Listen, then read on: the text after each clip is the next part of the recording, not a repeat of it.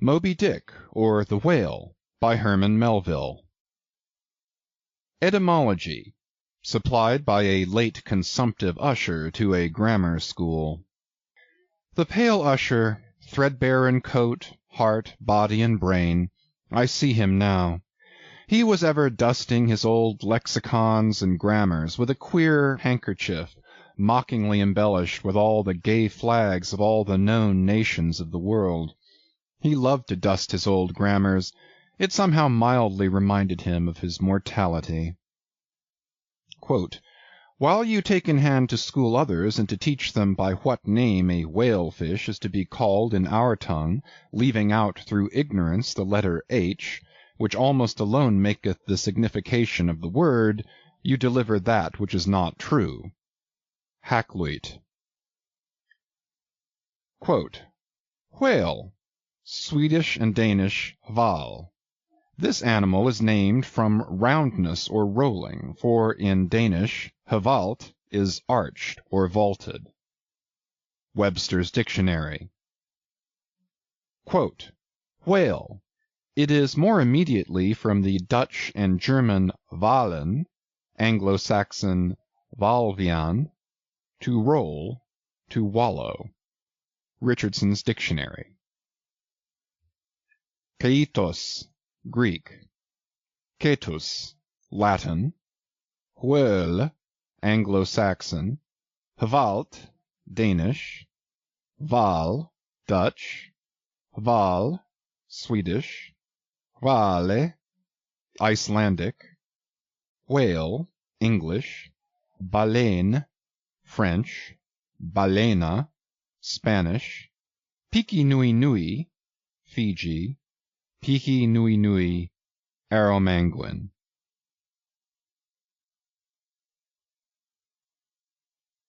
Extracts, supplied by a sub-librarian. It will be seen that this mere painstaking burrower and grubworm of a poor devil of a sub-sub appears to have gone through the long Vaticans and street stalls of the earth, picking up whatever random allusions to whales he could anyways find in any book whatsoever, sacred or profane. Therefore you must not, in every case at least, take the higgledy-piggledy whale statements, however authentic in these extracts, for veritable gospel cetology. Far from it. As touching the ancient authors generally, as well as the poets here appearing, these extracts are solely valuable or entertaining as affording a glancing bird's-eye view of what has been promiscuously said, thought, fancied, and sung of Leviathan by many nations and generations, including our own. So fare thee well, poor devil of a sub-sub, whose commentator I am. Thou belongest to that hopeless sallow tribe which no wine of this world will ever warm, and for whom even pale sherry would be too rosy strong, but with whom one sometimes loves to sit and feel poor devilish too, and grow convivial upon tears, and say to them bluntly, with full eyes and empty glasses, and in not altogether unpleasant sadness, give it up, sub-subs. For by how much the more pains ye take to please the world, by so much more shall you forever go thankless. Would that I could clear out Hampton Court and the Tuileries for you. But gulp down your tears, and hie aloft to the royal mast with your hearts. For your friends who have gone before are clearing out the 7-storied heavens, and making refugees of long-pampered Gabriel, Michael, and Raphael against your coming.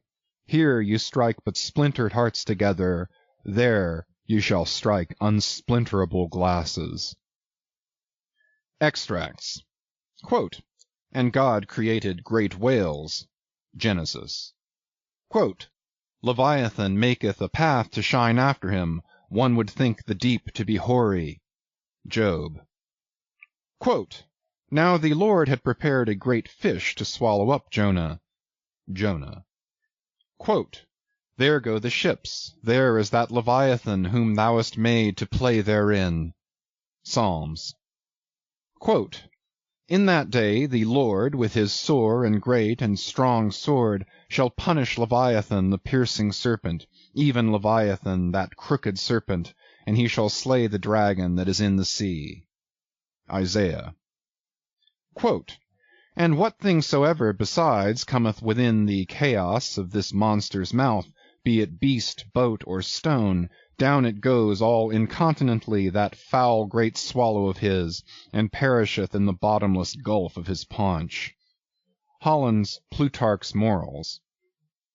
Quote, The Indian Sea breedeth the most and biggest fishes that are, among which the whales and whirlpools called Balaena take up as much in length as 4 acres or arpens of land.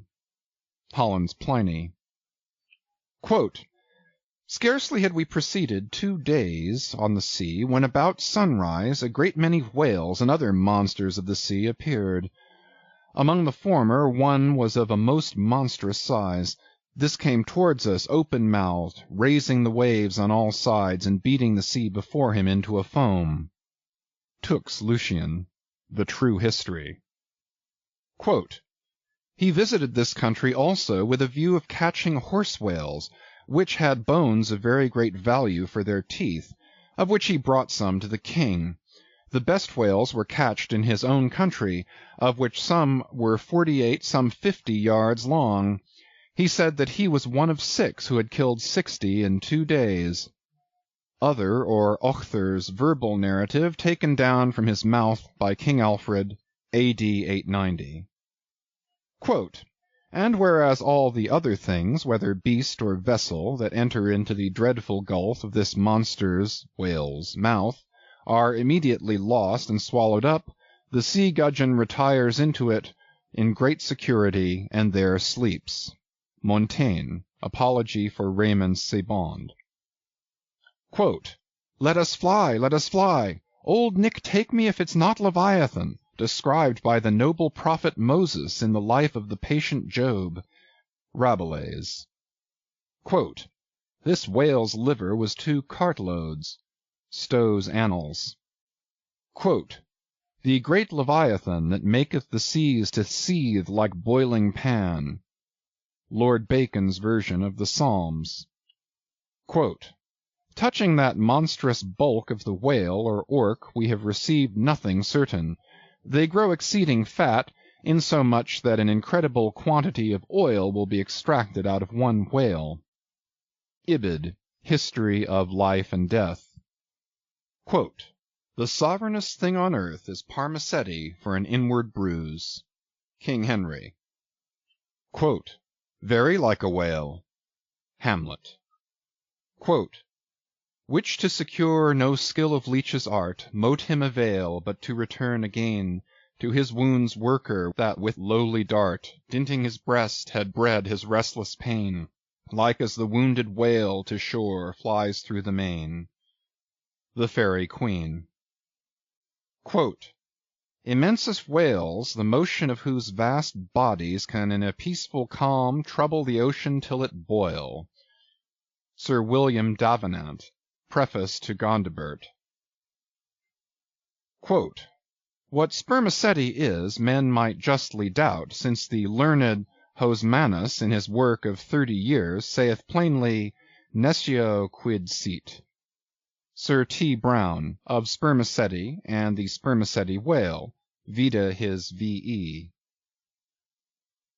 Quote, Like Spenser's Talus with his modern flail, he threatens ruin with his ponderous tail. Their fixed javelins in his side he wears, and on his back a grove of pikes appears. Waller's Battle of the Summer Islands.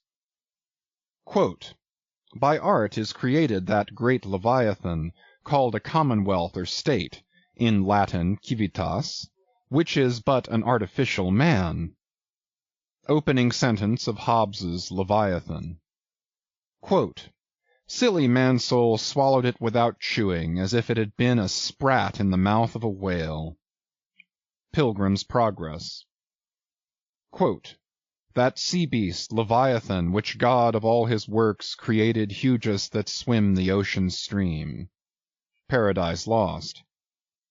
Quote, There Leviathan, hugest of living creatures in the deep, stretched like a promontory, sleeps or swims, and seems a moving land, and at his gills draws in, and at his breath spouts out a sea.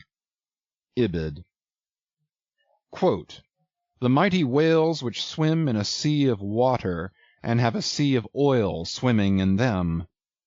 Fuller's Profane and Holy State.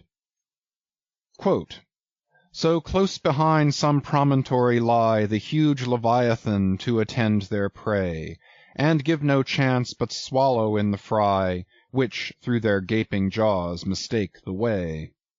Dryden's Annus Mirabilis. Quote, while the whale is floating at the stern of the ship, they cut off his head, and tow it with the boat as near the shore as it will come, but it will be aground in 12 or 13 feet water. Thomas Edge's 10 Voyages to Spitzbergen, in Purchas.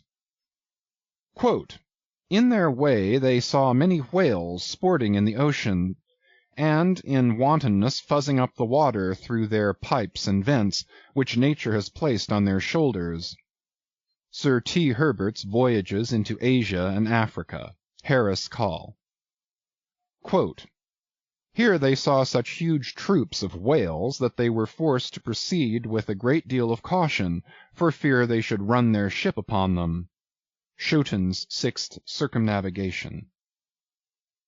Quote, we set sail from the Elbe, wind northeast, in the ship called the Jonas and the Whale. Some say the whale can't open his mouth, but that is a fable.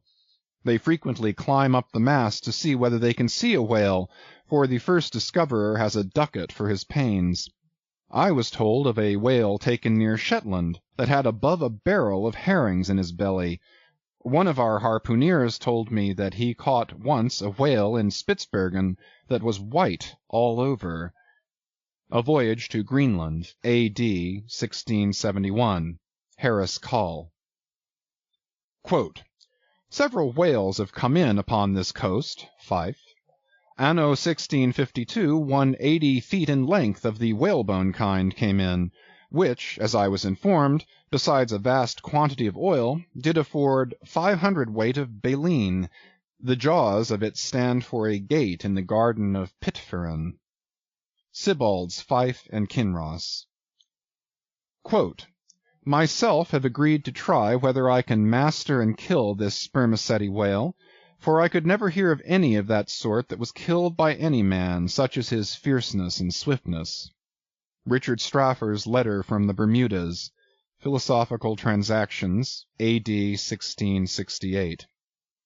Quote, whales in the sea god's voice obey. N.E. Primer. Quote, we saw also abundance of large whales, there being more in those southern seas, as I may say, by 100 to 1, than we have had to the northward of us.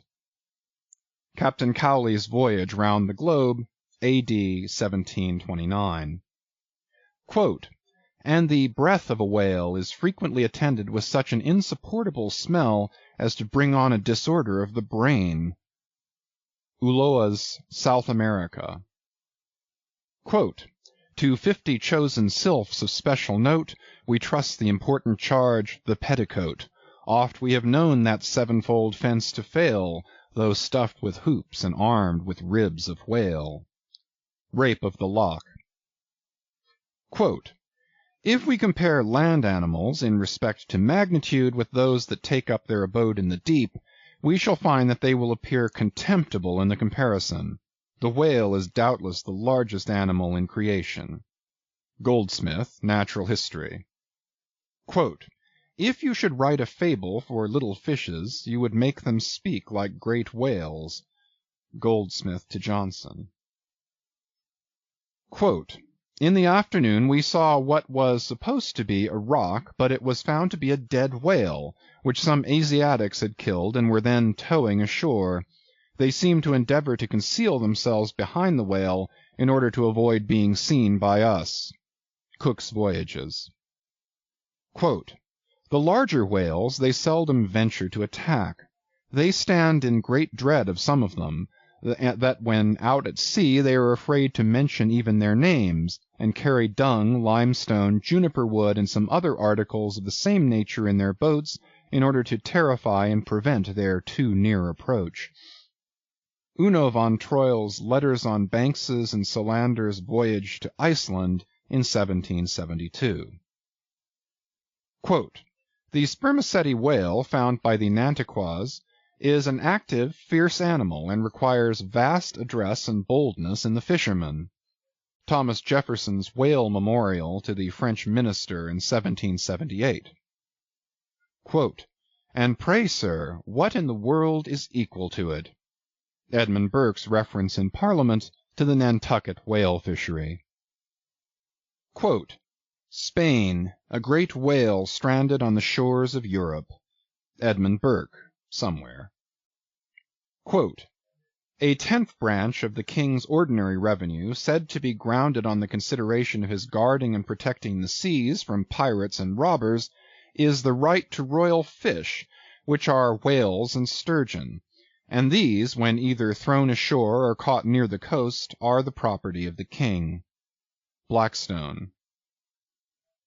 Quote, "Soon to the sport of death the crews repair, Rodmond unerring o'er his head suspends the barbed steel, and every turn attends."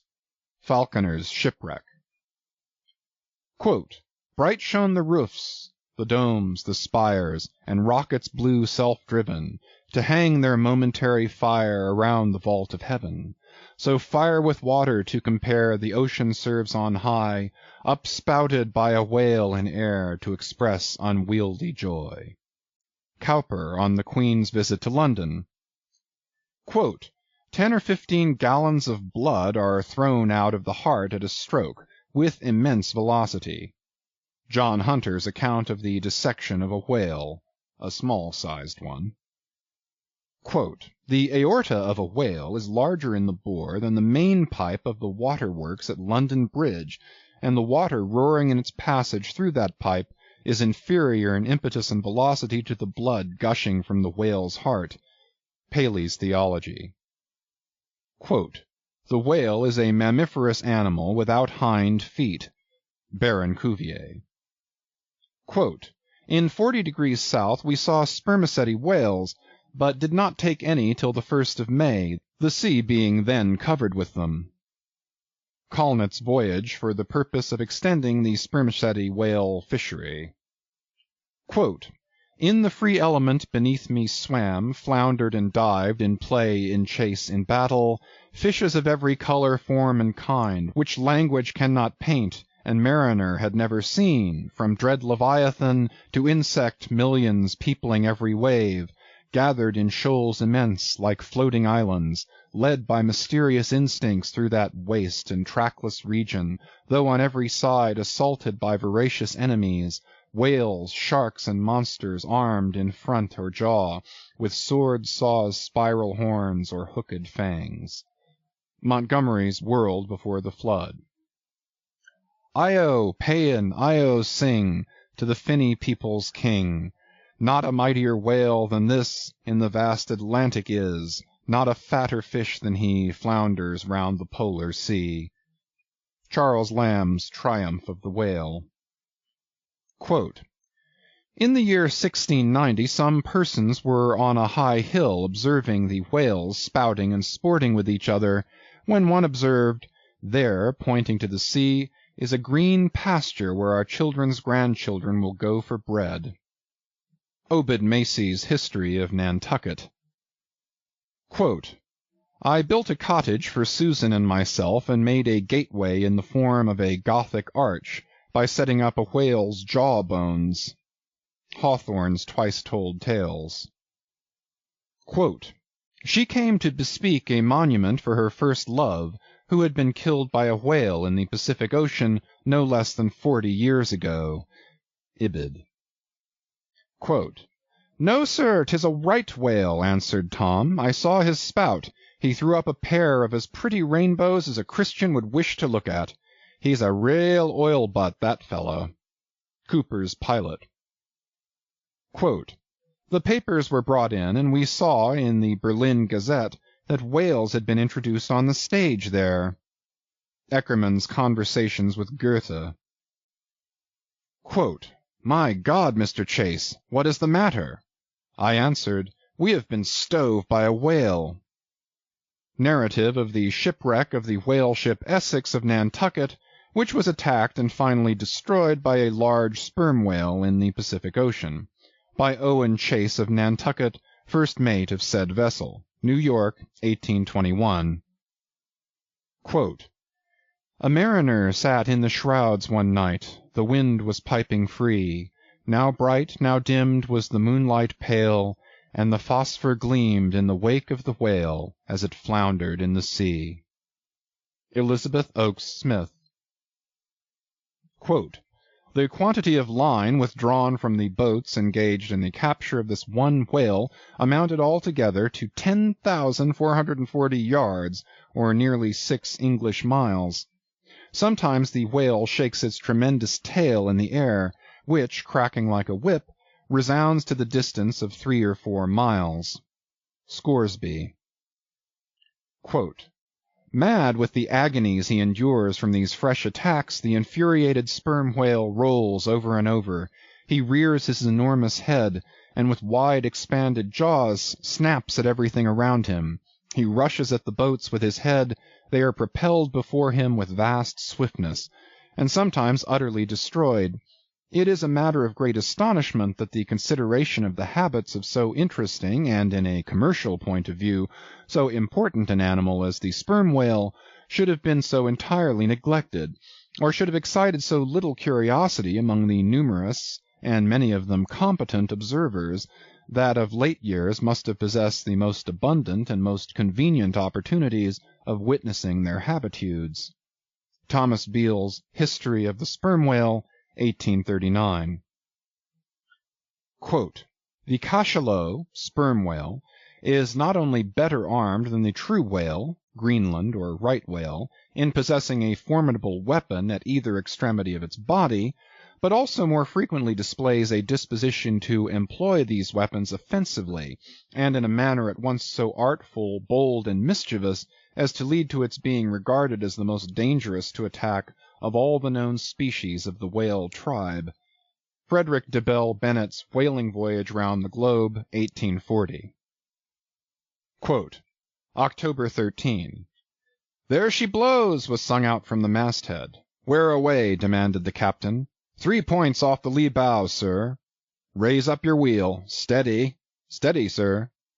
Masthead ahoy! Do you see that whale now? Aye, aye, sir. A shoal of sperm whales. There she blows. There she breaches.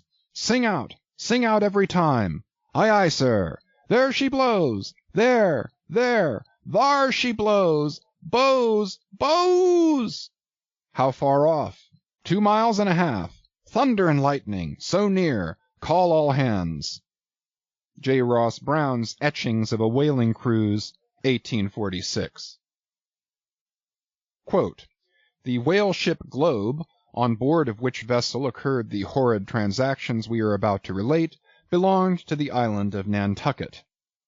Narrative of the Globe, by Lay and Hussey survivors, A.D. 1828. Quote, Being once pursued by a whale which he had wounded, he parried the assault for some time with a lance, but the furious monster at length rushed on the boat, himself and comrades only being preserved by leaping into the water when they saw that onset was inevitable. Missionary Journal of Tyerman and Bennett. Quote, Nantucket itself, said Mr. Webster, is a very striking and peculiar portion of the national interest. There is a population of 8,000 or 9,000 persons living here in the sea, adding largely every year to the national wealth by the boldest and most persevering industry.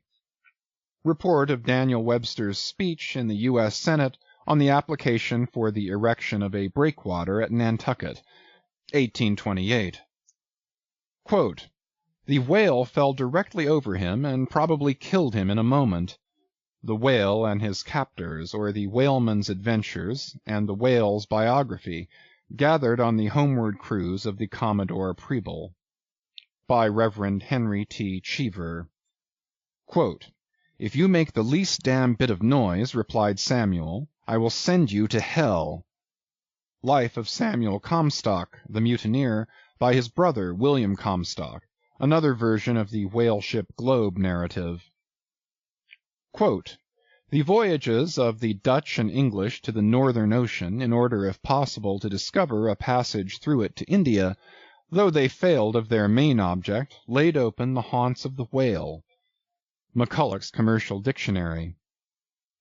Quote, "These things are reciprocal. The ball rebounds only to bound forward again. For now in laying open the haunts of the whalemen seem to have indirectly hit upon new clues to that same mystic Northwest Passage." From something unpublished. Quote, "It is impossible to meet a whale ship on the ocean without being struck by her near appearance. The vessel, under short sail, with lookouts at the mastheads, eagerly scanning the wide expanse around them, has a totally different air from those engaged in regular voyage." Currents and Whaling, U.S.X.X. Quote, "Pedestrians in the vicinity of London and elsewhere may recollect having seen large curved bones set upright in the earth, either to form arches over gateways or entrances to alcoves, and they may perhaps have been told that these were the ribs of whales." Tales of a Whale Voyager to the Arctic Ocean.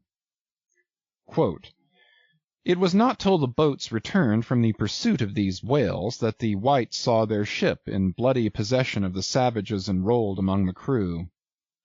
Newspaper account of the taking and retaking of the whale ship Hobomack. Quote, "It is generally well known that out of the crews of whaling vessels, American, few ever return in the ships on board which they departed." Cruise in a Whale Boat. Quote, "Suddenly a mighty mass emerged from the water and shot up perpendicularly into the air. It was the whale." Miriam Coffin, or the Whale Fisherman.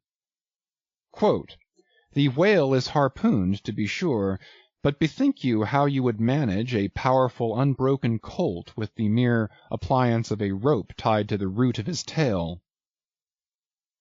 A chapter on whaling in Ribs and Trucks. Quote, "On one occasion I saw two of these monsters (whales), probably male and female, slowly swimming one after the other within less than a stone's throw of the shore (Tierra del Fuego), over which the beech tree extended its branches."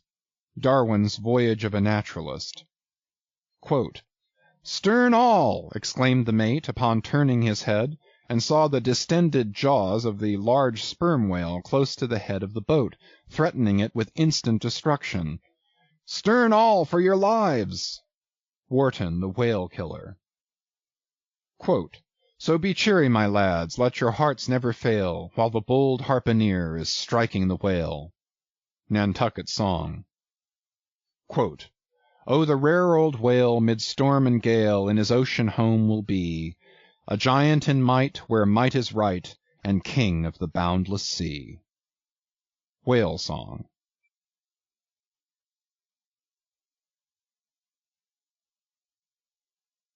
Chapter 1. Loomings. Call me Ishmael. Some years ago, never mind how long precisely, having little or no money in my purse and nothing particular to interest me on shore, I thought I would sail about a little and see the watery part of the world. It is a way I have of driving off the spleen and regulating the circulation. Whenever I find myself growing grim about the mouth, whenever it is a damp, drizzly November in my soul, whenever I find myself involuntarily pausing before coffin warehouses and bringing up the rear of every funeral I meet, and especially whenever my hypos get such an upper hand of me that it requires a strong moral principle to prevent me from deliberately stepping into the street and methodically knocking people's hats off, then I account it high time to get to sea as soon as I can. This is my substitute for pistol and ball. With a philosophical flourish, Cato throws himself upon his sword. I quietly take to the ship. There is nothing surprising in this. If they but knew it, almost all men in their degree, some time or other, cherish very nearly the same feelings towards the ocean with me. There now is your insular city of the Manhattoes, belted round by wharves, as Indian Isles by coral reefs. Commerce surrounds it with her surf. Right and left the streets take you waterward. Its extreme downtown is the Battery, where that noble mole is washed by waves and cooled by breezes which a few hours previous were out of sight of land. Look at the crowds of water-gazers there. Circumambulate the city of a dreamy Sabbath afternoon. Go from Corlier's Hook to Coenties Slip, and from thence by Whitehall northward. What do you see? Posted like silent sentinels all around the town stand thousands upon thousands of mortal men fixed in ocean reveries, some leaning against the spiles, some seated upon the pierheads, some looking over the bulwarks of ships from China, some high aloft in the rigging as if striving to get a still better seaward peep. But these are all landsmen, of weekdays pent up in lath and plaster, tied to counters, nailed to benches, clinched to desks. How then is this? Are the green fields gone? What do they here? But look, here come more crowds, pacing straight for the water, and seemingly bound for a dive. Strange. Nothing will content them but the extremest limit of the land. Loitering under the shady lee of yonder warehouses will not suffice. No, they must get just as nigh the water as they possibly can without falling in. And there they stand, miles of them, leagues. Inlanders all. They come from lanes and alleys, streets and avenues, north, east, south, and west. Yet here they all unite. Tell me, does the magnetic virtue of the needles of the compasses of all those ships attract them thither? Once more, say you are in the country, in some high land of lakes. Take almost any path you please, and 10 to 1 it carries you down in a dale and leaves you there by a pool in the stream. There is magic in it. Let the most absent-minded of men be plunged in his deepest reveries, stand that man on his legs, set his feet a-going, and he will infallibly lead you to water, if water there be in all that region. Should you ever be athirst in the great American desert, try this experiment, if your caravan happen to be supplied with a metaphysical professor.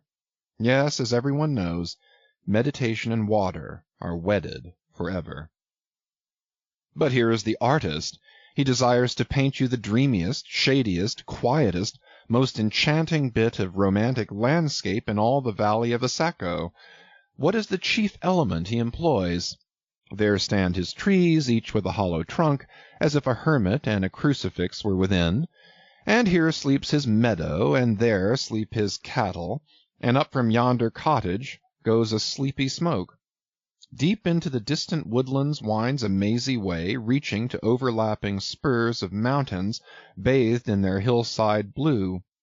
But though the picture lies thus tranced, and though this pine-tree shakes down its sighs like leaves upon the shepherd's head, yet all were vain unless the shepherd's eye were fixed upon the magic stream before him. Go visit the prairies in June, when for scores on scores of miles you wade knee-deep among tiger lilies. What is the one charm wanting? Water. There is not a drop of water there. Were Niagara but a cataract of sand, would you travel your 1,000 miles to see it? Why did the poor poet of Tennessee, upon suddenly receiving 2 handfuls of silver, deliberate whether to buy him a coat, which he sadly needed, or invest the money in a pedestrian trip to Rockaway Beach? Why is almost every robust healthy boy with a robust healthy soul in him at some time or other crazy to go to sea? Why, upon your first voyage as a passenger, did you yourself feel such a mystical vibration when first told that you and your ship were now out of sight of land? Why did the old Persians hold the sea holy? Why did the Greeks give it a separate deity, an own brother of Jove? Surely all of this is not without meaning. And still deeper the meaning of that story of Narcissus, who, because he could not grasp the tormenting mild image he saw in the fountain, plunged into it and was drowned. But that same image we ourselves see in all rivers and oceans. It is the image of the ungraspable phantom of life, and this is the key to it all. Now when I say I am in the habit of going to sea whenever I begin to grow hazy about the eyes and begin to be over-conscious of my lungs, I do not mean to have it inferred that I ever go to sea as a passenger. For to go as a passenger you must needs have a purse, and a purse is but a rag unless you have something in it. Besides, passengers get seasick, grow quarrelsome, don't sleep of nights, do not enjoy themselves much as a general thing. No, I never go as a passenger, nor, though I am something of a salt, do I ever go to sea as a commodore or a captain or a cook. I abandon the glory and distinction of such offices to those who like them. For my part, I abominate all honorable, respectable toils, trials, and tribulations of every kind whatever. It is quite as much as I can do to take care of myself without taking care of ships, barks, brigs, schooners, and what not. And as for going as cook, though I confess there is considerable glory in that, a cook being a sort of officer on shipboard, yet somehow I never fancied broiling fowls, though once broiled, judiciously buttered, and judgmatically salted and peppered, there is no one who will speak more respectfully, not to say reverently, of a broiled fowl than I will. It is out of the idolatrous dotings of the old Egyptians upon broiled ibis and roasted river horse that you see the mummies of those creatures in their huge bake-houses, the pyramids. No, when I go to sea, I go as a simple sailor, right before the mast, plumb down into the forecastle, aloft there to the royal masthead. True, they rather order me about some, and make me jump from spar to spar like a grasshopper in a May meadow, and at first this sort of thing is unpleasant enough. It touches one's sense of honor, particularly if you come of an old established family in the land, the Van Rensselaers or Randolphs or Hardicanutes, and more than all, if just previous to putting your hand into the tar-pot you have been lording it as a country schoolmaster, making the tallest boys stand in awe of you. The transition is a keen one, I assure you, from a schoolmaster to a sailor, and requires a strong decoction of Seneca and the Stoics to enable you to grin and bear it. But even this wears off in time. What of it if some old hunks of a sea captain orders me to get a broom and sweep down the decks? What does that indignity amount to, weighed, I mean, in these scales of the New Testament? Do you think the Archangel Gabriel thinks anything the less of me because I promptly and respectfully obey that old hunks in that particular instance? Who ain't a slave? Tell me that. Well then, however the old sea captains may order me about, however they may thump and punch me about, I have the satisfaction of knowing that it is all right, that everybody else is in one way or other served in much the same way, either in a physical or metaphysical point of view, that is. And so the universal thump is passed round, and all hands should rub each other's shoulder-blades and be content. Again, I always go to sea as a sailor because they make a point of paying me for my trouble, whereas they never pay passengers a single penny that I ever heard of. On the contrary, passengers themselves must pay. And there is all the difference in the world between paying and being paid. The act of paying is perhaps the most uncomfortable infliction that the 2 orchard thieves entailed upon us. But being paid, what will compare with it? The urbane activity with which a man receives money is really marvelous, considering that we so earnestly believe money to be the root of all earthly ills, and that on no account can a moneyed man enter heaven. Ah, how cheerfully we consign ourselves to perdition. Finally, I always go to see a sailor because of the wholesome exercise and pure air of the forecastle deck. For as in this world head-winds are far more prevalent than winds from astern, that is, if you never violate the Pythagorean maxim, so for the most part the commodore on the quarter-deck gets his atmosphere at second hand from the sailors on the forecastle. He thinks he breathes it first, but not so.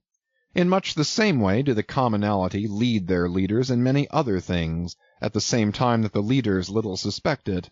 But wherefore it was that after having repeatedly smelt the sea as a merchant sailor I should now take it into my head to go on a whaling voyage, this the invisible police officer of the fates, who has the constant surveillance of me and secretly dogs me and influences me in some unaccountable way, he can better answer than anyone else. And doubtless my going on this whaling voyage formed part of the grand program of Providence that was drawn up a long time ago. It came as a sort of brief interlude and solo between more extensive performances. I take it that this part of the bill must have run something like this: Grand contested election for the presidency of the United States. Whaling voyage by one Ishmael. Bloody battle in Afghanistan. Though I cannot tell why it was exactly that those stage managers, the Fates, put me down for this shabby part of a whaling voyage when others were set down for magnificent parts in high tragedies, in short and easy parts in genteel comedies, and jolly parts in farces. Though I cannot tell why this was exactly, yet now that I recall all the circumstances, I think I can see a little into the springs and motives which, being cunningly presented to me under various disguises, induced me to set about performing the part I did, besides cajoling me into the delusion that it was a choice resulting from my own unbiased free will and discriminating judgment. Chief among these motives was the overwhelming idea of the great whale himself. Such a portentous and mysterious monster roused all my curiosity. Then the wild and distant seas where he rolled his island bulk, the undeliverable, the nameless perils of the whale, these with all the attending marvels of 1,000 Patagonian sights and sounds, helped sway me to my wish. With other men, perhaps, such things would not have been inducements, but as for me, I am tormented with an everlasting itch for things remote. I love to sail forbidden seas, and land on barbarous coasts. Not ignoring what is good, I am quick to perceive a horror, and could still be social with it, would they let me, since it is but well to be on friendly terms with all the inmates of the place one lodges in. By reason of these things, then, the whaling voyage was welcome. The great floodgates of the wonder world swung open, and into the wild conceits that swayed me to my purpose, two and two there floated into my inmost soul endless processions of the whale, and midmost of them all, one grand hooded phantom, like a snow hill in the air.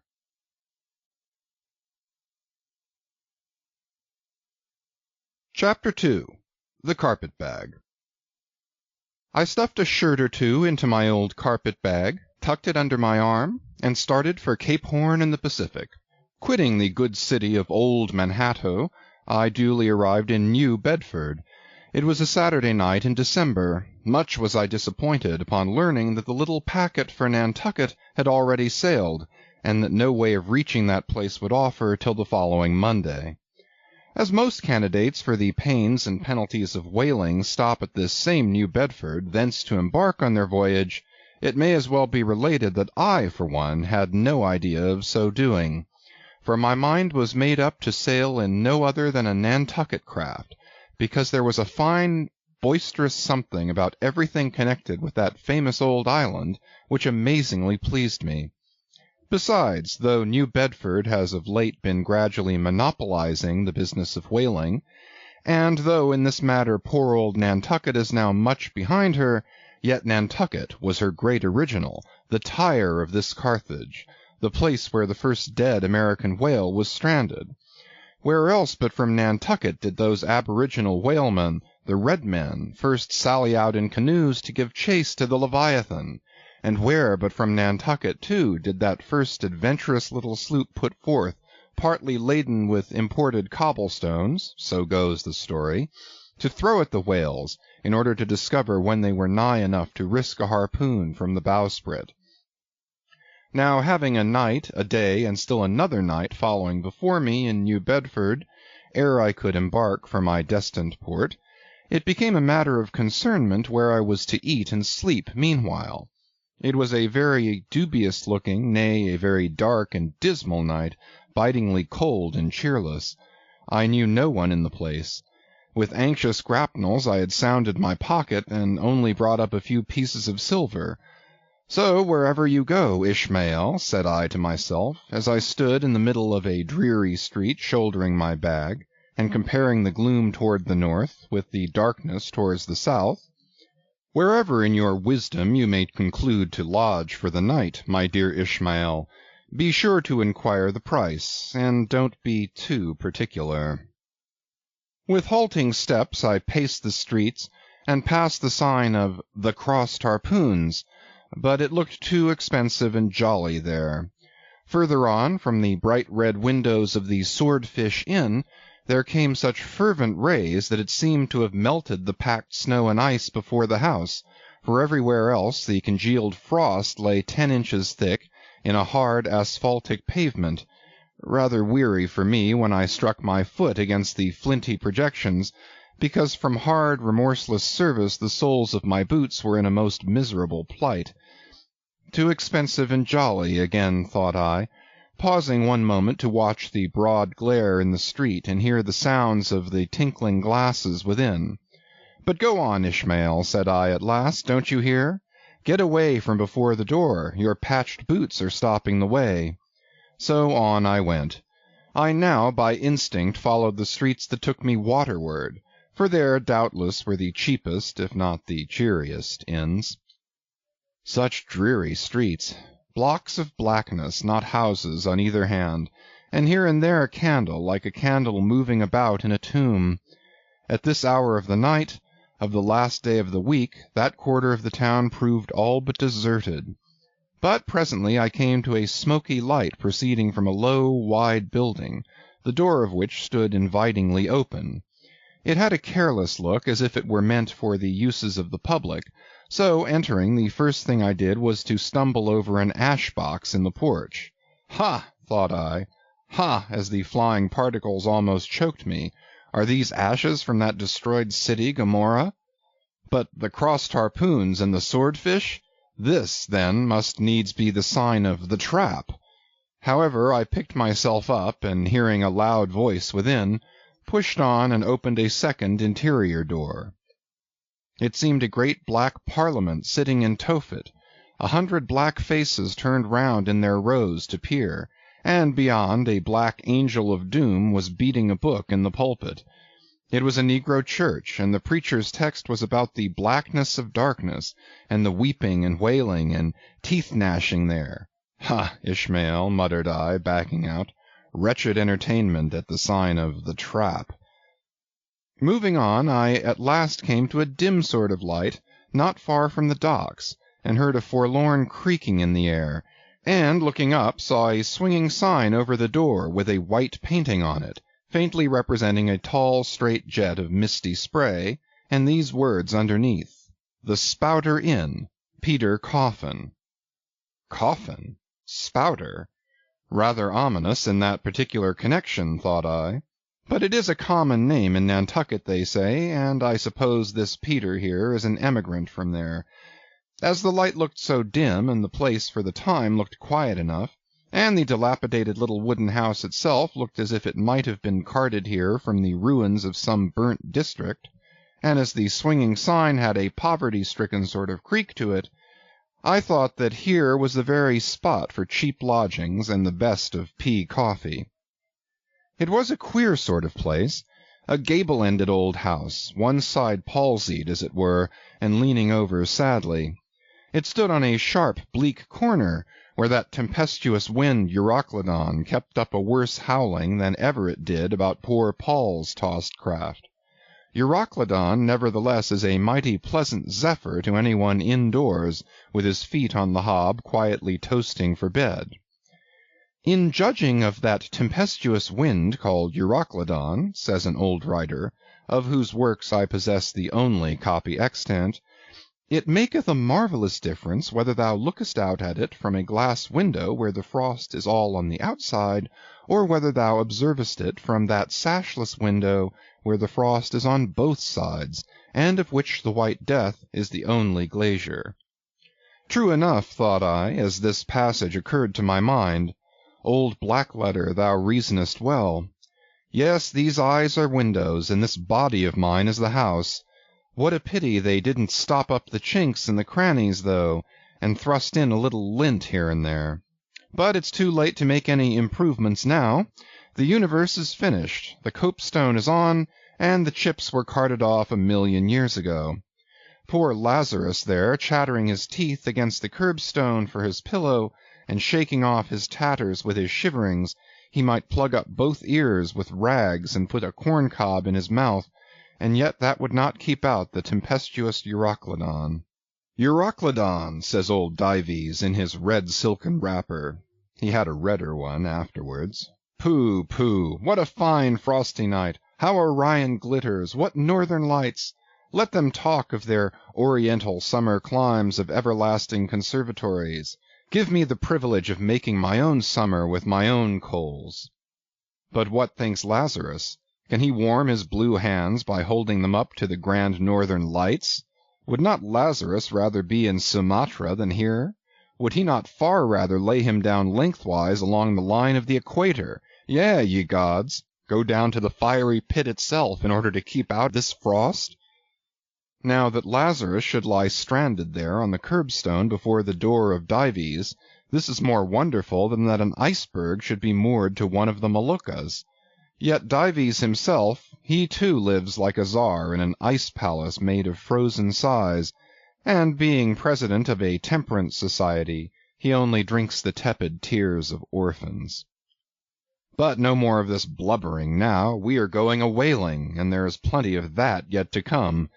Let us scrape the ice from our frosted feet, and see what sort of a place this spouter may be.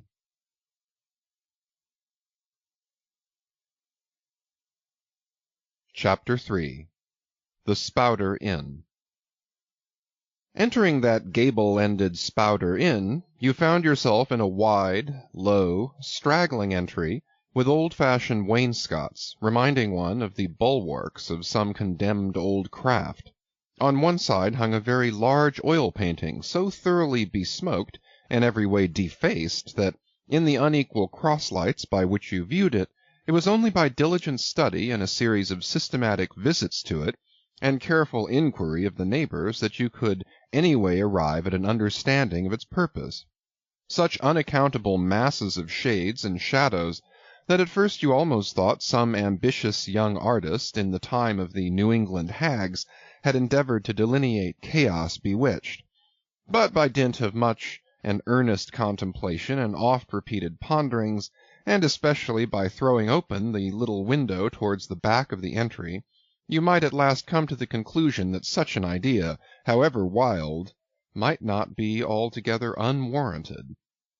But what most puzzled and confounded you was a long, limber, portentous black mass of something hovering at the centre of the picture, over 3 blue, dim, perpendicular lines floating in a nameless yeast. A boggy, soggy, squitchy picture truly, enough to drive a nervous man distracted. Yet was there a sort of indefinite, half-attained, unimaginable sublimity about it that fairly froze you to it, till you involuntarily took an oath with yourself to find out what that marvellous painting meant. Ever and anon a bright but, alas, deceptive idea would dart you through.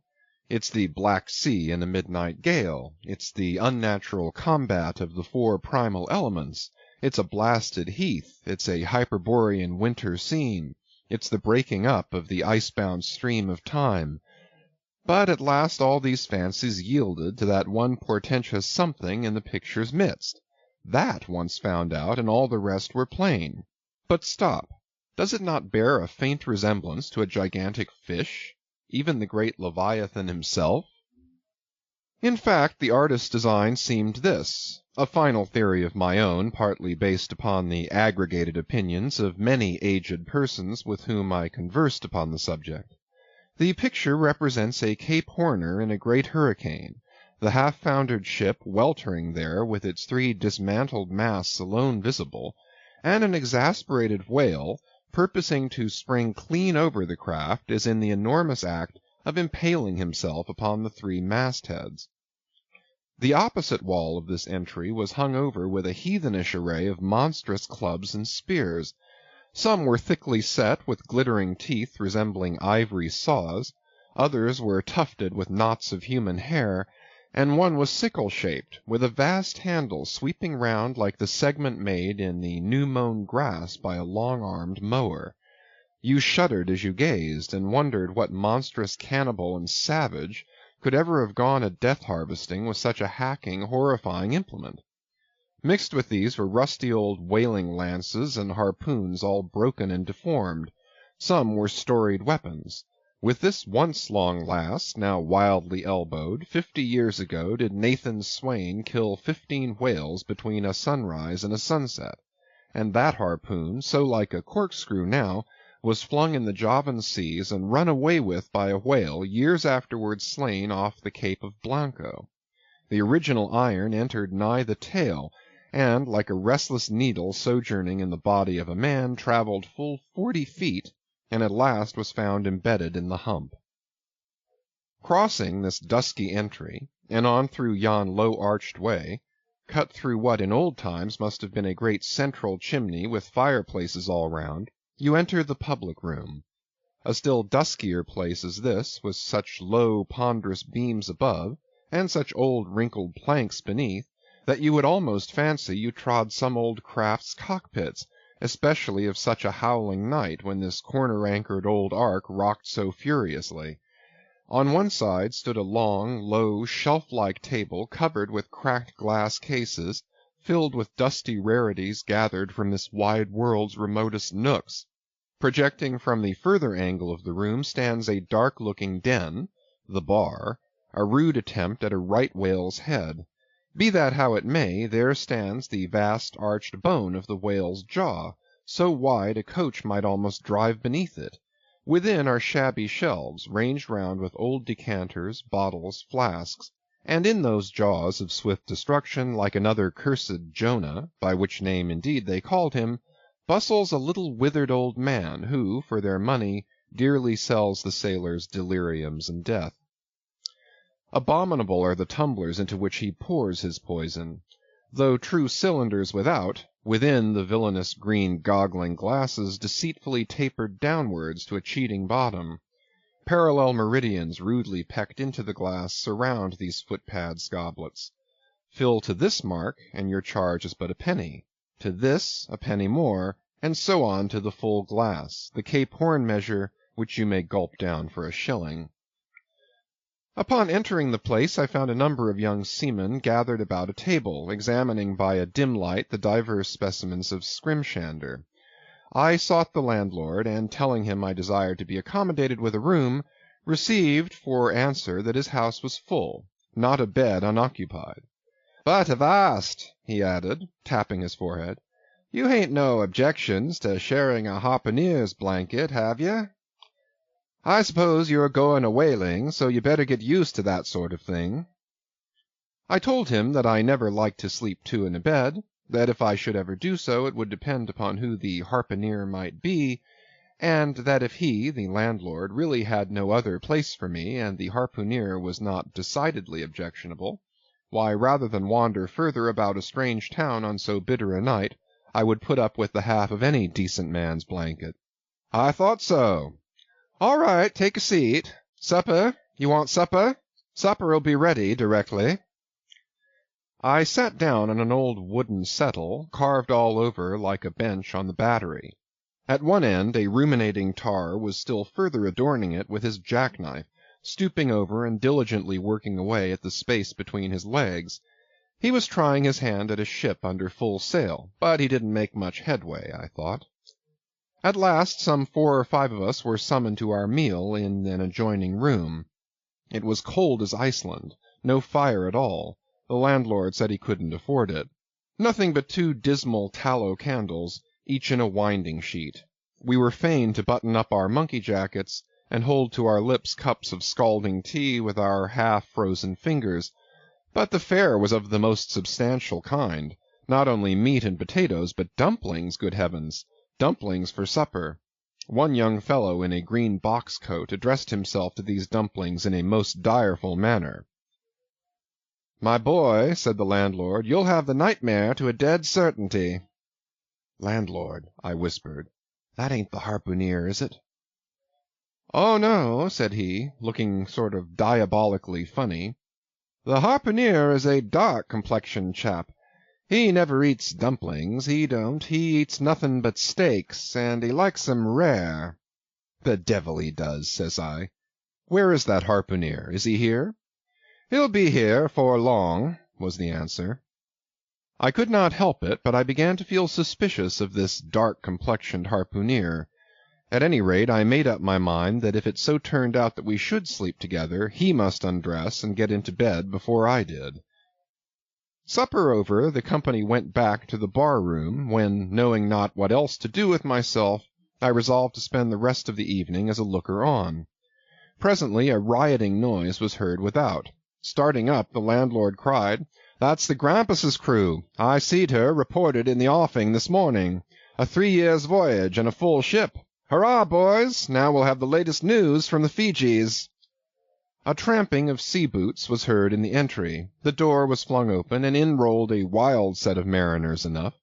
Enveloped in their shaggy watch-coats, and with their heads muffled in woolen comforters, all bedarned and ragged, and their beards stiff with icicles, they seemed an eruption of bears from Labrador. They had just landed from their boat, and this was the first house they entered. No wonder, then, that they made a straight wake for the whale's mouth, the bar, when the wrinkled little old Jonah, there officiating, soon poured them out brimmers all round.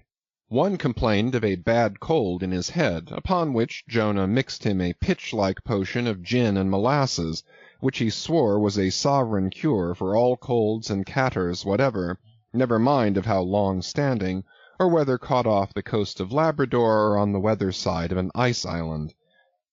The liquor soon mounted into their heads, as it generally does even with the arrantest hoppers newly landed from sea, and they began capering about most obstreperously. I observed, however, that one of them held somewhat aloof, and though he seemed desirous not to spoil the hilarity of his shipmates by his own sober face, yet upon the whole he refrained from making as much noise as the rest. This man interested me at once, and since the sea gods had ordained that he should soon be my shipmate, though but a sleeping partner one so far as this narrative is concerned, I will here venture upon a little description of him. He stood a full 6 feet in height, with noble shoulders, and a chest like a coffer-dam. I have seldom seen such brawn in a man. His face was deeply brown and burnt, making his white teeth dazzling by the contrast, while in the deep shadows of his eyes floated some reminiscences that did not seem to give him much joy. His voice at once announced that he was a Southerner, and from his fine stature I thought he must be one of those tall mountaineers from the Alleghanian Ridge in Virginia. When the revelry of his companions had mounted to its height, this man slipped away unobserved, and I saw no more of him till he became my comrade on the sea. In a few minutes, however, he was missed by his shipmates, and being, it seems, for some reason a huge favourite with them, they raised a cry of "Bulkington! Bulkington! Where's Bulkington?" and darted out of the house in pursuit of him. It was now about 9 o'clock, and the room seeming almost supernaturally quiet after these orgies, I began to congratulate myself upon a little plan that had occurred to me just previous to the entrance of the seamen. No man prefers to sleep two in a bed. In fact, you would a good deal rather not sleep with your own brother. I don't know how it is, but people like to be private when they are sleeping. And when it comes to sleeping with an unknown stranger in a strange inn in a strange town, and that stranger a harpooner, then your objections indefinitely multiply. Nor was there any earthly reason why I, as a sailor, should sleep two in a bed more than anybody else. For sailors no more sleep two in a bed at sea than bachelor kings do ashore. To be sure, they all sleep together in one apartment, but you have your own hammock, and cover yourself with your own blanket, and sleep in your own skin. The more I pondered over this harpooner, the more I abominated the thought of sleeping with him. It was fair to presume that being a harpooner, his linen or woolen, as the case might be, would not be of the tidiest, certainly none of the finest. I began to twitch all over. Besides, it was getting late, and my decent harpooner ought to be home and going bedwards. Suppose now he should tumble in upon me at midnight. How could I tell from what vile hole he had been coming? "Landlord, I've changed my mind about that harpooner. I shan't sleep with him. I'll try the bench here." Just as you please. I'm sorry I can't spare ye a tablecloth for the mattress, and it's a plaguey rough board here," feeling of the knots and notches. "But wait a bit, Scrimshander. I've got a carpenter's plane there in the bar. Wait, I say, and I'll make ye snug enough." So saying, he procured the plane, and with his old silk handkerchief first dusting the bench, vigorously set to planing away at my bed, the while grinning like an ape. The shavings flew right and left, till at last the plane iron came bump against an indestructible knot. The landlord was near spraining his wrist, and I told him for heaven's sake to quit. The bed was soft enough to suit me, and I did not know how all the planing in the world could make eider down of a pine plank. So gathering up the shavings with another grin, and throwing them into the great stove in the middle of the room, he went about his business, and left me in a brown study. I now took the measure of the bench, and found that it was a foot too short, but that could be mended with a chair. But it was a foot too narrow, and the other bench in the room was about 4 inches higher than the planed one, so there was no yoking them. I then placed the first bench lengthwise along the only clear space against the wall, leaving a little interval between for my back to settle down in. But I soon found that there came such a draught of cold air over me from under the sill of the window that this plan would never do at all, especially as another current from the rickety door met the one from the window, and both together formed a series of small whirlwinds in the immediate vicinity of the spot where I had thought to spend the night. The devil fetch that harpooneer, thought I. But stop! Couldn't I steal a march on him? Bolt his door inside, and jump into his bed, not to be wakened by the most violent knockings? It seemed no bad idea, but upon second thoughts I dismissed it. For who could tell but what the next morning, so soon as I popped out of the room, the harpooneer might be standing in the entry, all ready to knock me down? Still, looking round me again, and seeing no possible chance of spending a sufferable night unless in some other person's bed, I began to think that after all I might be cherishing unwarrantable prejudices against this unknown harpooneer. Thinks I, I'll wait a while. He must be dropping in before long. I'll have a good look at him then, and perhaps we may become jolly good bedfellows after all. There's no telling. But though the other boarders kept coming in by 1s, 2s, and 3s, and going to bed, yet no sign of my harpooneer. "Landlord," said I, "what sort of chap is he? Does he always keep such late hours?" It was now hard upon 12 o'clock. The landlord chuckled again with his lean chuckle, and seemed to be mightily tickled at something beyond my comprehension. "No," he answered, "generally he's an early bird, early to bed and early to rise. Yes, he's the bird what catches the worm. But to-night he went out a-peddling, you see, and I don't see what on earth keeps him so late, unless, maybe, he can't sell his head." "Can't sell his head? What sort of a bamboozlingly story is this you're telling me?" getting into a towering rage. "Do you pretend to say, landlord, that this harpooneer is actually engaged this blessed Saturday night, or rather Sunday morning, in peddling his head around town?" "That's precisely it," said the landlord, "and I told him he couldn't sell it here, the market's overstocked." "With what?" shouted I. "With heads, to be sure. Ain't there too many heads in the world?" "I tell you what it is, landlord," I said quite calmly, "you'd better stop spinning that yarn to me. I am not green." "Maybe not," taking a stick out and whittling a toothpick, "but I rather guess you'll be done brown if that 'ere harpooneer hears you a-slandering his head." "I'll break it for him," said I, now flying into a passion against this unaccountable farrago of the landlord's. "It's broke already," said he. "Broke," said I. "Broke, do you mean?" "Certain, and that's the very reason he can't sell it, I guess." "Landlord," said I, going up to him as cool as Mount Hecla in a snowstorm, "landlord, stop whittling. You and I must understand one another, and that too without delay. I come to your house and want a bed. You tell me you can only give me half of one, that the other half belongs to a certain harpooneer. And about this harpooneer, whom I have not yet seen, you persist in telling me the most mystifying and exasperating stories, tending to beget in me an uncomfortable feeling towards the man whom you design for my bedfellow. A sort of connection, landlord, which is an intimate and confidential one in the highest degree. I now demand of you to speak out and tell me who and what this harpooneer is, and whether I shall be in all respects safe to spend the night with him. And in the first place you will be so good as to unsay that story about selling his head, which if true I take to be good evidence that this harpooneer is stark mad, and I've no idea of sleeping with a madman. And you, sir, you, I mean, landlord, you, sir, by trying to induce me to do so knowingly, would thereby render yourself liable to a criminal prosecution. Well, said the landlord, fetching a long breath, that's a pretty long sermon for a chap that rips a little now and then. But be easy, be easy. This here harpooneer I've been telling you of has just arrived from the South Seas, where he bought up a lot of bomb New Zealand heads, great curios, you know, and he sold all of 'em but one, and that one he's trying to sell tonight, 'cause tomorrow's Sunday, and it would not do to be selling human heads about the streets when folks is going to churches. He wanted to last Sunday, but I stopped him just as he was going out the door with 4 heads strung on a string, for all the earth like a string of onions. This account cleared up the otherwise unaccountable mystery, and showed that the landlord after all had no idea of fooling me.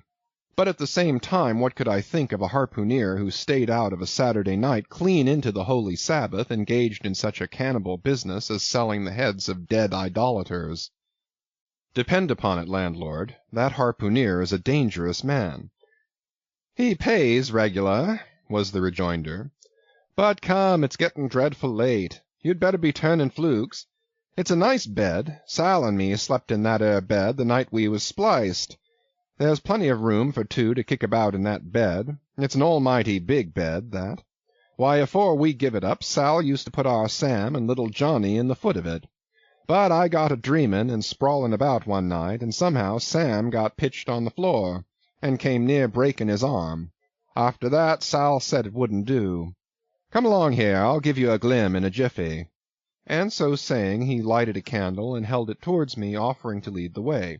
But I stood irresolute, when looking at a clock in the corner, he exclaimed, I vomit Sunday. You won't see that harpooneer tonight. He's come to anchor somewhere. Come along, then. Do come, won't you come? I considered the matter a moment, and then upstairs we went, and I was ushered into a small room, cold as a clam, and furnished, sure enough, with a prodigious bed, almost big enough, indeed, for any 4 harpooneers to sleep abreast. There, said the landlord, placing the candle on a crazy old sea-chest that did double duty as a washstand and centre-table. There, make yourself comfortable now, and good night to ye. I turned round from eyeing the bed, but he had disappeared. Folding back the counterpane, I stood over the bed. Though none of the most elegant, it yet stood the scrutiny tolerable well. I then glanced round the room, and besides the bedstead and centre-table, could see no other furniture belonging to the place, but a rude shelf, the 4 walls, and a papered fireboard representing a man striking a whale. Of things not properly belonging to the room, there was a hammock lashed up and thrown upon the floor in one corner, also a large seaman's bag containing the harpooneer's wardrobe, no doubt in lieu of a land trunk. Likewise there was a parcel of outlandish bone fish-hooks on the shelf over the fireplace, and a tall harpoon standing at the head of the bed. But what is this on the chest? I took it up, and held it close to the light, and felt it, and smelt it, and tried every way possible to arrive at some satisfactory conclusion concerning it. I can compare it to nothing but a large door-mat, ornamented at the edges with little tinkling tags, something like the stained porcupine quills round an Indian moccasin. There was a hole or slit in the middle of this mat, as you see the same in South American ponchos. But could it be possible that any sober harpooneer could get into a door-mat and parade the streets of any Christian town in that sort of guise? I put it on to try it, and it weighed me down like a hamper, being uncommonly shaggy and thick, and I thought a little damp, as though this mysterious harpooneer had been wearing it of a rainy day. I went up to it in a bit of glass stuck against the wall, and I never saw such a sight in my life. I tore myself out of it in such a hurry that I gave myself a kink in the neck. I sat down on the side of the bed and commenced thinking about this head-peddling harpooneer and his door-mat. After thinking some time on the bedside, I got up and took off my monkey jacket, and then stood in the middle of the room thinking. Then I took off my coat and thought a little more in my shirt sleeves.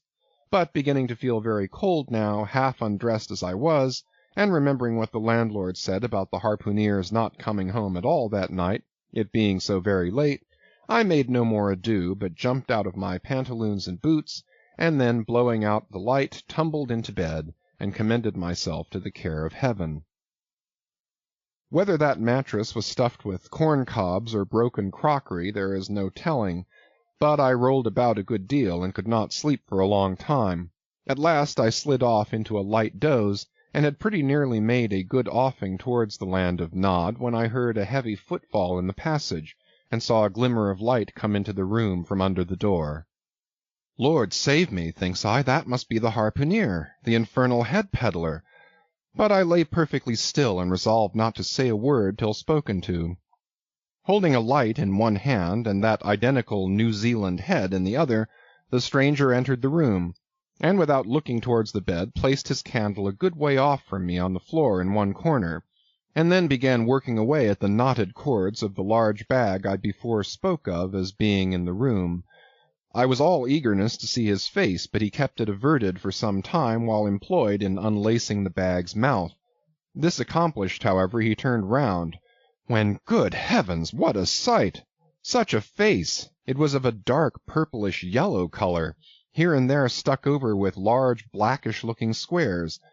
Yes, it's just as I thought, he's a terrible bedfellow.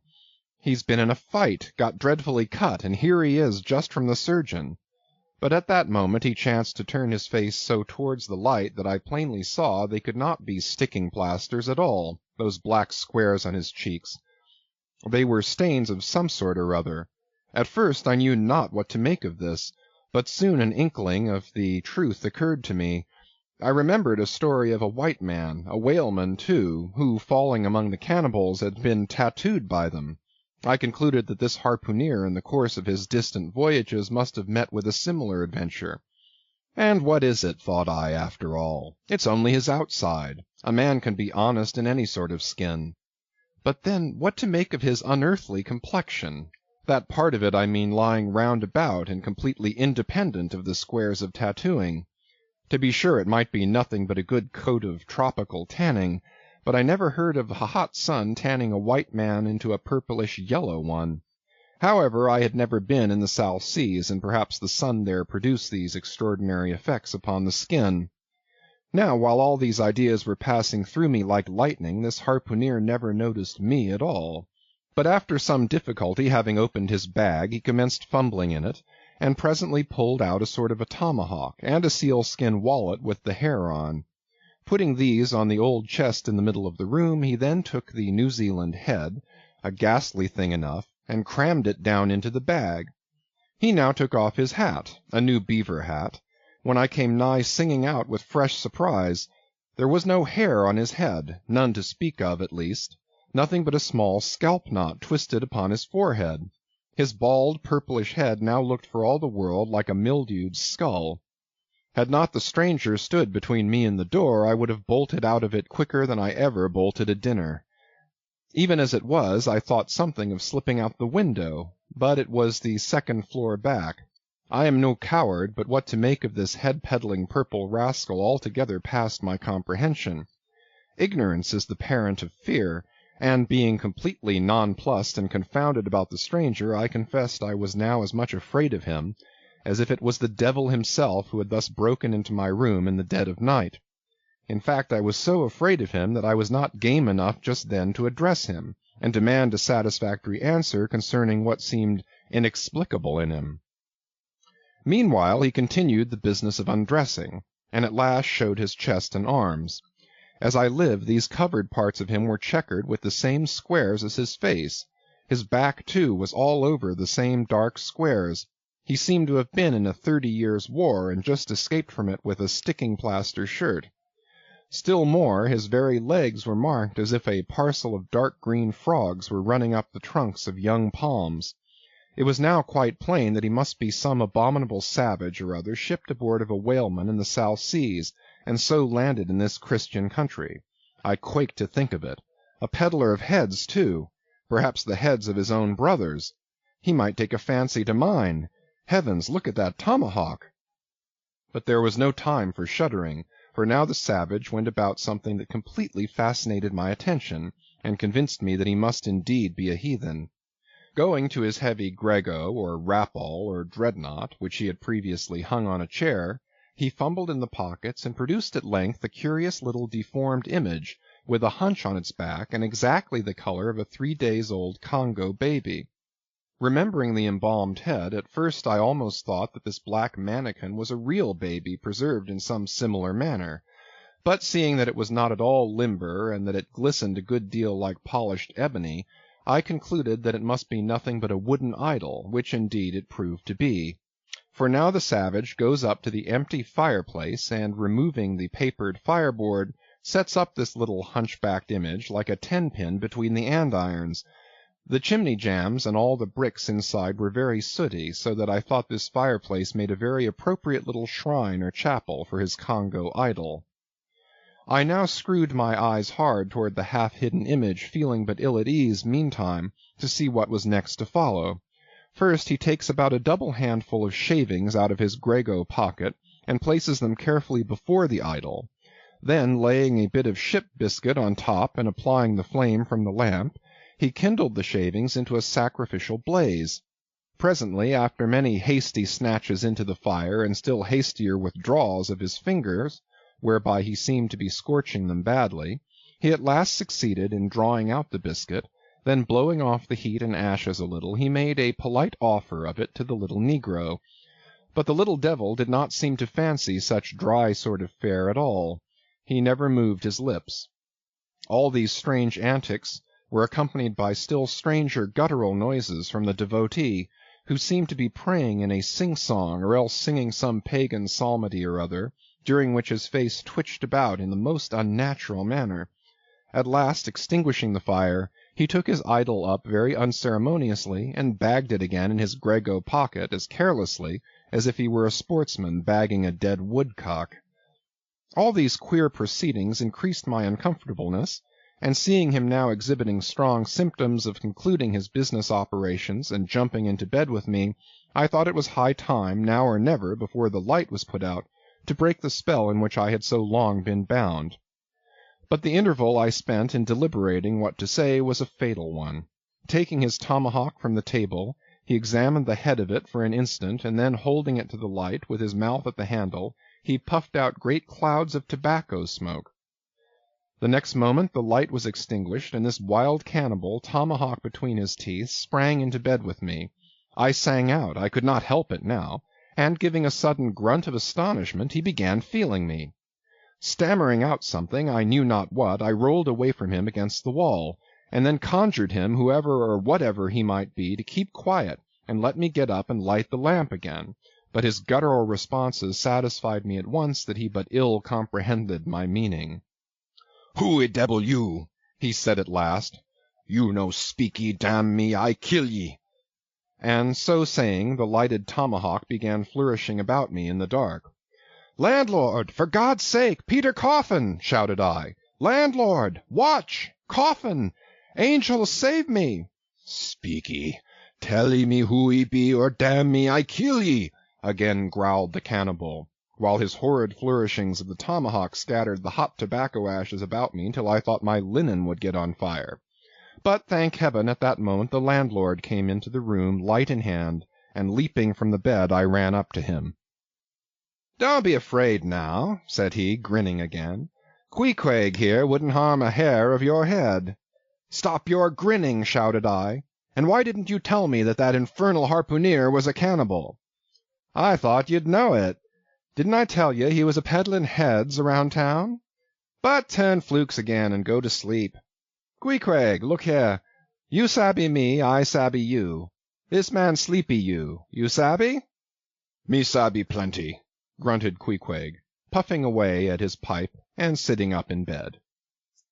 "You getty in," he added, motioning to me with his tomahawk, and throwing the clothes to one side. He really did this in not only a civil, but really a kind and charitable way. I stood looking at him a moment, For all his tattooings, he was on the whole a clean, comely-looking cannibal. What's all this fuss I have been making about, thought I to myself. The man's a human being just as I am. He has as much reason to fear me as I have to be afraid of him. Better sleep with a sober cannibal than a drunken Christian. "Landlord," said I, "tell him to stash his tomahawk there, or pipe, or whatever you call it. Tell him to stop smoking, in short, and I will turn in with him. But I don't fancy having a man smoking in bed with me. It's dangerous. Besides, I ain't insured." This being told to Queequeg, he at once complied, and again politely motioned me to get into bed, rolling over to one side as much to say, "I won't touch a leg of you." "Good night, landlord," said I. "You may go." I turned in, and never slept better in my life.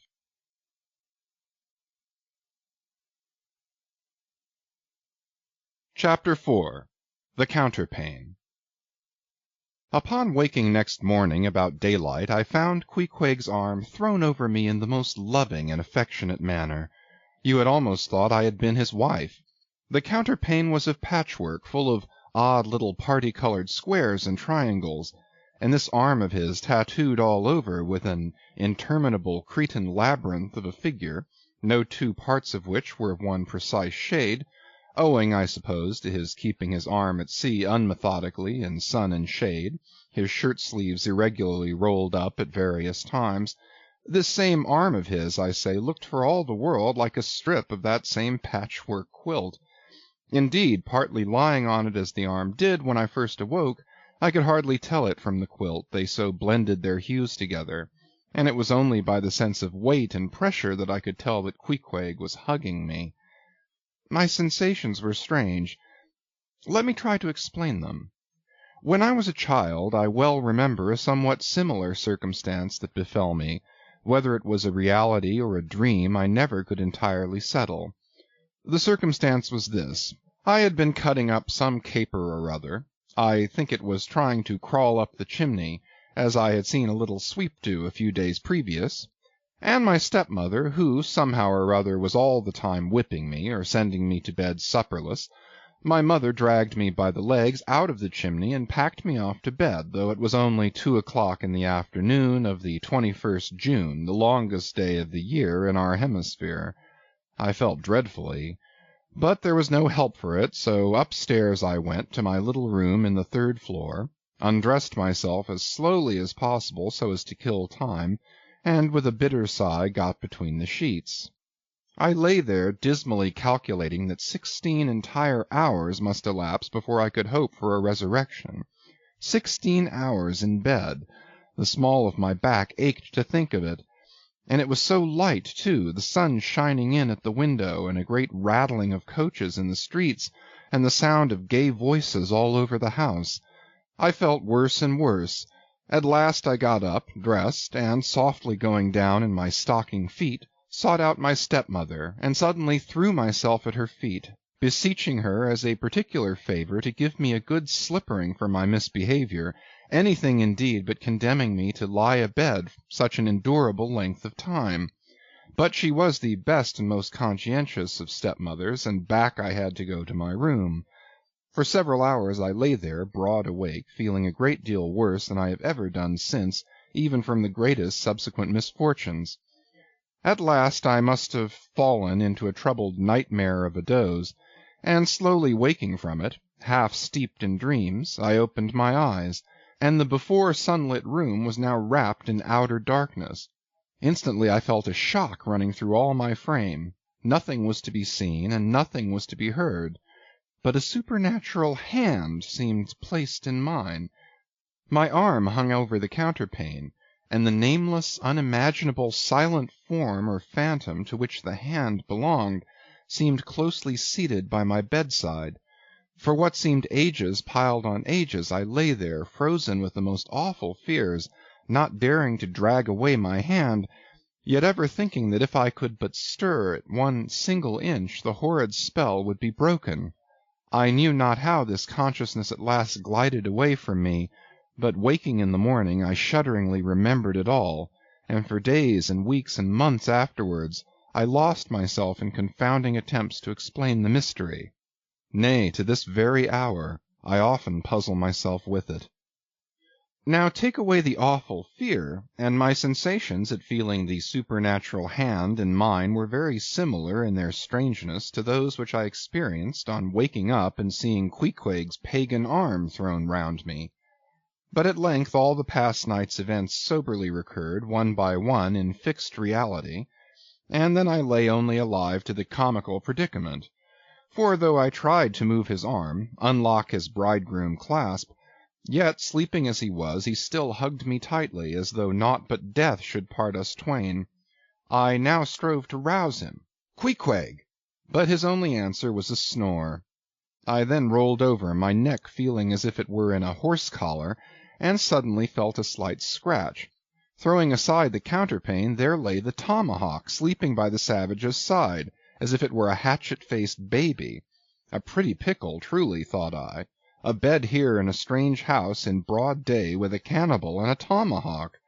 Queequeg! In the name of goodness, Queequeg, wake! At length, by dint of much wriggling and loud and incessant expostulations upon the unbecomingness of his hugging a fellow male in that matrimonial sort of style, I succeeded in extracting a grunt, and presently he drew back his arm, shook himself all over like a Newfoundland dog just from the water, and sat up in bed, stiff as a pikestaff, looking at me, and rubbing his eyes as if he did not altogether remember how I came to be there, though a dim consciousness of knowing something about me seemed slowly dawning over him. Meanwhile I lay quietly eyeing him, having no serious misgivings now, and bent upon narrowly observing so curious a creature. When at last his mind seemed made up touching the character of his bedfellow, and he became, as it were, reconciled to the fact, he jumped out upon the floor, and by certain signs and sounds gave me to understand that, if it pleased me, he would dress first, and then leave me to dress afterward, leaving the whole apartment to myself. Thinks I, Queequeg, under the circumstances this is a very civilized overture. But the truth is, these savages have an innate sense of delicacy, say what you will. It is marvellous how essentially polite they are. I pay this particular compliment to Queequeg because he treated me with so much civility and consideration while I was guilty of great rudeness, staring at him from the bed and watching all of his toilette motions, for the time my curiosity getting the better of my breeding. Nevertheless, a man like Queequeg you don't see every day. He and his ways were well worth unusual regarding. He commenced dressing at top by donning his beaver hat, a very tall one, by the by, and then, still minus his trousers, he hunted up his boots. What under the heavens he did it for I cannot tell, but his next movement was to crush himself, boots in hand and hat on, under the bed, when, from sundry violent gaspings and strainings, I inferred he was hard at work booting himself, though by no law of propriety that I ever heard of is any man required to be private when putting on his boots. But Queequeg, do you see, was a creature in the transition stage, neither caterpillar nor butterfly. He was just enough civilized to show off his outlandishness in the strangest possible manners. His education was not yet completed. He was an undergraduate. If he had not been a small degree civilized, he probably would not have troubled himself with boots at all. But then, if he had not been still a savage, he never would have dreamt of getting under the bed to put them on. At last he emerged with his hat very much dented and crushed down over his eyes, and began creaking and limping about the room, as if, not being much accustomed to boots, his pair of damp, wrinkled cowhide ones, probably not made to order either, rather pinched and tormented him at the first go off of a bitter cold morning. Seeing now that there were no curtains to the window, and that the street being very narrow, the house opposite commanded a plain view into the room, and observing more and more the indecorous figure that Queequeg made, staving about with little else but his hat and boots on, I begged him as well as I could to accelerate his toilet somewhat, and particularly to get into his pantaloons as soon as possible. He complied, and then proceeded to wash himself. At that time in the morning any Christian would have washed his face, but Queequeg, to my amazement, contented himself with restricting his ablutions to his chest, arms, and hands. He then donned his waistcoat, and taking up a piece of hard soap on the washstand centre table, dipped it into water, and commenced lathering his face. I was washing to see where he kept his razor, and lo and behold he takes the harpoon from the bed corner, slips out the long wooden stock, unsheaths the head, wets it a little on his boot, and striding up to the bit of mirror against the wall, begins a vigorous scraping, or rather harpooning, of his cheeks. Thinks I, Queequeg, this is using Roger's best cutlery with a vengeance. Afterwards I wondered less at this operation when I came to know of what fine steel the head of a harpoon is made, and how exceedingly sharp the long straight edges are always kept. The rest of his toilet was soon achieved, and he proudly marched out of the room, wrapped up in his great pilot monkey jacket, and sporting his harpoon like a marshal's baton.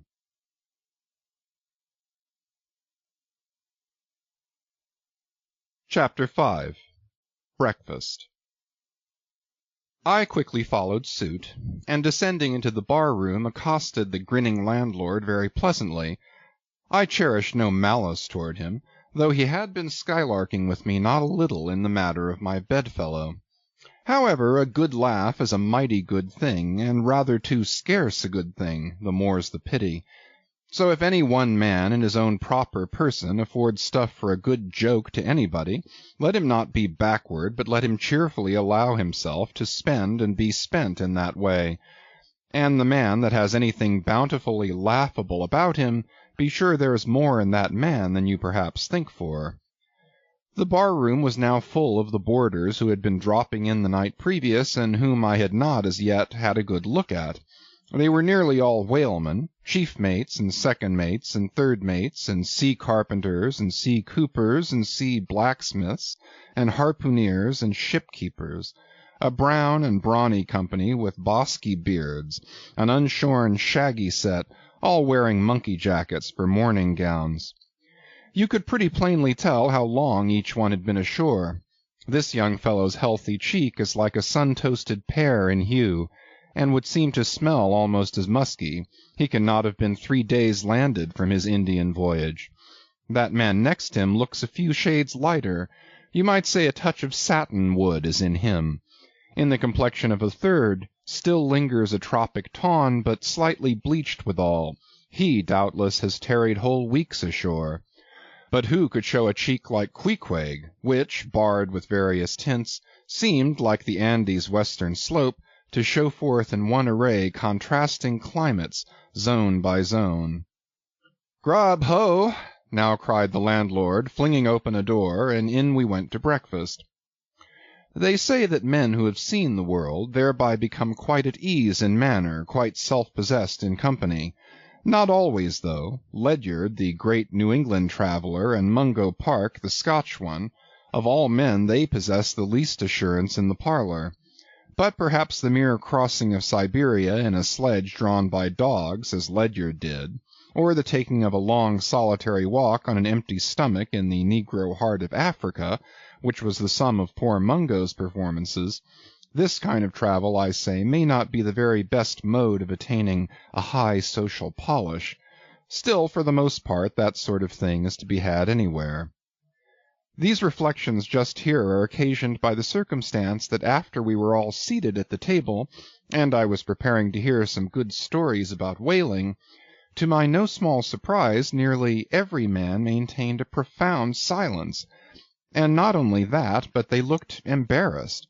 Yes, here were a set of sea-dogs, many of whom without the slightest bashfulness had boarded great whales on the high seas, entire strangers to them, and duelled them dead without winking, and yet here they sat at a social breakfast-table, all of the same calling, all of kindred tastes, looking round as sheepishly at each other as though they had never been out of sight of some sheepfold among the Green Mountains. A curious sight, these bashful bears, these timid warrior whalemen.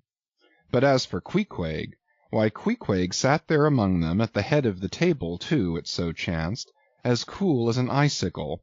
To be sure, I cannot say much for his breeding. His greatest admirer could not have cordially justified his bringing his harpoon into breakfast with him, and using it there without ceremony, reaching over the table with it to the imminent jeopardy of many heads, and grappling the beefsteaks toward him. But that was certainly very coolly done by him. and every one knows that in most people's estimation, to do anything coolly is to do it genteelly. We will not speak of all Queequeg's peculiarities here, how he eschewed coffee and hot rolls and applied his undivided attention to beefsteaks done rare. Enough that when breakfast was over he withdrew like the rest into the public room, lighted his tomahawk pipe, and was sitting there quietly digesting and smoking with his inseparable hat on, when I sallied out for a stroll.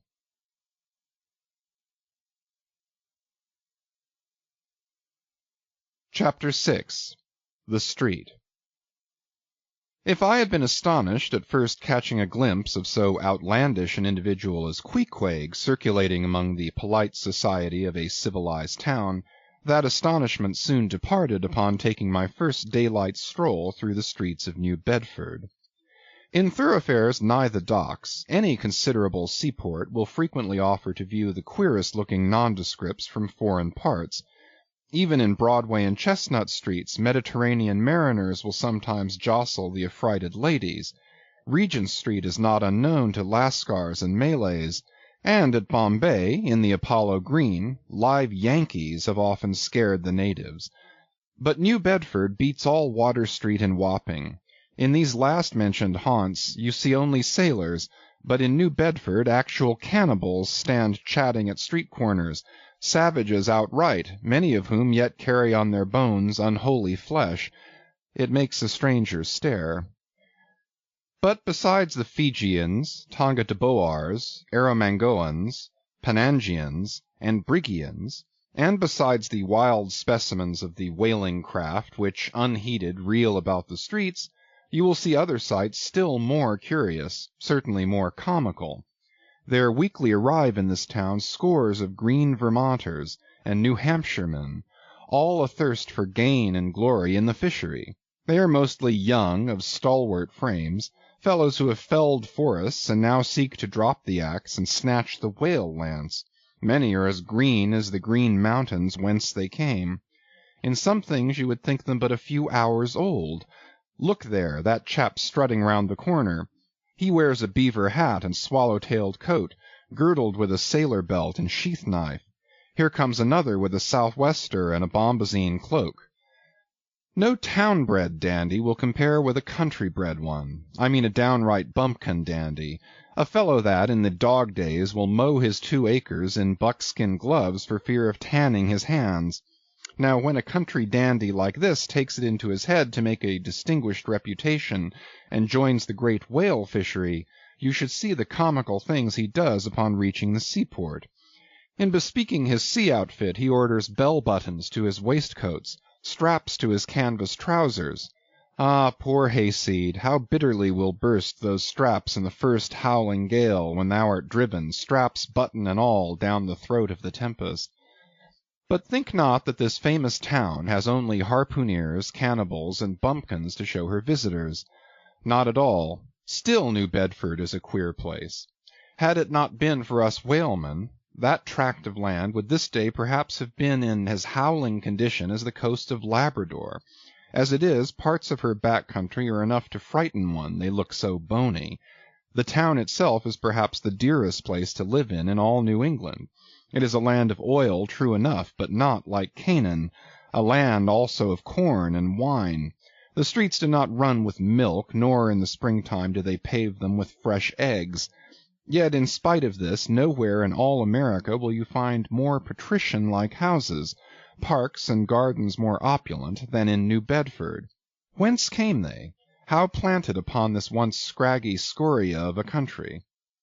Go and gaze upon the iron emblematical harpoons round yonder lofty mansion, and your question will be answered.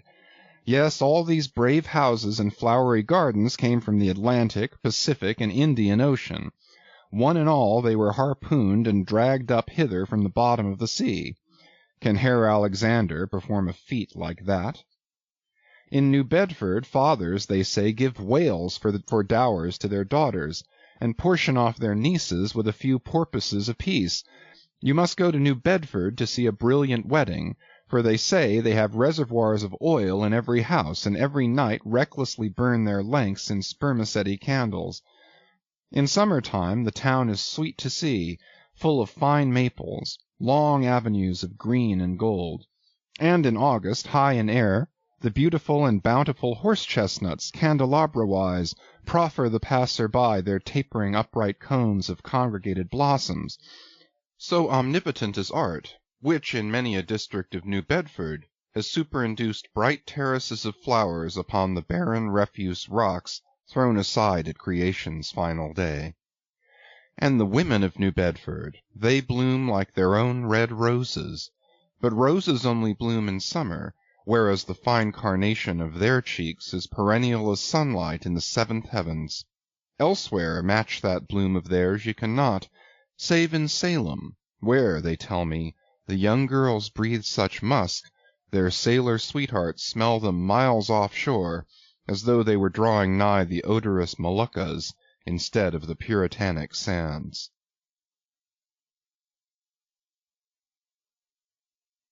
Chapter 7. The Chapel. In this same New Bedford there stands a whaleman's chapel, and few are the moody fishermen shortly bound for the Indian Ocean or Pacific who fail to make a Sunday visit to the spot. I am sure that I did not. Returning from my first morning stroll, I again sallied out upon this special errand. The sky had changed from clear, sunny cold to driving sleet and mist.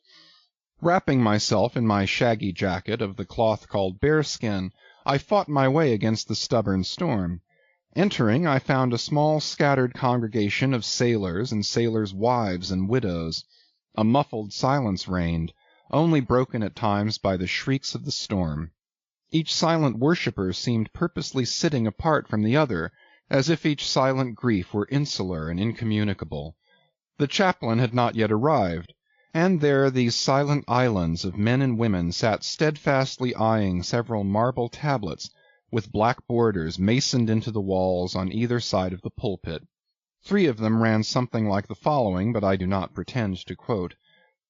Sacred to the memory of John Talbot, who at the age of 18 was lost overboard near the Isle of Desolation, off Patagonia, November 1st, 1836. This tablet is erected to his memory by his sister. Sacred to the memory of Robert Long, Willis Ellery, Nathan Coleman, Walter Canny, Seth Macy, and Samuel Gleig, forming one of the boat's crews of the ship Eliza, who were towed out of sight by a whale on the offshore ground in the Pacific, December 31st, 1839. This marble is here placed by their surviving shipmates.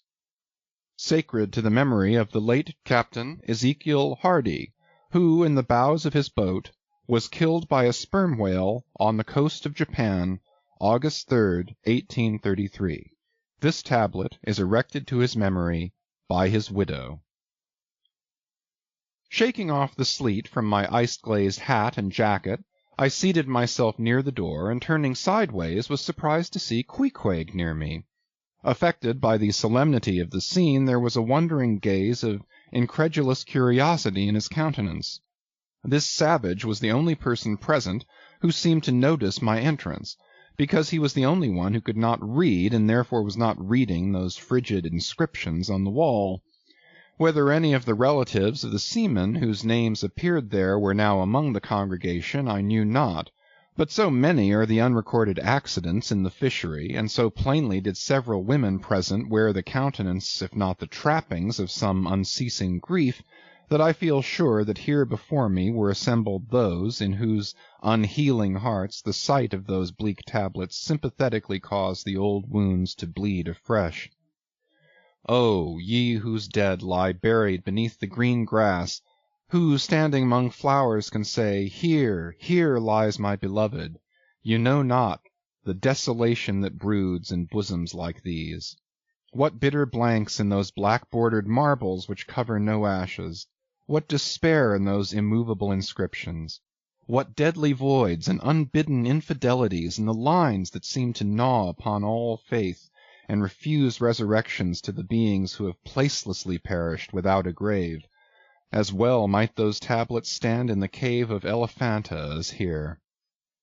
in what census of living creatures the dead of mankind are included, why it is that a universal proverb says of them that they tell no tales, though containing more secrets than the good one sans, how it is that to his name who yesterday departed for the other world we prefix so significant and infidel a word, and yet do not thus entitle him if he but embarks for the remotest Indies of this living earth, why the life insurance companies pay death forfeitures upon immortals, in what eternal unstirring paralysis and deadly hopeless trance yet lies antique Adam who died 60 round centuries ago, how it is that we still refuse to be comforted for those who we nevertheless maintain are dwelling in unspeakable bliss, why all the living so strive to hush all the dead, wherefore but the rumour of a knocking in a tomb will terrify a whole city, all these things are not without their meanings.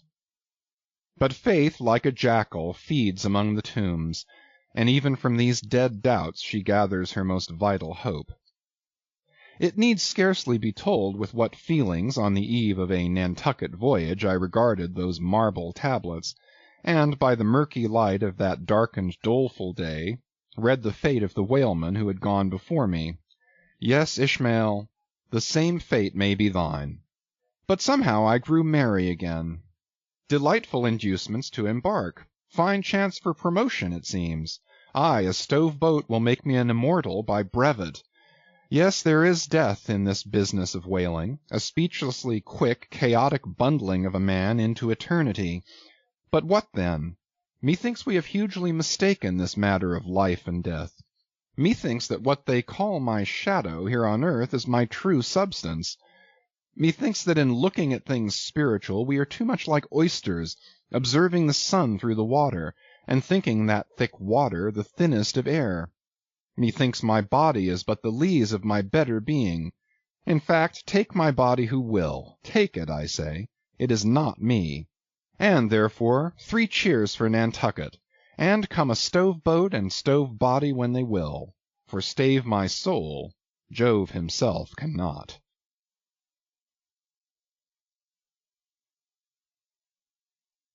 Chapter 8 The Pulpit I had not been seated very long ere a man of a certain venerable robustness entered.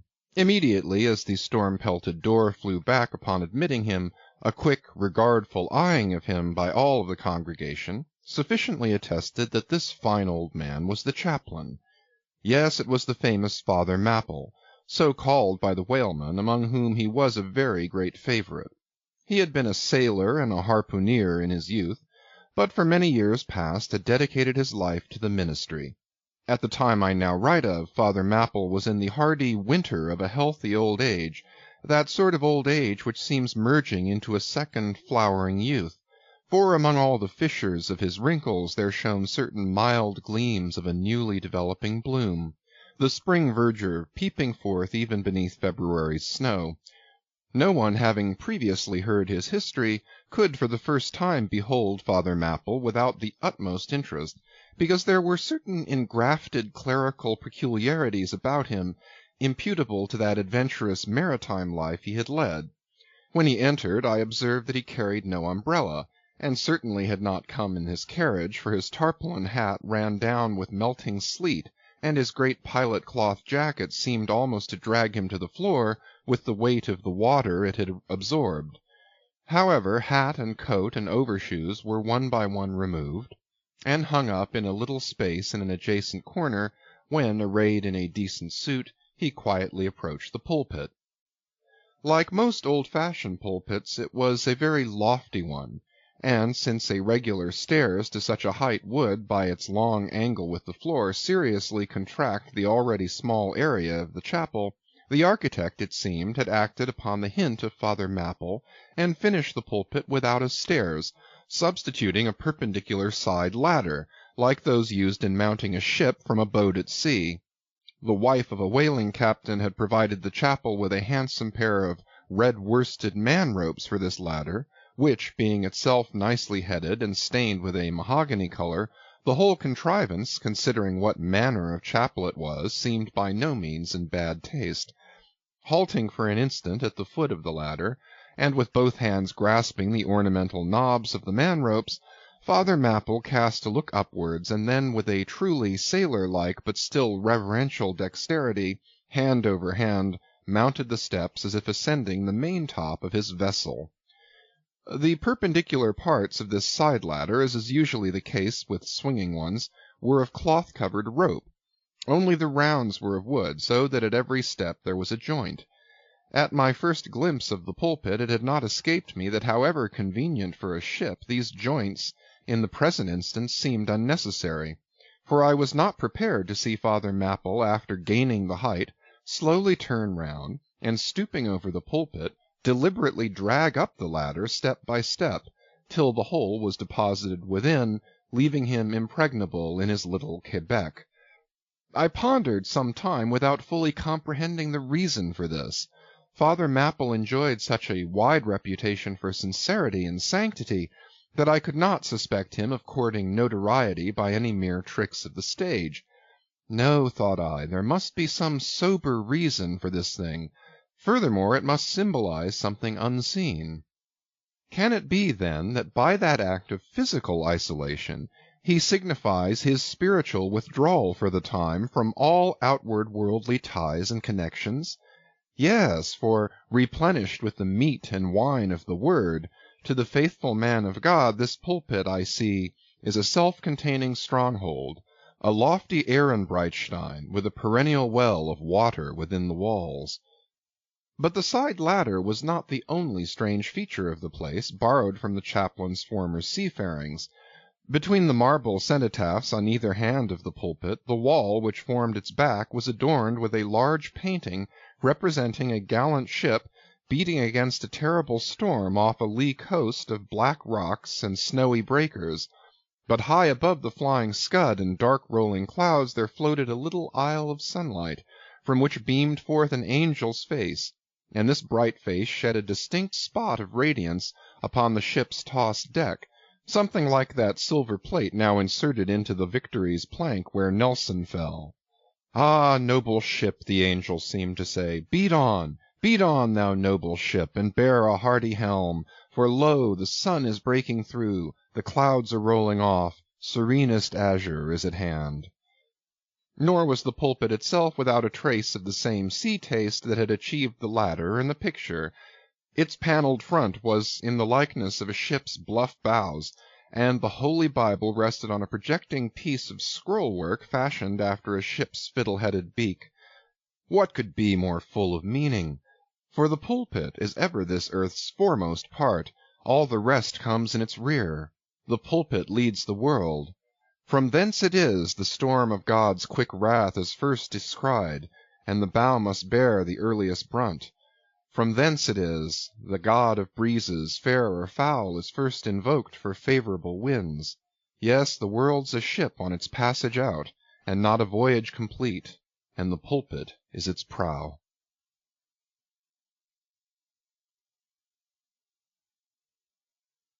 Chapter 9. The Sermon. Father Mapple rose, and in a mild voice of unassuming authority, ordered the scattered people to condense. "Starboard gangway there, side away to larboard, larboard gangway to starboard, midships, midships." There was a low rumbling of heavy sea boots among the benches, and a still slighter shuffling of women's shoes, and all was quiet again, and every eye on the preacher. He paused a little, then kneeling in the pulpit's bows, folded his large brown hands across his chest, uplifted his closed eyes, and offered a prayer so deeply devout that he seemed kneeling and praying at the bottom of the sea. This ended in prolonged solemn tones like the continual tolling of a bell in a ship that is foundering at sea in a fog. In such tones he commenced reading the following hymn, but changing his manner towards the concluding stanzas, burst forth with appealing exultation and joy. The ribs and terrors of the whale arched over me in dismal gloom, while all God's sunlit waves rolled by and lift me deepening down to doom. I saw the opening maw of hell, with endless pains and sorrows there, which none but they that feel can tell. Oh, I was plunging to despair. In black distress I called my God, when I could scarce believe him mine. He bowed his ear to my complaints, no more the wail did me confine. With speed he flew to my relief, as on a radiant dolphin borne. Awful yet bright as lightning shone the face of my deliverer God. My song forever shall record that terrible, that joyful hour. I give the glory to my God, his all the mercy and the power. Nearly all joined in singing this hymn, which swelled high above the howling of the storm. A brief pause ensued. The preacher slowly turned over the leaves of the Bible, and at last, folding his hand down on the proper page, said, "Beloved shipmates, clinch the last verse of the first chapter of Jonah. And God had prepared a great fish to swallow up Jonah. Shipmates, this book, containing only 4 chapters, 4 yarns, is one of the smallest strands in the mighty cable of the Scriptures. Yet what depths of the soul does Jonah's deep sea line sound! What a pregnant lesson to us is this prophet! What a noble thing is that canticle in the fish's belly! How billow-like and boisterously grand! We feel the flood surging over us, we sound with him to the kelpy bottom of the waters. Seaweed and all the slime of the sea is about us. But what is the lesson that this book of Jonah teaches?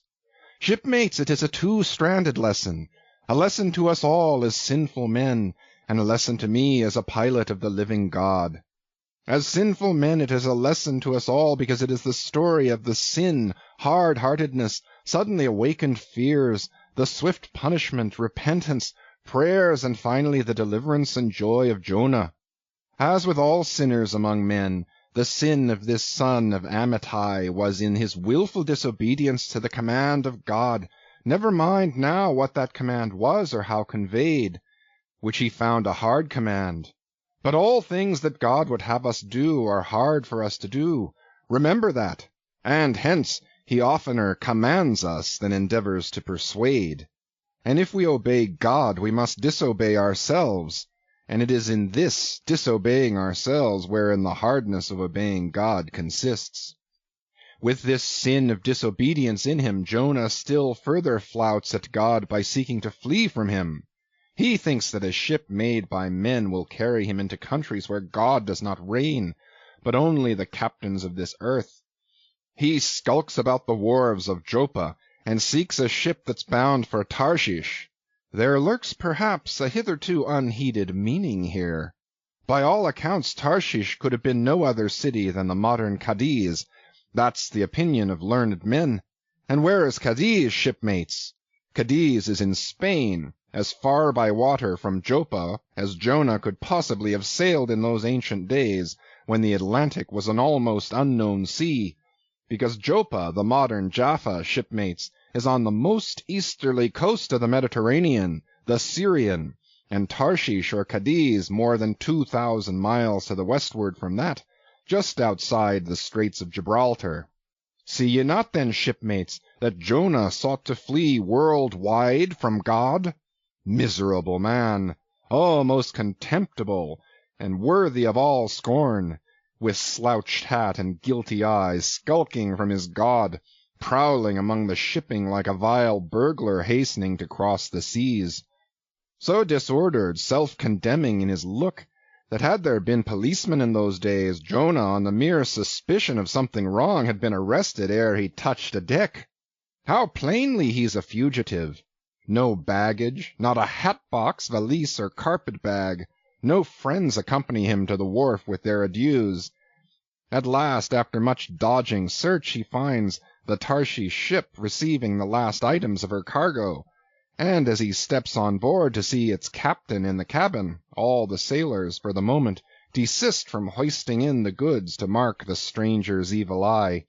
Jonah sees this, but in vain he tries to look all ease and confidence, in vain essays his wretched smile. Strong intuitions of the men assure the mariners he can be no innocent. In their gamesome but still serious way, one whispers to the other, "Jack, he's robbed a widow," or "Joe, d'ye mark him, he's a bigamist," or "Harry, lad, I guess he's the adulterer that broke jail in old Gomorrah," or belike one of the missing murderers from Sodom.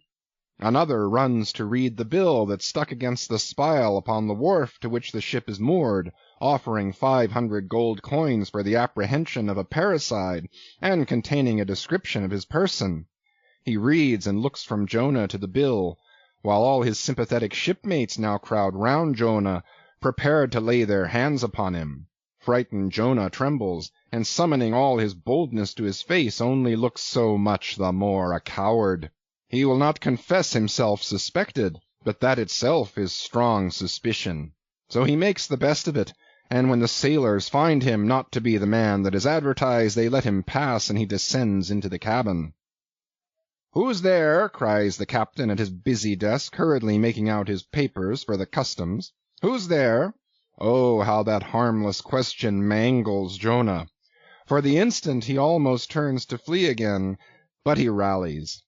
"I seek a passage in this ship to Tarshish. How soon sail ye, sir?" Thus far the busy captain had not looked up to Jonah, though the man now stands before him, but no sooner does he hear that hollow voice than he darts a scrutinizing glance. "We sail with the next coming tide," at last he slowly answered, still intently eyeing him. "No sooner, sir?" "Soon enough for any honest man that goes a passenger." "Ha! Jonah, that's another stab." But he swiftly calls away the captain from the scent. "I'll sail with ye," he says. "The passage money, how much is that? I'll pay now." For it is particularly written, shipmates, as if it were a thing not to be overlooked in this history, that he paid the fare thereof ere the craft did sail. And taken with the context, this is full of meaning. Now Jonah's captain, shipmates, was one whose discernment detects crime in any, but whose cupidity exposes it only in the penniless. In this world, shipmates, sin that pays its way can travel freely, and without a passport, whereas virtue, if a pauper, is stopped at all frontiers. So Jonah's captain prepares to test the length of Jonah's purse, ere he judge him openly. He charges him thrice the usual sum, and it's assented to. Then the captain knows that Jonah is a fugitive, but at the same time resolves to help a flight that paves its rear with gold. Yet when Jonah fairly takes out his purse, prudent suspicion still molests the captain. He rings every coin to find a counterfeit. "Not a forger, anyway," he mutters, and Jonah is put down for his passage. "Point out my stateroom, sir," says Jonah now. "I'm travel-weary. I need sleep." "Thou look'st like it," says the captain. "There's thy room." Jonah enters, and would lock the door, but the lock contains no key. Hearing him foolishly fumbling there, the captain laughs slowly to himself, and mutters something about the doors of convicts' cells being never allowed to be locked within. All dressed and dusty as he is, Jonah throws himself into his berth, and finds the little stateroom ceiling almost resting on his forehead. The air is close, and Jonah gasps. Then, in that contracted hole, sunk too beneath the ship's waterline, Jonah feels the heralding presentiment of that stifling hour when the whale shall hold him in the smallest of his bowels' wards.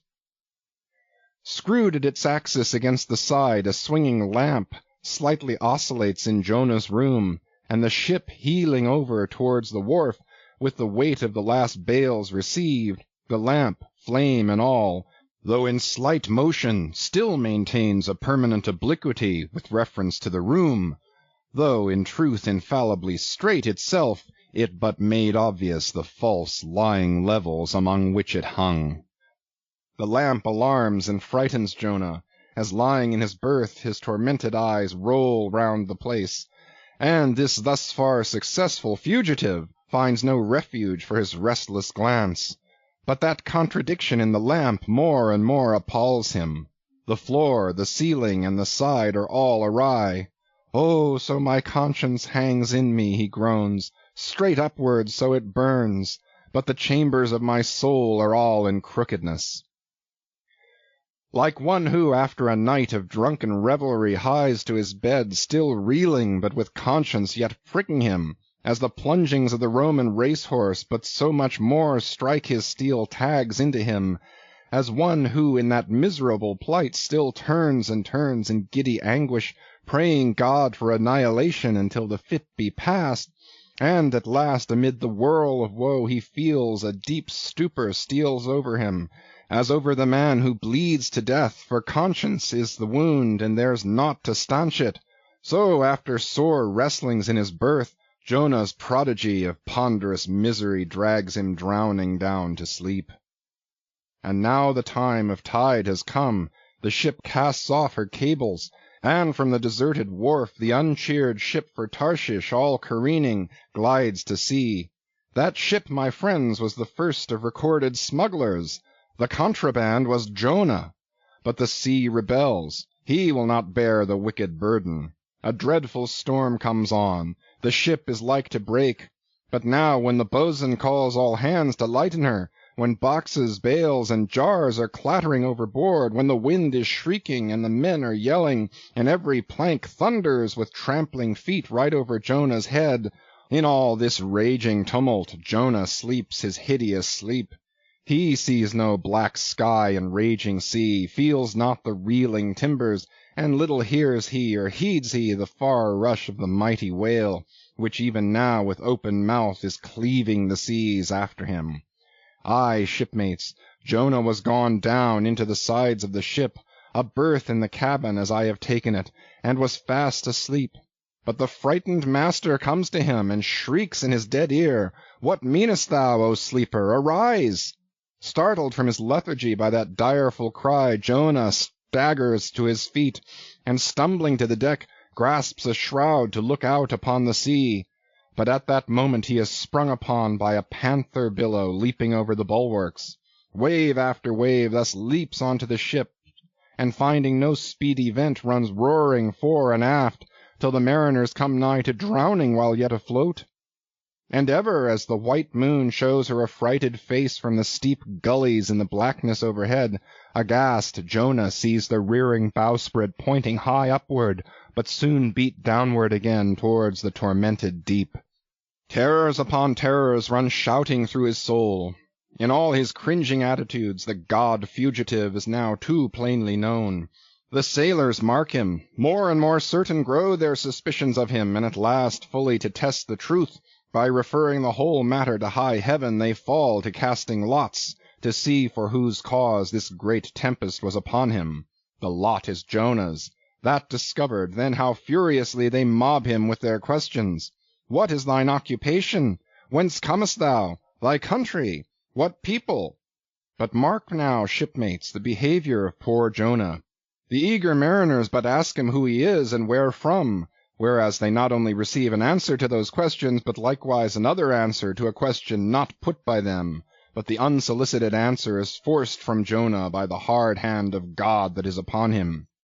"I am a Hebrew," he cries, and then, "I fear the Lord God of heaven, who hath made the sea and the dry land." Fear him, O Jonah! Aye, well mightst thou fear the Lord God then. Straightway he now goes on to make a full confession, whereupon the mariners became more and more appalled, but still are pitiful. For when Jonah, not yet supplicating God for mercy, since he but too well knew the darkness of his deserts, when wretched Jonah cries out to them to take him and cast him forth into the sea, for he knew that it was for his sake this great tempest was upon them, they mercifully turn from him, and seek by other means to save the ship. But all in vain. The indignant gale howls louder, and then, with one hand raised invokingly to God, with the other they not unreluctantly lay hold of Jonah. And now behold Jonah taken up as an anchor and dropped into the sea, when instantly an oily calmness floats out from the east, and the sea is still as Jonah carries down the gale with him, leaving smooth water behind. He goes down in a whirling heart of such a masterless commotion that he scarce heeds the moment when he drops seething into the yawning jaws awaiting him, and the whale shoots too all his ivory teeth, like so many white bolts upon his prison. Then Jonah prayed unto the Lord out of the fish's belly. But observe his prayer, and learn a weighty lesson. For sinful as he is, Jonah does not weep and wail for direct deliverance. He feels that his dreadful punishment is just. He leaves all his deliverance to God, contenting himself with this, that spite of all his pains and pangs he will still look towards his holy temple. And here, shipmates, is true and faithful repentance, not clamorous for pardon, but grateful for punishment. And how pleasing to God was this conduct in Jonah is shown in the eventual deliverance of him from the sea and the whale. Shipmates, I do not place Jonah before you to be copied for his sin, but I do place him before you as a model for repentance. Sin not, but if you do, take heed to repent of it like Jonah. While he was speaking these words, the howling of the shrieking, slanting storm without seemed to add new power to the preacher, who, when describing Jonah's sea-storm, seemed tossed by a storm himself. His deep chest heaved as with a groundswell, his tossed arms seemed the warring elements at work, and the thunders that rolled away from off his swarthy brow, and the light leaping from his eye, made all his simple hearers look on him with a quick fear that was strange to them. There now came a lull in his look as he silently turned over the leaves of the book once more, and at last, standing motionless, with closed eyes, for the moment seemed communing with God and himself.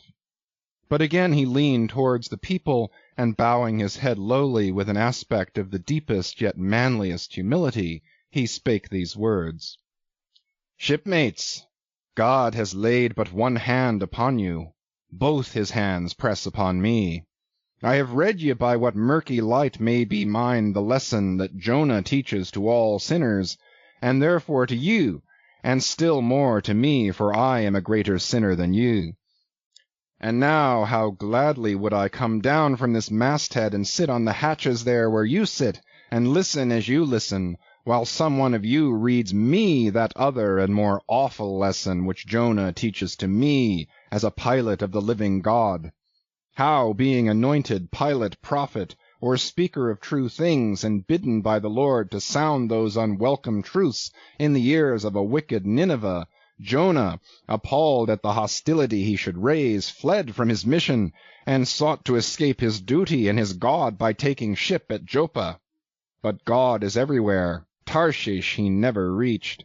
As we have seen, God came upon him in the whale, and swallowed him down to the living gulfs of doom, and with swift slantings tore him along into the midst of the seas, where the eddying depths sucked him 10,000 fathoms down, and the weeds were wrapped about his head, and all the watery world of woe bowled over him. Yet even then beyond the reach of any plummet, out of the belly of hell, when the whale grounded upon the ocean's utmost bones, even then God heard the engulfed repenting prophet when he cried.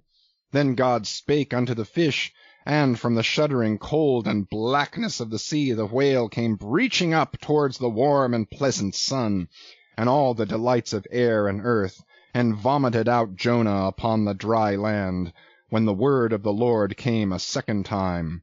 And Jonah, bruised and beaten, his ears like two sea-shells, still multitudinously murmuring of the ocean, Jonah did the Almighty's bidding. And what was that, shipmates? To preach the truth to the face of falsehood. That was it. This, shipmates, is the other lesson, and woe to that pilot of the living God who slights it. Woe to him whom this world charms from gospel duty. Woe to him who seeks to pour oil upon the waters when God has brewed them into a gale. Woe to him who seeks to please rather than to appall. Woe to him whose good name is more to him than goodness. Woe to him who in this world courts not dishonor. Woe to him who would not be true, even though to be false were salvation. Yea, woe to him who, as the great pilot Paul has it, while preaching to others is himself a castaway. He dropped and fell away from himself for a moment, then lifting his face to them again, showed a deep joy in his eyes as he cried out with a heavenly enthusiasm, But oh, shipmates, on the starboard hand of every woe there is a sure delight, and higher the top of that delight than the bottom of the woe is deep. Is not the main truck higher than the kelson is low? Delight is to him, a far, far upward and inward delight, Who against the proud gods and commodores of this earth ever stands forth his own inexorable self? Delight is to him whose strong arms yet support him, when the ship of this base, treacherous world has gone down beneath him. Delight it is to him who gives no quarter in the truth, and kills, burns, and destroys all sin, though he pluck it out from under the robes of senators and judges. Delight, top-gallant delight is to him who acknowledges no law or lord but the Lord his God, and is only a patriot to heaven. Delight is to him whom all the waves of the billows of the seas and the boisterous mob can never shake from this sure keel of the ages.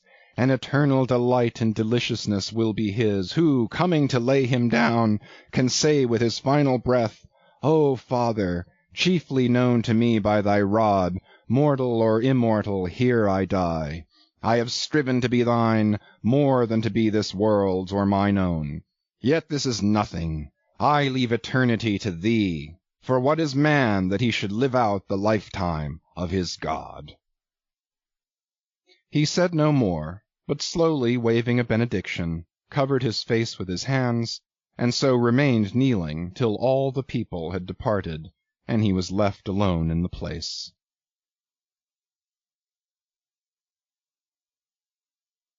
Chapter 10. A Bosom Friend. Returning to the Spouter Inn from the chapel, I found Queequeg there quite alone, he having left the chapel before the benediction some time.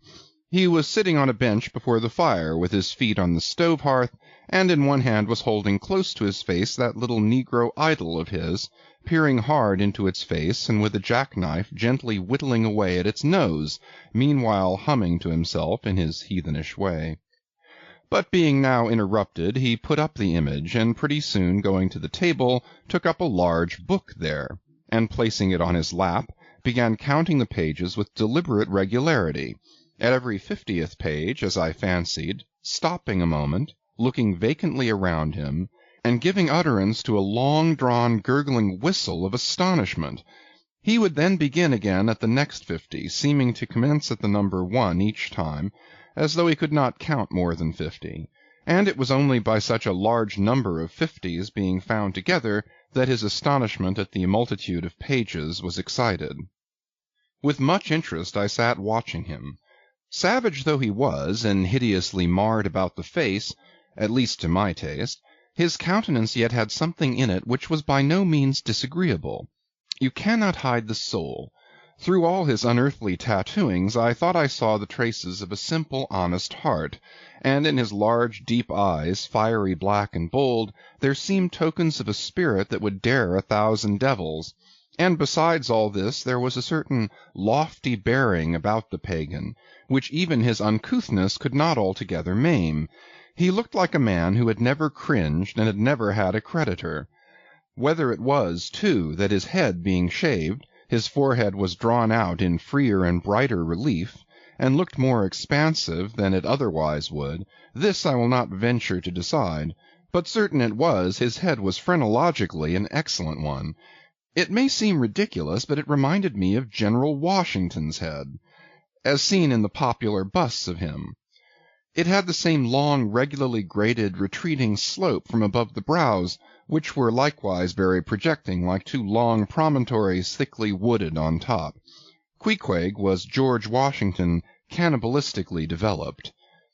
Whilst I was thus closely scanning him, half pretending meanwhile to be looking out at the storm from the casement, he never heeded my presence, never troubled himself with so much as a single glance, but appeared wholly occupied with counting the pages of the marvellous book. Considering how sociably we had been sleeping together the night previous, and especially considering the affectionate arm I had found thrown over me waking in the morning, I thought this indifference of his very strange. But savages are strange beings. At times you do not know exactly how to take them. At first they are overawing. Their calm self-collectedness of simplicity seems a Socratic wisdom. I had noticed also that Queequeg never consorted at all, or but very little, with the other seamen in the inn. He made no advances whatever, appeared to have no desire to enlarge the circle of his acquaintances. All this struck me as mighty singular, Yet upon second thoughts there was something almost sublime in it. Here was a man some 20,000 miles from home, by way of Cape Horn, that is, which was the only way he could get there, thrown among people as strange to him as though he were in the planet Jupiter, and yet he seemed entirely at his ease, preserving the utmost serenity, content with his own companionship, always equal to himself. Surely this was a touch of fine philosophy, though no doubt he had never heard there was such a thing as that.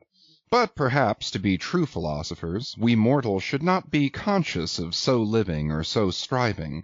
So soon as I hear that such and such a man gives himself out for a philosopher, I conclude that, like the dyspeptic old woman, he must have broken his digester. As I sat there in that now lonely room, the fire burning low in that mild stage when, after its first intensity has warmed the air, it then only glows to be looked at, the evening shades and phantoms gathering round the casements, and peering in upon us silent solitary twain, the storm booming without in solemn swells, I began to be sensible of strange feelings. I felt a melting in me. No more my splintered heart and maddened hand were turned against the wolfish world. This soothing savage had redeemed it. There he sat, his very indifference speaking a nature in which there lurked no civilized hypocrisies and bland deceits. Wild he was, a very sight of sights to see, yet I began to feel myself mysteriously drawn towards him, and those same things that would have repelled most others, they were the very magnets that thus drew me. I'll try a pagan friend, thought I, since Christian kindness has proved but hollow courtesy. I drew my bench near him, and made some friendly signs and hints, doing my best to talk with him meanwhile. At first he little noticed these advances, but presently, upon my referring to his last night's hospitalities, he made out to ask me whether we were again to be bedfellows. I told him yes, whereat I thought he looked pleased, perhaps a little complimented. We then turned over the book together, and I endeavored to explain to him the purpose of the printing, and the meaning of the few pictures that were in it. Thus I soon engaged his interest, and from that we went to jabbering the best we could about the various outer sights to be seen in this famous town. Soon I proposed a social smoke, and producing his pouch and tomahawk, he quietly offered me a puff. And then we sat exchanging puffs from that wild pipe of his, and keeping it regularly passing between us. If there yet lurked any ice of indifference toward me in the pagan's breast, this pleasant, genial smoke we had soon thawed it out, and left us cronies. He seemed to take to me quite as naturally and unbiddenly as I to him, and when our smoke was over, he pressed his forehead against mine, clasped me round the waist, and said that henceforth we were married, meaning in his country's phrase that we were bosom friends. He would gladly die for me, if the need should be. In a countryman this sudden flame of friendship would have seemed far too premature, a thing to be much distrusted, but in this simple savage those old rules would not apply. After supper and another social chat and smoke, we went to our room together. He made me a present of his embalmed head, took out his enormous tobacco wallet, and groping under the tobacco drew out some $30 in silver. Then spreading them on the table, and mechanically dividing them into 2 equal portions, pushed one of them toward me, and said it was mine. I was going to remonstrate, but he silenced me by pouring them into my trousers pockets. I let them stay. He then went about his evening prayers, took out his idol, and removed the paper fireboard. By certain signs and symptoms I thought he seemed anxious for me to join him, but well knowing what was to follow, I deliberated a moment whether, in case he invited me, I would comply or otherwise. I was a good Christian, born and bred in the bosom of the infallible Presbyterian Church. How then could I unite with this wild idolater in worshipping his piece of wood? But what is worship, thought I? Do you suppose now, Ishmael, that the magnanimous God of heaven and earth, pagans and all included, can possibly be jealous of an insignificant bit of black wood? Impossible. But what is worship? To do the will of God, that is worship. And what is the will of God? To do to my fellow man what I would have my fellow man do to me, that is the will of God. Now Queequeg is my fellow man, and what do I wish that this Queequeg would do to me? Why, unite with me in my particular Presbyterian form of worship. Consequently, I must then unite with him in his. Ergo, I must turn idolater. So I kindled the shavings, helped prop up the innocent little idol, offered him burnt biscuit with Queequeg, salaamed before him twice or thrice, kissed his nose, and that done, we undressed and went to bed, at peace with our own consciences and all the world. But we did not go to sleep without some little chat. How it is I know not, but there is no place like a bed for confidential disclosures between friends. Man and wife, they say, there open the very bottom of their souls to each other, and some old couples often lie and chat over old times till nearly morning. Thus, then, in our heart's honeymoon, lay I and Queequeg, a cozy, loving pair.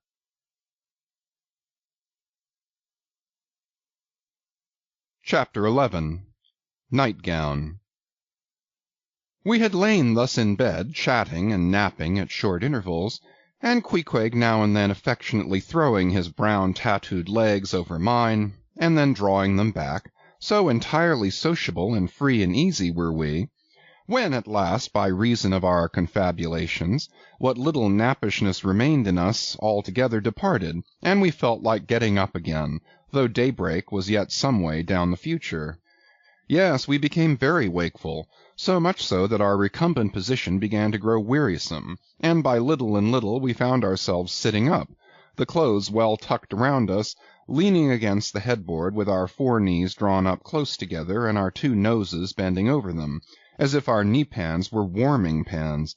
We felt very nice and snug, the more so since it was so chilly out of doors. Indeed, out of bedclothes too, seeing that there was no fire in the room. The more so, I say, because truly to enjoy bodily warmth, some small part of you must be cold, for there is no quality in this world that is not what it is merely by contrast. Nothing exists in itself. If you flatter yourself that you are all over comfortable, and have been so for a long time, then you cannot be said to be comfortable any more.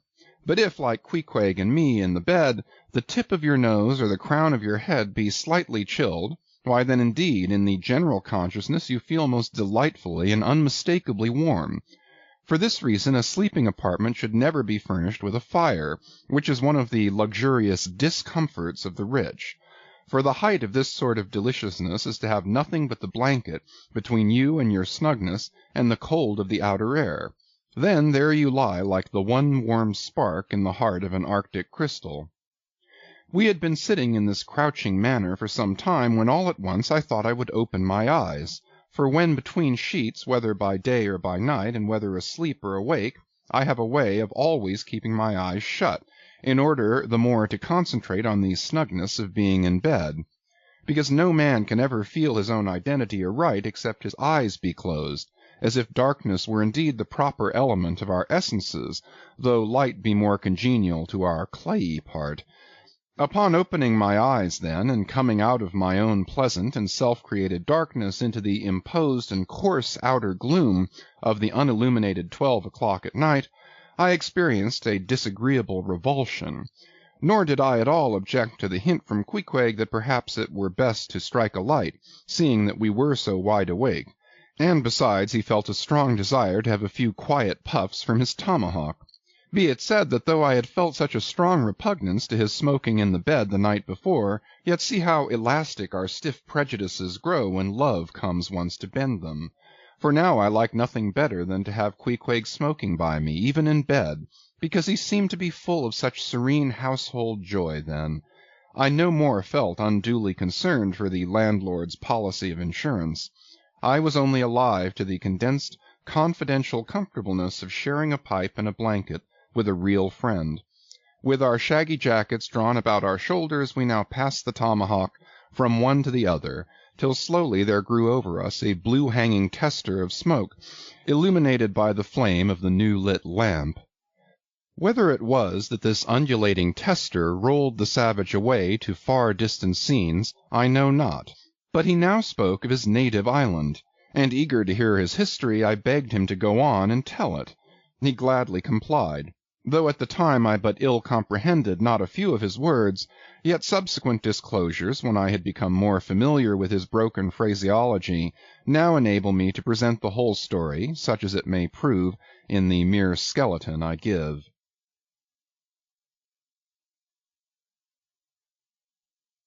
Chapter 12. Biographical. Queequeg was a native of Cocovoko, an island far away to the west and south. It is not down in any map.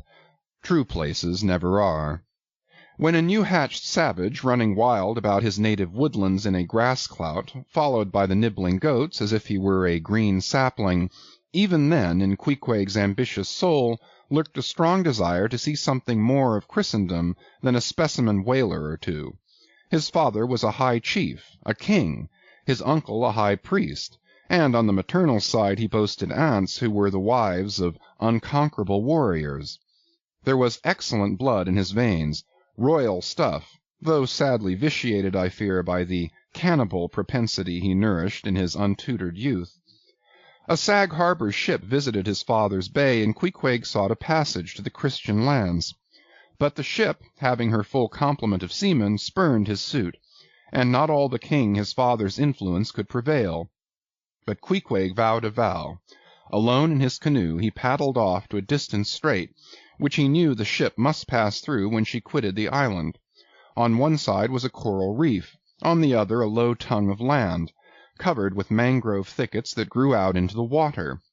Hiding his canoe, still afloat among these thickets, with its prow seaward, he sat down in the stern, paddle low in hand, and when the ship was gliding by, like a flash he darted out, gained her side, and with one backward dash of his foot, capsized and sank the canoe, climbed up the chains, and throwing himself at full length upon the deck, grappled a ring-bolt there, and swore not to let go, though hacked in pieces.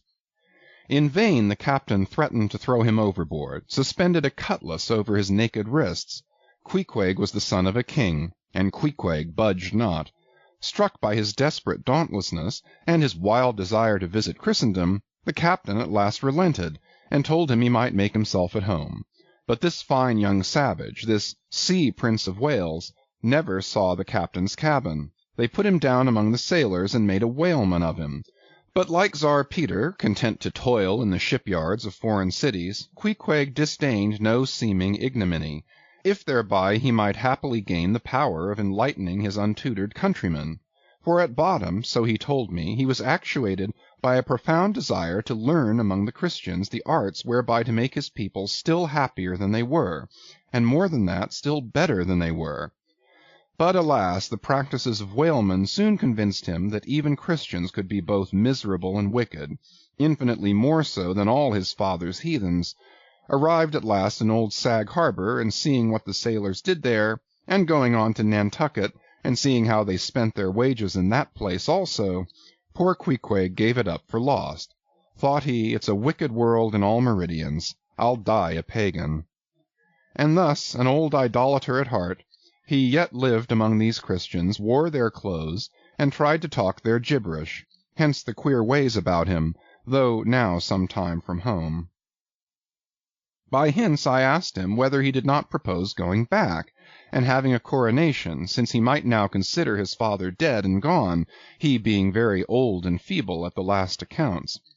He answered no, not yet, and added that he was fearful Christianity, or rather Christians, had unfitted him for ascending the pure and undefiled throne of 30 pagan kings before him. But by and by, he said, he would return, as soon as he felt himself baptized again. For the nonce, however, he proposed to sail about and sow his wild oats in all 4 oceans. They had made a harpooner of him, and that barbed iron was in lieu of a sceptre now. I asked him what might be his immediate purpose touching his future movements. He answered to go to sea again in his old vocation. Upon this I told him that whaling was my own design, and informed him of my intention to sail out of Nantucket, as being the most promising port for an adventurous whaleman to embark from. He at once resolved to accompany me to that island, ship aboard the same vessel, get into the same watch, the same boat, the same mess with me, in short, to share my every hap, with both my hands in his, boldly dip into the potluck of both worlds, To all this I joyously assented, for besides the affection I now felt for Queequeg, he was an experienced harpooneer, and as such could not fail to be of great usefulness to one who, like me, was wholly ignorant of the mysteries of whaling, though well acquainted with the sea, as known to merchant seamen. His story being ended with his pipe's last dying puff, Queequeg embraced me, pressed his forehead against mine, and blowing out the light, we rolled over from each other this way and that, and very soon were sleeping.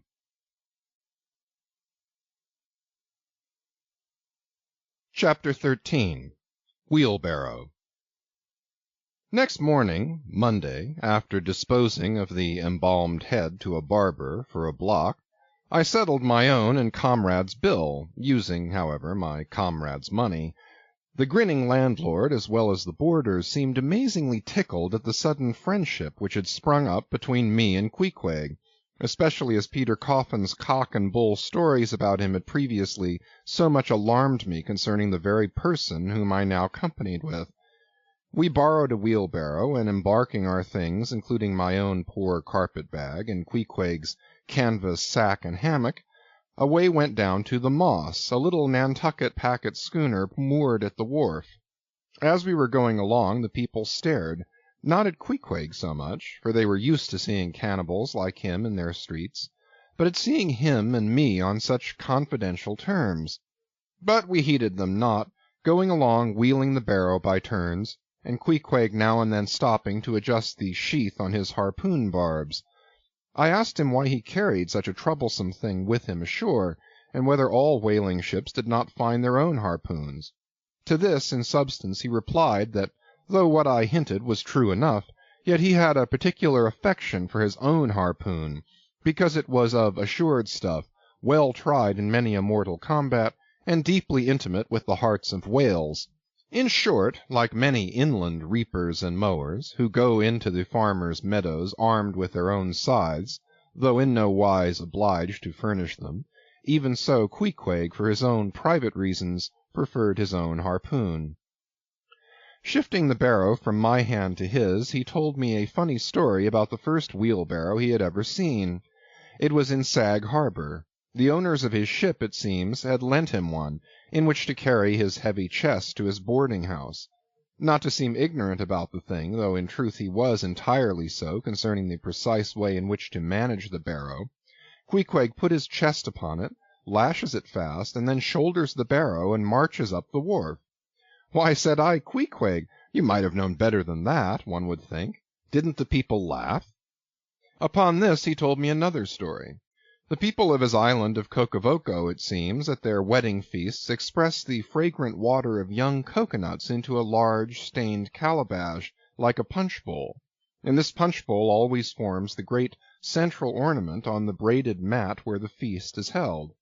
Now a certain grand merchant ship once touched at Cocavoco, and its commander, from all accounts a very stately, punctilious gentleman, at least for a sea captain, this commander was invited to the wedding feast of Queequeg's sister, a pretty young princess just turned of 10. Well, when all the wedding guests were assembled at the bride's bamboo cottage, this captain marches in, and being assigned the post of honor, placed himself over against the punch-bowl, and between the high priest and his majesty the king, Queequeg's father. Grace being said, for those people have grace as well as we, though Queequeg told me that unlike us, who at such times look downward to our platters, they, on the contrary, copying the ducks, glance upward to the great giver of all feasts. Grace, I say, being said, the high priest opens the banquet by the immemorial ceremony of the island, that is, dipping his consecrated and consecrating fingers into the bowl before the blessed beverage circulates. Seeing himself placed next to the priest, and noting the ceremony, and thinking himself, being captain of a ship, as having plain precedence over a mere island king, especially in the king's own house, the captain coolly proceeds to wash his hands in the punch-bowl, taking it, I suppose, for a huge finger-glass. "Now," said Queequeg, "what you think now? Didn't our people laugh?" At last, passage paid and luggage safe, we stood on board the schooner.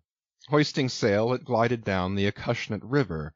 On one side New Bedford rose in terraces of streets their ice-covered trees all glittering in the clear, cold air. Huge hills and mountains of casks on casks were piled upon her wharves, and side by side the world-wandering whale-ships lay silent and safely moored at last, while from others came a sound of carpenters and coopers, with blended noises of fires and forges to melt the pitch, all betokening that new cruises were on the start, that one most perilous and long voyage ended only begins a second, and a second ended only begins a third, and so on, forever and for aye. Such is the endlessness, yea, the intolerableness of all earthly effort. Gaining the more open water, the bracing breeze waxed fresh. The little Moss tossed the quick foam from her bows as a young colt his snortings. How I snuffed that Tartar air! How I spurned that turnpike earth, that common highway all over-dented with the marks of slavish heels and hoofs, and turned me to admire the magnanimity of the sea which will permit no records. At the same foam fountain, Queequeg seemed to drink and reel with me. His dusky nostrils swelled apart, he showed his filed and pointed teeth. On we flew, and, our offing gained, the Moss did homage to the blast, ducked and dived her bows as a slave before the Sultan. Sideways leaning, we sideways darted, every rope-yarn tingling like a wire, the two tall masts buckling like Indian canes in land tornadoes.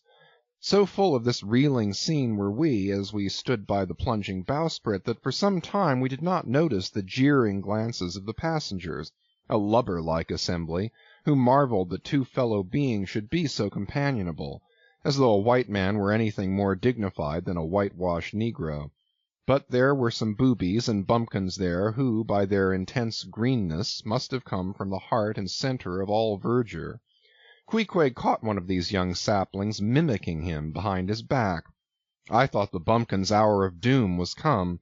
Dropping his harpoon, the brawny savage caught him in his arms, and by an almost miraculous dexterity and strength sent him high up bodily into the air. Then, slightly tapping his stern in mid-somerset, the fellow landed with bursting lungs upon his feet, while Queequeg, turning his back upon him, lighted his tomahawk pipe and passed it to me for a puff. "Capting! Capting!" yelled the bumpkin, running towards that officer. "Capting! Capting! Here's the devil!" "Hallo, you, sir!" cried the captain, a gaunt rib of the sea, stalking up to Queequeg. "What in thunder do you mean by that? Don't you know you might have killed that chap?" "What him say?" said Queequeg, as he mildly turned to me. "He say," said I, "that you came near killy that man there," pointing to the still shivering greenhorn. "Killy!" cried Queequeg, twisting his tattooed face into an unearthly expression of disdain. "Ah, him bevy small fishy. Queequeg no killy so smally fishy. Queequeg killy big whale." "Look you!" roared the captain. "I'll killy you, you cannibal, if you try any more of your tricks aboard here, so mind your eye." But it so happened just then that it was high time for the captain to mind his own eye. The prodigious strain upon the mainsail had parted the weather sheet, and the tremendous boom was now flying from side to side, completely sweeping the entire after part of the deck. The poor fellow whom Queequeg had handled so roughly was swept overboard. All hands were in a panic, and to attempt snatching at the boom to stay it seemed madness. It flew from right to left and back again almost in one ticking of a watch, and every instant seemed on the point of snapping into splinters. Nothing was done, and nothing seemed capable of being done. Those on deck rushed toward the bows and stood eyeing the boom as if it were the lower jaw of an exasperated whale. In the midst of this consternation, Queequeg dropped deftly to his knees, and crawling under the path of the boom, whipped hold of a rope, secured one end to the bulwarks, and then flinging the other like a lasso, caught it round the boom as it swept over his head, and at the next jerk the spar was that way trapped and all was safe. The schooner was run into the wind, and while the hands were clearing away the stern-boat, Queequeg, stripped to the waist, darted from the side with a long, living arc of a leap. For 3 minutes or more he was seen swimming like a dog, throwing his long arms straight out before him, and by turns revealing his brawny shoulders through the freezing foam. I looked at the grand and glorious fellow, but saw no one to be saved. The greenhorn had gone down. Shooting himself perpendicularly from the water, Queequeg now took an instant's glance around him, and seeming to see just how matters were, dived down and disappeared. A few minutes more and he rose again, one arm still striking out, and with the other dragging a lifeless form. The boat soon picked them up. The poor bumpkin was restored. All hands voted Queequeg a noble trump. The captain begged his pardon. From that hour I clove to Queequeg like a barnacle. Yea, till poor Queequeg took his last long dive.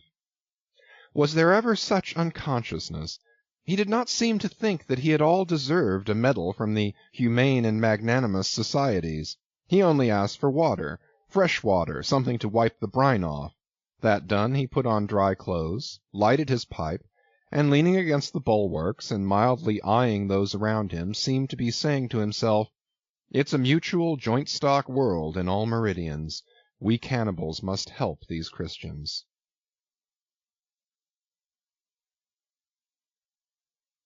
Chapter 14. Nantucket. Nothing more happened on the passage worthy of mentioning, so after a fine run we safely arrived in Nantucket. Nantucket! Take out your map and look at it. See what a real corner of the world it occupies, how it stands there away off shore, more lonely than the Eddystone lighthouse. Look at it, a mere hillock and elbow of sand, all beach and without a background. There is more sand there than you would use in 20 years as a substitute for blotting paper.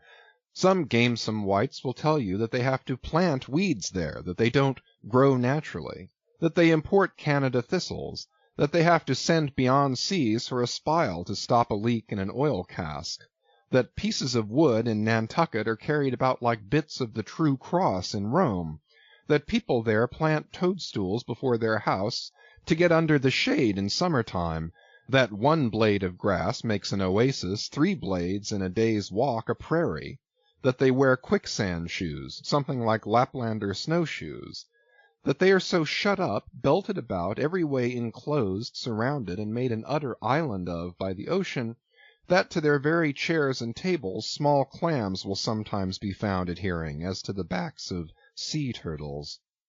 But these extravaganzas only show that Nantucket is no Illinois.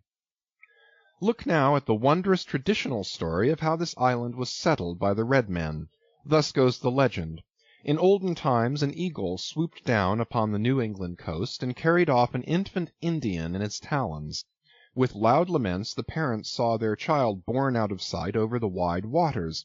They resolved to follow in the same direction.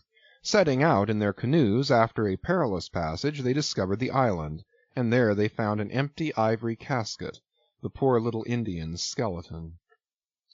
What wonder, then, that these Nantucketers, born on a beach, should take to the sea for a livelihood? They first caught crabs and quahogs in the sand. Grown bolder, they waded out with nets for mackerel. More experienced, they pushed off in boats and captured cod, and at last, launching a navy of great ships on the sea, explored this watery world, put an incessant belt of circumnavigations round it, peeped in at Behring's Straits, and in all seasons and all oceans declared everlasting war with the mightiest animated mass that has survived the flood, most monstrous and most mountainous, that Himalayan salt sea mastodon, clothed with such portentousness of unconscious power that his very panics are more to be dreaded than his most fearless and malicious assaults. And thus of these naked Nantucketers, these sea hermits, issuing from their ant-hill in the sea, overrun and conquered the watery world like so many Alexanders, parcelling out among them the Atlantic, Pacific, and Indian Oceans, as the 3 pirate powers did Poland. Let America add Mexico to Texas, and pile Cuba upon Canada. Let the English overswarm all India, and hang out their blazing banner from the sun. 2/3 of this terraqueous globe are the Nantucketers. For the sea is his. He owns it, as emperors own empires, other seamen having but a right of way through it. Merchant ships are but extension bridges, armed ones but floating forts. Even pirates and privateers, though following the sea as highwaymen the road, they but plunder other ships, other fragments of the land like themselves, without seeking to draw their living from the bottomless deep itself. The Nantucketer, He alone resides and riots on the sea. He alone, in Bible language, goes down to it in ships, to and fro plowing it as his own special plantation. There is his home. There lies his business, which a Noah's flood would not interrupt, though it overwhelmed all the millions in China. He lives on the sea as prairie cocks in the prairie. He hides among the waves. He climbs them as chamois hunters climb the Alps. For years he knows not the land, so that when he comes to it at last, it smells like another world, more strangely than the moon would to an Earthsman. With the landless gull, that at sunset folds her wings and is rocked to sleep between billows, so at nightfall the Nantucketer, out of sight of land, furls his sails and lays him to his rest, while under his very pillow rush herds of walruses and whales.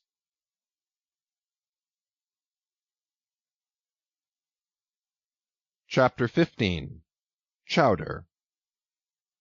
It was quite late in the evening when the little Moss came snugly to anchor, and Queequeg and I went ashore, so we could attend to no business that day, at least none but a supper and a bed.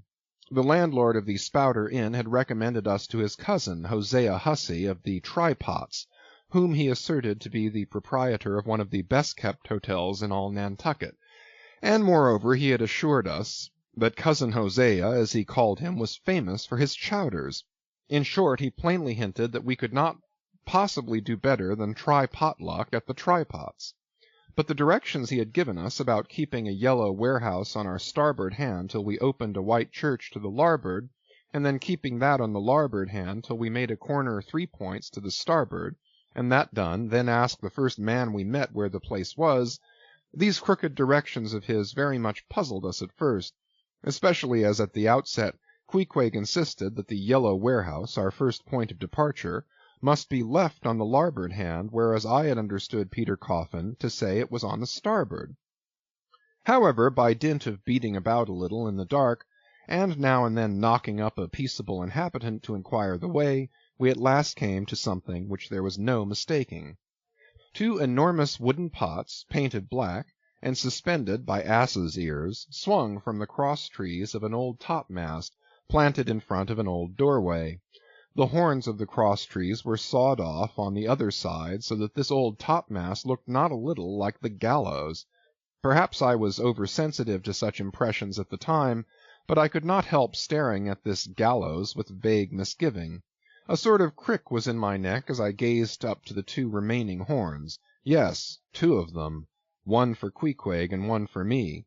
It's ominous, thinks I. A coffin, my innkeeper, upon landing in my first whaling port, tombstones staring at me in the whaleman's chapel, and here a gallows, and a pair of prodigious black pots, too. Are these last throwing out oblique hints touching Tophet? I was called from these reflections by the sight of a freckled woman with yellow hair and a yellow gown, standing in the porch of the inn under a dull red lamp swinging there, that looked much like an injured eye, and carrying on a brisk scolding with a man in a purple woolen shirt. "Get along with ye," she said to the man, "or I'll be combing ye." "Come on, Queequeg," said I. "All right, there's Mrs. Hussey." And so it turned out, Mr. Hosea Hussey being from home, but leaving Mrs. Hussey entirely competent to attend to all his affairs. Upon making known our desires for supper and a bed, Mrs. Hussey, postponing further scolding for the present, ushered us into a little room, and seating us at a table spread with the relics of a recently concluded repast, turned round to us and said, "Clam or cod?" "What's that about cods, ma'am?" said I, with much politeness. "Clam or cod?" she repeated. "A clam for supper? A cold clam? Is that what you mean, Mrs. Hussey?" says I. "But that's a rather cold and clammy reception in the winter time, ain't it, Mrs. Hussey?" But being in a great hurry to resume scolding the man in the purple shirt, who was waiting for it in the entry, and seeming to hear nothing but the word clam, Mrs. Hussey hurried towards an open door leading to the kitchen, and bawling out, "Clam for 2," disappeared. "Queequeg," said I, "do you think that we can make out a supper for us both on one clam?" However, a warm and savory steam from the kitchen served to belie the apparently cheerless prospect before us. but when that smoking chowder came in, the mystery was delightfully explained. Oh, sweet friends, hearken to me. It was made of small juicy clams, scarcely bigger than hazelnuts, mixed with pounded ship biscuit, and salted pork cut up into little flakes, the whole enriched with butter and plentifully seasoned with pepper and salt.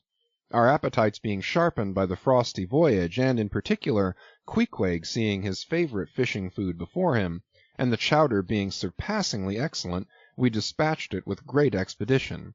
When, leaning back a moment, and bethinking me of Mrs. Hussey's clam and cod announcement, I thought I would try a little experiment. Stepping to the kitchen door, I uttered the word "cod" with great emphasis, and resumed my seat. In a few moments the savory steam came forth again, but with a different flavor, and in good time a fine cod chowder was placed before us. We resumed business, and while plying our spoons in the bowl, thinks I to myself, I wonder now if this here has any effect on the head. What's that stultifying saying about chowder-headed people? But look, Queequeg, ain't that a live eel in your bowl? Where's your harpoon?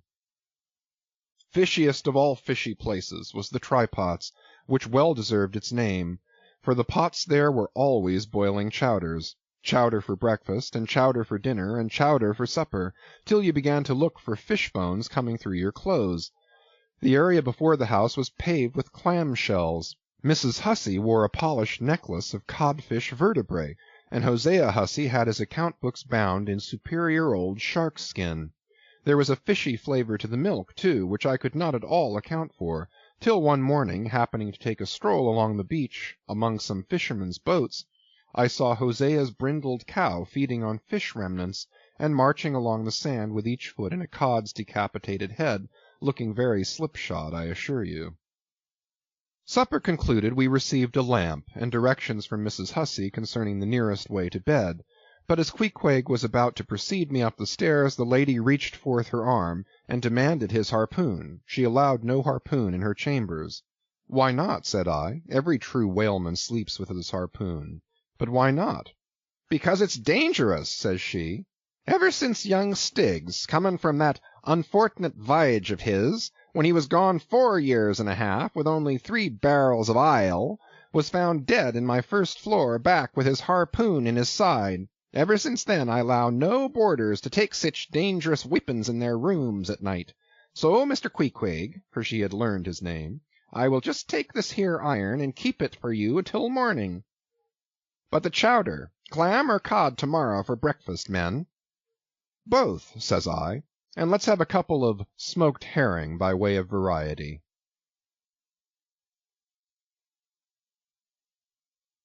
Chapter 16. The Ship. In bed we concocted our plans for the morrow, but to my surprise and no small concern, Queequeg now gave me to understand that he had been diligently consulting Yojo, the name of his black little god, and Yojo had told him 2 or 3 times over, and strongly insisted upon it every way, that instead of our going together among the whaling fleet in the harbor, and in concert selecting our craft, instead of this, I say, Yojo earnestly enjoined that the selection of the ship should rest wholly with me, inasmuch as Yojo proposed befriending us, and, in order to do so, had already pitched upon a vessel, which, if left to myself, I, Ishmael, should infallibly light upon, for all the world as though it had turned out by chance, and in that vessel I must immediately ship myself, for the present irrespective of Queequeg. I have forgotten to mention that in many things Queequeg placed great confidence in the excellence of Yojo's judgment and surprising forecast of things, and cherished Yojo with considerable esteem, as a rather good sort of god, who perhaps meant well enough upon the whole, but in all cases did not succeed in his benevolent designs. Now this plan of Queequeg's, or rather Yojo's, touching the selection of our craft, I did not like that plan at all. I had not a little relied upon Queequeg's sagacity to point out the whaler best fitted to carry us and our fortunes securely. But as all my remonstrances produced no effect upon Queequeg, I was obliged to acquiesce, and accordingly prepared to set about this business with a determined, rushing sort of energy and vigor, that should quickly settle that trifling little affair. Next morning early, leaving Queequeg shut up with Yojo in our little bedroom, for it seemed that it was some sort of Lent or Ramadan or day of fasting, humiliation, and prayer with Queequeg and Yojo that day. How it was I never could find out, for though I applied myself to it several times, I never could master his liturgies and 39 articles. Leaving Queequeg, then, fasting on his tomahawk pipe, and Yojo warming himself at his sacrificial fire of shavings, I sallied out among the shipping. After much prolonged sauntering and many random inquiries, I learnt that there were 3 ships up for 3 years' voyages, the Devil Dam, the Tit-Bit, and the Pequod. Devil Dam I do not know the origin of. Tit-Bit is obvious. Pequod, you will no doubt remember, was the name of a celebrated tribe of Massachusetts Indians, now extinct as the ancient Medes. I peered in pride about the Devil Dam, from her hopped over to the Tit-Bit, and finally going on board the Pequod looked around her for a moment, and then decided that this was the very ship for us. You may have seen many a quaint craft in your day, for aught I know, square-toed luggers, mountainous Japanese junks, butterbox galliots, and what not, but take my word for it, you never saw such a rare old craft as this same rare old Pequod. She was a ship of the old school, rather small if anything, with an old-fashioned claw-footed look about her. Long seasoned and weather-stained in typhoons and calms of all 4 oceans, her old hull's complexion was darkened like a French grenadier's, who has alike fought in Egypt and Siberia. Her venerable bows looked bearded. Her masts, cut somewhere on the coasts of Japan, where her original ones were lost overboard in a gale, her masts stood stiffly up, like the spines of the 3 old kings of Cologne. Her ancient decks were worn and wrinkled like the pilgrim-worshipped flagstone in Canterbury Cathedral where Becket bled. But to all these, her old antiquities, were added new and marvellous features, pertaining to the wild business that for more than half a century she had followed. Old Captain Peleg, many years her chief mate before he commanded another vessel of his own, and now a retired seaman and one of the principal owners of the Pequod, this old Peleg, during the term of his chief mateship, had built upon her original grotesqueness and inlaid it all over, with a quaintness both of material and device unmatched by anything except it be Thorkill Hake's carved buckler or bedstead. She was apparelled like any barbaric Ethiopian emperor, his neck heavy with pendants of polished ivory. She was a thing of trophies, a cannibal of a craft, tricking herself forth in the chased bones of her enemies. All round her unpanelled, open bulwarks were garnished like one continuous jaw, with the long sharp teeth of the sperm whale inserted there for pins to fasten her old hempen thews and tendons to. Those thews ran not through base blocks of land wood, but deftly travelled over sheaves of sea ivory. Scorning a turnstile wheel at her reverend helm, she sported there a tiller, and that tiller was in one mass, curiously carved from the long, narrow lower jaw of her hereditary foe.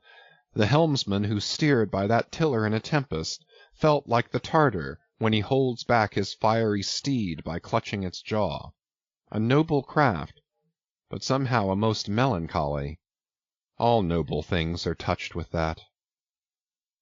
Now when I looked about the quarter-deck for someone having authority in order to propose myself as a candidate for the voyage, at first I saw nobody, but I could not well overlook a strange sort of tent, or rather wigwam, pitched a little behind the mainmast. It seemed only a temporary erection used in port.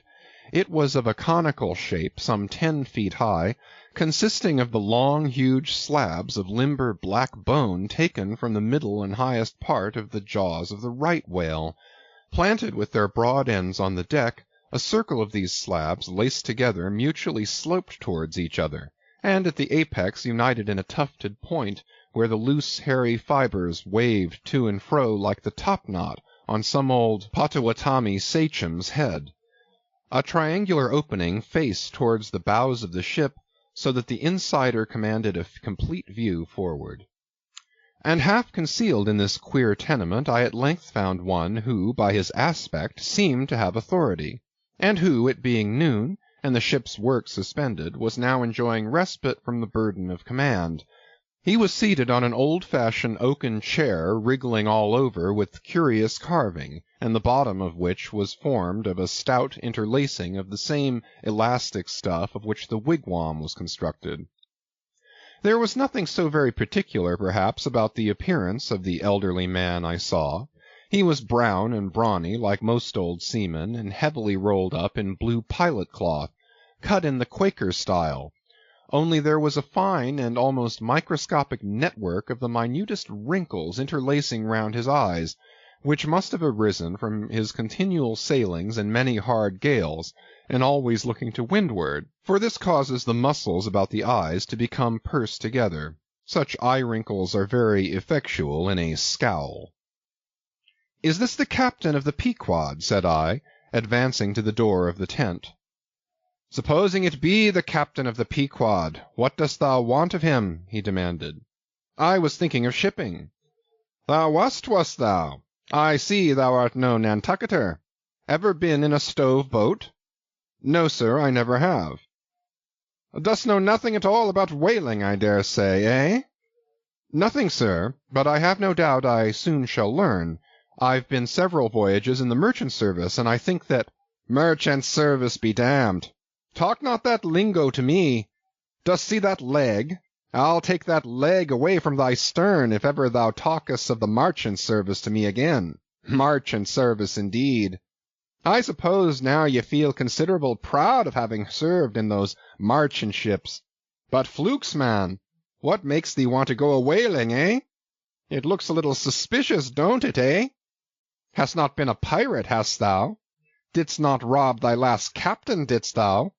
Didst not think of murdering the officers when thou gettest to sea?" I protested my innocence of these things. I saw that under the mask of these half-humorous innuendos this old seaman, as an insulated Quakerish Nantucketer, was full of his insular prejudices, and rather distrustful of all aliens unless they hailed from Cape Cod or the Vineyard. "But what takes thee a-whaling? I want to know that before I think of shipping ye." "Well, sir, I want to see what whaling is. I want to see the world." "Want to see what whaling is, eh? Have ye clapped an eye on Captain Ahab?"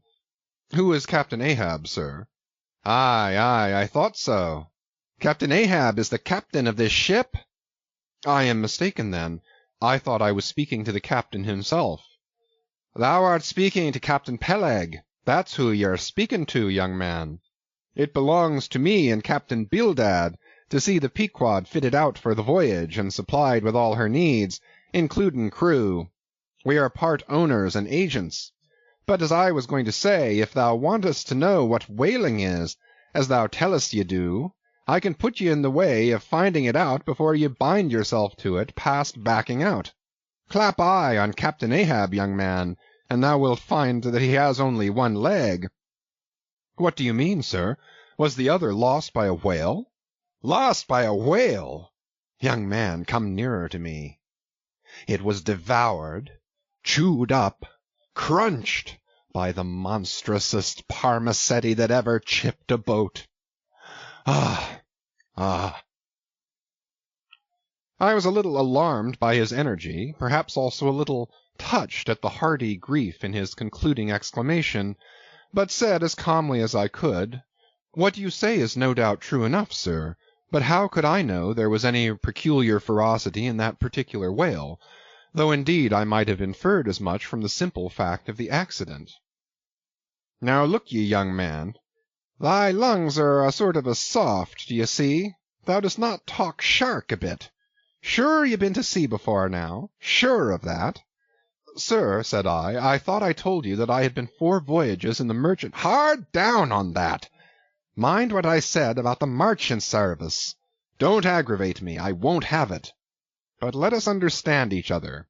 I have given thee a hint about what whaling is. Do ye yet feel inclined for it?" "I do, sir." "Very good. Now art thou the man to pitch a harpoon down a live whale's throat, and then jump after it? Answer quick." I am, sir, if it should be positively indispensable to do so, not to be got rid of, that is, which I don't take to be the fact. Good again. Now then, thou not only wantest to go whaling to find out by experience what whaling is, but ye also want to go in order to see the world. Was that not what ye said? I thought so. Well then, just step forward there, and take a peep over the weather bow, and then back to me and tell me what ye see there. For a moment I stood a little puzzled by this curious request, not knowing exactly how to take it, whether humorously or in earnest. But concentrating all his crow's feet into one scowl, Captain Peleg started me on the errand. Going forward and glancing over the weather bow, I perceived that the ship swinging to her anchor with the flood tide was now obliquely pointing towards the open ocean. The prospect was unlimited, but exceedingly monotonous and forbidding, not the slightest variety that I could see. "Well, what's the report?" said Peleg when I came back. "What did you see?" "Not much," I replied. "Nothing but water. Considerable horizon, though, and there's a squall coming up, I think." "Well, what dost thou think, then, of seeing the world? Do you wish to go round Cape Horn to see any more of it, eh? Can't you see the world where you stand?" I was a little staggered, but go a-whaling I must, and I would, and the Pequod was as good a ship as any, I thought the best, and all this I now repeated to Peleg. Seeing me so determined, he expressed his willingness to ship me. "And thou mayest as well sign the papers right off," he added. "Come along with ye." And so saying, he led the way below deck into the cabin. Seated on the transom was what seemed to me a most uncommon and surprising figure. It turned out to be Captain Bildad, who, along with Captain Peleg, was one of the largest owners of the vessel, the other shares, as is sometimes the case in these ports, being held by a crowd of old annuitants, widows, fatherless children, and chancery wards, each owning about the value of a timber-head or a foot of plank or a nail or two in the ship. People in Nantucket invest their money in whaling vessels the same way that you do yours in approved state stocks bringing in good interest. Now Bildad, like Peleg, and indeed many other Nantucketers, was a Quaker, the island having been originally settled by that sect, and to this day its inhabitants in general retain in an uncommon measure the peculiarities of the Quaker, only variously and anomalously modified by things altogether alien and heterogeneous. For some of these same Quakers are the most sanguinary of all sailors and whale hunters. They are fighting Quakers. They are Quakers with a vengeance. So that there are instances among them of men who, named with Scripture names, a singularly common fashion on the island, and in childhood naturally imbibing the stately dramatic thee and thou of the Quaker idiom, still from the audacious daring and boundless adventure of their subsequent lives, strangely blend with these unoutgrown peculiarities 1,000 bold dashes of character not unworthy of a Scandinavian sea king or a poetical pagan Roman.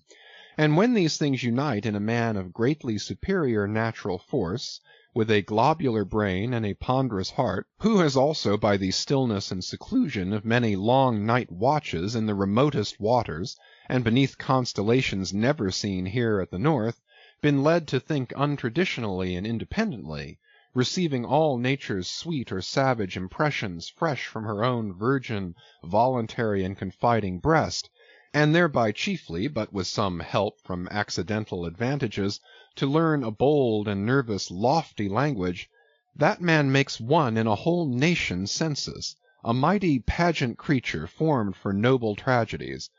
Nor will it at all detract from him, dramatically regarded, if either by birth or other circumstances he have what seems a half-wilful overruling morbidness at the bottom of his nature. For all men tragically great are made so through a certain morbidness. Be sure of this, O young ambition, all mortal greatness is but disease. But as yet we have not to do with such a one, but with quite another, and still a man who, if indeed peculiar, it only results again from another phase of the Quaker, modified by individual circumstances. Like Captain Peleg, Captain Bildad was a well-to-do, retired whaleman.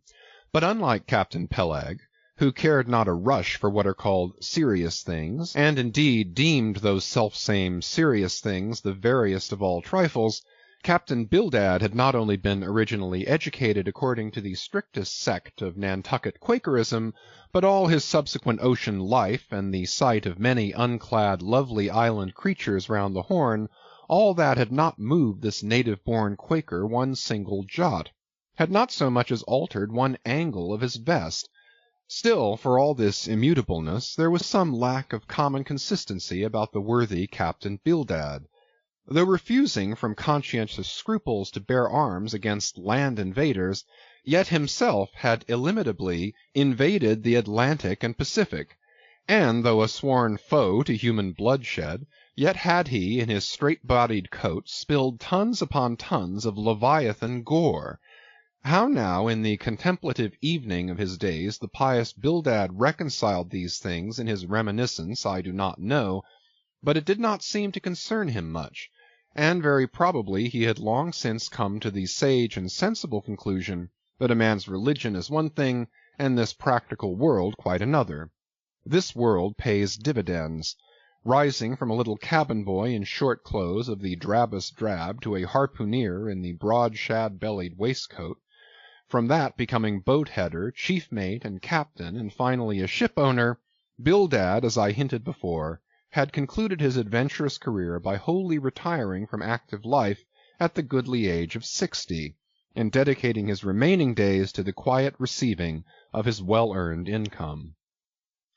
Now, Bildad, I am sorry to say, had the reputation of being an incorrigible old hunks, and in his sea-going days a bitter, hard taskmaster. They told me in Nantucket, though it certainly seems a curious story, that when he sailed the old Cattegut whaleman, his crew, upon arriving home, were mostly all carried ashore to the hospital, sore exhausted and worn out. For a pious man, especially for a Quaker, he was certainly rather hard-hearted, to say the least. He never used to swear, though, at his men, they said, but somehow he got an inordinate quantity of cruel, unmitigated hard work out of them. When Bildad was a chief mate, to have his drab-colored eye intently looking at you made you feel completely nervous, till you could clutch something, a hammer or a marling-spike, and go to work like mad at something or other, never mind what. Indolence and idleness perished before him. His own person was the exact embodiment of his utilitarian character. On his long, gaunt body he carried no spare flesh, no superfluous beard, his chin having a soft, economical nap to it, like the worn nap of his broad-brimmed hat. Such, then, was the person that I saw seated on the transom when I followed Captain Peleg down into the cabin. The space between the decks was small, and there bolt upright sat old Bildad, who always sat so, and never leaned, and this to save his coat-tails. His broad brim was placed beside him, his legs were stiffly crossed, his drab vesture was buttoned up to his chin, and spectacles on nose, he seemed absorbed in reading from a ponderous volume. "Bildad!" cried Captain Peleg. "At it again, Bildad, eh? You've been studying those scriptures now for the last 30 years, to my certain knowledge. How far you get, Bildad?" As if long habituated to such profane talk from his old shipmate, Bildad, without noticing his present irreverence, quietly looked up, and seeing me, glanced again inquiringly towards Peleg. "He says he's our man, Bildad," said Peleg. "He wants to ship." "Dost thee?" said Bildad in a hollow tone, and turning round to me. "I dost," said I unconsciously, he was so intense a Quaker. "What do you think of him, Bildad?" said Peleg. "He'll do," said Bildad, eyeing me, and then went on spelling away at his book in a mumbling tone quite audible. I thought him the queerest old Quaker I ever saw, especially as Peleg, his friend and old shipmate, seemed such a blusterer. But I said nothing, only looking round me sharply. Peleg now threw open a chest, and drawing forth the ship's articles, placed pen and ink before him, and seated himself at a little table. I began to think it was high time to settle with myself at what terms I would be willing to engage for the voyage. I was already aware that in the whaling business they paid no wages, but all hands, including the captain, received certain shares of the profit, called lays, and that these lays were proportioned to the degree of importance pertaining to the respective duties of the ship's company. I was also aware that being a green hand at whaling, my own lay could not be very large, but considering that I was used to the sea, could steer a ship, splice a rope, and all that, I made no doubt that from all I had heard I should be offered at least the 275th lay, that is, the 275th part of the clear net proceeds of the voyage, whatever that might eventually amount to. And though the 275th lay was what they call a rather long lay, yet it was better than nothing, and if we had a lucky voyage, might pretty nearly pay for the clothing I would wear out on it, not to speak of my 3 years' beef and board, for which I would not have to pay 1 stiver. It might be thought that this was a very poor way to accumulate a princely fortune, and so it was, a very poor way indeed. But I am one of those that never take on about princely fortunes, and am quite content if the world is ready to board and lodge me, while I am putting up at this grim sign of the thundercloud. Upon the whole, I thought that the 275th lay would be about the fair thing, but I would not have been surprised if I had been offered the 200th, considering I was of a broad-shouldered make. But one thing, nevertheless, that made me a little distrustful about receiving a generous share of the profits was this. Ashore I had heard something of both Captain Peleg and his unaccountable old crony Bildad, how that they, being the principal proprietors of the Pequod, therefore the other and more inconsiderable scattered owners left nearly the whole management of the ship's affairs to these two, and I did not know but what the stingy old Bildad might have a mighty deal to say about shipping hands, especially as I now found him on board the Pequod, quite at home there in the cabin, and reading his Bible as if at his own fireside. Now, while Peleg was vainly trying to mend a pen with his jackknife, old Bildad, to my no small surprise, considering that he was such an interested party in these proceedings, Bildad never heeded us, but went on mumbling to himself out of his book, "Lay not up for yourselves treasures upon earth, where moth—" "Well, Captain Bildad," interrupted Peleg, "what do you say? What lay shall we give this young man?" "Thou knowest best," was the sepulchral reply. "The 777th wouldn't be too much, would it? Where moth and rust do corrupt, but lay—" Lay, indeed, thought I, and such a lay! The 777th! Well, old Bildad, you are determined that I, for one, shall not lay up many lays here below, where moth and rust do corrupt. It was an exceedingly long lay, that indeed, and though from the magnitude of the figure it might at first deceive the landsman, yet the slightest consideration will show that though 777 is a pretty large number, yet when you come to make a tenth of it, you will see, as I say, that the 777th part of a farthing is a good deal less than 777 gold doubloons, and so thought I at the time. "I blast your eyes, Bildad," cried Peleg. "Thou dost not want to swindle this young man. He must have more than that." 777th, again said Bildad, without lifting his eyes, and then went on mumbling, "For where your treasure is, there will your heart be also." "I am going to put him down for the 300th, said Peleg. "Do you hear that, Bildad? The 300th lay, I say." Bildad lay down his book, and turning solemnly towards him, said, "Captain Peleg, thou hast a generous heart, but thou must consider the duty thou owest to the other owners of this ship, widows and orphans, many of them, and that if we too abundantly reward the labors of this young man, we may be taking bread from those widows and those orphans. The 777th lay, Captain Peleg." "Thou Bildad!" roared Peleg, starting up and clattering about the cabin. "Blast ye, Captain Bildad, if I had followed thy advice in these matters, I would afore now had a conscience to lug about, and would be heavy enough to founder the largest ship that ever sailed round Cape Horn." "Captain Peleg," said Bildad steadily, "thy conscience may be drawing 10 inches of water, or 10 fathoms, I can't tell, But as thou art still an impenitent man, Captain Peleg, I greatly fear lest thy conscience be but a leaky one, and will in the end sink thee foundering down to the fiery pit, Captain Peleg. Fiery pit? Fiery pit? Ye insult me, man. Past all natural bearing ye insult me. It's an all-fired outrage to tell any human creature that he's bound to hell. Flukes and flames, Bildad, say that again to me, and start my soul bolts, I'll swallow a live goat with all his hair and horns on. Out of the cabin, ye canting, drab-coloured son of a wooden gun. A straight wake with ye. As he thundered out this, he made a rush at Bildad, but with a marvellous oblique sliding celerity Bildad for that time eluded him. Alarmed at this terrible outburst between the two principal and responsible owners of the ship, and feeling half a mind to give up all idea of sailing in a vessel so questionably owned and temporarily commanded, I stepped aside from the door to give egress to Bildad, who, I made no doubt, was all eagerness to vanish before the awakened wrath of Peleg. But to my astonishment he sat down again on the transom very quietly, and seemed to have not the slightest intention of withdrawing. He seemed quite used to the impenitent Peleg and his ways. As for Peleg, after letting off his rage as he had, there seemed no more left in him, and he too sat down like a lamb, though he twitched a little as if still nervously agitated. "Whew!" he whistled at last. "A squall's gone off to leeward, I think.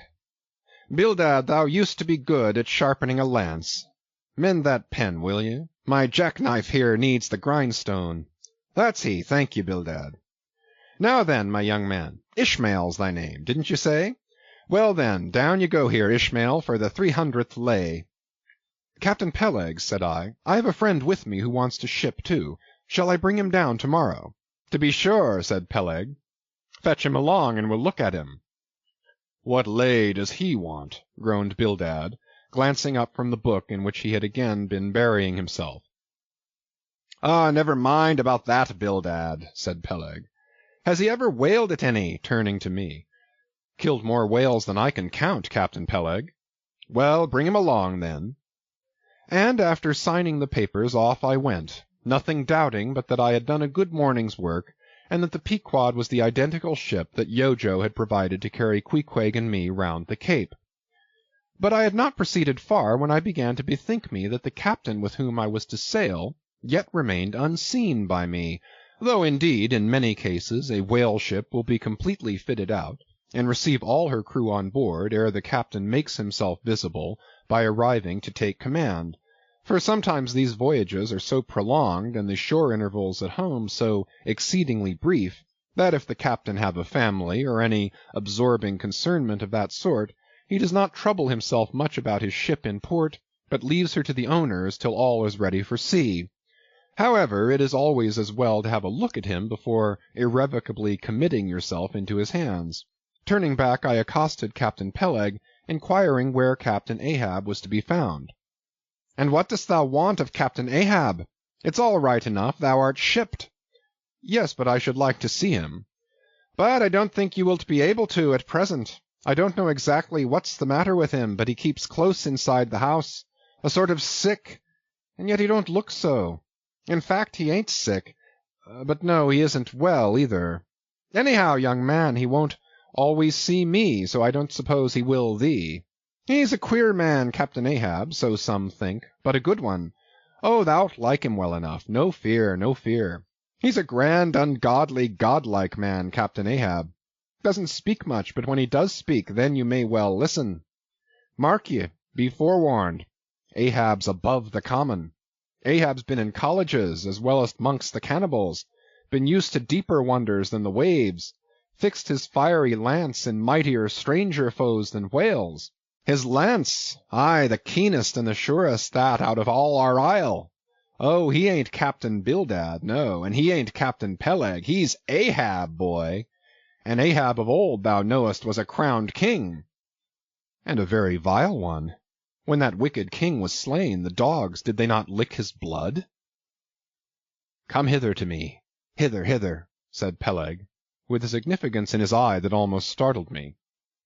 Look ye, lad, never say that on board the Pequod. Never say it anywhere. Captain Ahab did not name himself.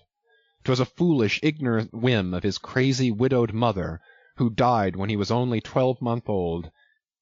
And yet the old squaw Tistig at Gayhead said that the name would somehow prove prophetic. And perhaps other fools like her may tell thee the same. I wish to warn thee, it's a lie. I know Captain Ahab well. I've sailed with him as mate years ago. I know what he is, a good man. Not a pious good man like Bildad, but a swearing good man, something like me, only there's a good deal more of him.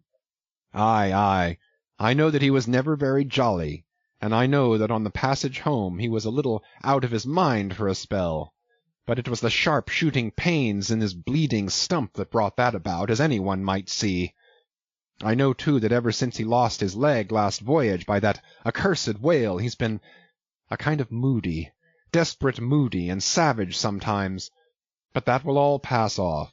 And once for all, let me tell ye and assure thee, young man, it's better to sail with a moody, good captain than a laughing, bad one. So good-bye to thee, and wrong not Captain Ahab because he happens to have a wicked name. Besides, my boy, he has a wife, not 3 voyages wedded, a sweet, resigned girl. Think of that. And by that sweet girl that old man has a child. Hold ye then, can there be any utter, hopeless harm in Ahab? No, no, my lad. Stricken, blasted if he be, Ahab has his humanities. As I walked away, I was full of thoughtfulness. What had been incidentally revealed to me of Captain Ahab filled me with a certain wild vagueness of painfulness concerning him, and somehow at the time I felt a sympathy and a sorrow for him, but for I don't know what, unless it was the cruel loss of his leg. And yet I also felt a strange awe of him, but that sort of awe which I cannot at all describe, was not exactly awe. I do not know what it was, but I felt it, and it did not disincline me towards him, though I felt impatience at what seemed like mystery in him, so imperfectly as he was known to me then. However, my thoughts were at length carried in other directions, so that for the present dark Ahab slipped my mind.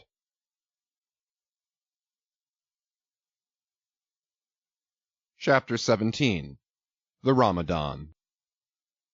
As Queequeg's Ramadan, or fasting and humiliation, was to continue all day, I did not choose to disturb him till towards nightfall, for I cherish the greatest respect towards everybody's religious obligations, never mind how comical, and couldn't find it in my heart to undervalue even a congregation of ants worshipping a toadstool, or those other creatures in certain parts of our earth who, with a degree of footmanism quite unprecedented in other planets, bow down before the torso of a deceased landed proprietor merely on account of the inordinate possessions yet owned and rented in his name.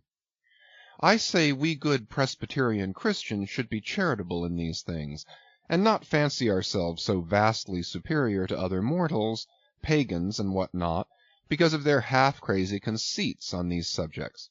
There was Queequeg now, certainly entertaining the most absurd notions about Yojo and his Ramadan, but what of that? Queequeg thought he knew what he was about, I suppose. He seemed to be content, and there let him rest.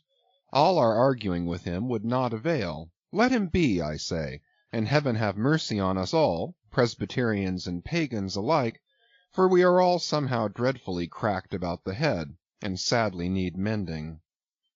Towards evening, when I felt assured that all his performances and rituals must be over, I went up to his room and knocked at the door, but no answer. I tried to open it, but it was fastened inside. "Queequeg," said I, softly, through the keyhole, all silent. "I say, Queequeg, why don't you speak? It's I, Ishmael." But all remained still as before. I began to grow alarmed. I had allowed him such abundant time I thought he might have had an apoplectic fit. I looked through the keyhole, but the door opening into an odd corner of the room, the keyhole prospect was but a crooked and sinister one. I could only see part of the footboard of the bed, and a line of the wall, but nothing more. I was surprised to behold, resting against the wall, the wooden shaft of Queequeg's harpoon, which the landlady the evening previous had taken from him before our mounting to the chamber. That's strange, thought I. But at any rate, since the harpoon stands yonder, and he seldom or never goes abroad without it, therefore he must be inside here, and no possible mistake. Queequeg! Queequeg! All still. Something must have happened. Apoplexy. I tried to burst open the door, but it stubbornly resisted. Running downstairs, I quickly stated my suspicions to the first person I met, the chambermaid. La, la, she cried, I thought something must be the matter. I went to make the bed after breakfast, and the door was locked, and not a mouse to be heard, and it's been just so silent ever since. But I thought maybe you had both gone off and locked your baggage in for safe keeping. La, la, ma'am, mistress, murder, Mrs. Hussey, apoplexy. And with these cries she ran toward the kitchen, I following. Mrs. Hussey soon appeared with a mustard pot in one hand and a vinegar cruet in the other, having just broken away from the occupation of attending to the castors and scolding her little black boy meantime. Woodhouse, cried I, which way to it? Run, for God's sake, and fetch something to pry open the door. The axe! The axe! He's had a stroke, depend upon it. And so saying, I was unmethodically rushing upstairs again empty-handed, when Mrs. Hussey interposed the mustard pot and vinegar cruet and the entire castor of her countenance. What's the matter with you, young man? Get the axe. For God's sake, run for the doctor, someone, while I pry it open. Look here, said the landlady, quickly putting down the vinegar cruet, so as to have one hand free. Look here, are you talking about prying open any of my doors? And with that she seized my arm. What's the matter with you? What's the matter with you, shipmate? In as calm but as rapid a manner as possible, I gave her to understand the whole case. Unconsciously clapping the vinegar cruet to one side of her nose, she ruminated for an instant, then exclaimed, No, I haven't seen it since I put it there. Running to the little closet under the landing of the stairs, she glanced in, and returning told me that Queequeg's harpoon was missing. He's killed himself, she cried. It's unfortunate Stiggs done over again. There goes another counterpane. God pity his poor mother. It'll be the ruin of my house. Has the poor lad a sister? Where's that girl? There, Betty, go to Snarls the painter and tell him to paint me a sign with no suicides permitted here and no smoking in the parlor. Might as well kill both birds at once. Kill! Ah, the Lord be merciful to his ghost. What's that noise there? You, young man, avast there! And running up after me, she caught me as I was again trying to force open the door. I don't allow it. I won't have my premises spoiled. Go for the locksmith. There's one about a mile from here. But avast! Putting her hand in her side pocket. Here's a key that'll fit, I guess. Let's see. And with that she turned it in the lock, but alas, Queequeg's supplemental bolt remained undrawn within. Have to burst it open, said I, and was running down the entry a little for a good start when the landlady caught at me, again vowing that I should not break down her premises.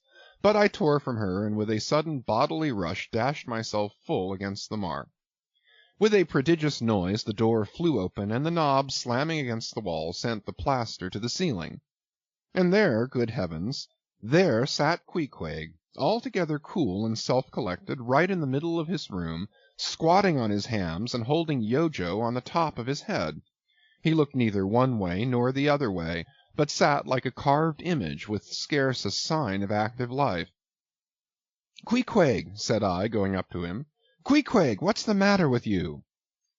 He hain't been sittin' so all day, has he? Said the landlady. But all we said, not a word could we drag out of him. I almost felt like pushing him over so as to change his position, for it was almost intolerable. It seemed so painfully and unnaturally constrained, especially as in all probability he had been sitting so for upwards of 8 or 10 hours, going too without his regular meals. Mrs. Hussey, said I, he's alive at all events, so leave us if you please, and I will see to this strange affair myself. Closing the door upon the landlady, I endeavoured to prevail upon Queequeg to take a chair, but in vain. There he sat, and all he could do, for all my polite arts and blandishments, he would not move a peg, nor say a single word, nor even look at me, nor notice my presence in the slightest way. I wonder, thought I, if this can possibly be a part of his Ramadan. Do they fast on their hams that way in his native island? It must be so. Yes, it's part of his creed, I suppose. Well, then, let him rest. He'll get up sooner or later, no doubt. It can't last forever, thank God, and his Ramadan only comes once a year, and I don't believe it's very punctual then. I went down to supper. After sitting a long time listening to the long stories of some sailors who had just come from a plum-pudding voyage, as they call it, that is, a short whaling voyage in a schooner or brig confined to the north of the line in the Atlantic Ocean only, after listening to these plum-puddingers till nearly 11 o'clock, I went upstairs to go to bed, feeling quite sure by this time Queequeg must certainly have brought his Ramadan to a termination.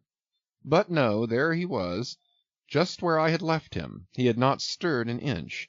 I began to grow vexed with him. It seemed so downright senseless and insane to be sitting there all day and half the night on his hams in a cold room, holding a piece of wood on his head. For heaven's sake, Queequeg, get up and shake yourself. Get up and have some supper. You'll starve. You'll kill yourself, Queequeg. But not a word did he reply. Despairing of him, therefore, I determined to go to bed and to sleep, and no doubt before a great while he would follow me. But previous to turning in, I took my heavy bearskin jacket and threw it over him, as it promised to be a very cold night, and he had nothing but his ordinary round jacket on. For some time, do all I would, I could not get into the faintest doze. I had blown out the candle, and the mere thought of Queequeg, not 4 feet off, sitting there in that uneasy position, stark alone in the cold and dark, this made me really wretched. Think of it, sleeping all night in the same room with a wide-awake pagan on his hams in this dreary, unaccountable Ramadan. But somehow I dropped off at last, and knew nothing more till break of day, when, looking over the bedside, there squatted Queequeg, as if he had been screwed down to the floor. But as soon as the first glimpse of sun entered the window, up he got, with stiff and grating joints, but with a cheerful look, limped towards me where I lay, pressed his forehead against mine, and said his Ramadan was over. Now, as I before hinted, I have no objection to any person's religion, be it what it may, so long as that person does not kill or insult any other person, because that other person don't believe it also. But when a man's religion becomes really frantic, when it is a positive torment to him, and, in fine, makes this earth of ours an uncomfortable inn to lodge in, then I think it high time to take that individual aside and argue the point with him. And just so I now did with Queequeg. Queequeg, said I, get into bed now, and lie and listen with me. Then I went on, beginning with the rise and progress of the primitive religions, and coming down to the various religions of the present time, during which time I labored to show Queequeg that all these Lents, Ramadans, and prolonged ham-squattings in cold, cheerless rooms were stark nonsense, bad for the health, useless for the soul, opposed, in short, to the obvious laws of hygiene and common sense. I told him, too, that he, being in other things such an extremely sensible and sagacious savage, it pained me, very badly pained me, to see him now so deplorably foolish about this ridiculous Ramadan of his. Besides, argued I, fasting makes the body cave in, hence the spirit caves in, and all thoughts born of a fast must necessarily be half-starved. This is the reason why most dyspeptic religionists cherish such melancholy notions about their hereafters. In one word, Queequeg, said I, rather digressively, hell is an idea first born on an undigested apple dumpling, and since then perpetuated through the hereditary dyspepsias nurtured by Ramadans. I then asked Queequeg whether he himself was ever troubled with dyspepsia, expressing the idea very plainly so that he could take it in. He said no, only upon one memorable occasion. It was after a great feast given by his father, the king, on the gaining of a great battle wherein 50 of the enemy had been killed by about 2 o'clock in the afternoon, and all cooked and eaten that very evening. No more, Queequeg, said I, shuddering. That will do, for I knew the inferences without his further hinting them. I had seen a sailor who had visited that very island, and he told me that it was the custom, when a great battle had been gained there, to barbecue all the slain in the yard or garden of the victor, and then one by one they were placed in great wooden trenchers and garnished round like a pilau with breadfruit and cocoanuts, and with some parsley in their mouths were sent round with the victor's compliments to all his friends, just as though these presents were so many Christmas turkeys. After all, I do not think that my remarks about religion made much of an impression on Queequeg, because in the first place he somehow seemed dull of hearing on that important subject, unless considered from his own point of view, and in the second place he did not more than 1/3 understand me, couch my ideas as simply as I would, and finally he no doubt thought he knew a good deal more about true religion than I did. He looked at me with a sort of condescending concern and compassion, as though he thought it a great pity that such a sensible young man should be so hopelessly lost to evangelical pagan piety.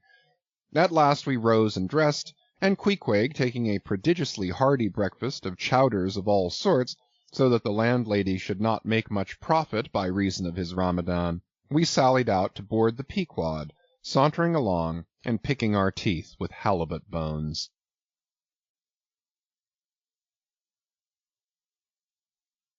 Chapter 18. His Mark.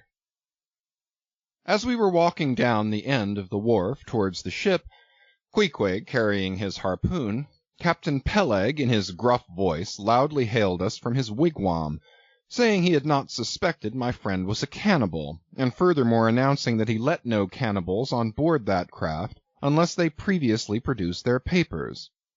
"What do you mean by that, Captain Peleg?" said I, now jumping on the bulwarks, and leaving my comrade standing on the wharf. "I mean," he replied, "he must show his papers." "Yes," said Captain Bildad in his hollow voice, sticking his head from behind Peleg's out of the wigwam. "He must show that he's converted. Son of darkness," he added, turning to Queequeg, "art thou at present in communion with any Christian church?" "Why," said I, "he's a member of the First Congregational Church." Here be it said that many tattooed savages sailing in Nantucket ships at last come to be converted into churches. "First Congregational Church!" cried Bildad. "What, that worships in Deacon Deuteronomy Coleman's meeting-house?" And so saying, taking out his spectacles, he rubbed them with his great yellow bandana handkerchief, and putting them on very carefully, came out of the wigwam, and leaning stiffly over the bulwarks, took a good long look at Queequeg. "How long hath he been a member?" he then said, turning to me. "Not very long, I rather guess, young man." "No," said Peleg, "and he hasn't been baptized right either, or it would have washed some of that devil's blue off his face." "Do tell now," cried Bildad, "is this Philistine a regular member of Deacon Deuteronomy's meeting? I never saw him going there, and I pass it every Lord's Day." "I don't know anything about Deacon Deuteronomy or his meeting," said I. "All I know is that Queequeg here is a born member of the First Congregational Church. He is a deacon himself, Queequeg is." "Young man," said Bildad sternly, "thou art skylarking with me. Explain thyself, thou young Hittite. What church dost thee mean? Answer me." Finding myself thus hard pushed, I replied, "I mean, sir, the same ancient Catholic church to which you and I and Captain Peleg there, and Queequeg here, and all of us, and every mother's son and soul of us belong, the great and everlasting first congregation of this whole worshipping world. We all belong to that, only some of us cherish some queer crotchets, in no way touching the grand belief. In that we all join hands." "Splice, thou meanst, splice hands," cried Peleg, drawing nearer. "Young man, you'd better ship for a missionary instead of a foremast hand. I never heard a better sermon. Deacon Deuteronomy, why, Father Mapple himself couldn't beat it, and he's reckoned something. Come aboard, never mind about the papers. I say, tell Quohog there, what's that you call him? Tell Quohog to step along. By the great anchor, what a harpoon he's got there. Looks like good stuff, that, and he handles it about right.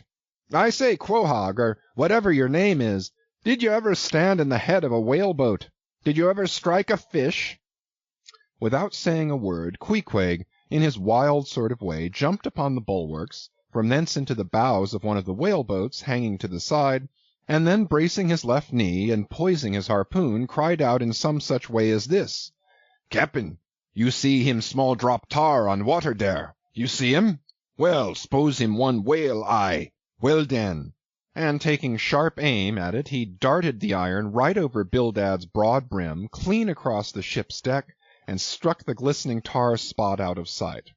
"Now," said Queequeg, quietly hauling in the line, "s'posey him whaley eye. Why, dat whale dead." "Quick, Bildad," said Peleg, his partner, who, aghast at the close vicinity of the flying harpoon, had retreated towards the cabin gangway. "Quick, I say you, Bildad, and get the ship's papers. We must have Quohog, in one of our boats. Look ye, Quohog, we'll give ye the 90th lay, and that's more than ever was given a harpooneer yet out of Nantucket." So down we went into the cabin, and to my great joy Queequeg was soon enrolled among the same ship's company to which I myself belong. When all preliminaries were over, and Peleg had got everything ready for signing, he turned to me and said, "I guess Quohog there don't know how to write, does he? I say, Quohog, blast ye, dost thou sign thy name, or make thy mark?" But at this question Queequeg, who had twice or thrice before taken part in similar ceremonies, looked no ways abashed, but taking the offered pen, copied upon the paper, in the proper place, an exact counterpart of the queer round figure which was tattooed upon his arm, so that through Captain Peleg's obstinate mistake touching his appellative, it stood something like this: Quohog, his mark, X. Meanwhile Captain Bildad sat earnestly and steadfastly eyeing Queequeg, and at last, rising solemnly and fumbling in the huge pockets of his broad-skirted drab coat, took out a bundle of tracts, and selecting one entitled "The Latter Day Coming, or No Time to Lose," placed it in Queequeg's hands, and grasping them and the book with both his, looked earnestly into his eyes and said, "Son of Darkness, I must do my duty by thee. I am part owner of this ship, and feel concerned for the souls of all its crew. If thou still clingest to thy pagan ways, which I sadly fear, I beseech thee remain not for aye a Belial bondsman. Spurn the idle bell and the hideous dragon. Turn from the wrath to come. Mind thine eye, I say. Ah, goodness gracious! Steer clear of the fiery pit." Something of the salt sea yet lingered in old Bildad's language, heterogeneously mixed with scriptural and domestic phrases. Avast there, Bildad! Avast now spoiling our harpooneer!" cried Peleg. "Pious harpooneers never make good voyagers. It takes the shark out of 'em. No harpooneer is worth a straw who ain't pretty sharkish. There was young Nat Swain, once the bravest boat-header out of all Nantucket and the Vineyard. He joined the meeting and never came to good. He got so frightened about his plaguey soul that he shrinked and steered away from whales, for fear of afterclaps, in case he got stove and went to Davy Jones." "Peleg, Peleg," said Bildad, lifting his eyes and hands, "thou thyself, as I myself, hast seen many a perilous time. Thou knowest, Peleg, what it is to have the fear of death. How then canst thou prate in this ungodly guise? Thou beliest thine own heart, Peleg. Tell me, when this same Pequod here had her 3 masts overboard in that typhoon on Japan, that same voyage when thou went mate with Captain Ahab, didst thou not think of death and the judgment then?" Hear him now," cried Peleg, marching across the cabin, and thrusting his hands far down into his pockets. "Hear him, all of ye! Think of that! When every moment we thought the ship would sink. Death and the judgment then? What? With all 3 masts making such an everlasting thundering against the side, and every sea breaking over us fore and aft? Think of death and the judgment then? No time to think about death then. Life was what Captain Ahab and I was thinking of, and how to save all hands, how to rig jury masts, how to get into the nearest port. That's what I was thinking of." Bildad said no more, but buttoning up his coat, stalked on deck, where we followed him. There he stood, very quietly overlooking some sailmakers who were mending a topsail in the waist. Now and then he stooped to pick up a patch or save an end of tarred twine, which otherwise might have been wasted.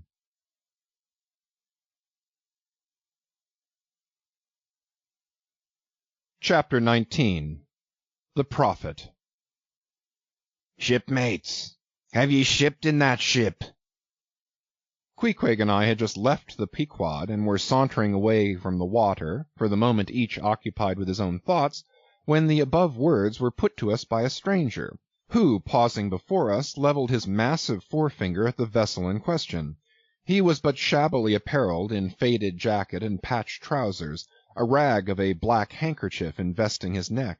A confluent smallpox had in all directions flowed over his face, and left it like the complicated ribbed bed of a torrent when the rushing waters have been dried up. "Have ye shipped in her?" he repeated. "You mean the ship Pequod, I suppose," said I, trying to gain a little more time for an uninterrupted look at him. "Aye, the Pequod. That ship there," he said, drawing back his whole arm, and then rapidly shoving it straight out from him with the fixed bayonet of his pointed finger darted full at the object. "Yes," said I, "we have just signed the articles." "Anything down there about your souls?" "About what?" "Oh, perhaps ye haven't got any," he said quickly. "No matter, though. I know many chaps that haven't got any. Good luck to 'em, and they are all the better off for it. A soul's a sort of a fifth wheel to a wagon."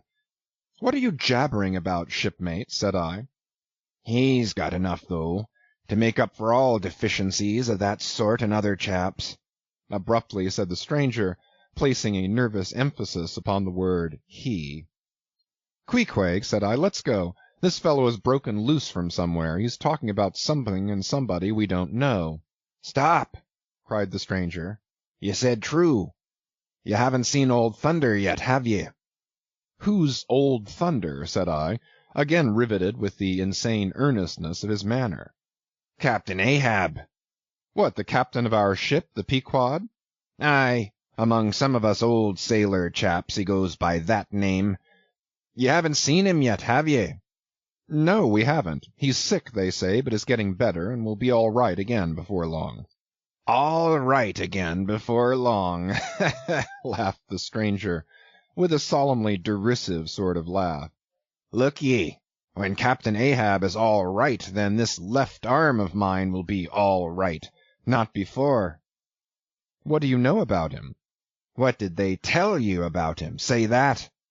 "They didn't tell much of anything about him, only I've heard he's a good whale hunter and a good captain to his crew." "That's true. That's true, yes, both true enough. But you must jump when he gives an order. Step and growl, growl and go. That's the word with Captain Ahab.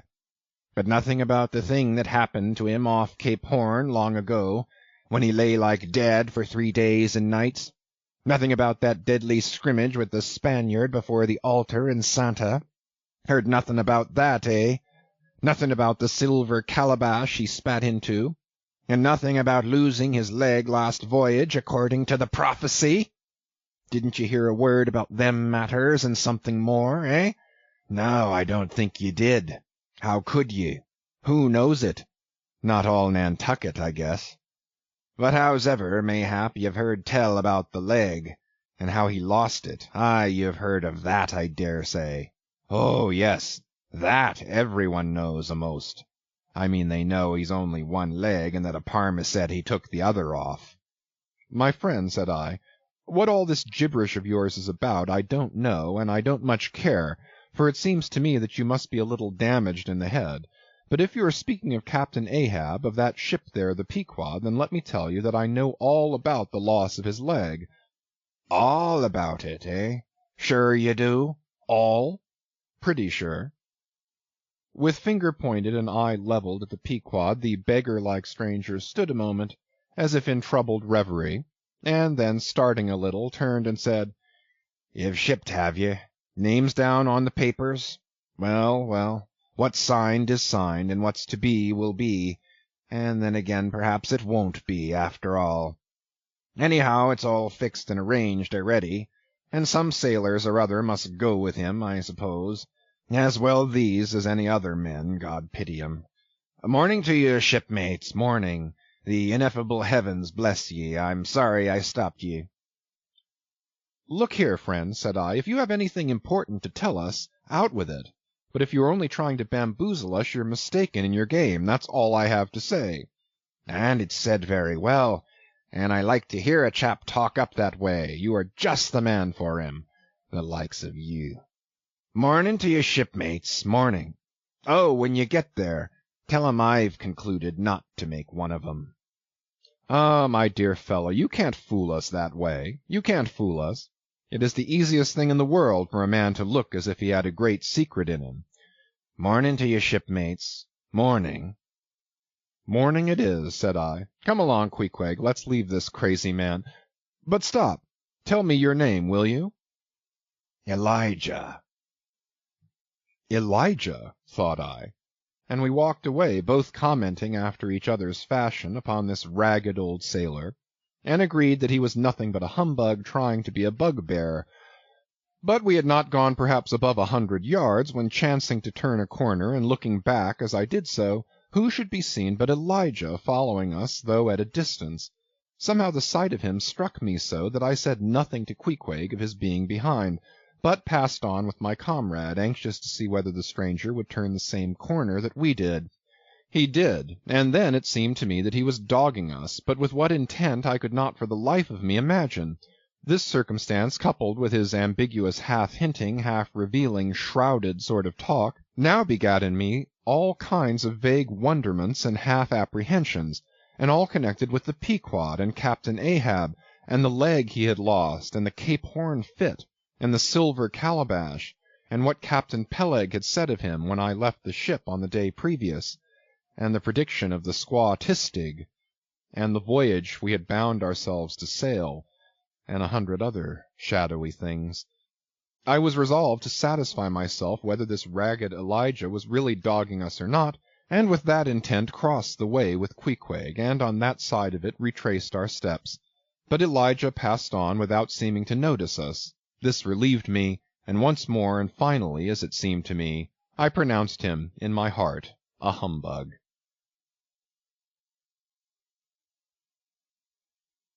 Chapter 20. All astir. A day or two passed, and there was great activity aboard the Pequod. Not only were the old sails being mended, but new sails were coming on board, and bolts of canvas and coils of rigging. In short, everything betokened that the ship's preparations were hurrying to a close. Captain Peleg seldom or never went ashore, but sat in his wigwam keeping a sharp lookout upon the hands. Bildad did all the purchasing and providing at the stores, and the men employed in the hold and on the rigging were working till long after nightfall. On the day following Queequeg's signing the articles, word was given at all the inns where the ship's company were stopping that their chests must be on board before night, for there was no telling how soon the vessel might be sailing. So Queequeg got down our traps, resolving, however, to sleep ashore till the last. But it seems they always give very long notice in these cases, and the ship did not sail for several days. But no wonder, there was a good deal to be done, and there is no telling how many things to be thought of before the Pequod was fully equipped. Everyone knows what a multitude of things, beds, saucepans, knives and forks, shovels and tongs, napkins, nutcrackers, and what not, are indispensable to the business of housekeeping. Just so with whaling, which necessitates a 3 years' housekeeping upon the wide ocean, far from all grocers, costermongers, doctors, bakers, and bankers. And though this also holds true of merchant vessels, yet not by any means to the same extent as with whalemen. For besides the great length of the whaling voyage, the numerous articles peculiar to the prosecution of the fishery, and the impossibility of replacing them at the remote harbors usually frequented, it must be remembered that of all ships, whaling vessels are the most exposed to accidents of all kinds, and especially to the destruction and loss of the very things upon which the success of the voyage most depends. Hence the spare boats, spare spars, and spare lines and harpoons, and spare everythings almost but a spare captain and duplicate ship. At the period of our arrival at the island, the heaviest storage of the Pequod had been almost completed, comprising her beef, bread, water, fuel, and iron hoops and staves. But as before hinted, for some time there was a continual fetching and carrying on board of divers odds and ends of things, both large and small. Chief among those who did this fetching and carrying was Captain Bildad's sister, a lean old lady of a most determined and indefatigable spirit, but withal very kind-hearted, who seemed resolved that if she could help it, nothing should be found wanting in the Pequod, after once fairly getting to sea. At one time she would come on board with a jar of pickles for the steward's pantry, another time with a bunch of quills for the chief mate's desk, where he kept his log, a third time with a roll of flannel for the small of someone's rheumatic back. Never did any woman better deserve her name, which was Charity, Aunt Charity, as everyone called her. And like a sister of charity did this charitable Aunt Charity bustle about hither and thither, ready to turn her hand and heart to anything that promised to yield safety, comfort, and consolation to all on board a ship in which her beloved brother Bildad was concerned, and in which she herself owned a score or two of well-saved dollars. But it was startling to see this excellent-hearted Quakeress coming on board, as she did the last day, with a long oil ladle in one hand and a still longer whaling lance in the other. Nor was Bildad himself nor Captain Peleg at all backward. As for Bildad, he carried about with him a long list of the articles needed, and at every fresh arrival down went his mark opposite that article upon the paper. Every once in a while Peleg came hobbling out of his whalebone den, roaring at the men down the hatchways, roaring up to the riggers at the masthead, and then concluding by roaring back into his wigwam. During these days of preparation Queequeg and I often visited the craft, and as often I asked about Captain Ahab, and how he was, and when he was going to come on board his ship. To these questions they would answer that he was getting better and better, and was expected aboard every day. Meantime the two captains, Peleg and Bildad, could attend to everything necessary to fit the vessel for the voyage. If I had been downright honest with myself, I would have seen very plainly in my heart that I did but half fancy being committed this way to so long a voyage, without once laying my eyes on the man who was to be the absolute dictator of it, so soon as the ship sailed out upon the open sea. But when a man suspects any wrong, it sometimes happens that if he be already involved in the matter, he insensibly strives to cover up his suspicions even from himself. And much this way it was with me. I said nothing, and tried to think nothing. At last it was given out that some time next day the ship would certainly sail, so next morning Queequeg and I took a very early start.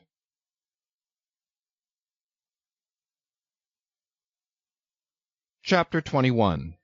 Going Aboard. It was nearly 6 o'clock, but only grey, imperfect, misty dawn when we drew nigh the wharf. "There are some sailors running ahead there, if I see right," said I to Queequeg. "It can't be shadows. She's off by sunrise, I guess. Come on." "Avast!" cried a voice, whose owner, at the same time coming close behind us, laid a hand upon both our shoulders, and then insinuating himself between us, stood stooping forward a little, in the uncertain twilight, strangely peering from Queequeg to me. It was Elijah. "Going aboard?" "Hands off, will you?" said I. "Looky here," said Queequeg, shaking himself. "Go away." "Ain't going aboard, then?" "Yes, we are," said I, "but what business is that of yours? Do you know, Mr. Elijah, that I consider you a little impertinent?" No, I wasn't aware of that," said Elijah, slowly and wonderingly looking from me to Queequeg with the most unaccountable glances. "Elijah," said I, "you will oblige my friend and me by withdrawing. We are going to the Indian and Pacific Oceans, and would prefer not to be detained." "Ye be ye? Coming back before breakfast?" "He's cracked, Queequeg," said I. "Come on." "Halloa!" cried stationary Elijah, hailing us when we had removed a few paces. "Never mind him," said I. "Queequeg, come on."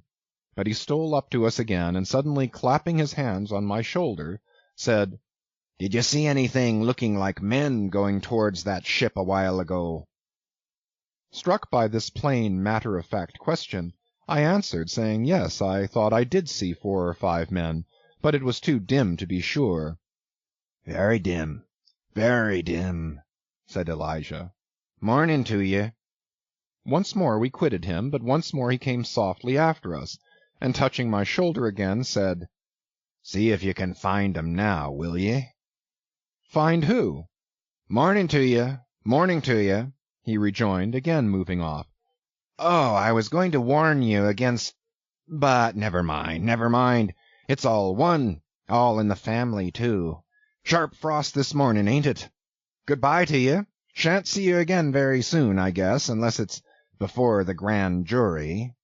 And with these cracked words he finally departed, leaving me for the moment in no small wonderment at his frantic impudence.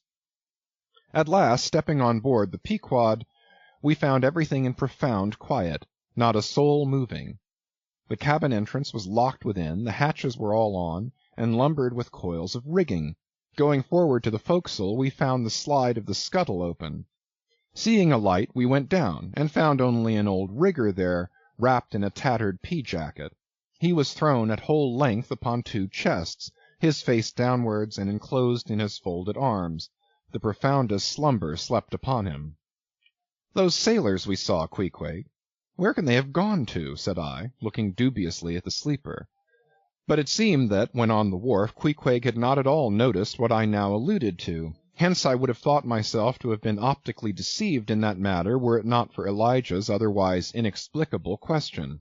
But I beat the thing down, and again marking the sleeper, jocularly hinted to Queequeg that perhaps we had best sit up with the body, telling him to establish himself accordingly.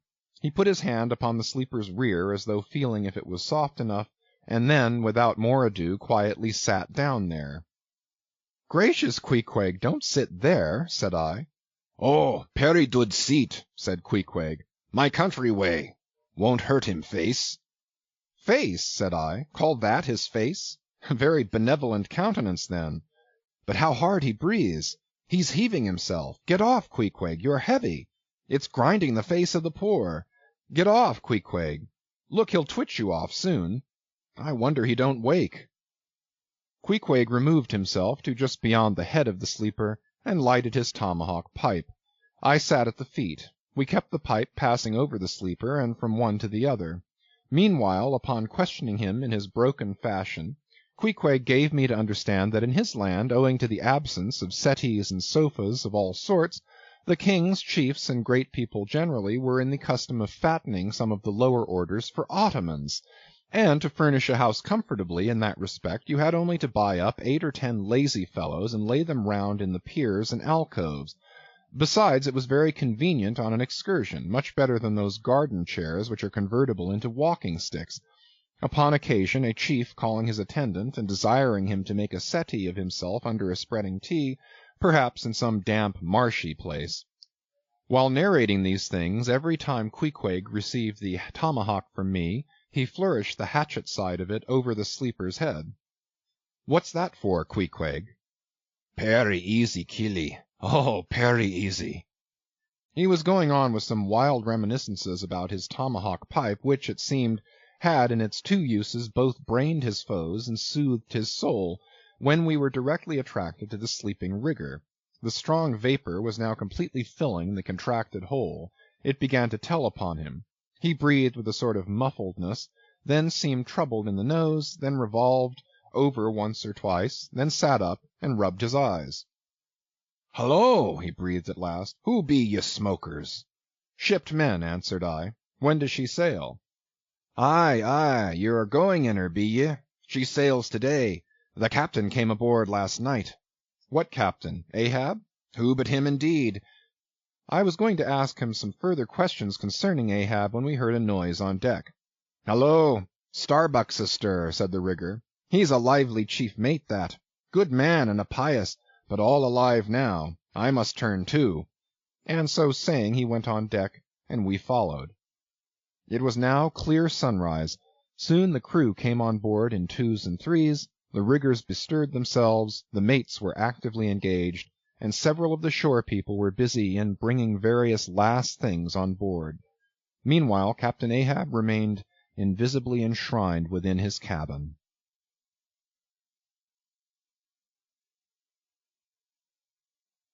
Chapter 22. Merry Christmas. At length, towards noon, upon the final dismissal of the ship's riggers, and after the Pequod had been hauled out from the wharf, and after the ever-thoughtful Charity had come off in a whaleboat, with her last gift, a nightcap for Stubb, the second mate, her brother-in-law, and a spare Bible for the steward. After all this, the two captains, Peleg and Bildad, issued from the cabin, and turning to the chief mate, Peleg said, "Now, Mr. Starbuck, are you sure everything is all right? Captain Ahab is all ready. Just spoke to him. Nothing more to be got from shore, eh? Well, call all hands, then. Muster 'em aft here, blast 'em." "No need of profane words, however great the hurry, Peleg," said Bildad. "But away with thee, friend Starbuck, and do our bidding." How now? Here, upon the very point of starting for the voyage, Captain Peleg and Captain Bildad were going it with a high hand on the quarter-deck, just as if they were to be joint commanders at sea, as well as, to all appearances, in port. And as for Captain Ahab, no sign of him was yet to be seen. Only, they said, he was in the cabin. But then the idea was that his presence was by no means necessary in getting the ship under way, and steering her well out to sea. Indeed, as that was not at all his proper business but the pilot's, and as he was not yet completely recovered, so they said, therefore Captain Ahab stayed below. And all this seemed natural enough, especially as in the merchant service many captains never show themselves on deck for a considerable time after heaving up the anchor, but remain over the cabin table, having a farewell merry-making with their shore friends, before they quit the ship for good with the pilot. But there was not much chance to think over the matter, for Captain Peleg was now all alive. He seemed to do most of the talking and commanding, and not Bildad. "Aft here, ye sons of bachelors!" he cried, as the sailors lingered at the mainmast. "Mr. Starbuck, drive 'em aft!" "Strike the tent there," was the next order. As I hinted before, this whalebone marquee was never pitched except in port, and on board the Pequod for 30 years the order to strike the tent was well known to be the next thing to heaving up the anchor. "Man the capstan! Blood and thunder! Jump!" was the next command, and the crew sprang for the handspikes. Now in getting under way, the station generally occupied by the pilot is the forward part of the ship, and here Bildad, who, with Peleg be it known, in addition to his other officers, was one of the licensed pilots of the port, he being suspected to have got himself made a pilot in order to save the Nantucket pilot fee to all the ships he was concerned in, for he never piloted any other craft.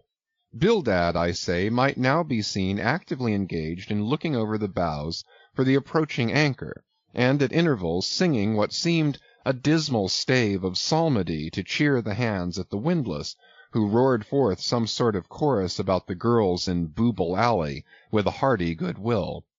Nevertheless, not 3 days previous, Bildad had told them that no profane songs would be allowed on board the Pequod, particularly in getting under way, and Charity, his sister, had placed a small, choice copy of Watts in each seaman's berth.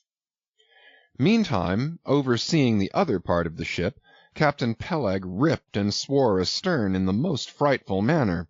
I almost thought he would sink the ship before the anchor could be got up. Involuntarily I paused on my handspike and told Queequeg to do the same, thinking of the perils we both ran in starting on the voyage with such a devil for a pilot.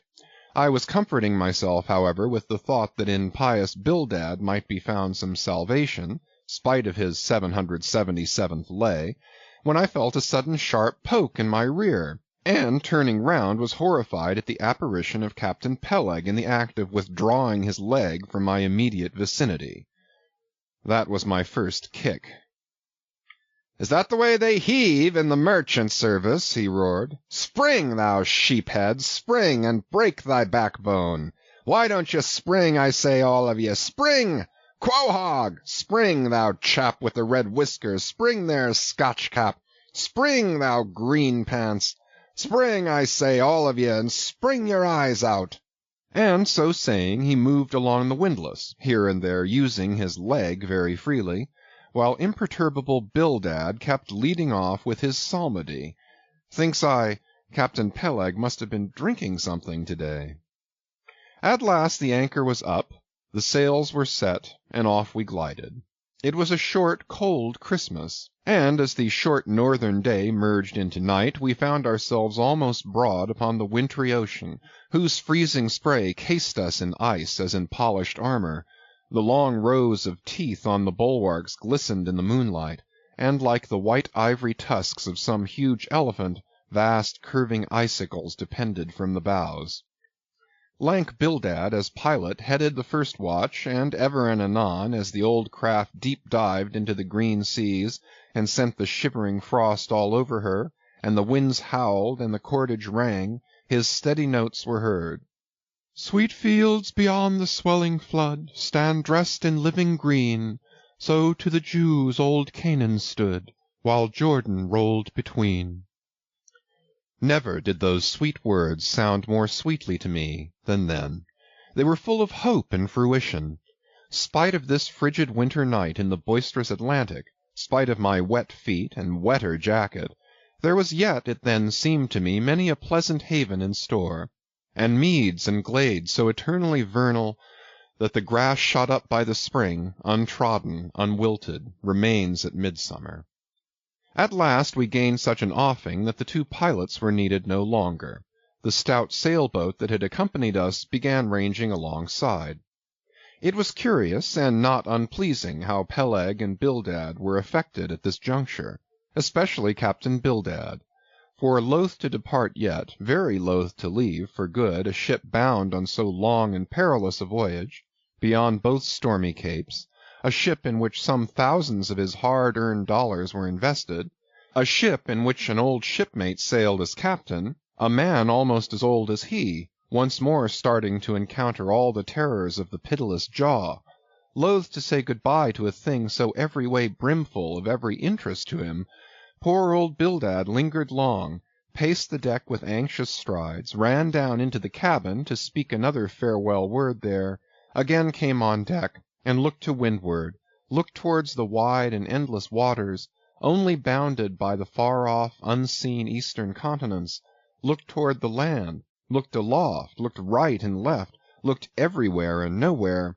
and at last, mechanically coiling a rope upon its pin, convulsively grasped stout Peleg by the hand, and holding up a lantern for the moment stood gazing heroically in his face, as much to say, "Nevertheless, friend Peleg, I can stand it. Yes, I can." As for Peleg himself, he took it more like a philosopher, but for all his philosophy there was a tear twinkling in his eye when the lantern came too near, and he too did not a little run from cabin to deck, now a word below, now a word with Starbuck, the chief mate. But at last he turned to his comrade with a final sort of look about him. "Captain Bildad! Come, old shipmate, we must go. Back the main-yard there. Boat ahoy! Stand by to come close alongside now. Careful, careful. Come, Bildad, boy, say your last. Luck to ye, Starbuck. Luck to ye, Mr. Stubb. Luck to ye, Mr. Flask. Good-bye and good luck to ye all. And this day 3 years I'll have a hot supper smoking for ye in old Nantucket. Hurrah and away!" "God bless ye, and have ye in his holy keeping, men," murmured old Bildad almost incoherently. "I hope you'll have fine weather now, so that Captain Ahab may soon be moving among ye. A pleasant sun is all he needs, and you'll have plenty of them in the tropic voyage ye go. Be careful in the hunt, ye mates. Don't stave the boats needlessly, ye harpooneers. Good white cedar plank is raised full 3% within the year. Don't forget your prayers, either. Mr. Starbuck, mind that cooper don't waste the spare staves.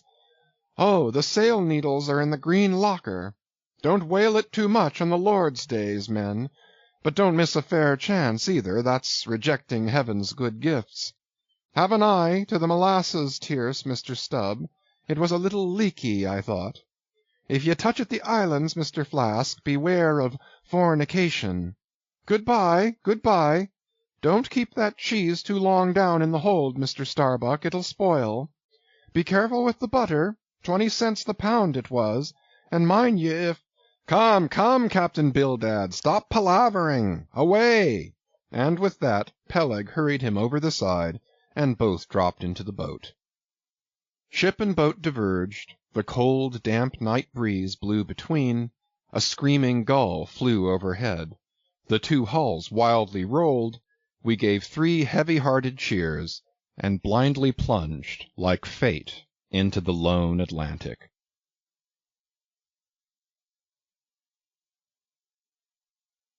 Chapter 23.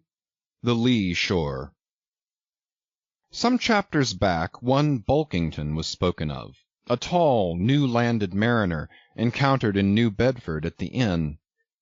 When on that shivering winter's night the Pequod thrust her vindictive bows into the cold, malicious waves, who should I see standing at her helm but Bulkington? I looked with sympathetic awe and fearfulness upon the man, who in midwinter just landed from a 4 years' dangerous voyage, could so unrestingly push off again for still another tempestuous term. The land seemed scorching to his feet. Wonderfulest things are ever the unmentionable. Deep memories yield no epitaphs. This 6-inch chapter is the stoneless grave of Bulkington. Let me only say that it fared with him as with the storm-tossed ship that miserably drives along the leeward land. The port would fain give succor. The port is pitiful. In the port is safety, comfort, hearthstone, supper, warm blankets, friends, all that's kind to our mortalities. But in that gale, the port, the land, is that ship's direst jeopardy. She must fly all hospitality. One touch of land, though it but graze the keel, would make her shudder through and through. With all her might she crowds all sail offshore. In so doing, fights against the very winds that fain would blow her homeward, seeks all the lashed sea's landlessness again, for refuge's sake forlornly rushing into peril, her only friend, her bitterest foe. Know ye now, Bulkington? Glimpses do you seem to see of that mortally intolerable truth, that all deep, earnest thinking is but the intrepid effort of the soul to keep the open independence of her sea, while the wildest winds of heaven and earth conspire to cast her on the treacherous, slavish shore? But as in landlessness alone resides highest truth, shoreless, indefinite as God, so better it is to perish in that howling infinite than be ingloriously dashed upon the lee, even if that were safety. For worm-like then, oh, who would craven crawl to land? Terrors of the terrible. Is all this agony so vain? Take heart, O Bulkington. Bear thee grimly, demigod. Up from the spray of thy ocean perishing, straight up leaps thy apotheosis.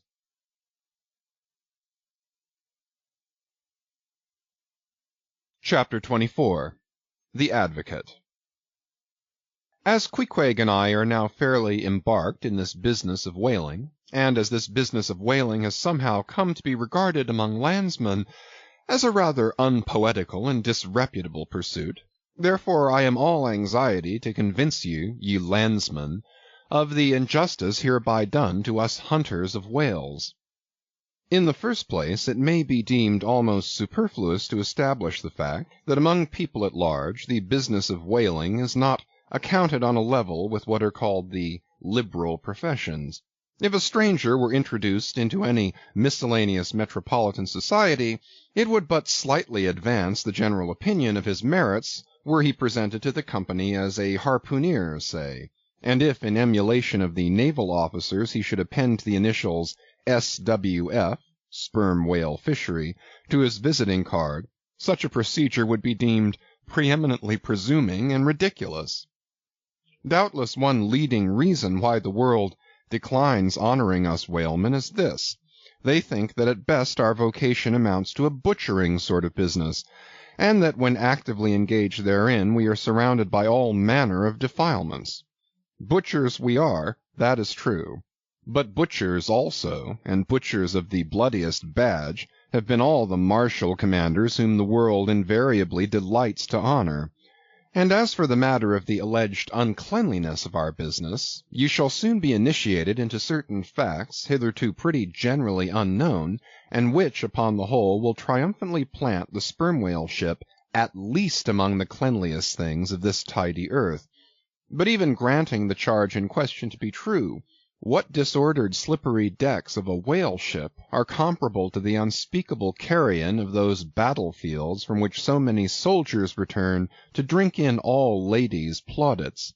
And if the idea of peril so much enhances the popular conceit of the soldier's profession, let me assure you that many a veteran who has freely marched up to a battery would quickly recoil at the apparition of the sperm whale's vast tail, fanning into eddies the air over his head. For what are the comprehensible terrors of man compared with the interlinked terrors and wonders of God? But though the world scouts at us whale hunters, yet does it unwittingly pay us the profoundest homage, yea, an all abounding adoration. For almost all the tapers, lamps, and candles that burn round the globe, burn, as before so many shrines, to our glory. But look at this matter in other lights. Weigh it in all sorts of scales. See what we whalemen are, and have been. Why did the Dutch in De Witt's time have admirals of their whaling fleets?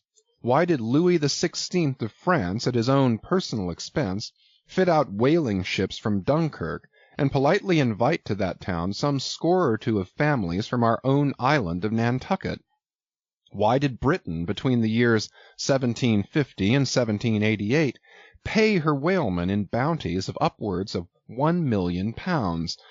And lastly, how comes it that we whalemen of America now outnumber all the rest of the banded whalemen in the world, sail a navy of upwards of 700 vessels, manned by 18,000 men, yearly consuming $4 million, the ship's worth at the time of sailing $20 million, and every year importing into our harbors a well-reaped harvest of $7 million?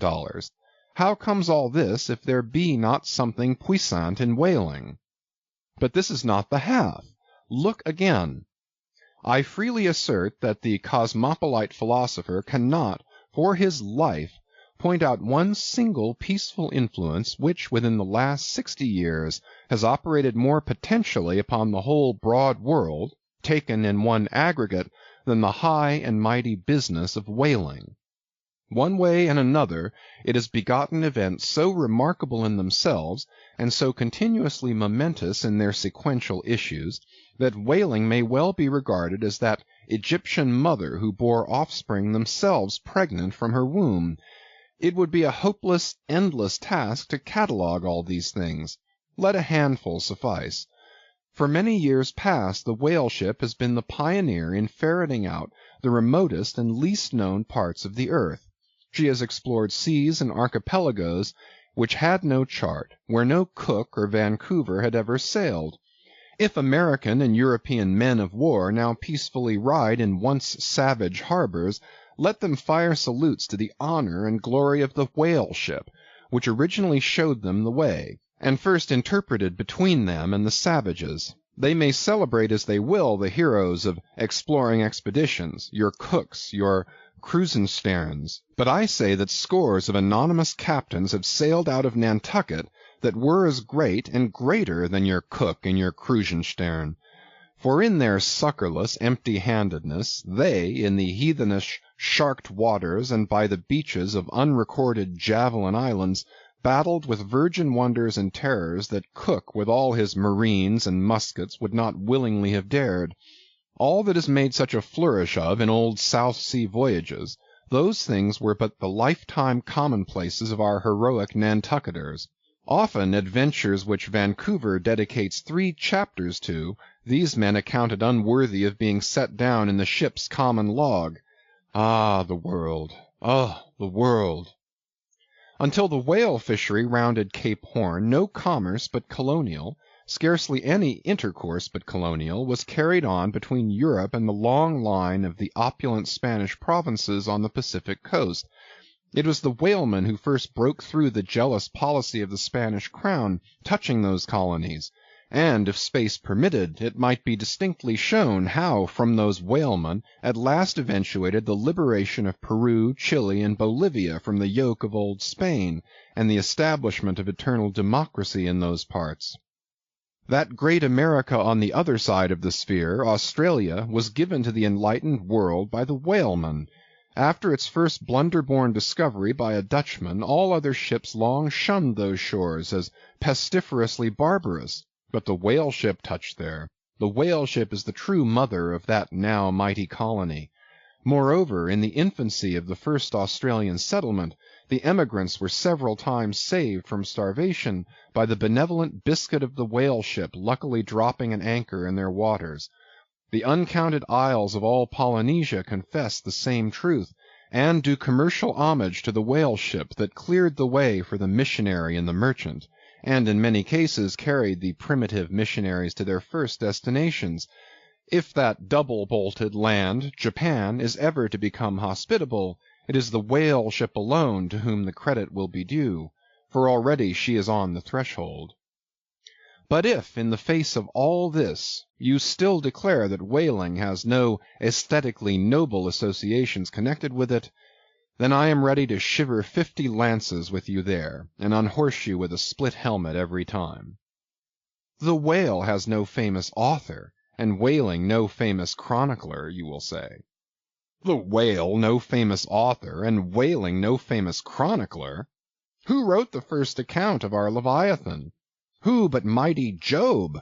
And who composed the first narrative of a whaling voyage? Who but no less a prince than Alfred the Great?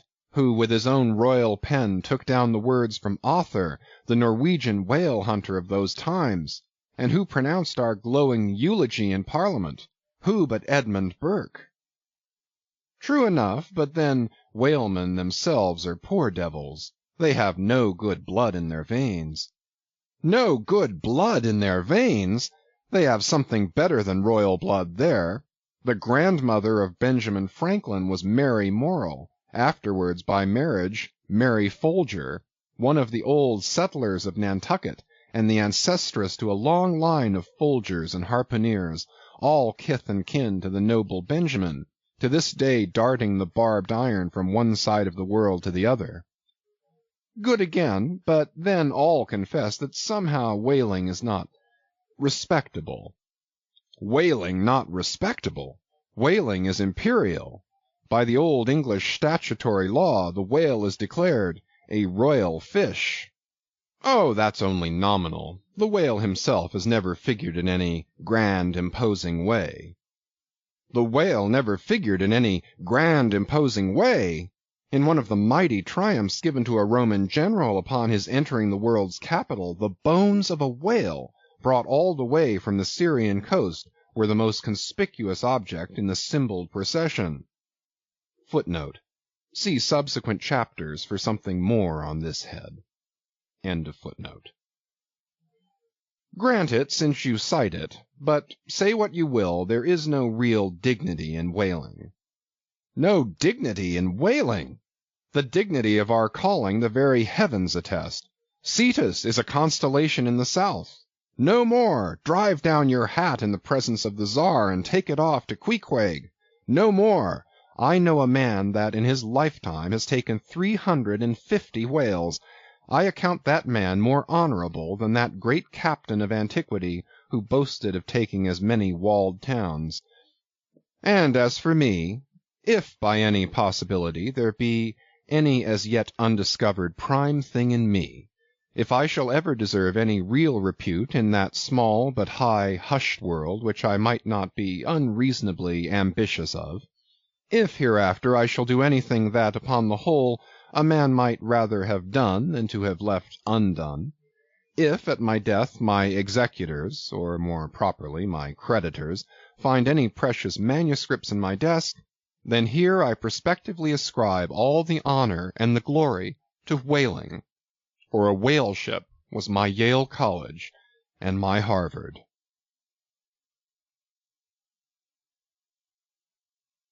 Chapter 25. Postscript.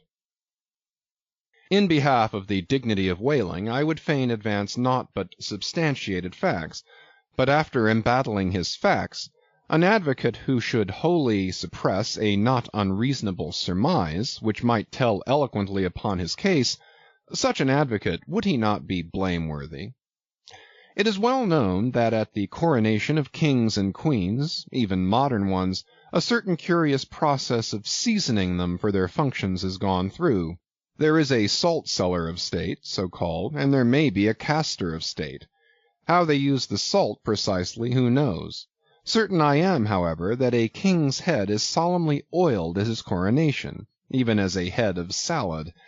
Can it be, though, that they anoint it with a view of making his interior run well as they anoint machinery? Much might be ruminated here concerning the essential dignity of this regal process, because in common life we esteem but meanly and contemptibly a fellow who anoints his hair and palpably smells of that anointing.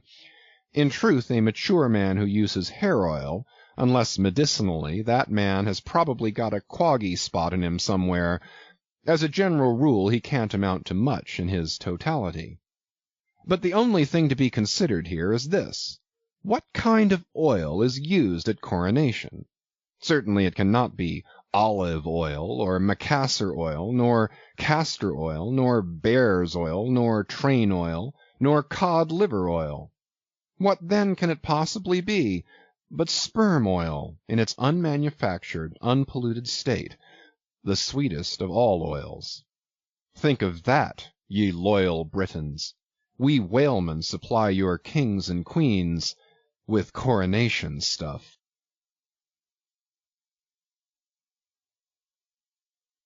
Chapter 26 Knights and Squires. The chief mate of the Pequod was Starbuck, a native of Nantucket, and a Quaker by descent.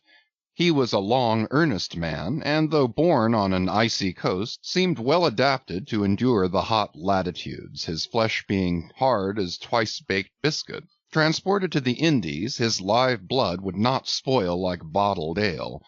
He must have been born in some time of general drought and famine, or upon one of those fast days for which his state is famous. Only some 30 arid summers had he seen. Those summers had dried up all his physical superfluousness.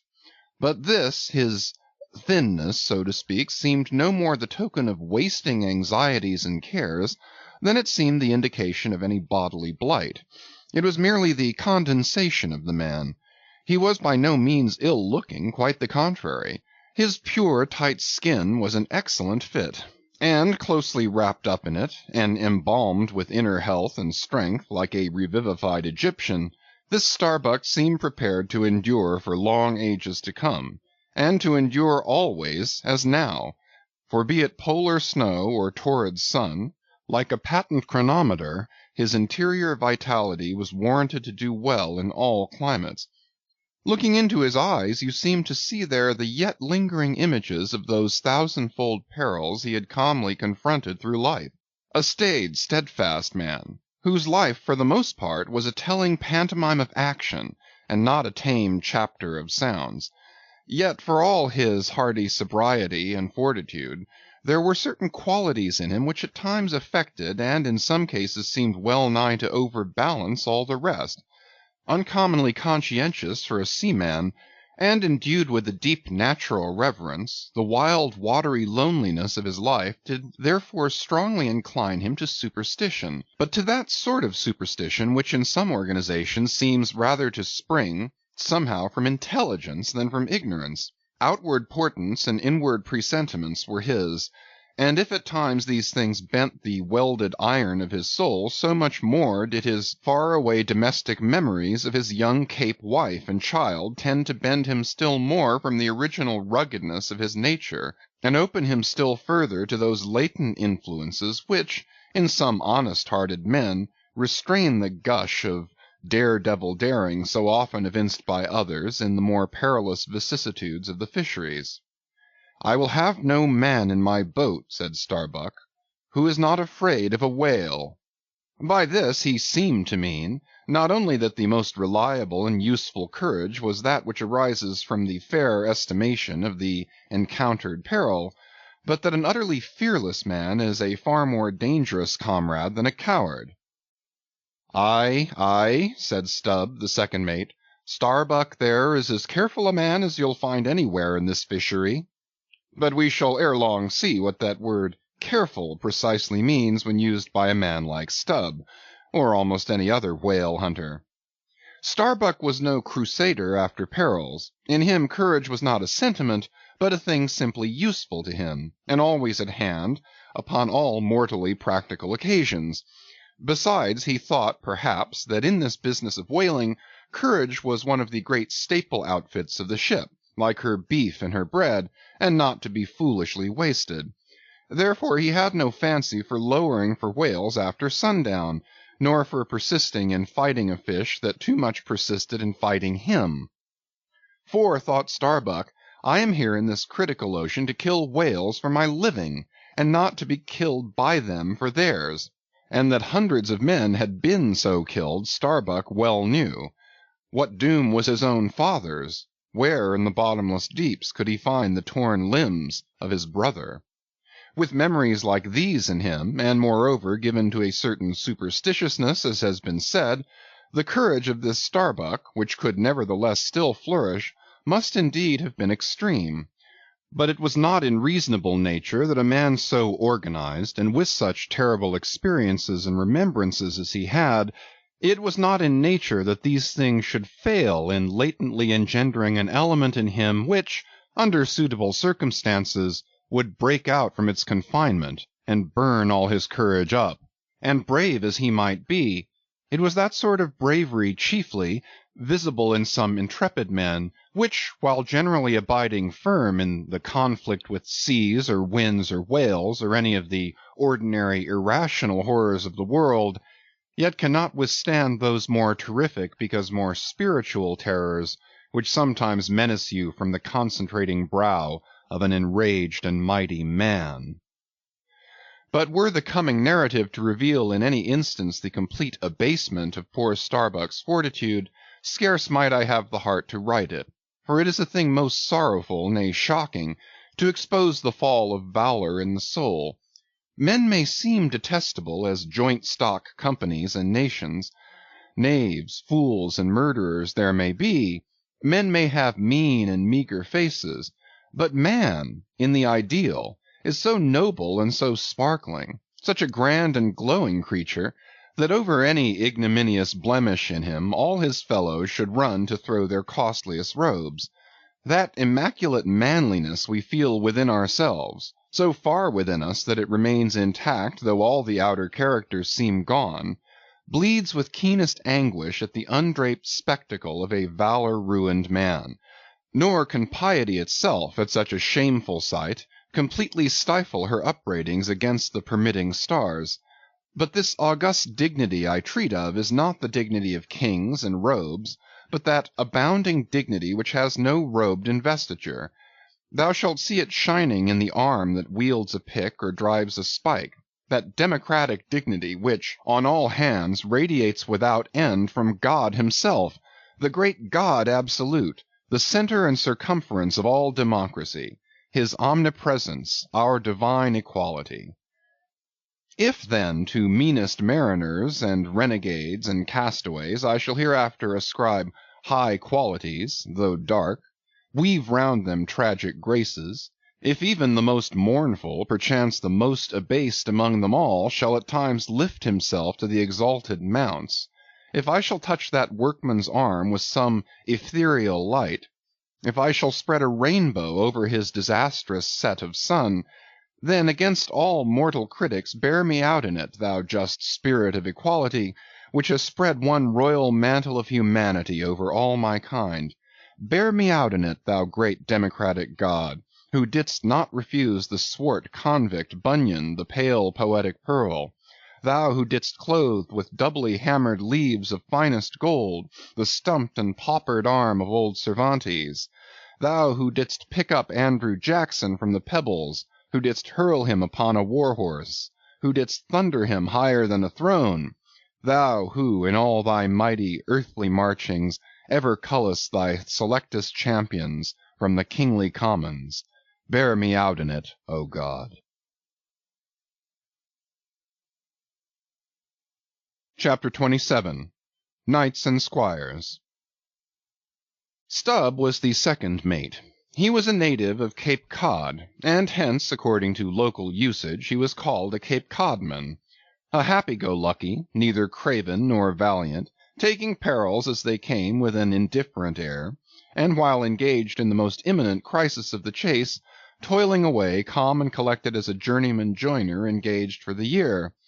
Good-humored, easy, and careless, he presided over his whale-boat as if the most deadly encounter were but a dinner, and his crew all invited guests.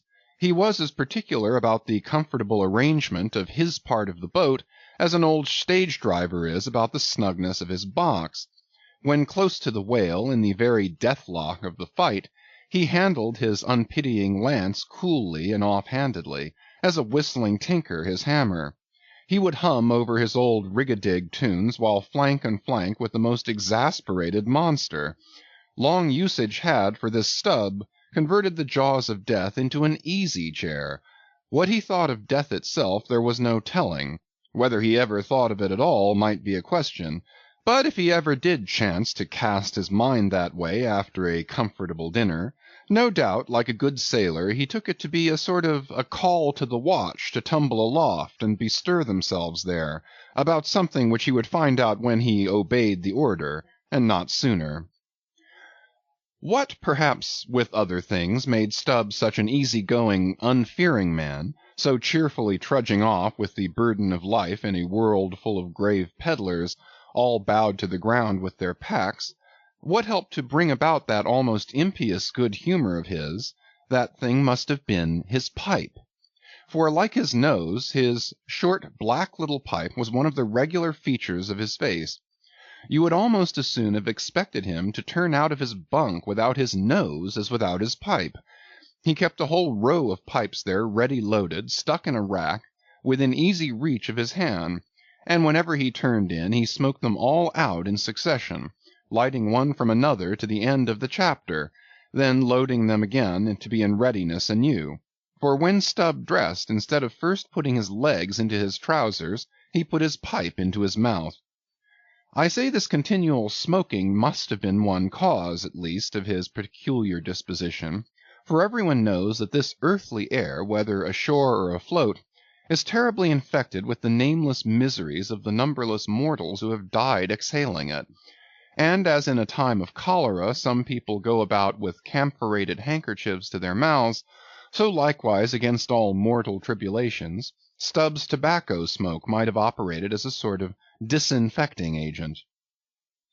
The third mate was Flask, a native of Tisbury in Martha's Vineyard, a short, stout, ruddy young fellow, very pugnacious concerning whales, who somehow seemed to think that the great leviathans had personally and hereditarily affronted him, and therefore it was a sort of point of honor with him to destroy them whenever encountered. So utterly lost was he to all sense of reverence for the many marvels of their majestic bulk and mystic ways, and so dead to anything like an apprehension of any possible danger from encountering them, that in his poor opinion the wondrous whale was but a species of magnified mouse, or at least water-rat, requiring only a little circumvention and some small application of time and trouble in order to kill and boil. This ignorant, unconscious fearlessness of his made him a little waggish in the matter of whales. He followed these fish for the fun of it, and a 3 years' voyage round Cape Horn was only a jolly joke that lasted that length of time. As a carpenter's nails are divided into wrought nails and cut nails, so mankind may be similarly divided. Little Flask was one of the wrought ones, made to clinch tight and last long.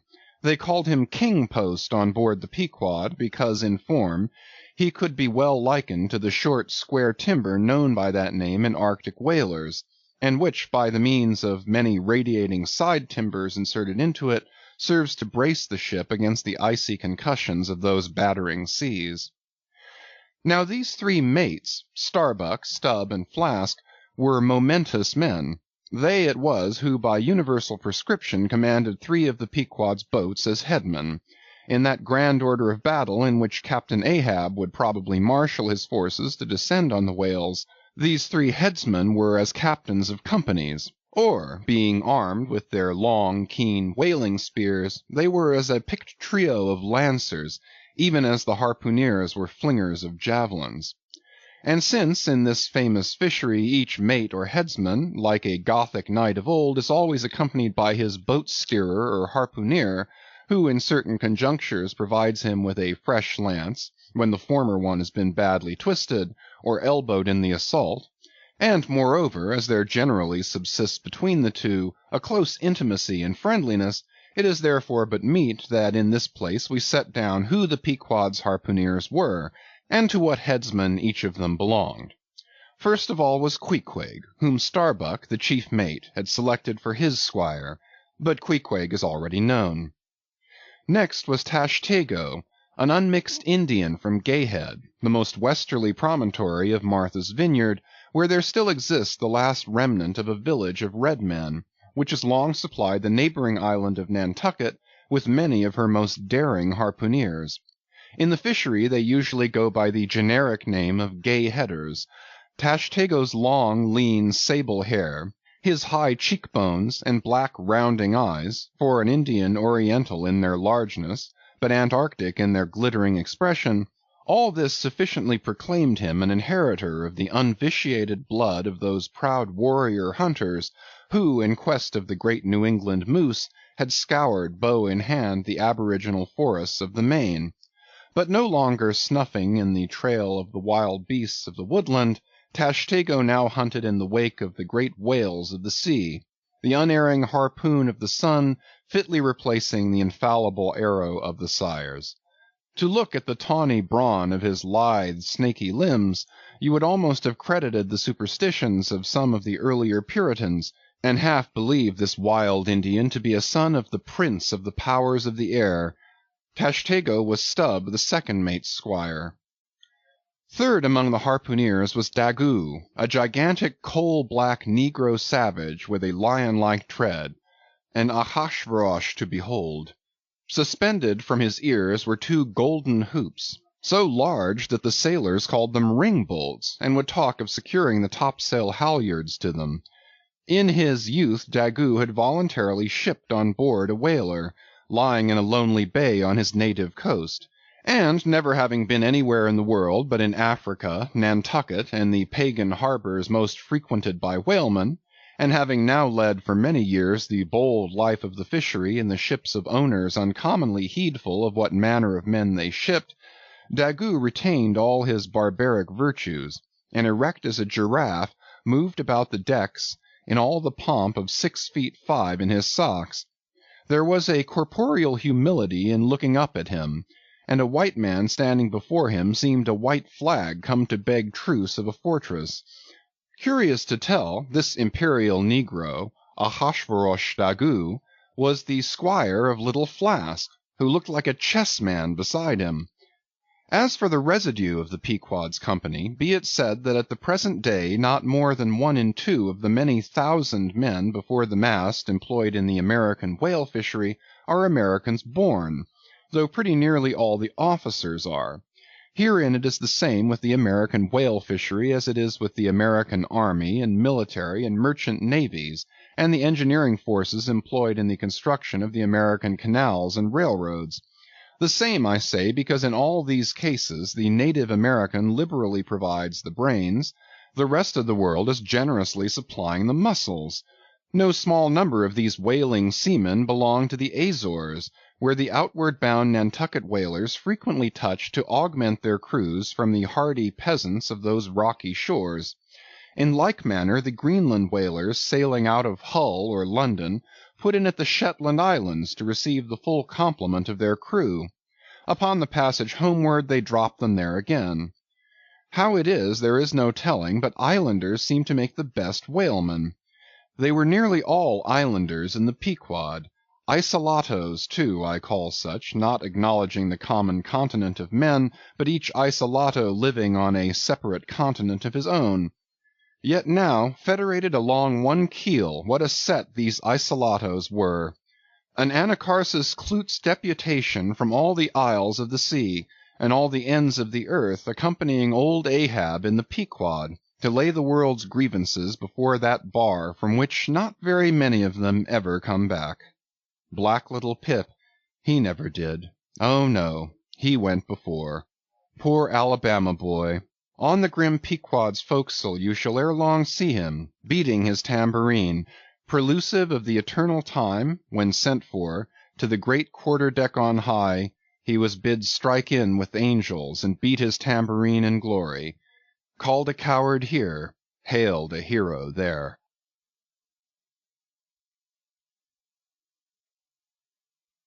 Chapter 28 Ahab.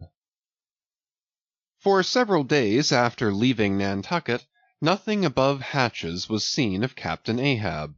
The mates regularly relieved each other at the watches, and for aught that could be seen to the contrary, they seemed to be the only commanders of the ship. Only they sometimes issued from the cabin with orders so sudden and peremptory that after all it was plain they but commanded vicariously. Yes, their supreme lord and dictator was there, though hitherto unseen by any eyes not permitted to penetrate into the now sacred retreat of the cabin. Every time I ascended to the deck from my watches below, I instantly gazed aft, to mark if any strange face were visible, for my first vague disquietude touching the unknown captain, now in the seclusion of the sea, became almost a perturbation. This was strangely heightened at times by the ragged Elijah's diabolical incoherences uninvitedly recurring to me, with a subtle energy I could not have before conceived of. But poorly could I withstand them, much as in other moods I was almost ready to smile at the solemn whimsicalities of that outlandish prophet of the wharves. But whatever it was of apprehensiveness or uneasiness, to call it so, which I felt, whenever I came to look about me in the ship, it seemed against all warranty to cherish such emotions. For though the harpooneers with the great body of the crew were a far more barbaric, heathenish, and motley set than any of the tame merchant ship companies which my previous experiences had made me acquainted with, still I ascribed this, and rightly ascribed it, to the fierce uniqueness of the very nature of that wild Scandinavian vocation in which I had so abandonedly embarked. But it was especially the aspect of the three chief officers of the ship, the mates, which was most forcibly calculated to allay these colorless misgivings, and induce confidence and cheerfulness in every presentiment of the voyage. Three better, more likely sea officers and men, each in his own different way, could not readily be found, and they were every one of them Americans, a Nantucketer, a Vineyarder, a Cape man. Now, it being Christmas when the ship shot from outer harbor, for a space we had biting polar weather, though all the time running away from it to the southward, and by every degree and minute of latitude which we sailed, gradually leaving that merciless winter and all its intolerable weather behind us. It was one of those less lowering but still gray and gloomy enough mornings of the transition, when with a fair wind the ship was rushing through the water with a vindictive sort of leaping and melancholy rapidity, that as I mounted to the deck at the call of the forenoon watch, so soon as I levelled my glance toward the taffrail, foreboding shivers ran over me. Reality outran apprehension. Captain Ahab stood upon his quarter-deck. There seemed no sign of common bodily illness about him, nor of the recovery from any. He looked like a man cut away from the stake, when the fire has overrunningly wasted all the limbs without consuming them, or taking away one particle from their compacted aged robustness. His whole high, broad form seemed made of solid bronze, and shaped in an unalterable mould like Cellini's cast Perseus. Threading its way out from among his gray hairs, and continuing right down one side of his tawny, scorched face and neck, till it disappeared in his clothing, you saw a slender rod-like mark, lividly whitish. It resembled that perpendicular seam sometimes made in the straight lofty trunk of a great tree, when the upper lightning tearingly darts down it, and without wrenching a single twig peels and grooves out the bark from top to bottom, ere running off into the soil, leaving the tree still greenly alive, but branded. Whether that mark was born with him, or whether it was the scar left by some desperate wound, no one could certainly say. By some tacit consent throughout the voyage, little or no allusion was made to it, especially by the mates. But once Tashtego Senior, an old gay-head Indian among the crew, superstitiously asserted that not till he was full 40 years old did Ahab become that way branded, and then it came upon him not in the fury of any mortal fray, but in an elemental strife at sea. Yet this wild hint seemed inferentially negatived by what a grey Manxman insinuated, an old sepulchral man, who, having never before sailed out of Nantucket, had never ere this laid eye upon wild Ahab. Nevertheless, the old sea traditions, the immemorial credulities, popularly invested this old Manxman with preternatural powers of discernment, so that no white sailor seriously contradicted him when he said that if ever Captain Ahab should be tranquilly laid out, which might hardly come to pass, so he muttered, then whoever should do that last office for the dead would find a birthmark on him from crown to sole. So powerfully did the whole grim aspect of Ahab affect me, and the livid brand which streaked it, that for the first few moments I hardly noted that not a little of this overbearing grimness was owing to the barbaric white leg upon which he partly stood. It had previously come to me that this ivory leg had at sea been fashioned from the polished bone of a sperm whale's jaw. "Aye, he was dismasted off Japan," said the old gay-head Indian once, "but like his dismasted craft, he shipped another mast without coming home for it. He has a quiver of 'em." I was struck with the singular posture he maintained. Upon each side of the Pequod's quarter-deck, and pretty close to the mizzen shrouds, there was an auger hole, bored about half an inch or so into the plank. His bone legs steadied in that hole, one arm elevated and holding by a shroud, Captain Ahab stood erect, looking straight out beyond the ship's ever-pitching prow. There was an infinity of firmest fortitude, a determinate, unsurrenderable willfulness in the fixed and fearless, forward dedication of that glance. Not a word he spoke, nor did his officers say aught to him, though by all their minutest gestures and expressions they plainly showed the uneasy, if not painful consciousness of being under a troubled master eye. And not only that, but moody, stricken Ahab stood before them with a crucifixion in his face, in all the nameless regal overbearing dignity of some mighty woe. Ere long, from his first visit in the air, he withdrew into his cabin. But after that morning he was every day visible to the crew, either standing in his pivot hole, or seated upon an ivory stool he had, or heavily walking the deck. As the sky grew less gloomy, indeed began to grow a little genial, he became still less and less a recluse, as if when the ship had sailed from home nothing but the dead wintry bleakness of the sea had then kept him so secluded. And by it came to pass that he was almost continually in the air.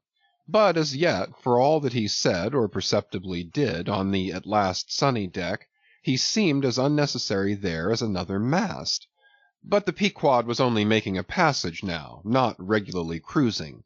Nearly all whaling preparatives needing supervision, the mates were fully competent to, so that there was little or nothing out of himself to employ or excite Ahab now, and thus chase away for that one interval the clouds that layer upon layer were piled upon his brow, as ever all clouds choose the loftiest peaks to pile themselves upon. Nevertheless, ere long, the warm, warbling persuasiveness of the pleasant holiday weather we came to seemed gradually to charm him from his mood. For as when the red-cheeked dancing girls, April and May, trip home to the wintry misanthropic woods, even the barest, ruggedest, most thunder-cloven old oak will at least send forth some few green sprouts to welcome such glad-hearted visitants, so Ahab did, in the end, a little respond to the playful allurings of that girlish air. More than once did he put forth the faint blossom of a look which, in any other man, would have soon flowered out in a smile.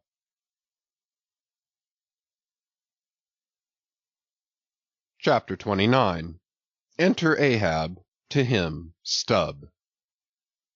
Some days elapsed, and, ice and icebergs all astern, the Pequod now went rolling through the bright Quito spring, which at sea almost perpetually reigns on the threshold of the eternal August of the tropic.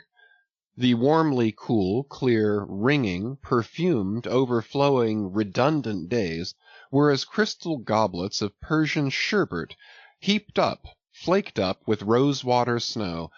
The starred and stately nights seemed haughty dames in jewelled velvets, nursing at home in lonely pride the memory of their absent conquering earls, the golden-helmeted sons.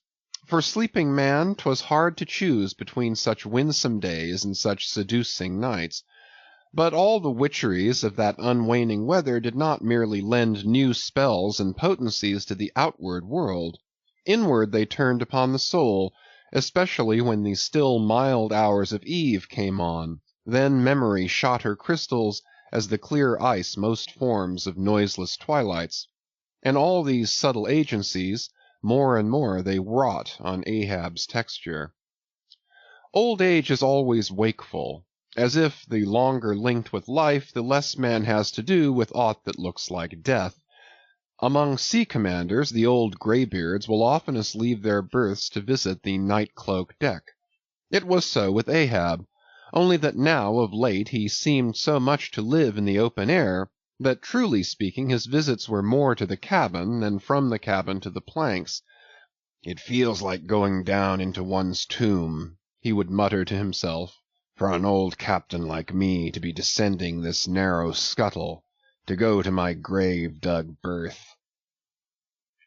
So almost every 24 hours, when the watches of the night were set and the band on deck sentineled the slumbers of the band below, and when, if a rope was to be hauled upon the forecastle, the sailors flung it not rudely down as by day, but with some cautiousness dropped it to its place for fear of disturbing their slumbering shipmates, when this sort of steady quietude would begin to prevail, habitually the silent steersman would watch the cabin scuttle, and ere long the old man would emerge, gripping at the iron banister to help his crippled way.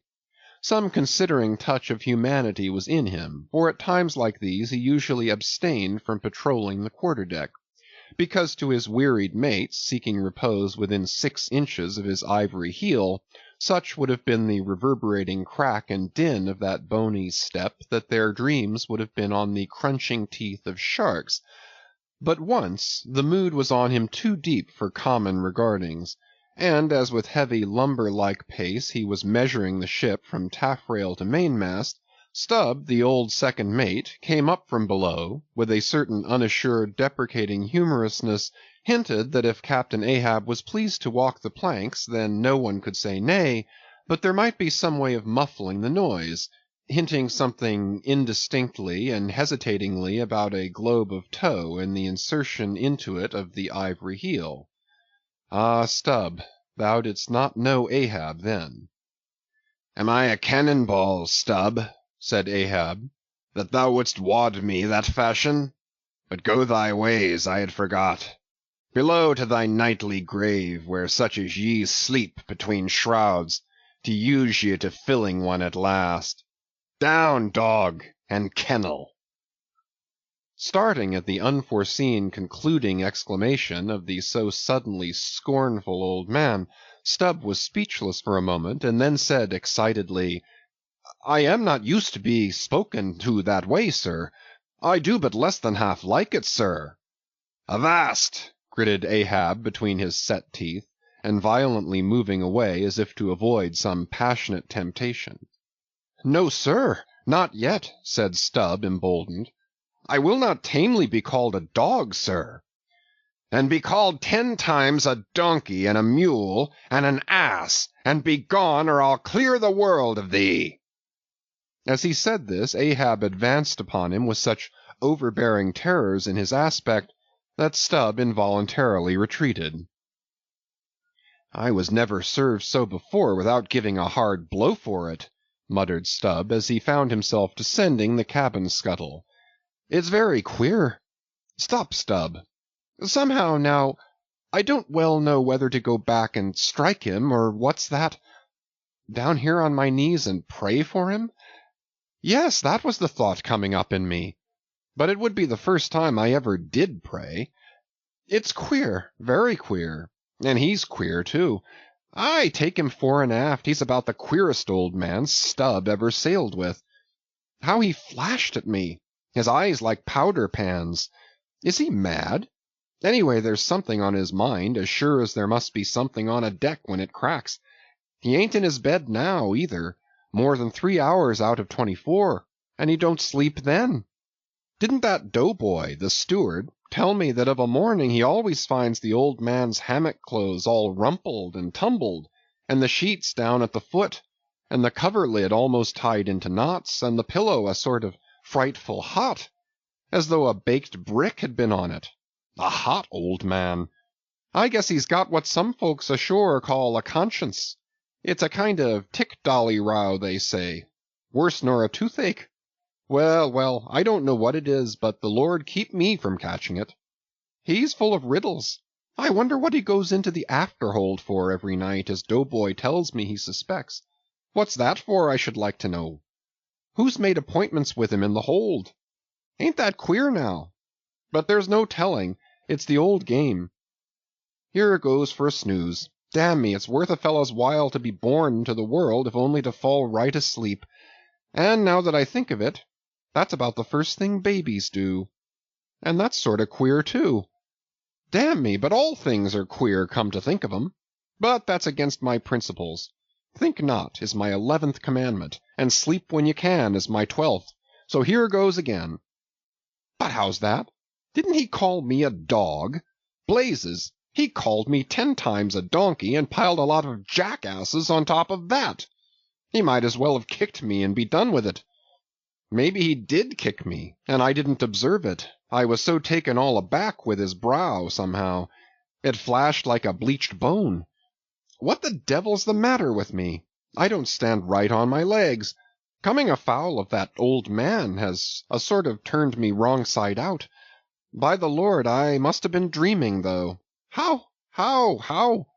But the only way is to stash it. So here goes to hammock again, and in the morning I'll see how this plaguey juggling thinks over by daylight.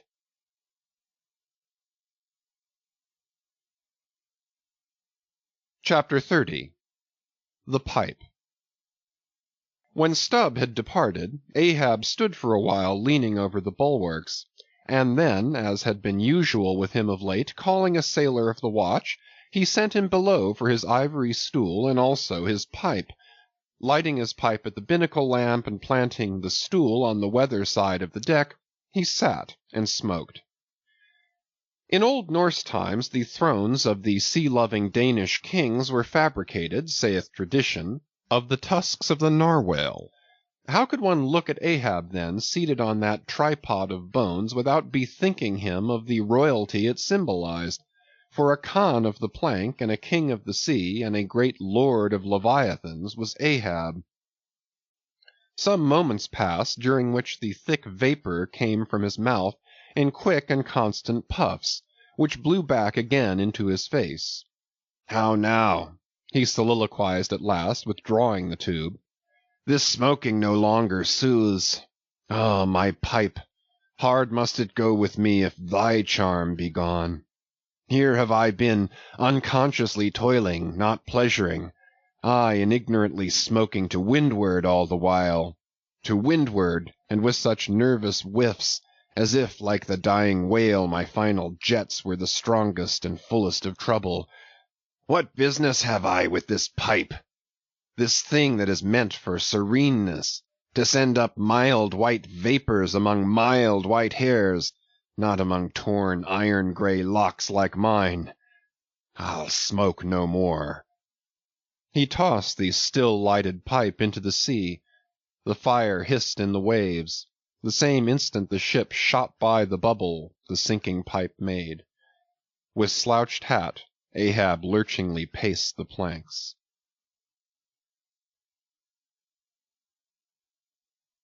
Chapter 31 Queen Mab. Next morning Stubb accosted Flask. "Such a queer dream, King Post, I never had. You know the old man's ivory leg?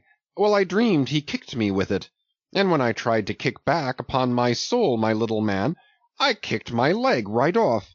And then presto, Ahab seemed a pyramid, and I, like a blazing fool, kept kicking at it.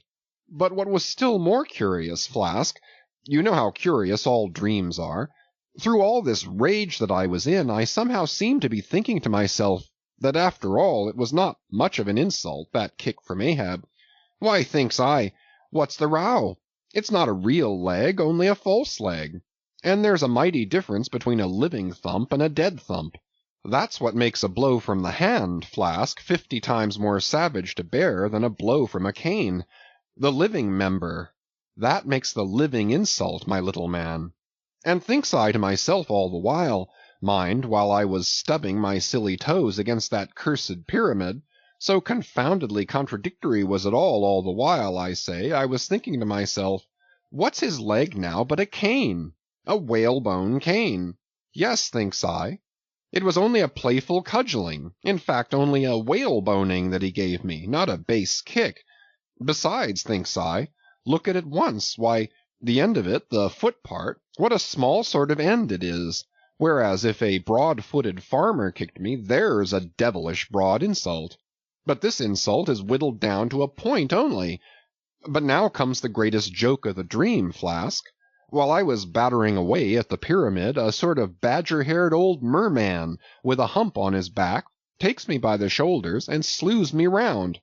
"What are you about?" says he. Slid, man, but I was frightened. Such a fizz! But somehow next moment I was over the fright.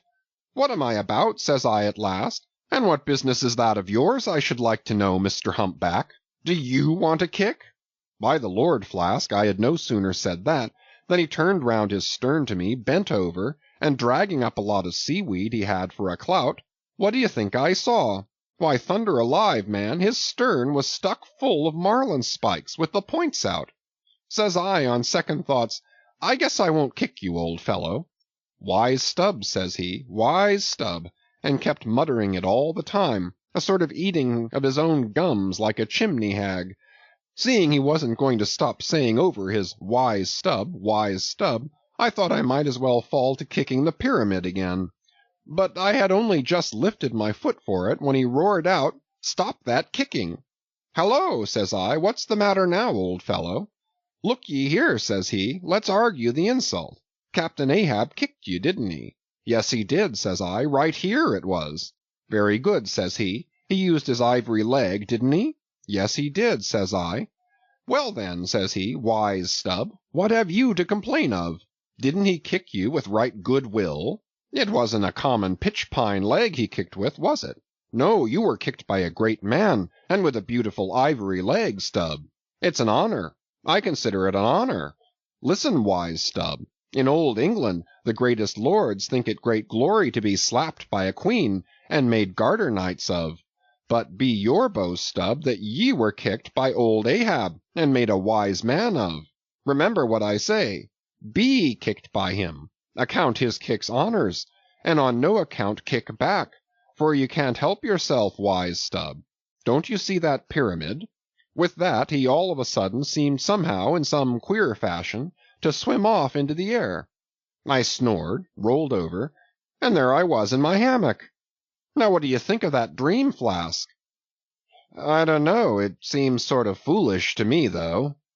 May be, but it's made a wise man of me, Flask. Do you see Ahab standing there, sideways looking over the stern? Well, the best thing you can do, Flask, is to let the old man alone. Never speak to him, whatever he says. Hallo! What's that he shouts? Hark! "Masthead there! Look sharp, all of ye! There are whales hereabouts. If you see a white one, split your lungs for him." What do you think of that now, Flask? Ain't there a small drop of something queer about that, eh? A white whale! Did you mark that, man? Look ye, there's something special in the wind. Stand by for it, Flask. Ahab has that's bloody on his mind. But, mum, he comes this way. Chapter 32 Cetology. Already we are boldly launched upon the deep, but soon we shall be lost in its unshored, harborless immensities. Ere that come to pass, ere the Pequod's weedy hull rolls side by side with the barnacled hulls of the Leviathan, at the outset it is but well to attend to a matter almost indispensable to a thorough appreciative understanding of the more special Leviathanic revelations and illusions of all sorts which are to follow. It is some systematized exhibition of the whale in his broad genera that I would now fain put before you, yet it is no easy task. The classification of the constituents of a chaos, nothing less is here essayed. Listen to what the best and latest authorities have laid down. Quote, "No branch of zoology is so much involved as that which is entitled cetology," end quote, says Captain Scoresby, A.D. 1820.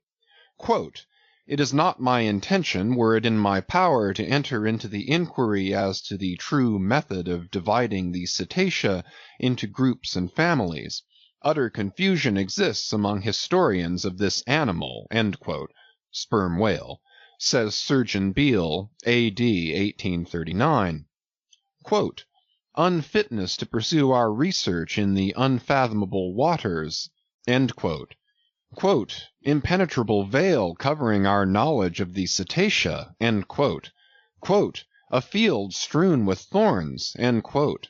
Quote, "All these incomplete indications but serve to torture us naturalists," end quote.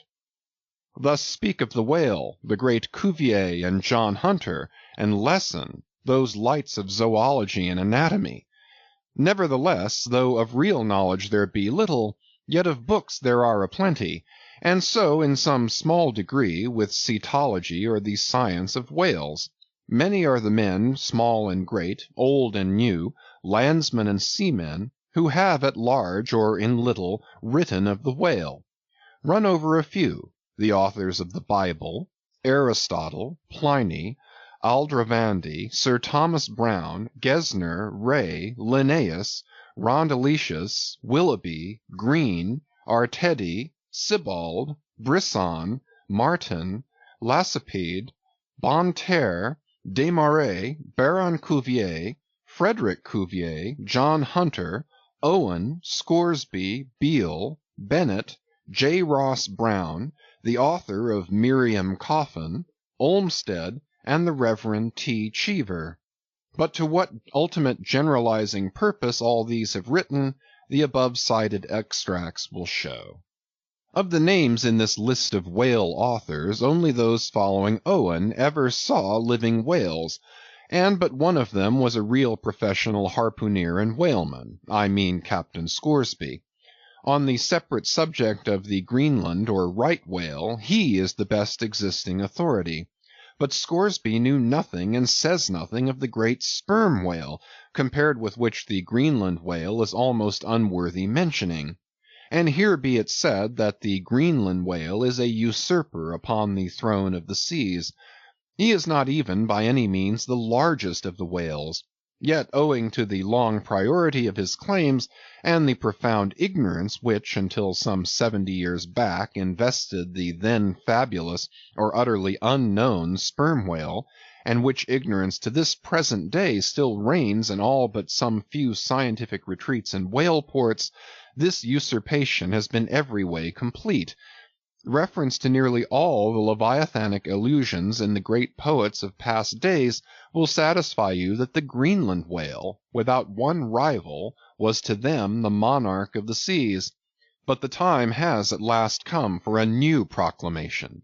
This is Charing Cross. Hear ye, good people all. The Greenland whale is deposed. The great sperm whale now reigneth.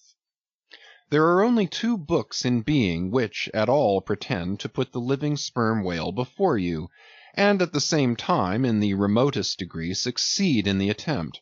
Those books are Beale's and Bennett's, both in their time surgeons to English South Sea whale ships, and both exact and reliable men. The original matter touching the sperm whale to be found in their volumes is necessarily small, but so far as it goes, it is of excellent quality, though mostly confined to scientific description. As yet, however, the sperm whale, scientific or poetic, lives not complete in any literature. Far above all other hunted whales, his is an unwritten life. Now the various species of whale need some sort of popular, comprehensive classification, if only an easy outline one for the present, hereafter to be filled in all its departments by subsequent laborers. As no better man advances to take this matter in hand, I hereupon offer my own poor endeavors. I promise nothing complete, because any human thing supposed to be complete must for that very reason infallibly be faulty. I shall not pretend to a minute anatomical description of the various species, or, in this place at least, to much of any description. My object here is simply to project the draft of a systematization of cetology. I am the architect, not the builder. But it is a ponderous task. No ordinary letter sorter in the post office is equal to it. To grope down into the bottom of the sea after them, to have one's hands among the unspeakable foundations, ribs and very pelvis of the world, this is a fearful thing. What am I that I should essay to hook the nose of this Leviathan? The awful tauntings in Job might well appall me. Will he, the Leviathan, make a covenant with thee? Behold, the hope of him is vain. But I have swam through libraries and sailed through oceans. I have had to do with whales with these visible hands. I am in earnest, and I will try. There are some preliminaries to settle. First, the uncertain, unsettled condition of this science of cetology is in the very vestibule attested by the fact that in some quarters it still remains a moot point whether the whale be a fish. In his System of Nature, A.D. 1776, Linnaeus declares, quote, "I hereby separate the whales from the fish," end quote. But I of my own knowledge know that down to the year 1850, sharks and shad, alewives and herring, against Linnaeus's express edict, were still found dividing the possession of the same seas with the Leviathan. The grounds upon which Linnaeus would fain have banished the whales from the waters he states as follows, quote, "On account of their warm bilocular heart, their lungs, their movable eyelids, their hollow ears, penem intrantem feminam mamis lactanem," and finally, quote, "ex lege naturae jure meritoque," I submitted all this to my friends Simeon Macy and Charley Coffin of Nantucket, both messmates of mine in a certain voyage, and they united in the opinion that the reasons set forth were altogether insufficient. Charley profanely hinted they were humbug. Be it known that, waiving all argument, I take the good old-fashioned ground that the whale is a fish, and call upon holy Jonah to back me. This fundamental thing settled, the next point is, in what internal respect does the whale differ from other fish? Above, Linnaeus has given you those items, but in brief they are these: lungs and warm blood, whereas all other fish are lungless and cold-blooded. Next, how shall we define the whale by his obvious externals, so as conspicuously to label him for all time to come? To be short then, a whale is a spouting fish with a horizontal tail. There you have him. However contracted, that definition is the result of expanded meditation. A walrus spouts much like a whale, but the walrus is not a fish because he is amphibious. But the last term of the definition is still more cogent, as coupled with the first. Almost anyone must have noticed that all the fish familiar to landsmen have not a flat but a vertical or up and down tail, whereas among spouting fish the tail, though it may be similarly shaped, invariably assumes a horizontal position. By the above definition of what a whale is, I do by no means exclude from the Leviathanic brotherhood any sea creature hitherto identified with the whale by the best informed Nantucketers, nor, on the other hand, link with it any fish hitherto authoritatively regarded as alien. Hence all the smaller spouting and horizontal-tailed fish must be included in this ground plan of cetology. Now then, come the grand divisions of the entire whale host. Footnote: I am aware that down to the present time the fish styled lamatins and dugongs, pigfish and sowfish of the coffins of Nantucket, are included by many naturalists among the whales. But as these pigfish are a noisy, contemptible set, mostly lurking in the mouths of rivers and feeding on wet hay, and especially as they do not spout, I deny their credentials as whales, and have presented them with their passports to quit the kingdom of cetology. End of footnote. First, according to magnitude, I divide the whales into 3 primary books, subdivisible into chapters, and these shall comprehend them all, both small and large. 1. The folio whale. 2. The octavo whale. 3. The duodecimo whale. As the type of the folio, I present the sperm whale; of the octavo, the grampus; of the duodecimo, the porpoise. Folios. Among these I here include the following chapters: 1. The sperm whale. 2. The right whale. 3. The finback whale. 4. The humpback whale. 5. The razorback whale. 6. The sulphur bottom whale. Book 1. Folio. Chapter 1. Sperm whale.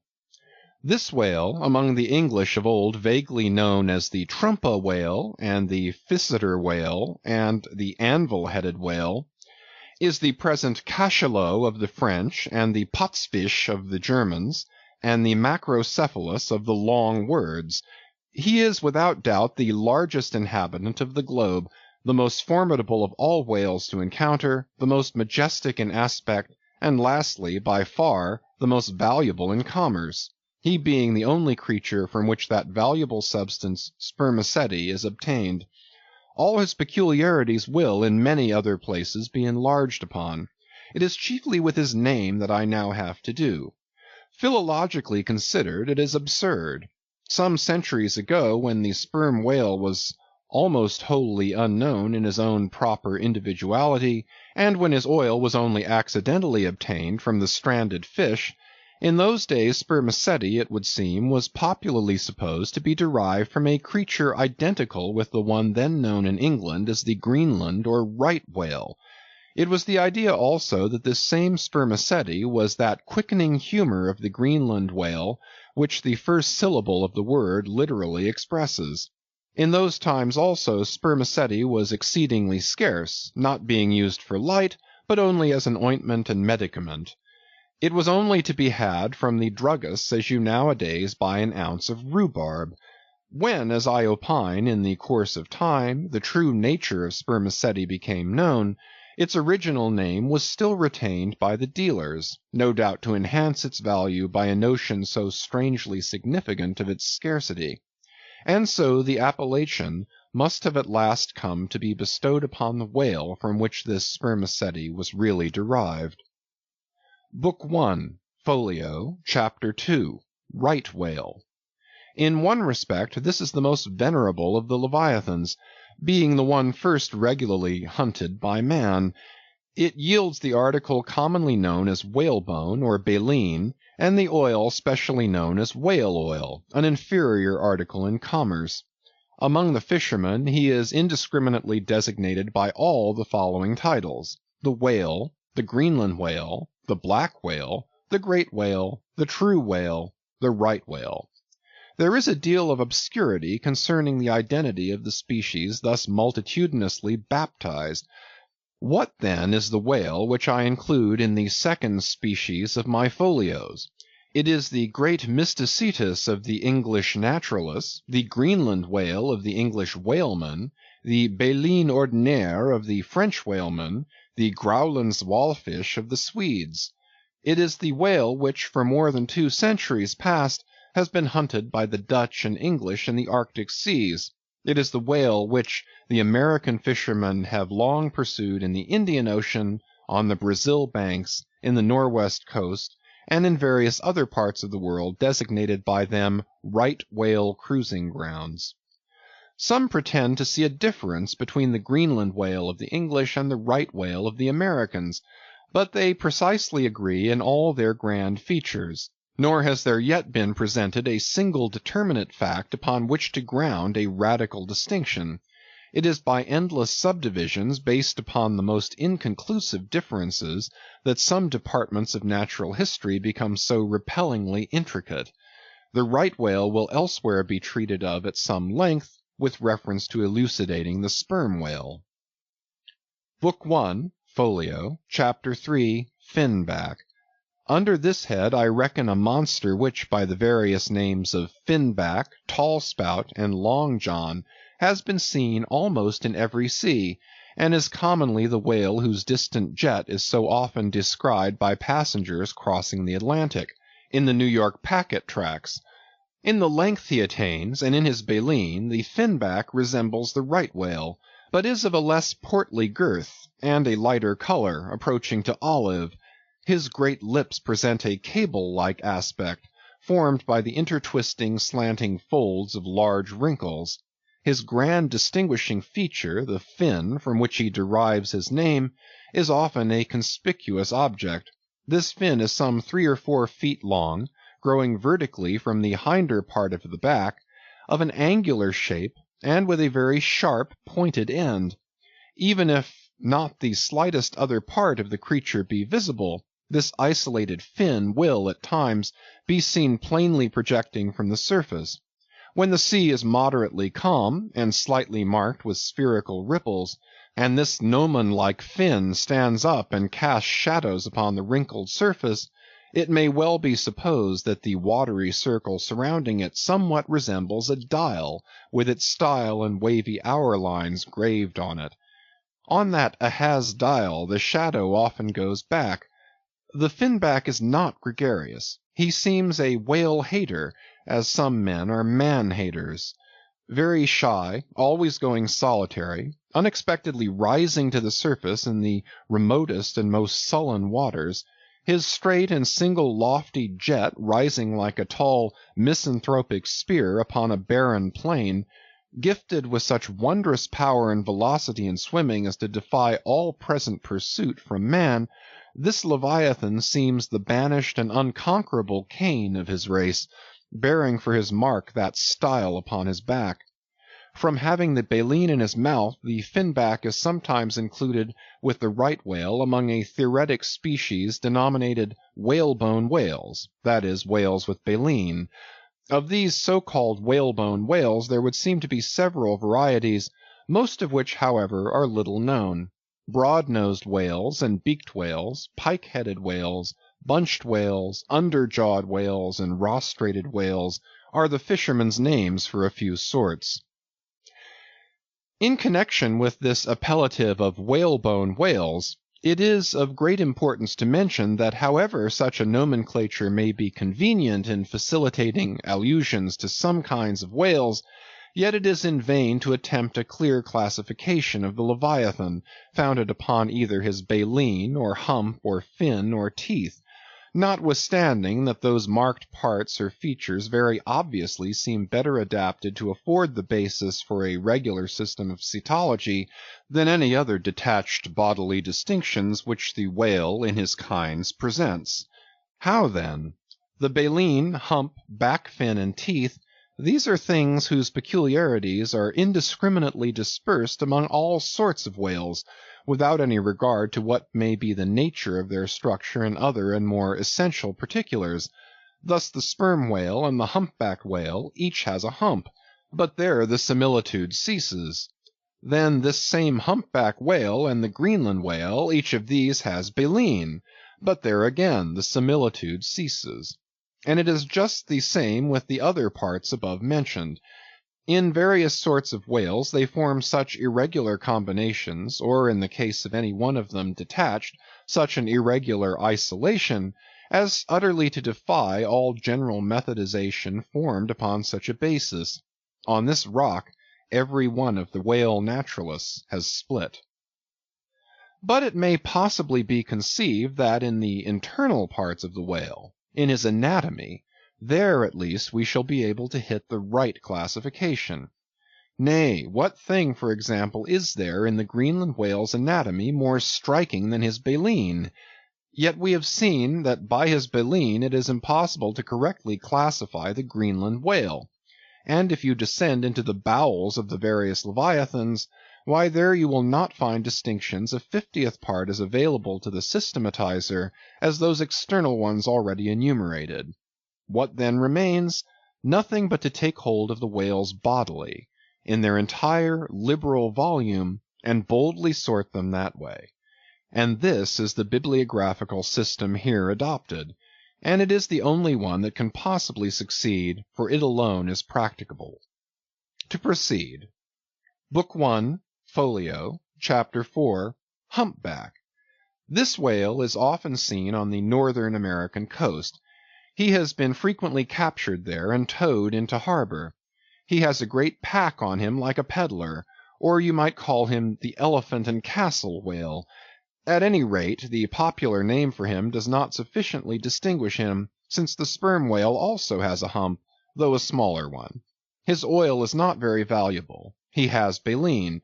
He is the most gamesome and light-hearted of all whales, making more gay foam and white water generally than any other of them. Book 1, Folio, Chapter 5, Razorback. Of this whale little is known but his name. I have seen him at a distance off Cape Horn. Of a retiring nature, he eludes both hunters and philosophers. Though no coward, he has never yet shown any part of him but his back, which rises in a long, sharp ridge. Let him go. I know little more of him, and nor does anybody else. Book 1, Folio, Chapter 6, Sulphur Bottom. Another retiring gentleman, with a brimstone belly, doubtless got by scraping along the Tartarian tiles in some of his profounder divings. He is seldom seen, at least I have never seen him, except in the remoter southern seas, and then always at too great a distance to study his countenance. He is never chased, he would run away with rope walks of line. Prodigies are told of him. Adieu, Sulphur Bottom, I can say nothing more that is true of ye, nor can the oldest Nantucketer. Thus ends Book 1, Folio, and now begins Book 2, Octavo. Octavos. These embrace the whales of middling magnitude, among which present may be numbered 1, the grampus, 2, the blackfish, 3, the narwhale, 4, the thrasher, 5, the killer. Footnote. Why this book of whales is not denominated the quarto is very plain, because while the whales of this order, though smaller than those of the former order, nevertheless retain a proportionate likeness to them in figure, yet the bookbinder's quarto volume, in its dimensioned form, does not preserve the shape of the folio volume, but the octavo volume does. End of footnote. Book 2, Octavo, Chapter 1, Grampus. Though this fish, whose loud sonorous breathing, or rather blowing, has furnished a proverb to landsmen, is so well known a denizen of the deep, yet he is not popularly classed among whales. But possessing all the grand distinctive features of the Leviathan, most naturalists have recognized him for one. He is of moderate octavo size, varying from 15 to 25 feet in length, and of corresponding dimensions round the waist. He swims in herds. He is never regularly hunted, though his oil is considerable in quantity, and pretty good for light. By some fishermen his approach is regarded as premonitory of the advance of the great sperm whale. Book 2, Octavo, Chapter 2, Blackfish. I give the popular fishermen's names for all these fish, for generally they are best. Where any name happens to be vague or inexpressive, I shall say so, and suggest another. I do so now touching the blackfish, so called, because blackness is the rule among almost all whales. So call him the hyena whale, if you please. His voracity is well known, and from the circumstance that the inner angles of his lips are curved upwards, he carries an everlasting Mephistophelian grin on his face. This whale averages some 16 or 18 feet in length. He is found in almost all latitudes. He has a peculiar way of showing his dorsal hooked fin in swimming, which looks something like a Roman nose. When not more profitably employed, the sperm whale hunters sometimes capture the hyena whale to keep up the supply of cheap oil for domestic employment, as some frugal housekeepers in the absence of company and quite alone by themselves, burn unsavory tallow instead of odorous wax.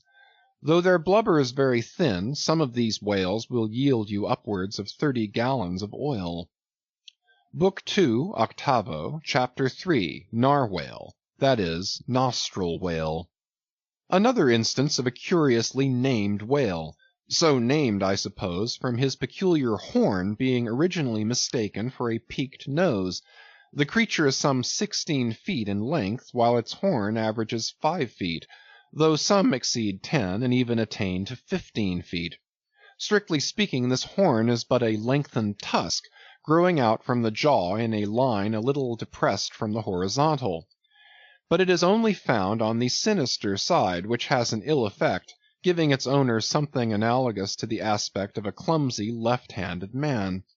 What precise purpose this ivory horn or lance answers, it would be hard to say. It does not seem to be used like the blade of the swordfish and billfish, though some sailors tell me that the narwhale employs it for a rake in turning over the bottom of the sea for food. Charley Coffin said it was used for an ice piercer, for the narwhale rising to the surface of the polar sea, and finding it sheeted with ice, thrusts his horn up and so breaks through. But you cannot prove either of these surmises to be correct. My own opinion is, that however this one-sided horn may really be used by the narwhale, however that may be, it would certainly be very convenient to him for a folder in reading pamphlets. The narwhale I have heard called the tusked whale, the horned whale, and the unicorn whale. He is certainly a curious example of the unicornism to be found in almost every kingdom of animated nature. From certain cloistered old authors I have gathered that this same sea unicorn's horn was in ancient days regarded as the great antidote against poison, and as such preparations of it brought immense prices.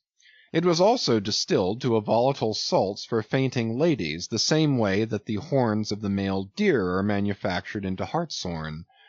Originally it was in itself accounted an object of great curiosity.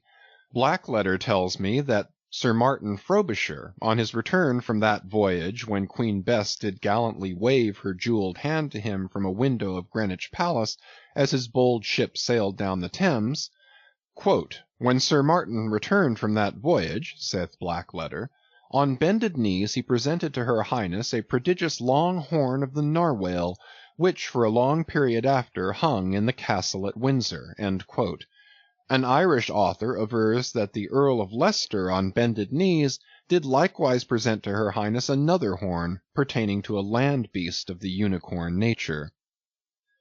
The narwhale has a very picturesque leopard-like look, being of a milk-white ground color, dotted with round and oblong spots of black. His oil is very superior, clean and fine, but there is little of it, and he is seldom hunted. He is mostly found in the circumpolar seas. Book II, 8vo, Chapter 4, Killer. Of this whale little is precisely known to the Nantucketer, and nothing at all to the professed naturalist. From what I have seen of him, at a distance, I should say he was about the bigness of a grampus. He is very savage, a sort of Fiji fish. He sometimes takes the great folio whales by the lip, and hangs there like a leech till the mighty brute is worried to death. The killer is never hunted. I never heard what sort of oil he has. Exception might be taken to the name bestowed upon this whale on the ground of its indistinctness. For we are all killers on land and on sea, Bonapartes and sharks included. Book II, 8vo, Chapter 5, Thrasher. This gentleman is famous for his tail, which he uses for a ferule in thrashing his foes. He mounts the folio whale's back, and as he swims, he works his passage by flogging him, as some schoolmasters get along in the world by a similar process. Still less is known of the thrasher than of the killer. Both are outlaws, even in the lawless seas. Thus ends Book 2, octavo, and begins Book 3, duodecimo. Duodecimos. These include the smaller whales. 1. The huzzah porpoise. 2. The algerine porpoise. 3. The mealy-mouthed porpoise. To those who have not chanced specifically to study the subject, it may possibly seem strange that fishes not commonly exceeding 4 or 5 feet should be marshaled among whales, a word which, in the popular sense, always conveys the idea of hugeness. But the creatures set down above as duodecimos are infallibly whales, by the terms of my definition of what a whale is, i.e., a spouting fish with a horizontal tail. Book 3, duodecimo, Chapter 1, Huzzah Porpoise. This is the common porpoise found almost all over the globe. The name is of my own bestowal, for there are more than one sort of porpoises, and something must be done to distinguish them. I call him thus because he always swims in hilarious shoals, which, upon the broad sea, keep tossing themselves to heaven like caps in a 4th of July crowd. Their appearance is generally hailed with delight by the mariner. Full of fine spirits, they invariably come from the breezy billows to windward. They are the lads that always live before the wind. They are accounted a lucky omen. If you yourself can withstand 3 cheers at beholding these vivacious fish, then heaven help you. The spirit of godly gamesomeness is not in you.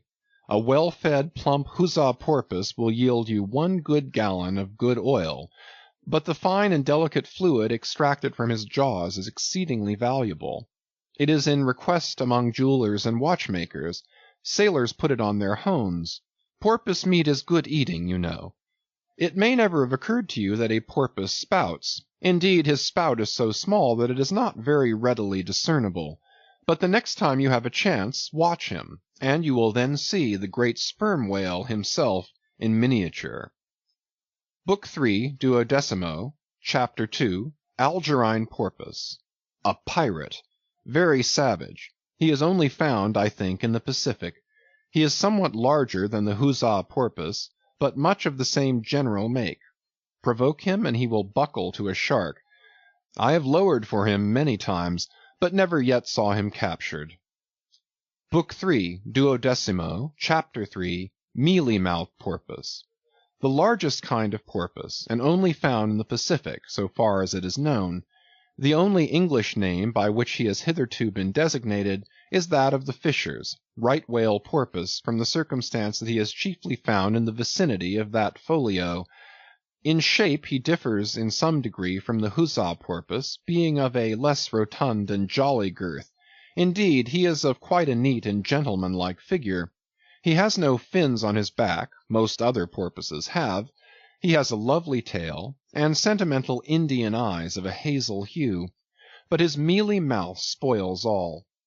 Though his entire back, down to his side fins, is of a deep sable, yet a boundary line, distinct as the mark in a ship's hull, called the bright waist, that line streaks him from stem to stern, with 2 separate colors, black above and white below. The white comprises part of his head and the whole of his mouth, which makes him look as if he had just escaped from a felonious visit to a meal-bag. A most mean and mealy aspect. His oil is much like that of the common porpoise. Beyond the duodecimo this system does not proceed, inasmuch as the porpoise is the smallest of the whales. Above you have all the leviathans of note. But there are a rabble of uncertain, fugitive, half-fabulous whales, which as an American whaleman I know by reputation, but not personally. I shall enumerate them by their forecastle appellations, for possibly such a list may be valuable to future investigators, who may complete what I have here but begun. If any of the following whales shall hereafter be caught and marked, then he can readily be incorporated into this system, according to his folio, octavo, or duodecimo magnitude. The bottle-nose whale, the junk whale, the pudding-headed whale, the Cape whale, the leading whale, the cannon whale, the scrag whale, the coppered whale, the elephant whale, the iceberg whale, the quag whale, the blue whale, etc. From Icelandic, Dutch, and Old English authorities, there might be quoted other lists of uncertain whales, blessed with all manner of uncouth names, but I omit them as altogether obsolete, and can hardly help suspecting them for mere sounds full of leviathanism, but signifying nothing. Finally, it was stated at the outset that this system would not be here and at once perfected. You cannot but plainly see that I have kept my word. But I now leave my cetological system standing thus unfinished, even as the great cathedral of Cologne was left, with the crane still standing upon the top of the uncompleted tower.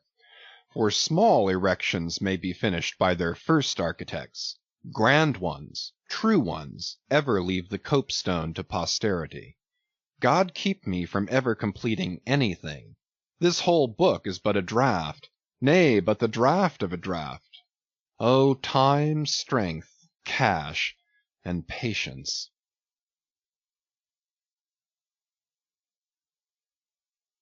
Chapter 33. The Specksynder.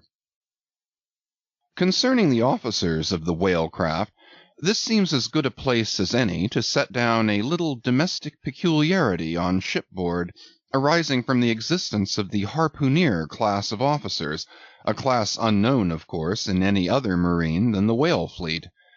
The large importance attached to the harpooneer's vocation is evinced by the fact that originally, in the old Dutch fishery, 2 centuries or more ago, the command of a whale ship was not wholly lodged in the person now called the captain, but was divided between him and an officer called the Specksynder. Literally, this word means fat cutter. Usage, however, in time made it equivalent to chief harpooneer. In those days, the captain's authority was restricted to the navigation and general management of the vessel, while over the whale-hunting department and all its concerns, the Specksynder or chief harpooneer reigned supreme. In the British Greenland fishery, under the corrupted title of Specksioneer, this old Dutch official is still retained, but his former dignity is sadly abridged. At present he ranks simply as senior harpooneer, and as such is but one of the captain's more inferior subalterns. Nevertheless, as upon good conduct of the harpooneers the success of a whaling voyage largely depends, and since in the American fishery he is not only an important officer in the boat, but under certain circumstances, night watches on a whaling ground, the command of the ship's deck is also his, therefore the grand political maxim of the sea demands that he should nominally live apart from the men before the mast, and be in some way distinguished as their professional superior, though always by them familiarly regarded as their social equal. Now the grand distinction drawn between officer and man at sea is this: the first lives aft, the last forward. Hence, in whale ships and merchantmen alike, the mates have their quarters with the captain, and so too in most of the American whalers, the harpooneers are lodged in the after part of the ship. That is to say, they take their meals in the captain's cabin and sleep in a place indirectly communicating with it. Though the long period of a southern whaling voyage, by far the longest of all voyages now or ever made by man, the peculiar perils of it, and the community of interest prevailing among a company, all of whom, high or low, depend for their profits, not upon fixed wages, but upon their common luck, together with their common vigilance, intrepidity, and hard work, though all these things do, in some cases, tend to beget a less rigorous discipline than in merchantmen generally, yet never mind how much like an old Mesopotamian family these whalemen may, in some primitive instances, live together. For all that, the punctilious externals, at least, of the quarter-deck are seldom materially relaxed, and in no instance done away. Indeed, many are the Nantucket ships in which you will see the skipper parading his quarter-deck with an elated grandeur not surpassed in any military navy, nay, extorting almost as much outward homage as if he wore the imperial purple, not the shabbiest of pilot cloth. And though of all men the moody captain of the Pequod was the least given to that sort of shallowest assumption, and though the only homage he ever exacted was implicit, instantaneous obedience, though he required no man to remove the shoes from his feet ere stepping upon the quarter-deck, and though there were times when, owing to peculiar circumstances connected with events hereafter to be detailed, he addressed them in unusual terms, whether of condescension or in terrorem or otherwise, yet even Captain Ahab was by no means unobservant of the paramount forms and usages of the sea. Nor, perhaps, will it fail to be eventually perceived that behind those forms and usages, as it were, he sometimes masked himself, incidentally making use of them for other and more private ends than they were legitimately intended to subserve. That certain sultanism of his brain, which had otherwise in good degree remained unmanifested, through those forms that same sultanism became incarnate in an irresistible dictatorship. For be a man's intellectual superiority what it will, it can never assume the practical available supremacy over other men without the aid of some sort of external arts and entrenchments, always in themselves more or less paltry and base. This it is that forever keeps God's true princes of the empire from the world's hustings, and leaves the highest honors that this air can give to those men who become famous more through their infinite inferiority to the choice hidden handful of the divine inert, than through their undoubted superiority over the dead level of the mass. Such large virtue lurks in these small things when extreme political superstitions invest them, that in some royal instances even to idiot imbecility they have imparted potency. But when, as in the case of Nicholas the Tsar, the ringed crown of geographical empire encircles an imperial brain, then the plebeian herds crouch abased before the tremendous centralization, nor will the tragic dramatist who would depict moral indomitableness in its fullest sweep and direct swing ever forget a hint incidentally so important in his art as the one now alluded to.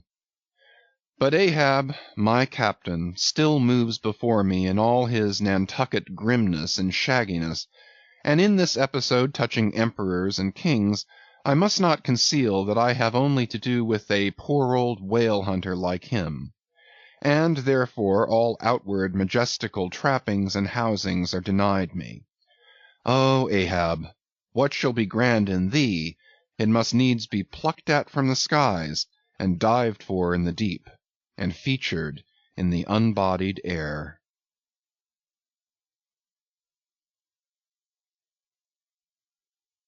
Chapter 34. The Cabin Table. It is noon, and Doughboy the steward, thrusting his pale loaf-of-bread face from the cabin scuttle, announces dinner to his lord and master, who, sitting in the lee quarter-boat, has just been taking an observation of the sun, and is now mutely reckoning the latitude on the smooth medallion-shaped tablet reserved for that daily purpose on the upper part of his ivory leg. From his complete inattention to the tidings, you would think that moody Ahab had not heard his menial. But presently, catching hold of the mizzen shrouds, he swings himself to the deck, and in an even, unexhilarated voice, saying, "Dinner, Mr. Starbuck," disappears into the cabin. When the last echo of his sultan's step has died away, and Starbuck, the first Emir, has every reason to suppose that he is seated, then Starbuck rouses from his quietude, takes a few turns along the planks, and after a grave peep into the binnacle, says with some touch of pleasantness, "Dinner, Mr. Stubb," and descends the scuttle. The second Emir lounges about the rigging awhile, and then slightly shaking the main brace to see whether it will be all right with that important rope, he likewise takes up the old burden, and with a rapid "Dinner, Mr. Flask," follows after his predecessors.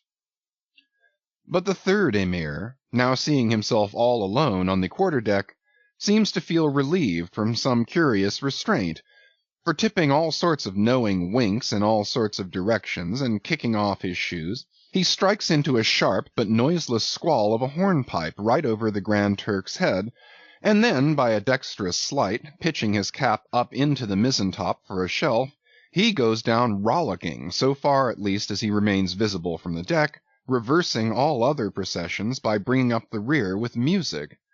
But ere stepping into the cabin doorway below, he pauses, ships a new face altogether, and then, independent, hilarious little Flask enters King Ahab's presence, in the character of Abjectus or the slave. It is not the least among these strange things bred by the intense artificialness of sea usages, that while in the open air of the deck some officers will, upon provocation, bear themselves boldly and defyingly enough towards their commander, yet 10 to 1, let those very officers the next moment go down to their customary dinner in that same commander's cabin, and straightway their inoffensive, not to say deprecatory and humble air towards him as he sits at the head of the table, this is marvellous, sometimes most comical. Wherefore this difference? A problem? Perhaps not. To have been Belshazzar, king of Babylon, and to have been Belshazzar not haughtily but courteously, therein certainly must have been some touch of mundane grandeur. But he who, in the rightly regal and intelligent spirit, presides over his own private dinner-table of invited guests, that man's unchallenged power and dominion of individual influence for a time, that man's royalty of state, transcends Belshazzar's, for Belshazzar was not the greatest. He who has but once dined his friends has tasted what it is to be Caesar. It is a witchery of social czarship which there is no withstanding. Now, if to this consideration you superadd the official supremacy of a shipmaster, then by inference you will derive the cause of that peculiarity of sea life just mentioned. Over his ivory inlaid table, Ahab presided like a mute maned sea lion on the white coral beach, surrounded by his warlike but still deferential cubs. In his own proper turn each officer waited to be served. They were as little children before Ahab, and yet in Ahab there seemed not to lurk the smallest social arrogance. With one mind their intent eyes all fastened upon the old man's knife, as he carved the chief dish before him. I do not suppose that for the world they would have profaned that moment with the slightest observation, even upon so neutral a topic as the weather. No. And when reaching out his knife and fork, between which the slice of beef was locked, Ahab thereby motioned Starbuck's plate towards him, the mate received his meat as though receiving alms, and cut it tenderly, and a little started if, perchance, the knife grazed against the plate, and chewed it noiselessly, and swallowed it not without circumspection. For, like the coronation banquet at Frankfurt, where the German emperor profoundly dines with the 7 imperial electors, so these cabin meals were somehow solemn meals, eaten in awful silence, and yet, at table old Ahab forbade not conversation, only he himself was dumb. What a relief it was to choking Stubb when a rat made a sudden racket in the hold below. And poor little Flask, he was the youngest son, and little boy of this weary family party. His were the shin bones of the saline beef, his would have been the drumsticks. For Flask to have presumed to help himself, this must have seemed to him tantamount to larceny in the first degree. Had he helped himself at that table, doubtless never more would he have been able to hold his head up in this honest world. Nevertheless, strange to say, Ahab never forbade him. And had Flask helped himself, the chances were Ahab had never so much as noticed it. Least of all did Flask presume to help himself to butter. Whether he thought the owners of the ship denied it to him, on account of its clotting his clear, sunny complexion, or whether he deemed that on so long a voyage in such marketless waters butter was at a premium, and therefore was not for him a subaltern, however it was, Flask, alas, was a butterless man. Another thing, Flask was the last person down at dinner, and Flask is the first man up. Consider, for hereby Flask's dinner was badly jammed in point of time. Starbuck and Stubb both had the start of him, and yet they also have the privilege of lounging in the rear. If Stubb even, who is but a peg higher than Flask, happens to have but a small appetite, and soon shows symptoms of concluding his repast, then Flask must bestir himself. He will not get more than 3 mouthfuls that day, for it is against holy usage for Stubb to precede Flask to the deck. Therefore it was that Flask once admitted in private that ever since he had arisen to the dignity of an officer, from that moment he had never known what it was to be otherwise than hungry, more or less. For what he ate did not so much relieve his hunger as keep it immortal in him. Peace and satisfaction, thought Flask, have forever departed from my stomach.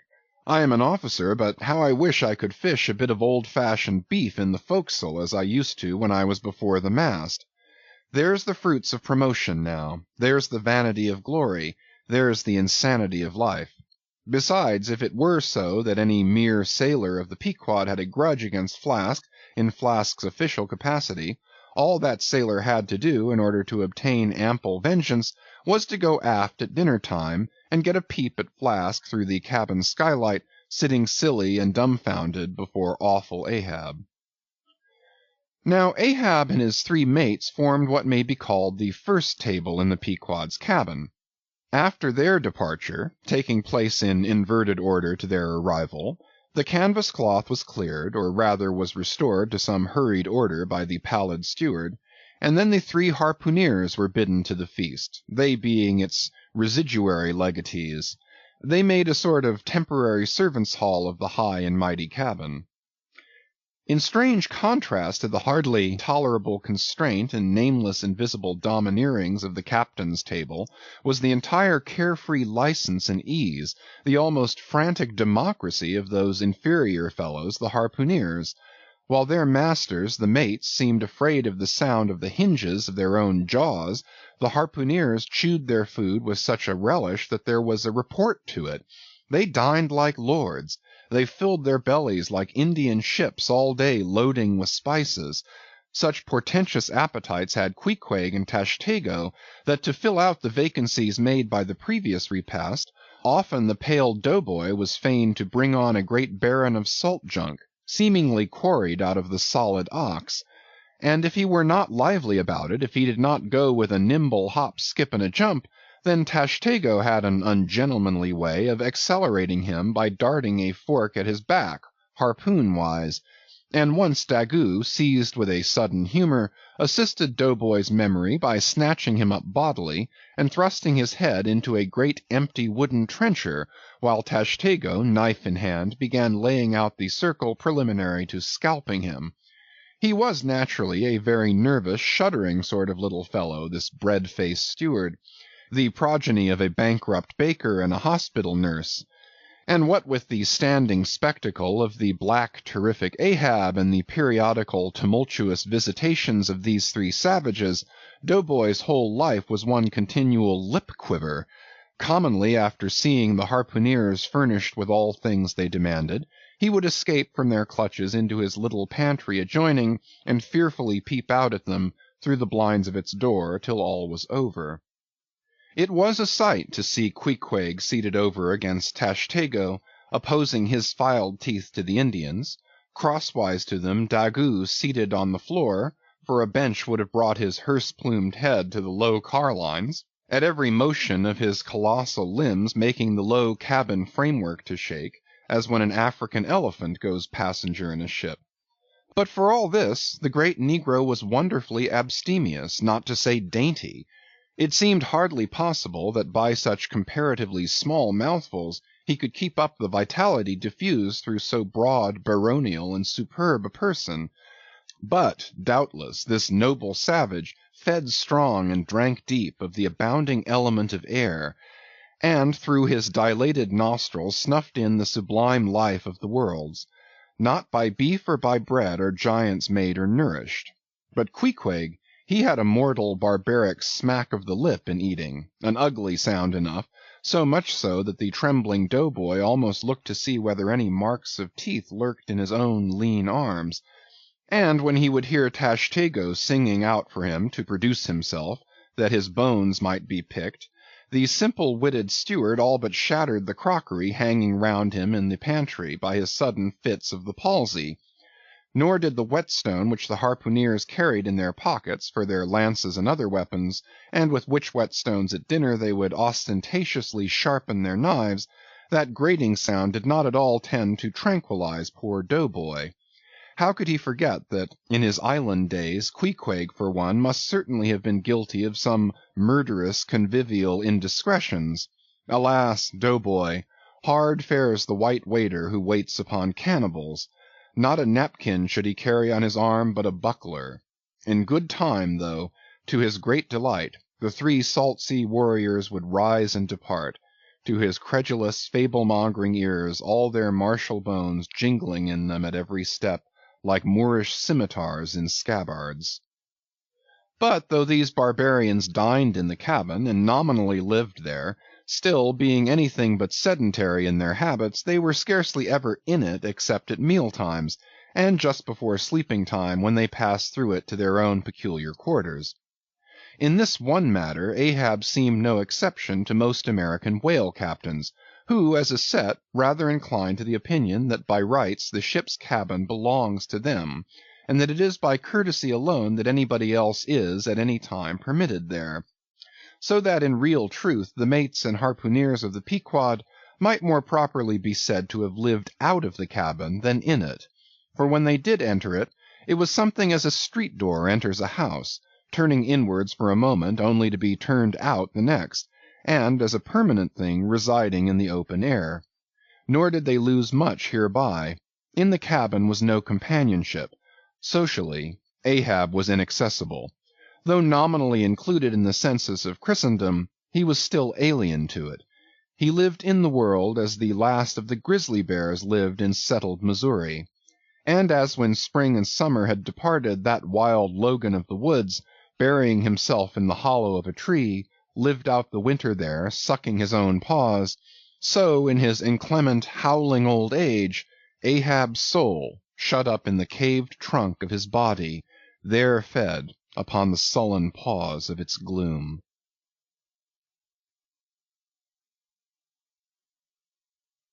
Chapter 35. The Masthead. It was during the more pleasant weather that in due rotation with the other seamen, my first masthead came round.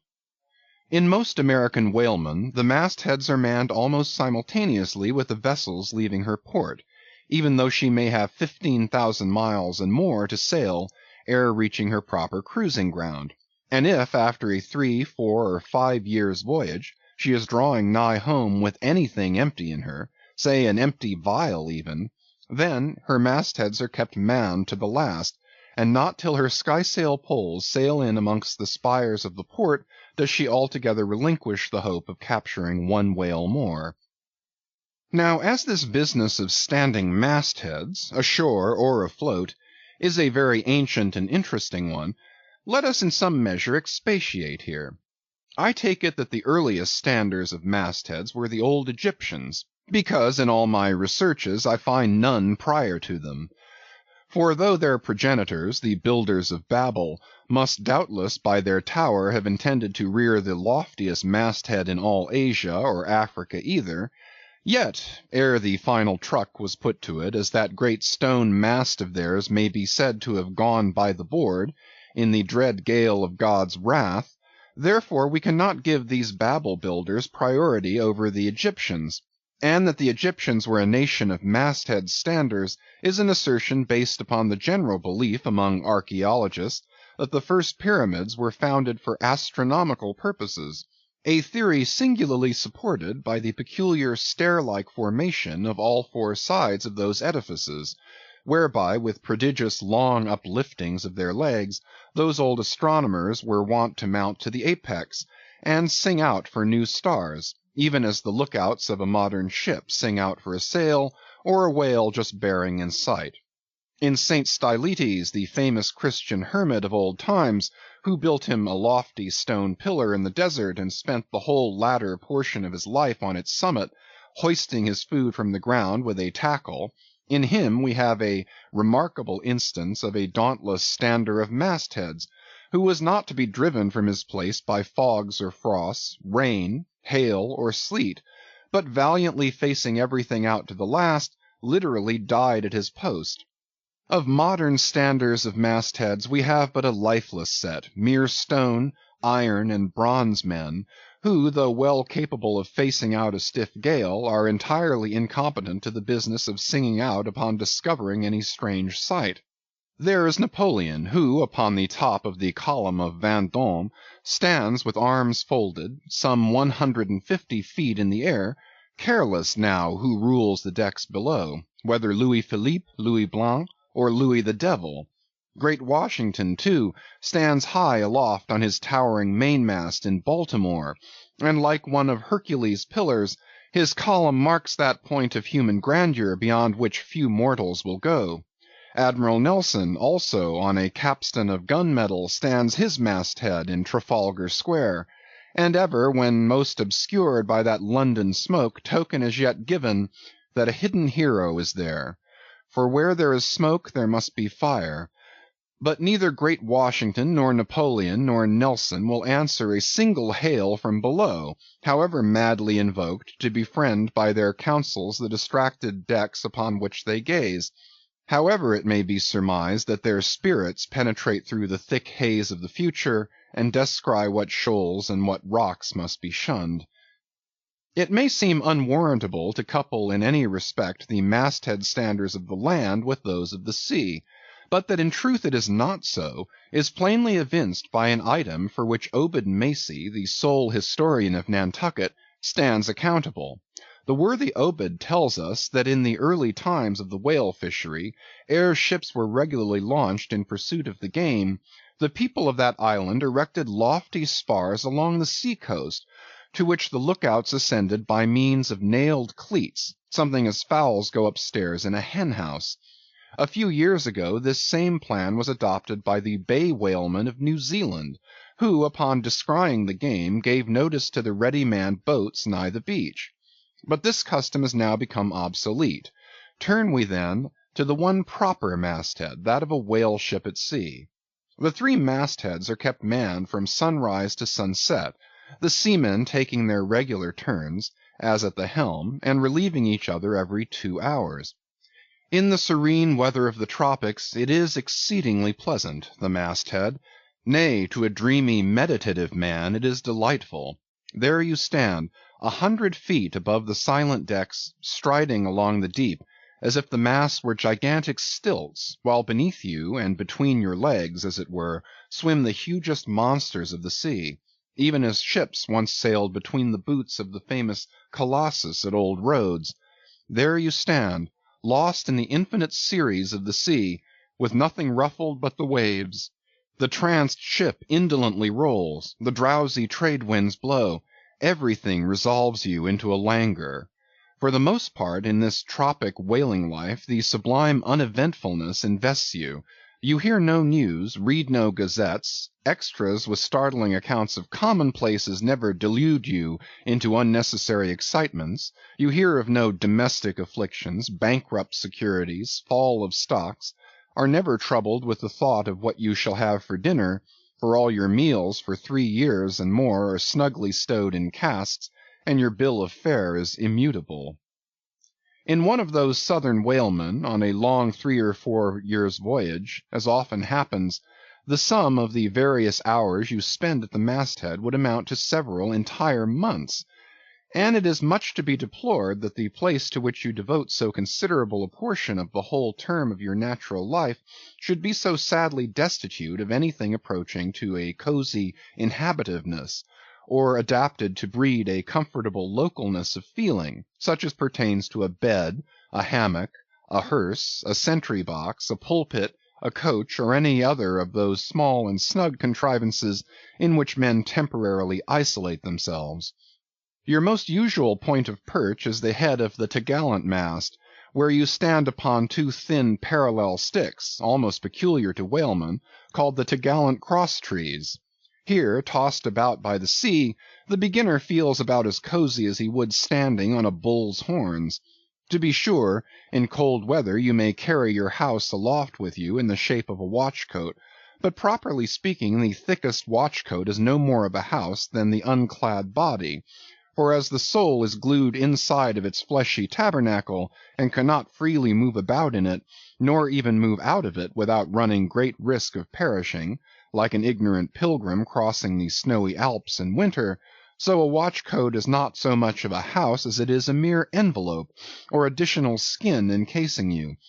You cannot put a shelf or chest of drawers in your body, and no more can you make a convenient closet of your watch-coat. Concerning all this, it is much to be deplored that the mastheads of a southern whale ship are unprovided with those enviable little tents or pulpits called crow's nests, in which the lookouts of a Greenland whaler are protected from the inclement weather of the frozen seas. In the fireside narrative of Captain Sleet, entitled A Voyage Among the Icebergs in Quest of the Greenland Whale, and incidentally for the rediscovery of the lost Icelandic colonies of Old Greenland, in this admirable volume, all standers of mastheads are furnished with a charmingly circumstantial account of the then recently invented crow's nest of the Glacier, which was the name of Captain Sleet's good craft. He called it the Sleet's crow's nest in honor of himself, he being the original inventor and patentee, and free from all ridiculous false delicacy, and holding that if we call our own children after our own names, we fathers being the original inventors and patentees, so likewise we should denominate after ourselves any other apparatus we may beget. In shape, the Sleet's crow's nest is something like a large tierce or pipe. It is open above, however, where it is furnished with a movable side screen to keep to windward of your head in a hard gale. Being fixed on the summit of the mast, you ascend into it through a little trap hatch in the bottom.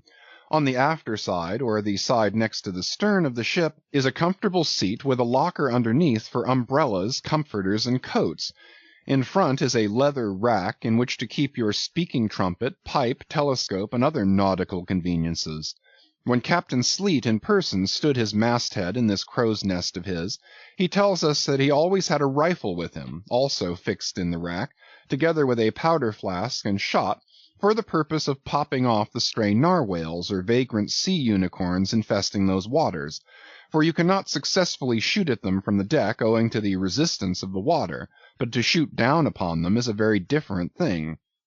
Now it was plainly a labor of love for Captain Sleet to describe, as he does, all the little detailed conveniences of his crow's nest, but though he so enlarges upon many of these, and though he treats us to a very scientific account of his experiments in this crow's nest, with a small compass he kept there for the purpose of counteracting the errors resulting from what is called the local attraction of all binnacle magnets, an error ascribable to the horizontal vicinity of the iron in the ship's planks, and in the Glacier's case perhaps to there having been so many broken-down blacksmiths among her crew, I say that though the captain is very discreet and scientific here, yet for all his learned binnacle deviations, azimuth compass observations, and approximate errors, he knows very well, Captain Sleet, that he was not so much immersed in those profound magnetic meditations as to fail being attracted occasionally towards that well-replenished little case-bottle so nicely tucked in on one side of his crow's nest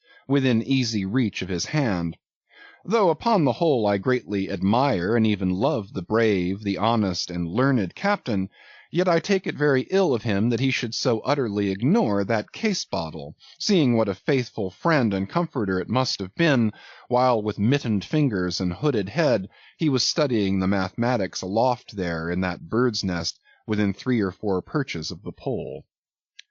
But if we southern whale fishers are not so snugly housed aloft as Captain Sleet and his Greenlandmen were, yet that disadvantage is greatly counterbalanced by the widely contrasting serenity of those seductive seas in which we south fishers mostly float. For one, I used to lounge up in the rigging very leisurely, resting in the top to have a chat with Queequeg, or any one else off duty whom I might find there. Then, ascending a little way further, and throwing a lazy leg over the topsail yard, take a preliminary view of the watery pastures, and so at last mount to my ultimate destination. Let me make a clean breast of it here, and frankly admit that I kept but sorry guard. With the problem of the universe revolving in me, how could I, being left completely to myself, at such a thought-engendering altitude, How could I but lightly hold my obligations to observe all whale ships' standing orders, keep your weather eye open, and sing out every time? And let me in this place movingly admonish you, you ship owners of Nantucket, beware of enlisting in your vigilant fisheries any lad with lean brow and hollow eye, given to unseasonable meditativeness, and who offers to ship with the Phaedon instead of Bowditch in his head. Beware of such a one, I say. Your whales must be seen before they can be killed, and this sunken-eyed young Platonist will tow you 10 wakes round the world, and never make you 1 pint of sperm the richer. Nor are these monitions at all unneeded. For nowadays the whale fishery furnishes an asylum for many romantic, melancholy, and absent-minded young men, disgusted with the carking cares of earth, and seeking sentiment in tar and blubber. Childe Harold not infrequently perches himself upon the masthead of some luckless, disappointed whale ship, and in moody phrase ejaculates, "Roll on, thou deep, dark blue ocean, roll! 10,000 blubber hunters sweep over thee in vain." Very often do the captains of such ships take those absent-minded young philosophers to task, upbraiding them with not feeling sufficient interest in the voyage, half hinting that they are so hopelessly lost to all honorable ambition, as that in their secret souls they would rather not see whales than otherwise. But all in vain. Those young Platonists have a notion that their vision is imperfect. They are short-sighted. What use then to strain the visual nerve? They have left their opera glasses at home. "Why, thou monkey," said a harpooneer to one of these lads, "we've been cruising now hard upon 3 years, and thou hast not raised a whale yet. Whales are scarce as hen's teeth whenever thou art up here." Perhaps they were. Or perhaps there might have been shoals of them in the far horizon, but lulled into such an opium-like listlessness of vacant, unconscious reverie, is this absent-minded youth by the blending cadence of waves with thoughts, that at last he loses his identity, takes the mystic ocean at his feet for the visible image of that deep, blue, bottomless soul pervading mankind and nature, and every strange, half-seen, gliding, beautiful thing that eludes him, every dimly discovered, uprising fin of some undiscernible form seems to him the embodiment of those elusive thoughts that only people the soul by continually flitting through it. In this enchanted mood, thy spirit ebbs away to whence it came, becomes diffused through time and space like Cramer's sprinkled pantheistic ashes, forming at last a part of every shore the round globe over. There is no life in thee now except that rocking life imparted by a gently rolling ship, by her borrowed from the sea, by the sea from the inscrutable tides of God. But while this sleep, this dream is on you, move your foot or hand an inch, slip your hold at all, and your identity comes back in horror. Over Descartian vortices you hover, and perhaps at midday, in the fairest weather, with one half-throttled shriek you drop through that transparent air into the summer sea, no more to rise forever. Heed it well, you pantheists.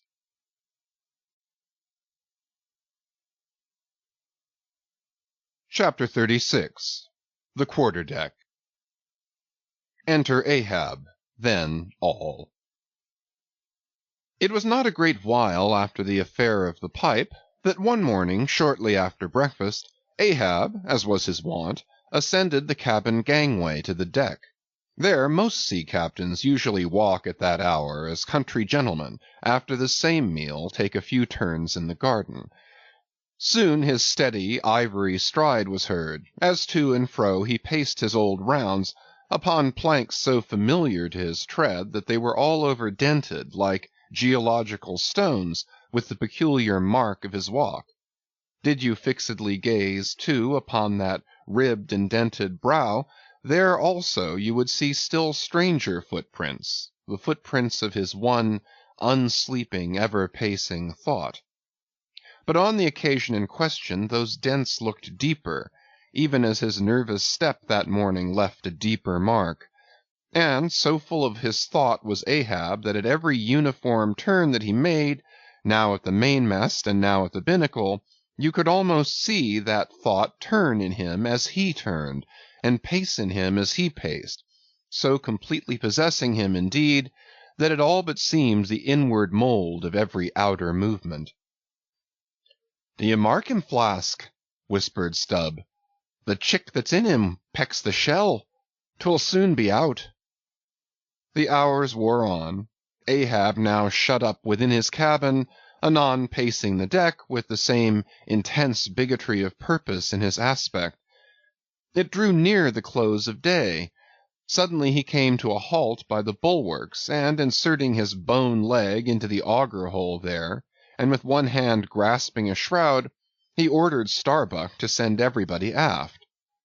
"Sir," said the mate, astonished at an order seldom or never given on shipboard except in some extraordinary case. "Send everybody aft," repeated Ahab. "Mastheads there, come down." When the entire ship's company were assembled, and with curious and not wholly unapprehensive faces were eyeing him, for he looked not unlike the weather horizon when a storm is coming up, Ahab, after rapidly glancing over the bulwarks, and then darting his eyes among the crew, started from his standpoint, and, as though not a soul were nigh him, resumed his heavy turns upon the deck.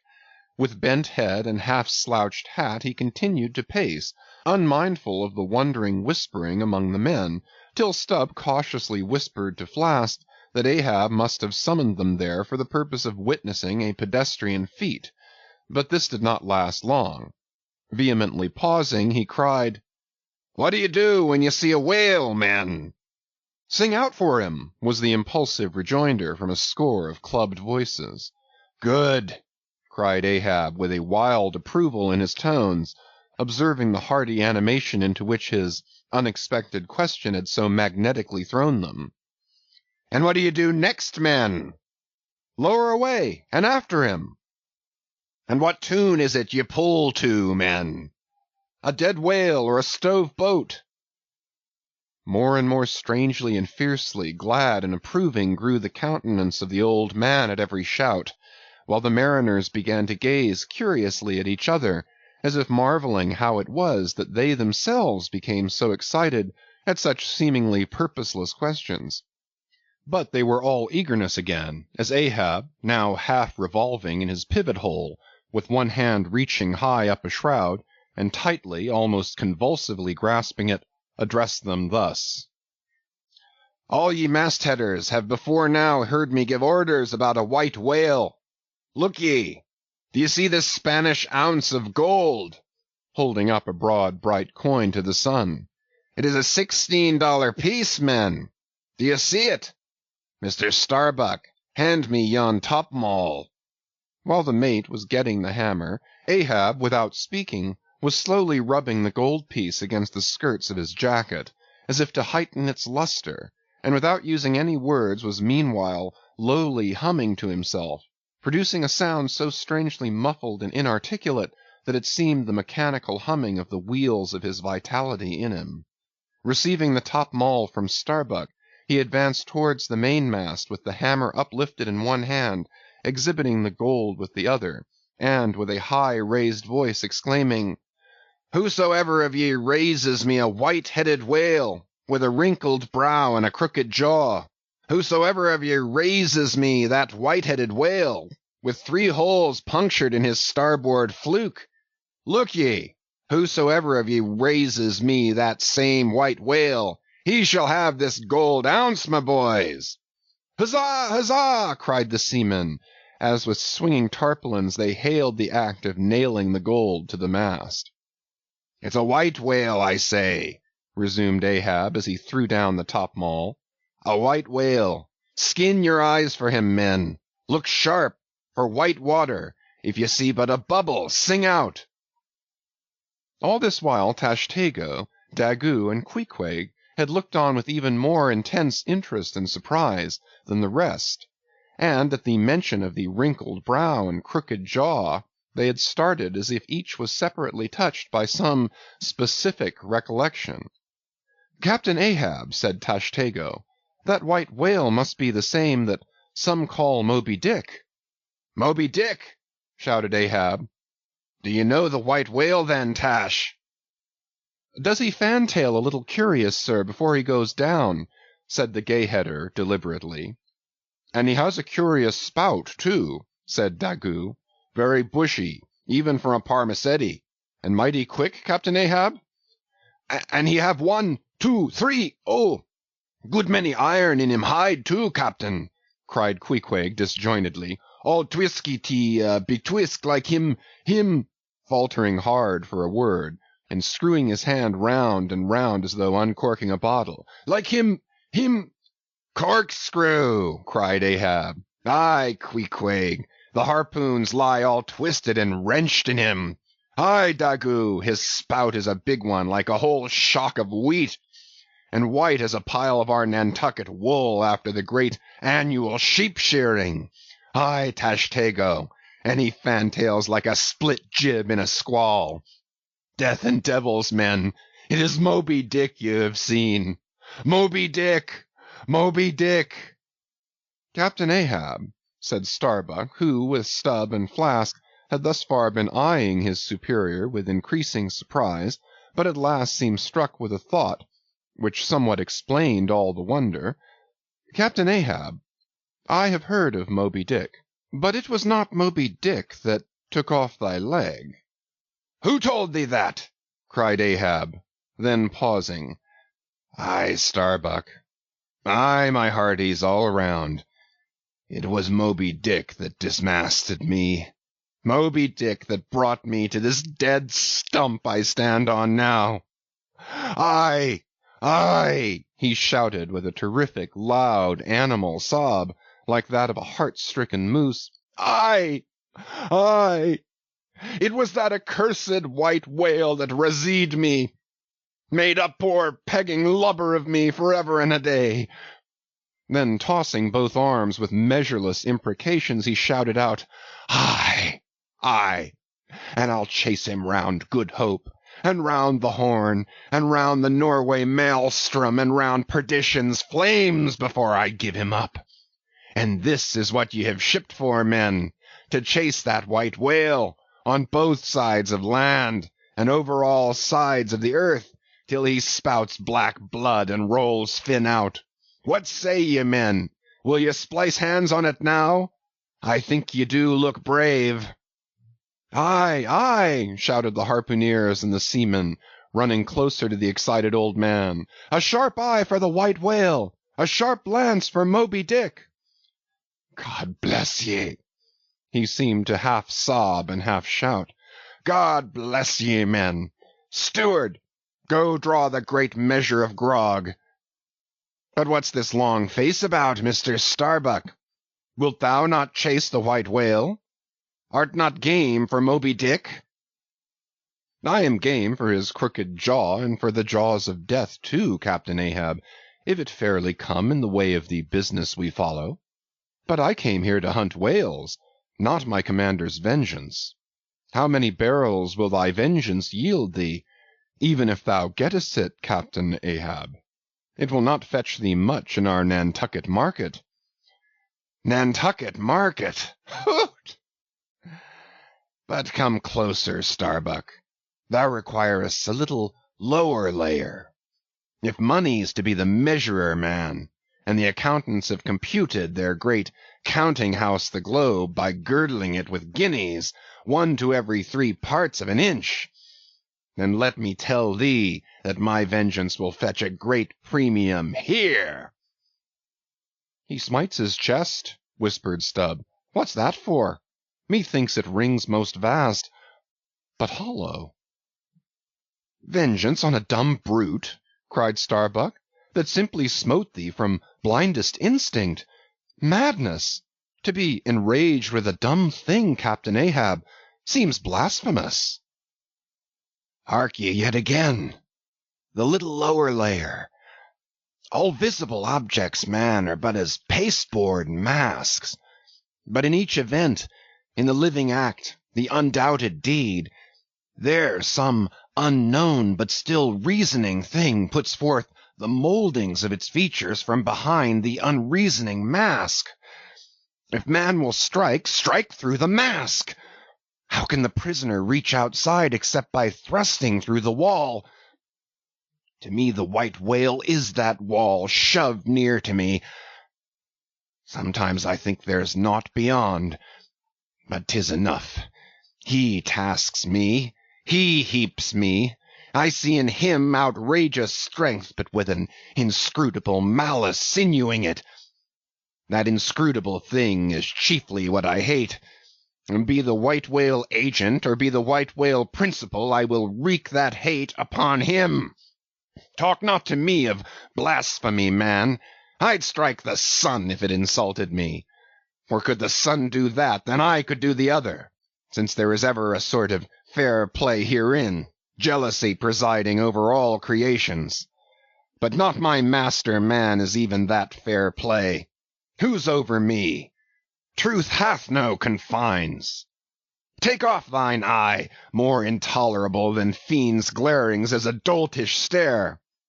So, thou reddenest and palest. My heat has melted thee to anger glow. But look ye, Starbuck, what is said in heat? That thing unsays itself. There are men from whom warm words are small indignity. I meant not to incense thee. Let it go. Look. See yonder Turkish cheeks of spotted tawn, living, breathing pictures painted by the sun. The pagan leopards, the unrecking and unworshipping things that live and seek and give no reason for the torrid life they feel. The crew, man, the crew, are they not one and all with Ahab in this matter of the whale? See Stubb, he laughs. See yonder Chilean, he snorts to think of it. Stand up amidst the general hurricane, thy one-tossed sapling cannot, Starbuck. And what is it? Reckon it. 'Tis but to help strike a fin, no wondrous feat for Starbuck. What is it more? From this one poor hunt, then, the best lance out of all Nantucket, surely he will not hang back, when every foremast hand has clutched a whetstone. Ah, constraining seize thee, I see, the billow lifts thee. Speak, but speak. Aye, thy silence then, that voices thee. Aside. Something shot from my dilated nostrils. He has inhaled it in his lungs. Starbuck now is mine, cannot oppose me now without rebellion. God keep me, keep us all, murmured Starbuck lowly. But in his joy at the enchanted, tacit acquiescence of the mate, Ahab did not hear his foreboding invocation, nor yet the low laugh from the hold, nor yet the presaging vibrations of the winds in the cordage, nor yet the hollow flap of the sails against the masts, as for a moment their hearts sank in. For again Starbuck's downcast eyes lighted up with the stubbornness of life, the subterranean laugh died away, the winds blew on, the sails filled out, the ship heaved and rolled as before. Ah, ye admonitions and warnings, why stay ye not when ye come? But rather are ye predictions than warnings, you shadows, yet not so much predictions from without, as verifications of the foregoing things within. For with little external to constrain us, the innermost necessities of our being, these still drive us on. The measure! The measure! cried Ahab. Receiving the brimming pewter, and turning to the harpooneers, he ordered them to produce their weapons. Then, ranging them before him near the capstan, with their harpoons in their hands, while his 3 mates stood at his side with their lances, and the rest of the ship's company formed a circle round the group, he stood for an instant searchingly eyeing every man of his crew. But those wild eyes met his, as the bloodshot eyes of the prairie wolves meet the eye of their leader, ere he rushes on at their head in the trail of the bison, but, alas, only to fall into the hidden snare of the Indian. Drink and pass, he cried, handing the heavy charged flagon to the nearest seaman. The crew alone now drink. Round with it, round!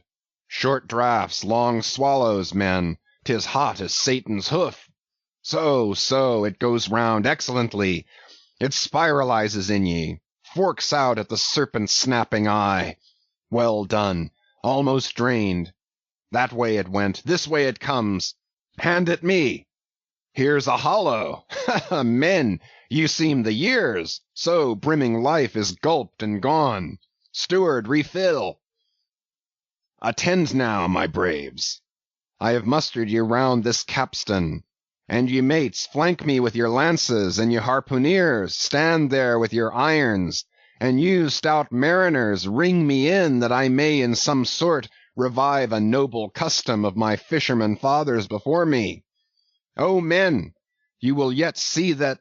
Ha, boy, come back? Bad pennies come not sooner. Hand it me. Why, now this pewter had run brimming again, wert not thou St. Vitus's imp. Away, thou ague!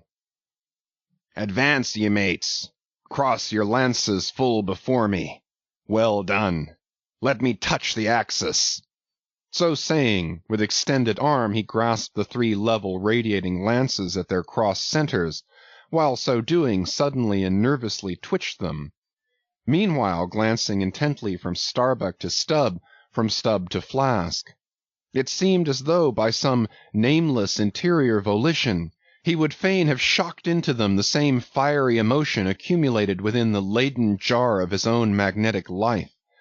The three mates quailed before his strong, sustained, and mystic aspect. Stubb and Flask looked sideways from him. The honest eye of Starbuck fell downright. In vain, cried Ahab, but maybe 'tis well. For did ye three but once take the full-forced shock, then mine own electric thing, that perhaps had expired from out me. Perchance, too, it would have dropped ye dead. Perchance ye need it not. Down, lances! And now, ye mates, I do appoint ye 3 cup-bearers to my 3 pagan kinsmen there. Yon 3 most honorable gentlemen and noblemen, my valiant harpooneers. Disdain the task? What, when the great Pope washes the feet of beggars, using his tiara for ewer? Oh, my sweet cardinals, your own condescension, that shall bend ye to it. I do not order ye, ye will it. Cut your seizings and draw the poles, ye harpooneers. Silently obeying the order, the 3 harpooneers now stood, with the detached iron part of their harpoons some 3 feet long, held barbs up before him. Stab me not with that keen steel. Cant them over. Know ye not the goblet end? Turn up the socket. So. Now, ye cup-bearers, advance. The irons! Take them, hold them while I fill. Forthwith, slowly going from one officer to the other, he brimmed the harpoon sockets with the fiery waters from the pewter. Now 3 to 3 ye stand. Commend the murderous chalices. Bestow them, ye who are now made parties to this indissoluble league. Ha! Starbuck! But the deed is done. Yon ratifying sun now waits to sit upon it. Drink, ye harpooneers! Drink and swear, ye men that man the deathful whaleboat's bow. Death to Moby Dick! God hunt us all if we do not hunt Moby Dick to his death! The long barbed steel goblets were lifted, and to cries and maledictions against the white whale, the spirits were simultaneously quaffed down with a hiss. Starbuck paled, and turned and shivered. Once more and finally the replenished pewter went the rounds among the frantic crew, when, waving his free hand to them, they all dispersed, and Ahab retired within his cabin.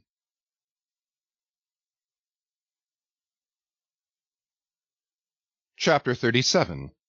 Sunset. The cabin, by the stern windows, Ahab sitting alone and gazing out. I leave a white and turbid wake, pale waters, paler cheeks where'er I sail. The envious billows sidelong swell to whelm my track. Let them, but first I pass. Yonder, by the ever-brimming goblet's rim, The warm waves blush like wine. The gold brow plumbs the blue. The diver sun, slow dived from noon, goes down. My soul mounts up. She wearies with her endless hill. Is then the crown too heavy that I wear, this iron crown of Lombardy? Yet it is bright with many a gem.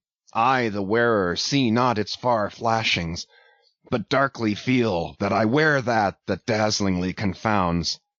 'Tis iron, that I know, not gold. 'Tis split, too, that I feel. The jagged edge galls me so. My brain seems to beat against the solid metal. Aye, steel skull mine, the sort that needs no helmet from the most brain-battering fight. Dry heat upon my brow.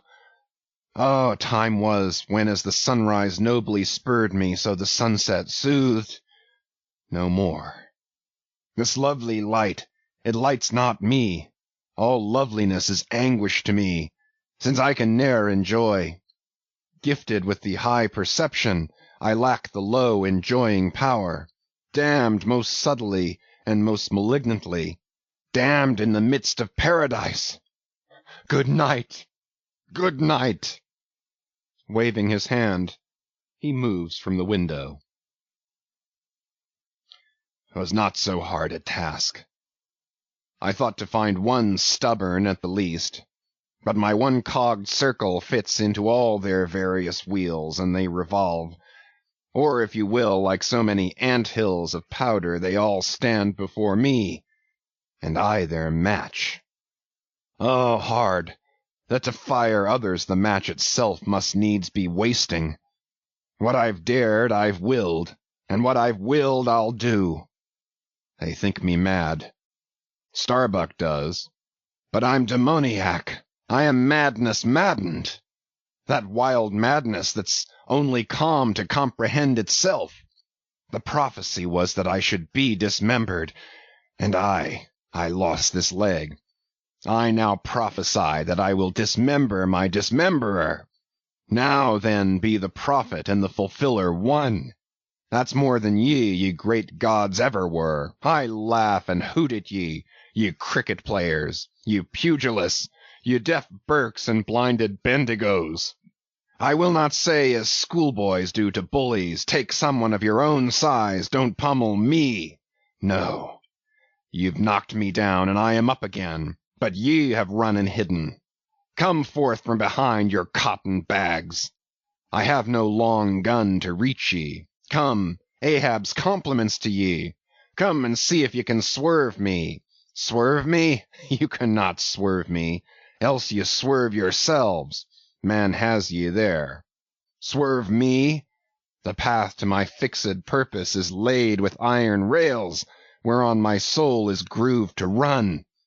Over unsounded gorges, through the rifled hearts of mountains, under torrents' beds, unerringly I rush. Naught's an obstacle, naught's an angle to the iron way.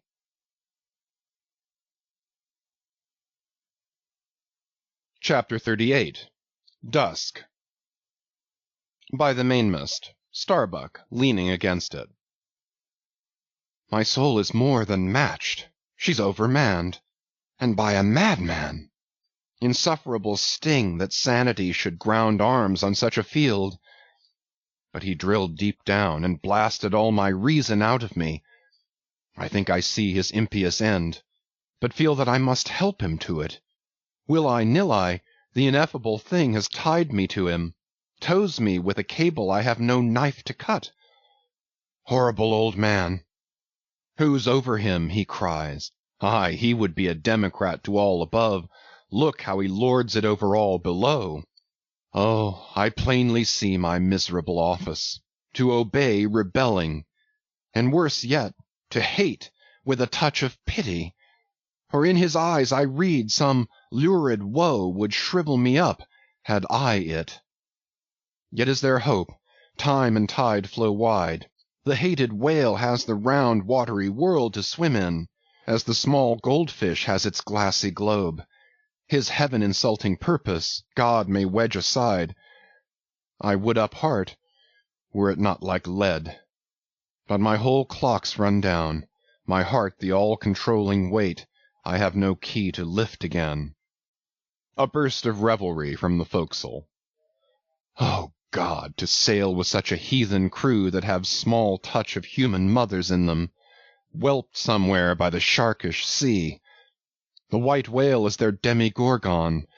Hark! The infernal orgies, that revelry is forward. Mark the unfaltering silence aft. Methinks it pictures life.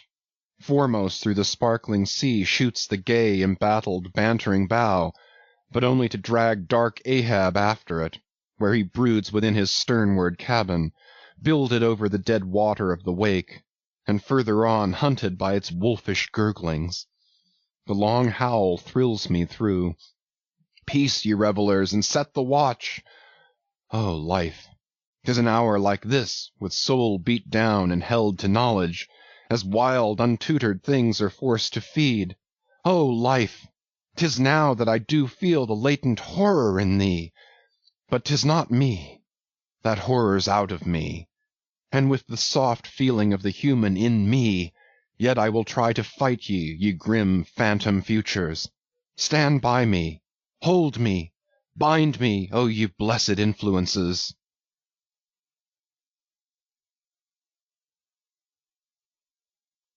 Chapter 39. First Night Watch, Foretop. Stubb, solus, and mending a brace. Ha, ha, ha, ha! Ahem. Clear my throat. I've been thinking over it ever since, and that ha-ha's the final consequence. Why so? Because a laugh's the wisest, easiest answer to all that's queer, and come what will, one's comfort's always left. That unfailing comfort is, it's all predestinated. I heard not all his talk with Starbuck, but to my poor eye Starbuck then looked something as I the other evening felt. Be sure the old mogul had fixed him, too. I twigged it, knew it, had the gift, might readily have prophesied it, for when I clapped my eye upon his skull I saw it. Well, Stubb, wise Stubb, that's my title. Well, Stubb, what of it, Stubb? Here's a carcass. I know not all that may be coming, but be it what it will, I'll go to it laughing. Such a waggish leering as lurks in all your horribles. I feel funny. Fa-la, lira, skira. What's my juicy little pair at home doing now? Crying its eyes out? Giving a party to the last arrived harpooneers, I dare say. Gay as a frigate's pennant, and so am I. Fa-la, lira, skira. Oh! We'll drink tonight with hearts as light to love as gay as fleeting, as bubbles that swim on beaker's brim and break on the lips while meeting. A brave stave, that. Who calls? Mr. Starbuck. Aye, aye, sir. Aside. He's my superior. He has his, too, if I'm not mistaken. Aye, aye, sir. Just through with this job. Coming.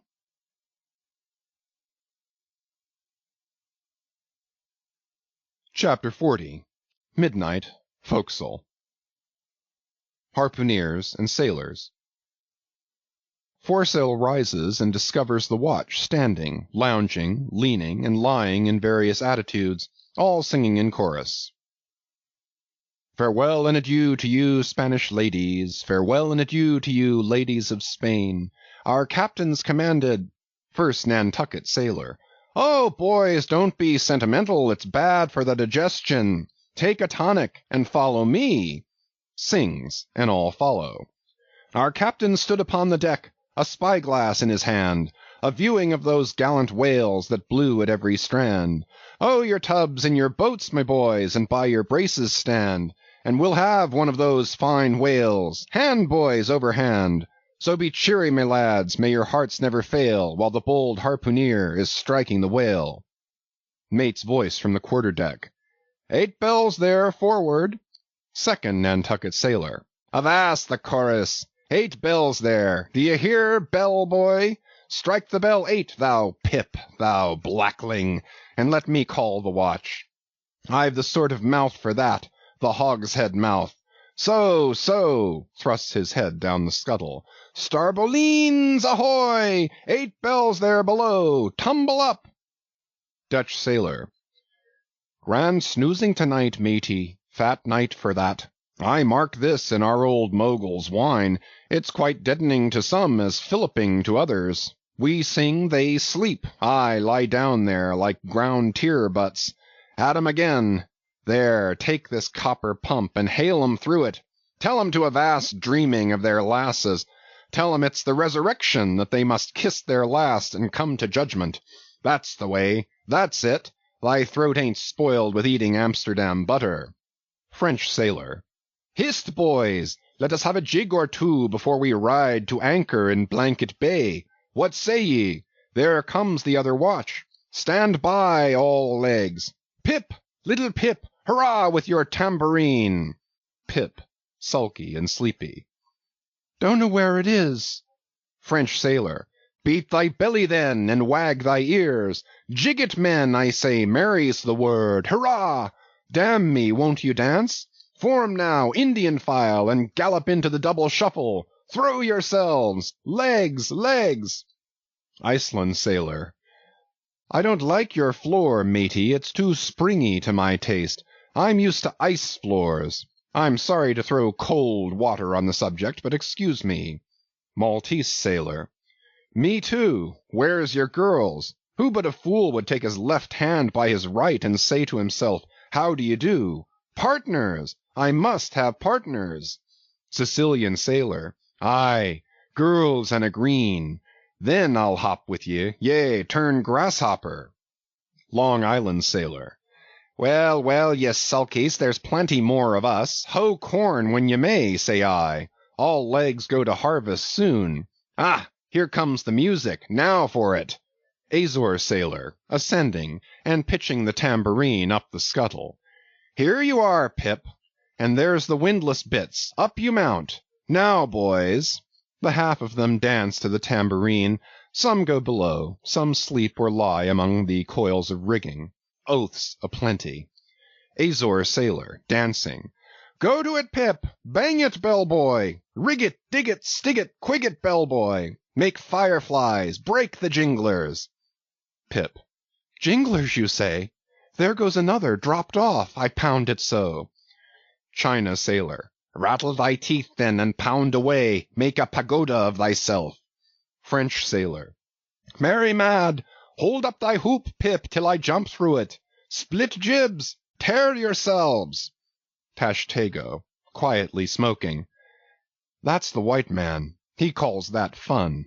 Humph! I save my sweat. Old Manx sailor. I wonder whether those jolly lads bethink them of what they are dancing over. I'll dance over your grave, I will. That's the bitterest threat of your night women, that beat headwinds round corners.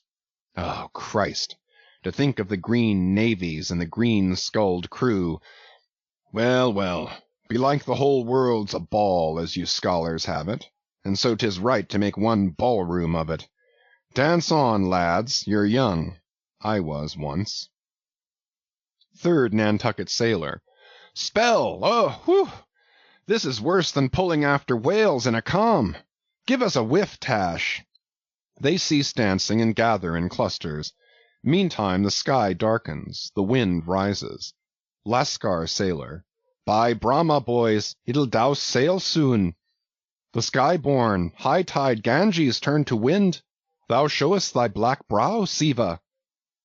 Maltese sailor, reclining and shaking his cap. It's the waves. The snow-caps turn to jig it now. They'll shake their tassels soon.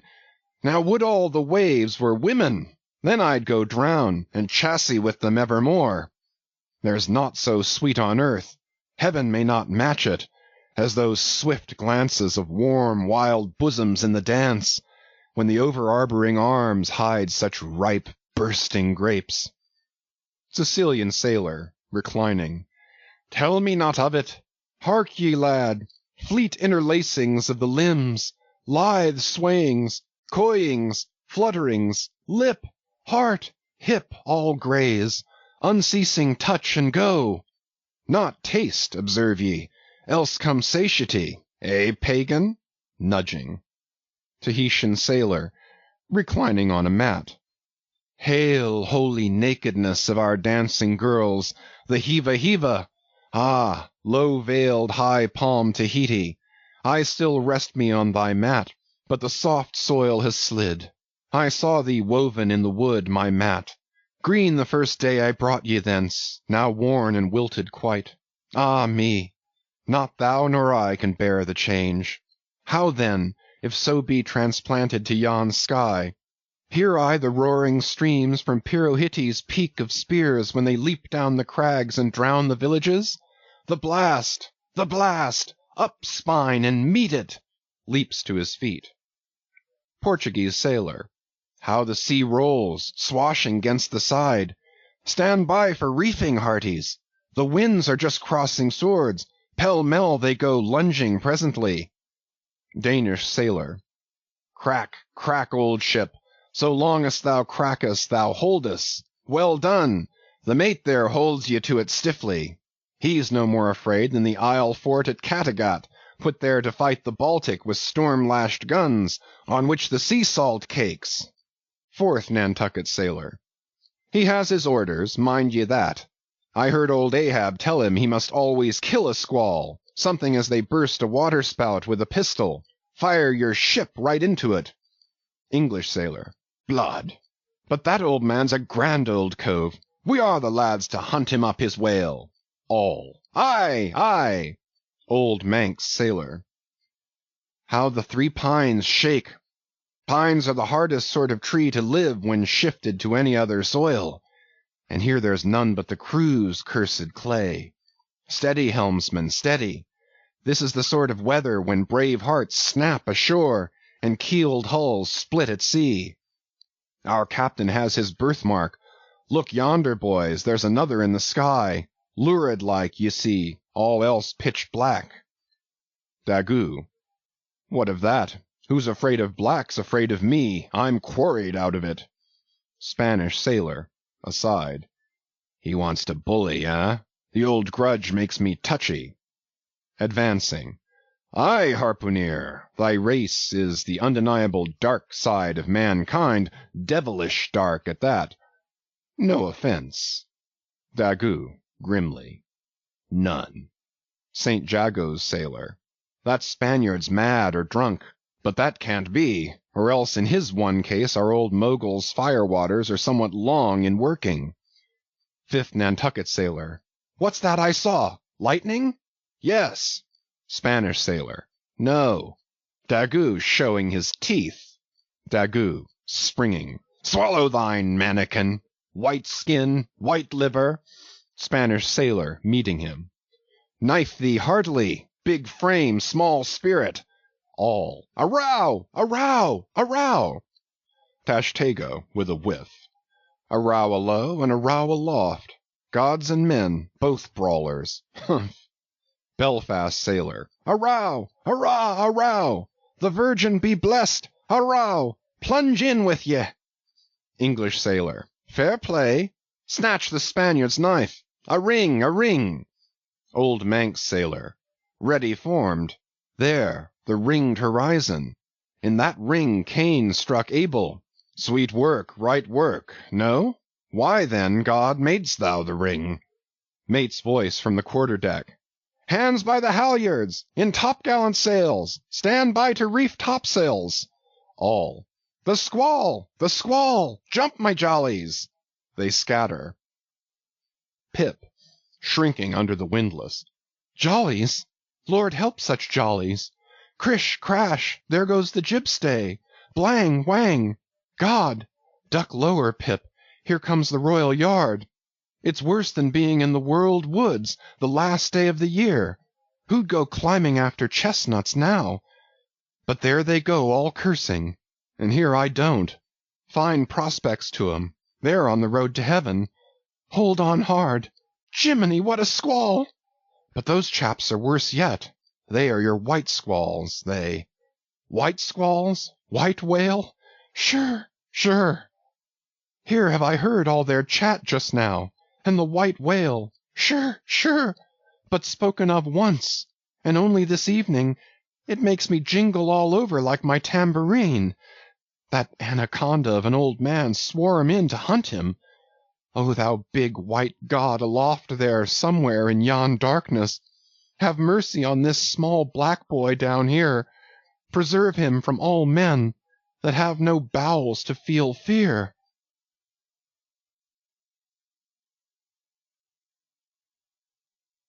Chapter 41 Moby Dick.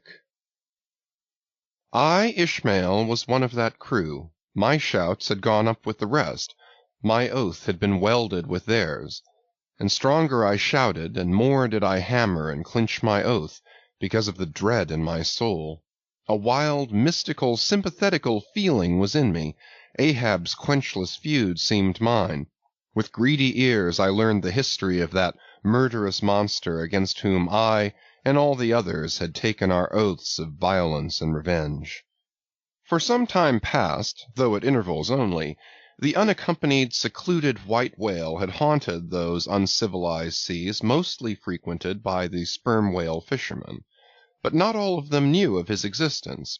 Only a few of them, comparatively, had knowingly seen him, while the number who as yet had actually and knowingly given battle to him was small indeed. For, owing to the large number of whale cruisers, the disorderly way they were sprinkled over the entire watery circumference, many of them adventurously pushing their quest along solitary latitudes so as seldom or never for a whole 12-month or more on a stretch to encounter a single news-telling sail of any sort, the inordinate length of each separate voyage, the irregularity of the times of sailing from home, all these, with other circumstances, direct and indirect, long obstructed the spread through the whole world-wide whaling fleet of the special individualizing tidings concerning Moby Dick.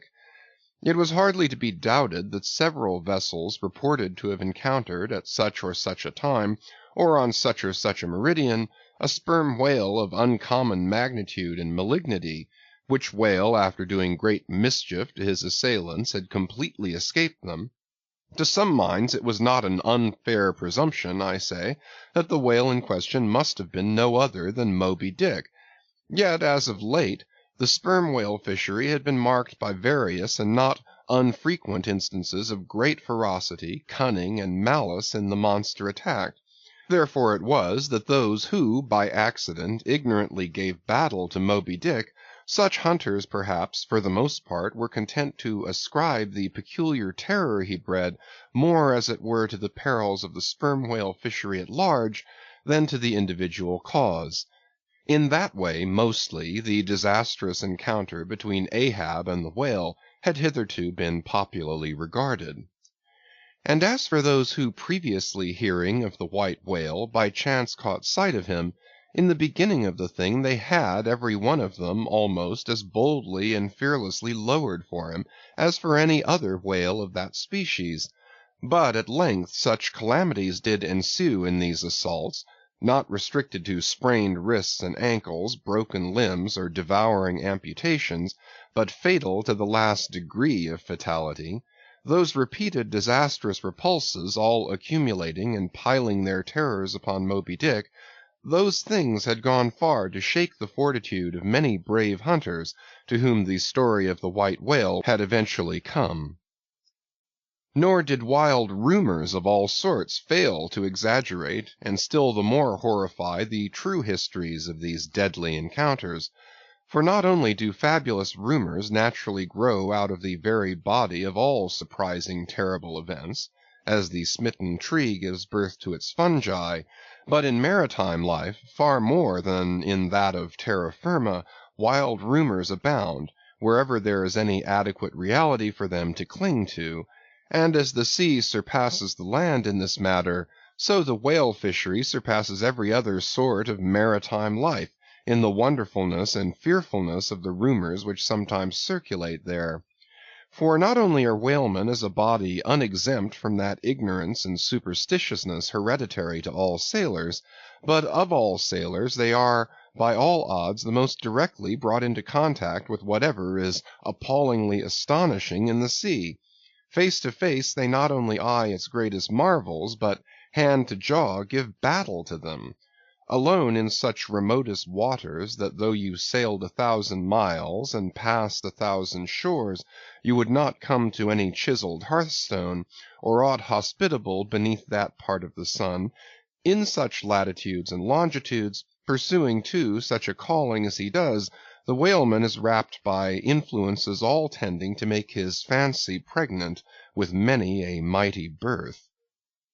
No wonder, then, that ever-gathering volume from the mere transit over the widest watery spaces, the outblown rumors of the white whale did in the end incorporate with themselves all manner of morbid hints and half-formed fetal suggestions of supernatural agencies, which eventually invested Moby Dick with new terrors unborrowed from anything that visibly appears, so that in many cases such a panic did he finally strike, that few who by those rumors at least had heard of the white whale, few of those hunters were willing to encounter the perils of his jaw. But there were still other and more vital practical influences at work. Not even at the present day has the original prestige of the sperm whale, as fearfully distinguished from all other species of the Leviathan, died out in the minds of the whalemen as a body. There are those this day among them who, though intelligent and courageous enough in offering battle to the Greenland or right whale, would perhaps, either from professional inexperience or incompetency or timidity, decline a contest with the sperm whale. At any rate, there are plenty of whalemen, especially among those whaling nations not sailing under the American flag, who have never hostilely encountered the sperm whale, but whose sole knowledge of the Leviathan is restricted to the ignoble monster primitively pursued in the North. Seated on their hatches, these men will hearken with a childish fireside interest and awe to the wild, strange tales of southern whaling.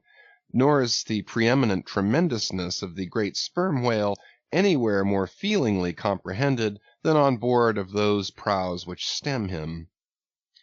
And as if the now tested reality of his might had in former legendary times thrown its shadow before it, we find some book naturalists, Olason and Povelson, declaring the sperm whale not only to be a consternation to every other creature in the sea, but also to be so incredibly ferocious as continually to be athirst for human blood. Nor even down to so late a time as Cuvier's were these or almost similar impressions effaced, for in his Natural History the Baron himself affirms that at sight of the sperm whale all fish, sharks included, are struck with the most lively terrors, and often in the precipitancy of their flight dash themselves against the rocks with such violence as to cause instantaneous death. And however the general experiences in the fishery may amend such reports as these, yet in their full terribleness, even to the bloodthirsty item of Povelson, the superstitious belief in them is, in some vicissitudes of their vocation, revived in the minds of the hunters.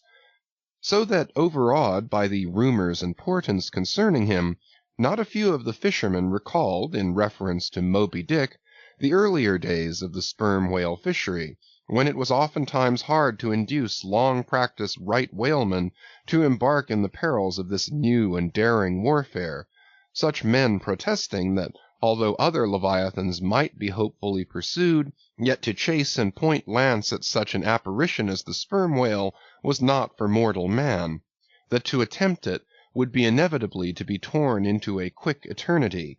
On this head there are some remarkable documents that may be consulted.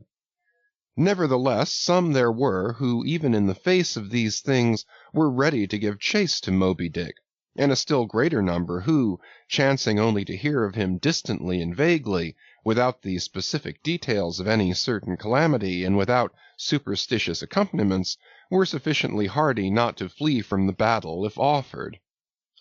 One of the wild suggestions referred to, as at last coming to be linked with the white whale in the minds of the superstitiously inclined, was the unearthly conceit that Moby Dick was ubiquitous, that he had actually been encountered in opposite latitudes at one and the same instant of time.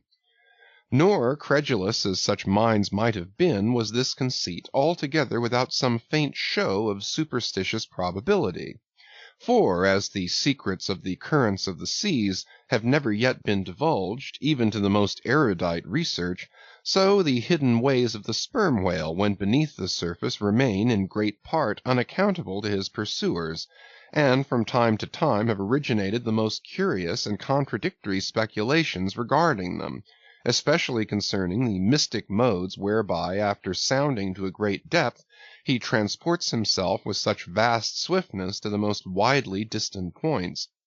It is a thing well known to both American and English whale ships, and as well a thing placed upon authoritative record years ago by Scoresby, that some whales have been captured far north in the Pacific, in whose bodies have been found the barbs of harpoons darted in the Greenland seas.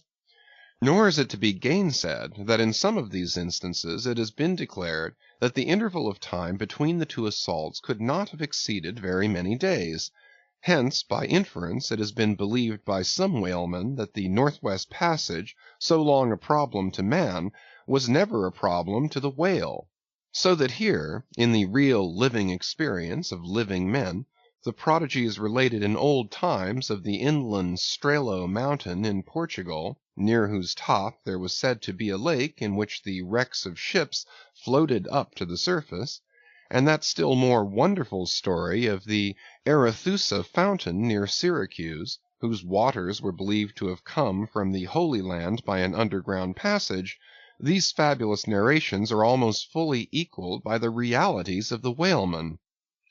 Forced into familiarity, then, with such prodigies as these, and knowing that after repeated intrepid assaults the white whale had escaped alive, it cannot be much matter of surprise that some whalemen should go still further in their superstitions, declaring Moby Dick not only ubiquitous, but immortal, for immortality is but ubiquity in time; that though groves of spears should be planted in his flanks, he would still swim away unharmed, or if indeed he should ever be made to spout thick blood, such a sight would be but a ghastly deception, for again in unsanguined billows, hundreds of leagues away, his unsullied jet would once more be seen. But even stripped of these supernatural surmisings, there was enough in the earthly make and incontestable character of the monster to strike the imagination with unwonted power. For it was not so much his uncommon bulk that so much distinguished him from other sperm whales, but, as elsewhere thrown out, a peculiar snow-white wrinkled forehead, and a high pyramidical white hump. These were his prominent features, the tokens whereby even in the limitless uncharted seas he revealed his identity, at a long distance, to those who knew him. The rest of his body was so streaked and spotted and marbled with the same shrouded hue, that in the end he had gained his distinctive appellation of the white whale, a name, indeed, literally justified by his vivid aspect, when seen gliding at high noon through a dark blue sea, leaving a Milky Way wake of creamy foam, all spangled with golden gleamings. Nor was it his unwonted magnitude, nor his remarkable hue, nor yet his deformed lower jaw that so much invested the whale with natural terror, as that unexampled intelligent malignity which, according to specific accounts, he had over and over again evinced in his assaults. More than all, his treacherous retreats struck more dismay than perhaps aught else.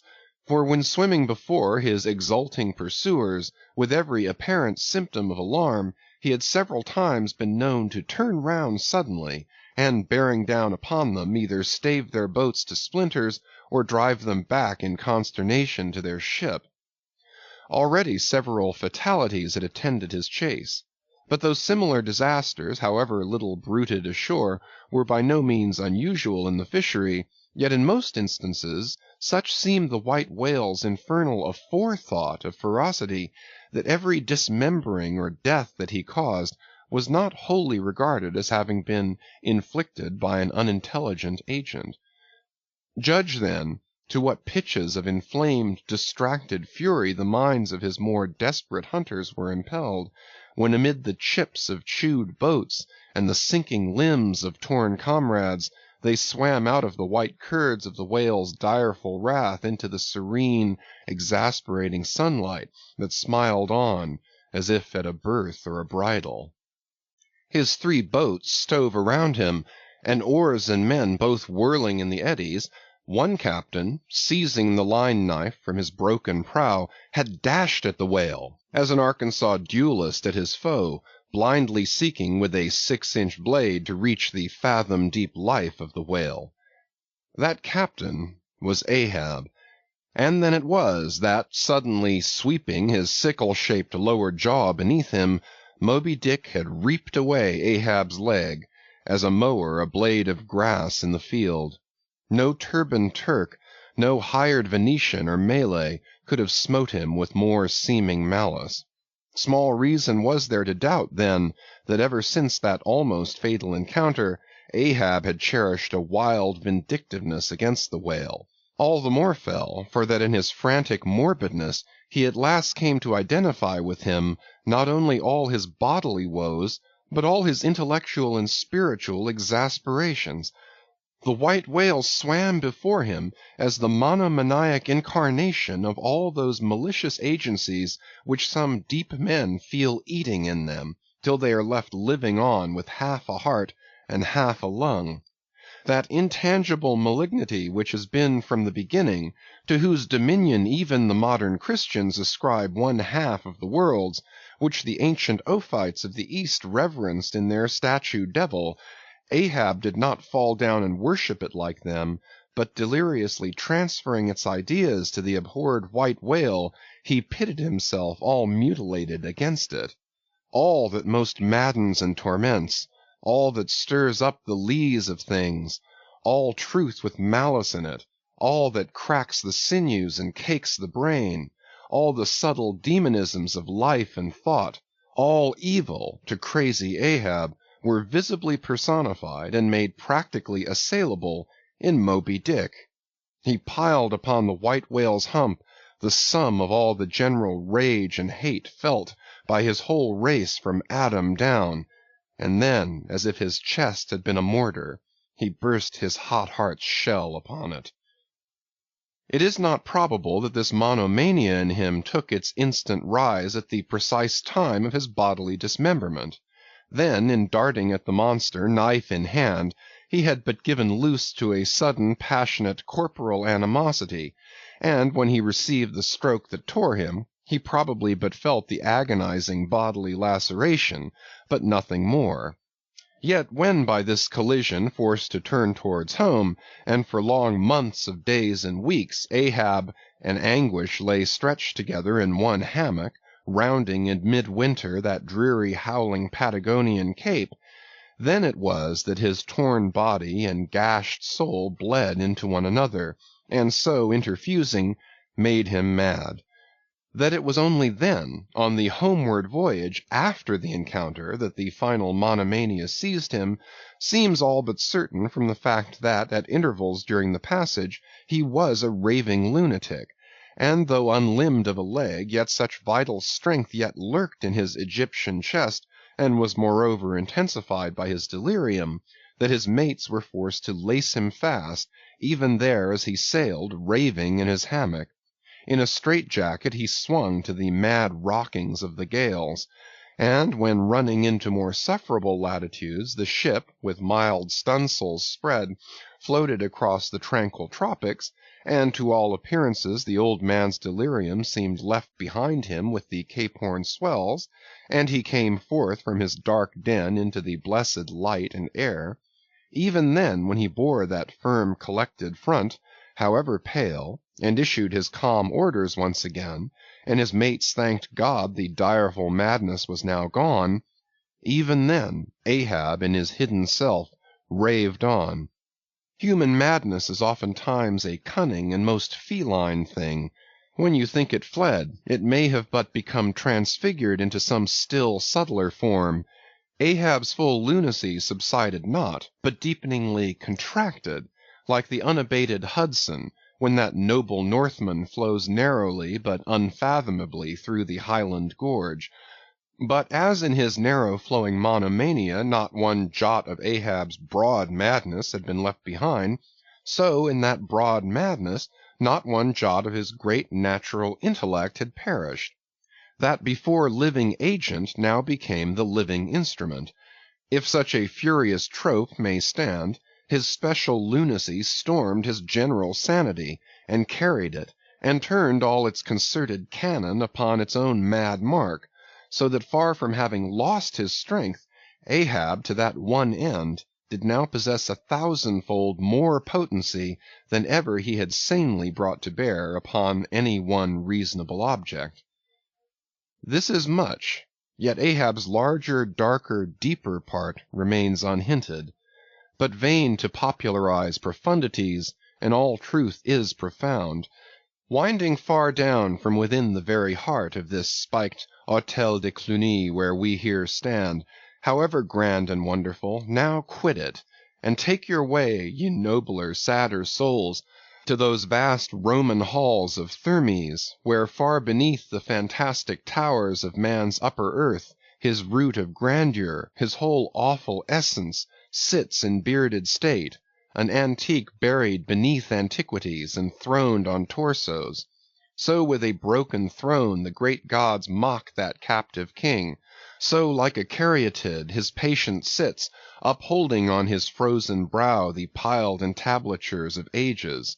Wind ye down there, ye prouder, sadder souls. Question that proud, sad king. A family likeness? Aye, he did beget ye, ye young exiled royalties, and from your grim sire only will the old state secret come. Now in his heart Ahab had some glimpse of this, namely, all my means are sane, my motive and my object mad. Yet without power to kill or change or shun the fact, he likewise knew that to mankind he did long dissemble, in some sort did still. But that thing of his dissembling was only subject to his perceptibility, not to his will determinate. Nevertheless, so well did he succeed in that dissembling, that when with ivory leg he stepped ashore at last, no Nantucketer thought him otherwise than but naturally grieved, and that to the quick, with the terrible casualty which had overtaken him.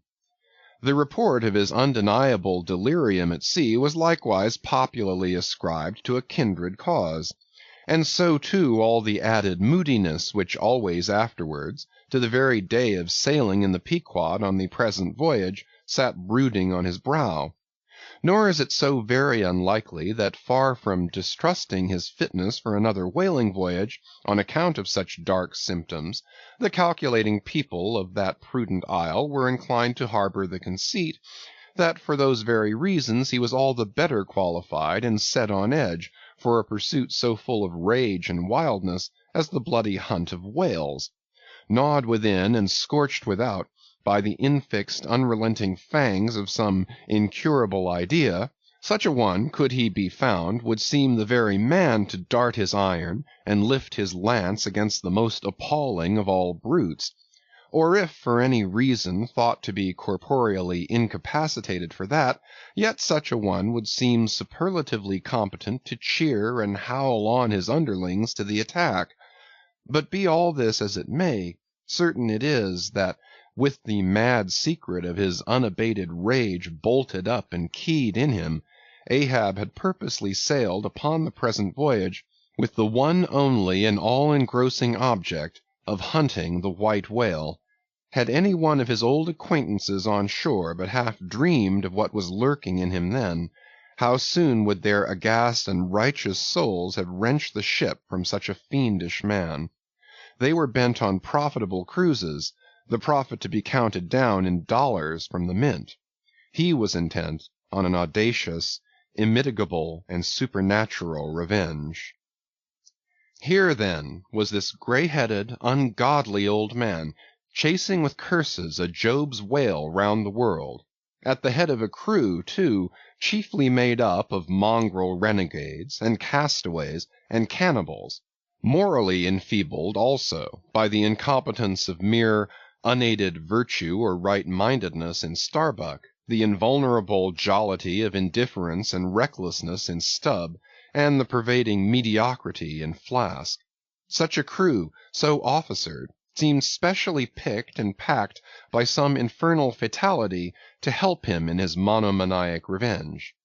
How it was that they so aboundingly responded to the old man's ire, by what evil magic their souls were possessed, that at times his hate seemed almost theirs, the white whale as much their insufferable foe as his, how all this came to be, what the white whale was to them, or how to their unconscious understandings also, in some dim, unsuspected way, he might have seemed the gliding great demon of the seas of life, all this to explain would be to dive deeper than Ishmael can go. The subterranean miner that works in us all, how can one tell whither leads his shaft by the ever-shifting muffled sound of his pick? Who does not feel the irresistible arm drag? What skiff in tow of a 74 can stand still? For one, I gave myself up to the abandonment of the time and the place, but while yet all a rush to encounter the whale, could see naught in that brute but the deadliest ill.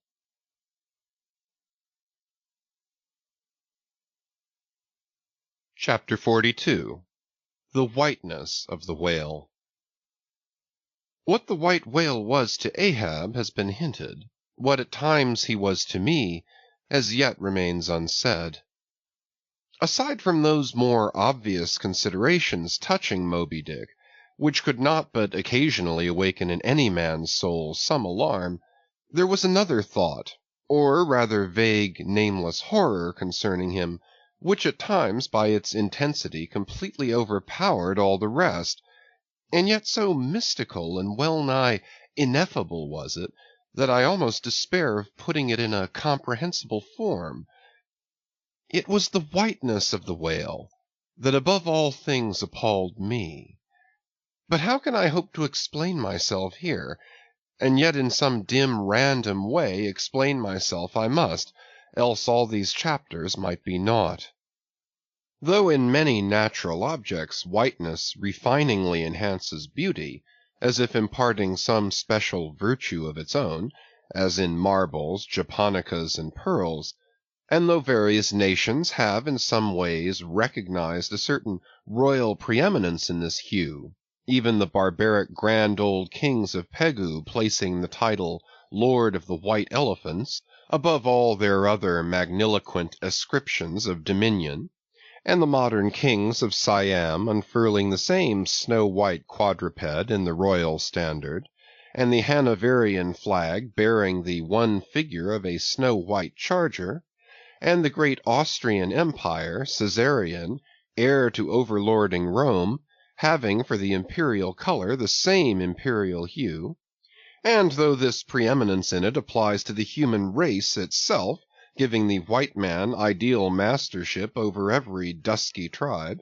and though, besides all this, whiteness has been even made significant of gladness, for among the Romans a white stone marked a joyful day, and though in other mortal sympathies and symbolizings this same hue is made the emblem of many touching, noble things, the innocence of brides, the benignity of age, though among the red men of America the giving of the white belt of wampum was the deepest pledge of honor, though in many climes whiteness typifies the majesty of justice in the ermine of the judge, and contributes to the daily state of kings and queens drawn by milk-white steeds, though even in the higher mysteries of the most august religions it has been made the symbol of the divine spotlessness and power, by the Persian fire-worshippers, the white-forked flame being held the holiest on the altar, and in the Greek mythologies great Jove himself being made incarnate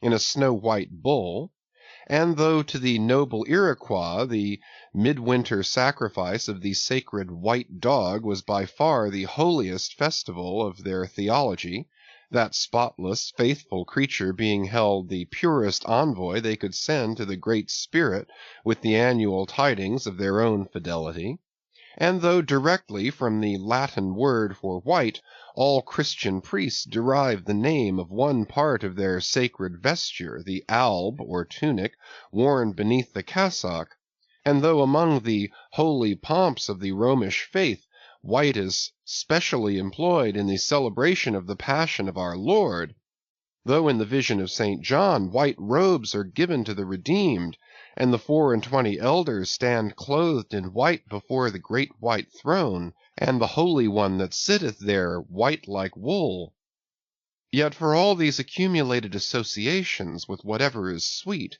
and honorable, and sublime, there yet lurks an elusive something in the innermost idea of this hue, which strikes more of panic to the soul than that redness which affrights in blood.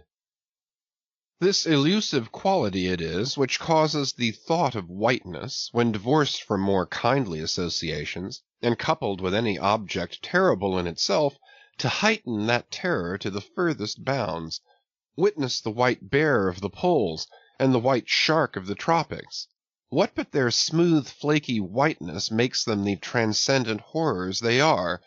That ghastly whiteness it is which imparts such an abhorrent mildness, even more loathsome than terrific, to the dumb gloating of their aspect, so that not the fierce-fanged tiger in his heraldic coat can so stagger courage as the white-shrouded bear or shark. Footnote. With reference to the polar bear, it may possibly be urged by him who would fain go still deeper into this matter, that it is not the whiteness, separately regarded, which heightens the intolerable hideousness of that brute, for analyzed, that heightened hideousness, it might be said, only rises from the circumstance that the irresponsible ferociousness of the creature stands invested in the fleece of celestial innocence and love, and hence by bringing together two such opposite emotions in our minds, the polar bear frightens us with so unnatural a contrast. But even assuming all this to be true, yet were it not for the whiteness, you would not have that intensified terror. As for the white shark, the white gliding ghostliness of repose in that creature, when beheld in his ordinary moods, strangely tallies with the same quality in the polar quadruped. This peculiarity is most vividly hit by the French in the name they bestow upon that fish. The Romish Mass for the dead begins with Requiem Aeternam, eternal rest, whence Requiem denominating the Mass itself and any other funeral music. Now, in allusion to the white, silent stillness of death in this shark, and the mild deadliness of his habits, the French call him Requin. End of footnote. Bethink thee of the albatross. Whence come those clouds of spiritual wonderment and pale dread in which that white phantom sails in all imaginations? Not Coleridge first threw that spell, but God's great unflattering laureate, Nature. Footnote. I remember the first albatross I ever saw. It was during a prolonged gale, in waters hard upon the Antarctic seas. From my forenoon watch below, I ascended to the overclouded deck, and there, dashed upon the main hatches, I saw a regal feathery thing of unspotted whiteness, and with a hooked Roman bill sublime. At intervals it arched forth its vast archangel wings, as if to embrace some holy ark. Wondrous flutterings and throbbings shook it. Though bodily unharmed, it uttered cries as some king's ghost in supernatural distress. Through its inexpressible strange eyes, methought I peeped to secrets which took hold of God. As Abraham before the angels, I bowed myself. The white thing was so white, its wings so wide, and in those forever exiled waters I had lost the miserable warping memories of traditions and of towns. Long I gazed at that prodigy of plumage. I cannot tell, can only hint the things that darted through me then. But at last I awoke, and turning, asked a sailor what bird was this. A goney, he replied. Goney? Never had heard that name before. Is it conceivable that this glorious thing is utterly unknown to men ashore? Never. But some time after I learned that goney was some seaman's name for albatross. so that by no possibility could Coleridge's wild rhyme have had aught to do with those mystical impressions which were mine when I saw that bird upon our deck, for neither had I then read the rhyme, nor knew the bird to be an albatross. Yet in saying this I do but indirectly burnish a little brighter the noble merit of the poem and the poet. I assert then that in the wondrous bodily whiteness of the bird chiefly lurks the secret of the spell, a truth more evinced in this, that by a solecism of terms there are birds called grey albatrosses, and these I have frequently seen, but never with such emotions as when I beheld the Antarctic fowl. But how had the mystic thing been caught? Whisper it not, and I will tell. With a treacherous hook and line, as the fowl floated on the sea. At last the captain made a postman of it, tying a lettered leathern tally round its neck, with the ship's time and place, and then letting it escape. But I doubt not that leathern tally, meant for man, was taken off in heaven, when the white fowl flew to join the wing-folding, the invoking and adoring cherubim. End of footnote. Most famous in our Western annals and Indian traditions is that of the white steed of the prairies, a magnificent milk-white charger, large-eyed, small-headed, bluff-chested, and with the dignity of 1,000 monarchs in his lofty, over-scorning carriage. He was the elected Xerxes of vast herds of wild horses, whose pastures in those days were only fenced by the Rocky Mountains and the Alleghanies. At their flaming head he westward trooped it, like that chosen star which every evening leads on the hosts of light.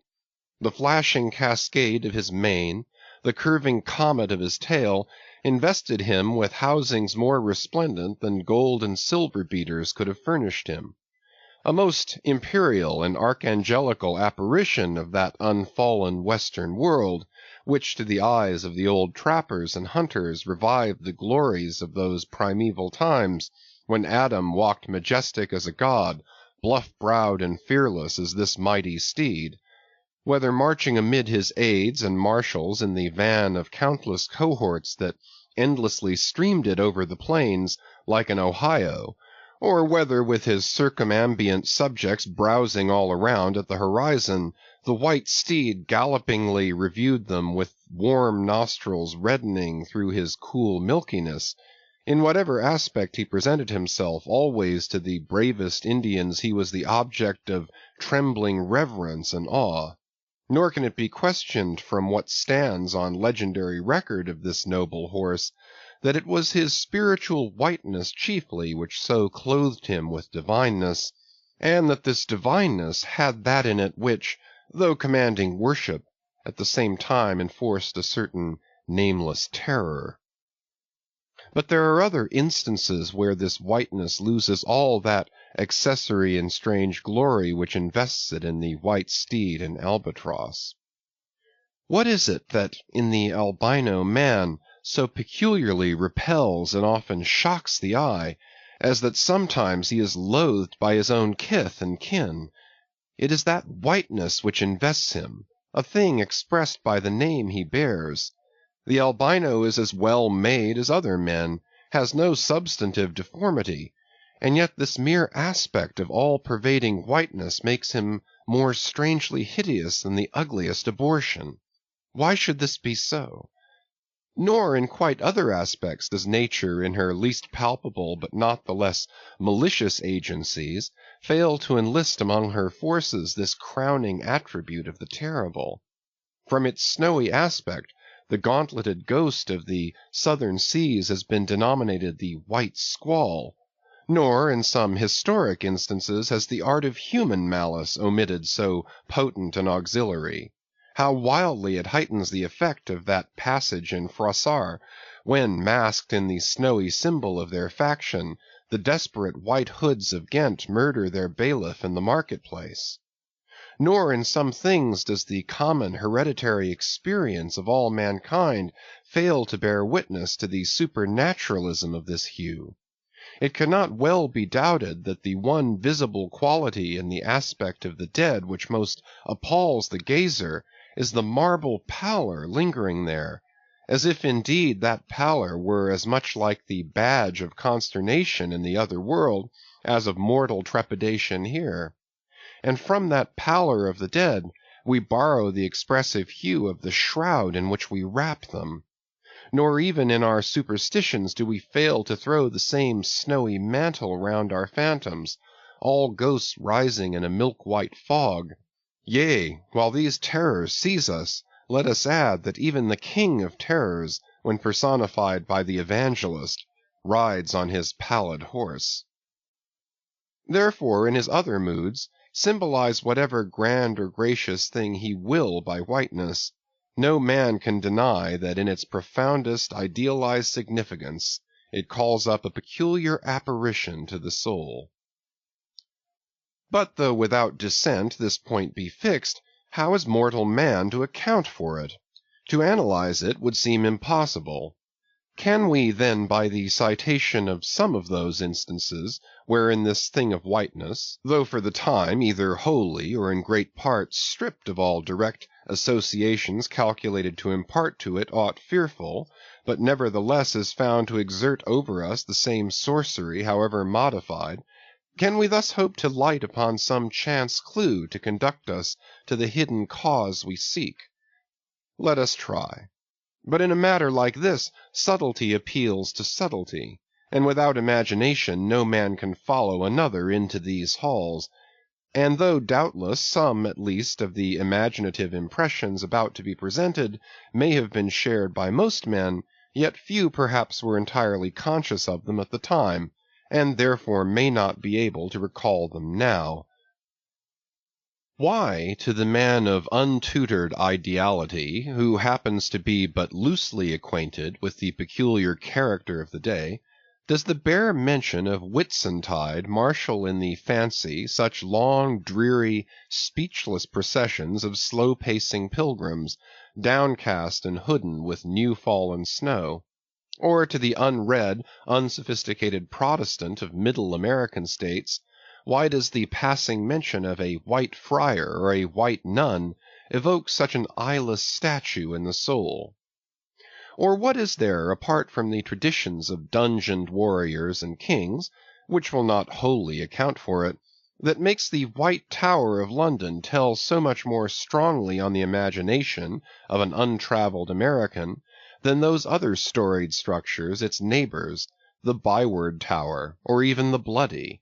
And those sublimer towers, the White Mountains of New Hampshire? Whence, in peculiar moods, comes that gigantic ghostliness over the soul at the bare mention of that name, while the thought of Virginia's Blue Ridge is full of a soft, dewy, distant dreaminess? Or why, irrespective of all latitudes and longitudes, does the name of the White Sea exert such a spectralness over the fancy, while that of the Yellow Sea lulls us with mortal thoughts of long, lacquered, mild afternoons on the waves, followed by the gaudiest and yet sleepiest of sunsets? Or to choose a wholly unsubstantial instance, purely addressed to the fancy, why, in reading the old fairy tales of Central Europe, does the tall pale man of the Hartz forests, whose changeless pallor unrustlingly glides through the green of the groves, why is this phantom more terrible than all the whooping imps of the Blocksberg? Nor is it altogether the remembrance of her cathedral-toppling earthquakes, nor the stampedos of her frantic seas, nor the tearlessness of arid skies that never rain, nor the sight of her wide field of leaning spires, wrenched copestones, and crosses all adroop, like canted yards of anchored fleets, and her suburban avenues of house walls lying upon each other as a tossed pack of cards. It is not these things alone which make tearless Lima the strangest, saddest city thou canst see. For Lima has taken the white veil, and there is a higher horror in this whiteness of her woe. Old as Pizarro, this whiteness keeps her ruins for ever new, admits not the cheerful greenness of complete decay, spreads over her broken ramparts the rigid pallor of an apoplexy that fixes its own distortions. I know that to the common apprehension, this phenomenon of whiteness is not confessed to be the prime agent in exaggerating the terror of objects otherwise terrible, nor to the unimaginative mind is there aught of terror in those appearances whose awfulness to another mind almost solely consists in this one phenomenon, especially when exhibited under any form at all approaching to muteness or universality. What I mean by these two statements may perhaps be respectively elucidated by the following examples. First, the mariner, when drawing nigh the coasts of foreign lands, if by night he hear the roar of breakers, starts to vigilance, and feels just enough of trepidation to sharpen all his faculties. But under precisely similar circumstances, let him be called from his hammock to view his ship sailing through a midnight sea of milky whiteness, as if from encircling headlands shoals of combed white bears were swimming round him, then he feels a silent superstitious dread. The shrouded phantom of the whitened waters is horrible to him as a real ghost. In vain the lead assures him he is still off soundings. Heart and helm they both go down. He never rests till blue water is under him again. Yet where is the mariner who will tell thee, Sir, it was not so much the fear of striking hidden rocks as the fear of that hideous whiteness that so stirred me. Second, to the native Indian of Peru, the continual sight of the snow-howdahed Andes conveys naught of dread, except perhaps in the mere fancying of the eternal frosted desolateness reigning at such vast altitudes, and the natural conceit of what a fearfulness it would be to lose oneself in such inhuman solitudes. Much the same is it with the backwoodsman of the West, who with comparative indifference views an unbounded prairie sheeted with driven snow, no shadow of tree or twig to break the fixed trance of whiteness. Not so the sailor, beholding the scenery of the Antarctic seas, where at times by some infernal trick of legerdemain in the powers of frost and air, he, shivering and half shipwrecked, instead of rainbows speaking hope and solace to his misery, views what seems a boundless churchyard grinning upon him, with its lean ice monuments and splintered crosses.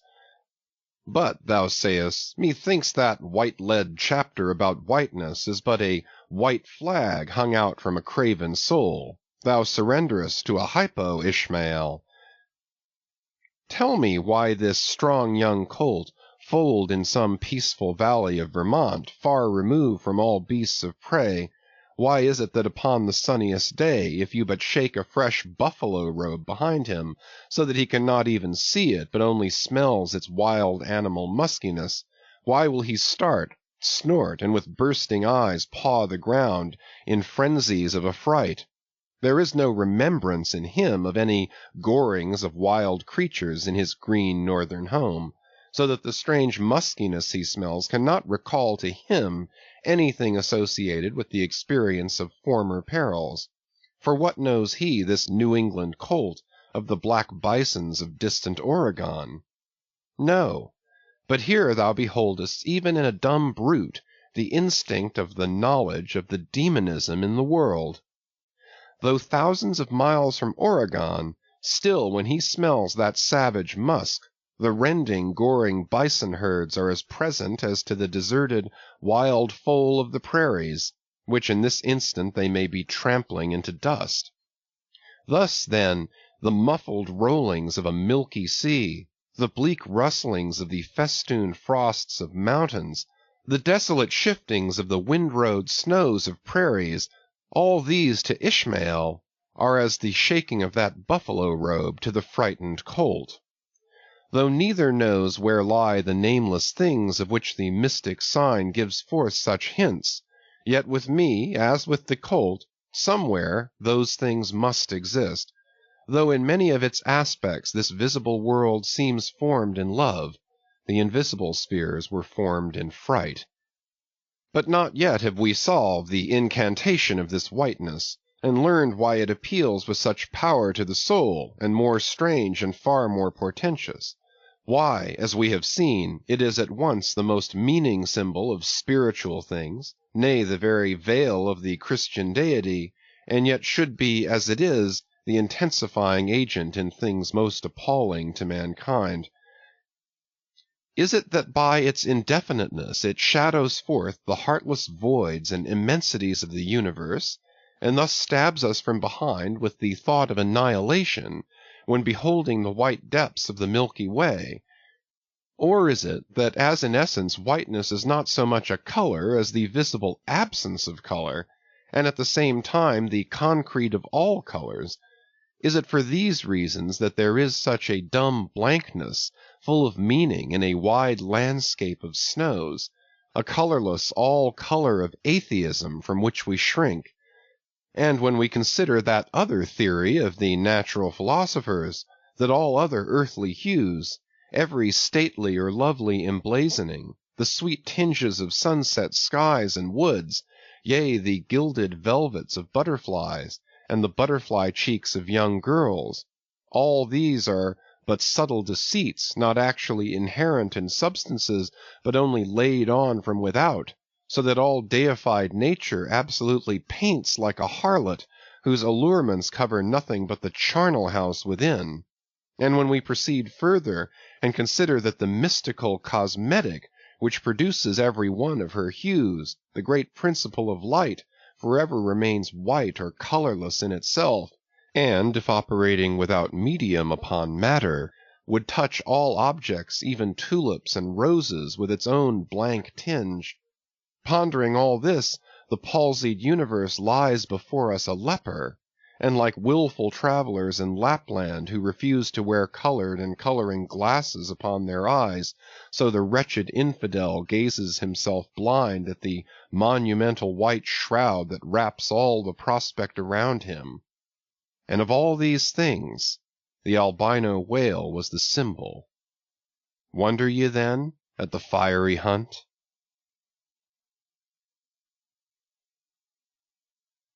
Chapter 43. Hark! Hist! Did you hear that noise, Cabaco? It was the middle watch, a fair moonlight. The seamen were standing in a cordon extending from one of the fresh-water butts in the waist to the scuttle-butt near the taffrail. In this manner they passed the buckets to fill the scuttle-butt. Standing for the most part on the hallowed precincts of the quarter-deck, they were careful not to speak or rustle their feet. From hand to hand the buckets went in the deepest silence, only broken by the occasional flap of a sail and the steady hum of the unceasingly advancing keel. It was in the midst of this repose that Archy, one of the cordon, whose post was near the after hatches, whispered to his neighbor, a Cholo, the words above. Hist! Did you hear that noise, Cabaco? Take the bucket, will ye, Archy? What noise do you mean? There it is again, under the hatches. Don't you hear it? A cough. It sounded like a cough. Cough be damned. Pass along that return bucket. There again. There it is. It sounds like 2 or 3 sleepers turning over now. Caramba! Have done, shipmate, will ye? It's the 3 soaked biscuits ye ate for supper turning over inside of ye. Nothing else. Look to the bucket. Say what you will, shipmate, I've sharp ears. Aye, you are the chap, ain't you, that heard the hum of the old Quakeress's knitting needles 50 miles at sea from Nantucket? You're the chap. Grin away. We'll see what turns up.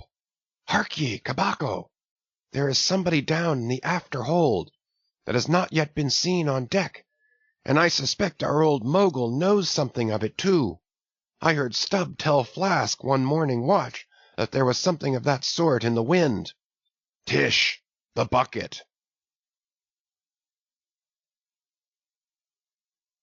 Chapter 44.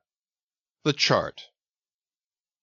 Had you followed Captain Ahab down into his cabin after the squall that took place on the night succeeding that wild ratification of his purpose with his crew, you would have seen him go to a locker in the transom, and bringing out a large wrinkled roll of yellowish sea charts, spread them before him on his screwed-down table.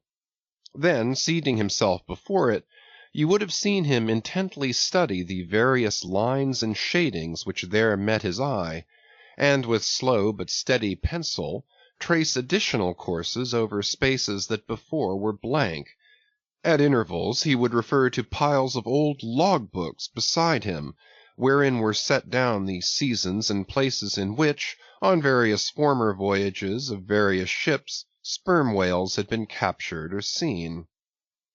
While thus employed, the heavy pewter lamp suspended in chains over his head continually rocked with the motion of the ship, and forever threw shifting gleams and shadows of lines upon his wrinkled brow, till it almost seemed that while he himself was marking out lines and courses on the wrinkled charts, some invisible pencil was also tracing lines and courses upon the deeply marked chart of his forehead. But it was not this night in particular that, in the solitude of his cabin, Ahab thus pondered over his charts. Almost every night they were brought out. Almost every night some pencil marks were effaced, and others were substituted.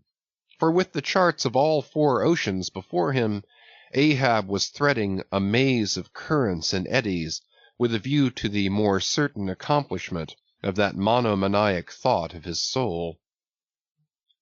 Now to anyone not fully acquainted with the ways of the Leviathans, it might seem an absurdly hopeless task thus to seek out one solitary creature in the unhooped oceans of this planet. But not so did it seem to Ahab, who knew the sets of all tides and currents, and thereby calculating the driftings of the sperm whale's food, and also calling to mind the regular, ascertained seasons for hunting him in particular latitudes, could arrive at reasonable surmises, almost approaching to certainties, concerning the timeliest day to be upon this or that ground in search of his prey. So assured, indeed, is the fact concerning the periodicalness of the sperm whale's resorting to given waters, that many hunters believe that, could he be closely observed and studied throughout the world, were the logs for one voyage of the entire whale fleet carefully collated, then the migrations of the sperm whale would be found to correspond in invariability to those of the herring shoals or the flights of swallows. On this hint, attempts have been made to construct elaborate migratory charts of the sperm whale. Footnote: since the above was written, the statement is happily borne out by an official circular, issued by Lieutenant Maury, of the National Observatory, Washington, April 16, 1851. By that circular, it appears that precisely such a chart is in course of completion, and portions of it are presented in the circular. Quote, "This chart divides the ocean into districts of 5 degrees of latitude by 5 degrees of longitude, perpendicularly through each of which districts are 12 columns for the 12 months, and horizontally through each of which districts are 3 lines, one to show the number of days that have been spent in each month in every district, and the 2 others to show the number of days in which whales, sperm or right, have been seen." End quote. End of footnote. Besides, when making a passage from one feeding ground to another, the sperm whales, guided by some infallible instinct, say rather secret intelligence from the deity, mostly swim in veins, as they are called, continuing their way along a given ocean line with such undeviating exactitude that no ship ever sailed her course by any chart with 1/10 of such marvelous precision. Though in these cases the direction taken by any one whale be as straight as a surveyor's parallel, and though the line of advance be strictly confined to its own unavoidable straight wake, yet the arbitrary vein in which at these times he is said to swim generally embraces some few miles in width, more or less as the vein is presumed to expand or contract, but never exceeds the visual sweep from the whale ship's mastheads, when circumspectly gliding along this magic zone. The sum is, that at particular seasons within that breadth and along that path, migrating whales may with great confidence be looked for. And hence not only at substantiated times, upon well-known separate feeding grounds, could Ahab hope to encounter his prey, but in crossing the widest expanses of water between those grounds he could, by his art, so place and time himself on his way, as even then not to be wholly without prospect of a meeting. There was a circumstance which at first sight seemed to entangle his delirious but still methodical scheme. But not so in the reality, perhaps. Though the gregarious sperm whales have their regular seasons for particular grounds, yet in general you cannot conclude that the herds which haunted such and such a latitude or longitude this year, say, will turn out to be identically the same with those that were found in the preceding season, though there are peculiar and unquestionable instances where the contrary of this has proved true. In general, the same remark, only within a less wide limit, applies to the solitaries and hermits among the matured, aged sperm whales. So that though Moby Dick had in a former year been seen, for example, on what is called the Seychelles ground in the Indian Ocean, or Volcano Bay on the Japanese coast, yet it did not follow that were the Pequod to visit either of those spots at any subsequent corresponding season, she would infallibly encounter him there. So too with some other feeding grounds, where he had at times revealed himself. But all these seemed only his casual stopping places and ocean inns, so to speak, not his places of prolonged abode. And where Ahab's chances of accomplishing his object have hitherto been spoken of, allusion has only been made to whatever wayside, antecedent, extra prospects were his, ere a particular set time or place were attained, when all possibilities would become probabilities, and, as Ahab fondly thought, every possibility the next thing to a certainty. That particular set time and place were conjoined in the one technical phrase, the season on the line, for there and then, for several consecutive years, Moby Dick had been periodically descried, lingering in those waters for a while, as the sun in its annual round loiters for a predicted interval in any one sign of the zodiac. There it was, too, that most of the deadly encounters with the white whale had taken place. There the waves were storied with his deeds. There also was that tragic spot where the monomaniac old man had found the awful motive to his vengeance. But in the cautious comprehensiveness and unloitering vigilance with which Ahab threw his brooding soul into this unfaltering hunt, he would not permit himself to rest all his hopes upon the one crowning fact above mentioned, however flattering it might be to those hopes, nor in the sleeplessness of his vow could he so tranquilize his unquiet heart as to postpone all intervening quest. Now the Pequod had sailed from Nantucket at the very beginning of the season on the line. No possible endeavor, then, could enable her commander to make the great passage southwards, double Cape Horn, and then, running down 60 degrees of latitude, arrive in the equatorial Pacific in time to cruise there. Therefore he must wait for the next ensuing season. Yet the premature hour of the Pequod's sailing had, perhaps, been correctly selected by Ahab with a view to this very complexion of things, because an interval of 365 days and nights was before him, an interval which, instead of impatiently enduring ashore, he would spend in a miscellaneous hunt, if by chance the white whale, spending his vacation in the seas far remote from his periodical feeding grounds, should turn up his wrinkled brow off the Persian Gulf, or in the Bengal Bay, or China Seas, or in any other waters haunted by his race, so that monsoons, pampas, nor'westers, harmattans, trades, any wind but the Levanter and Simoon, might blow Moby Dick into the devious zigzag world circle of the Pequod's circumnavigating wake.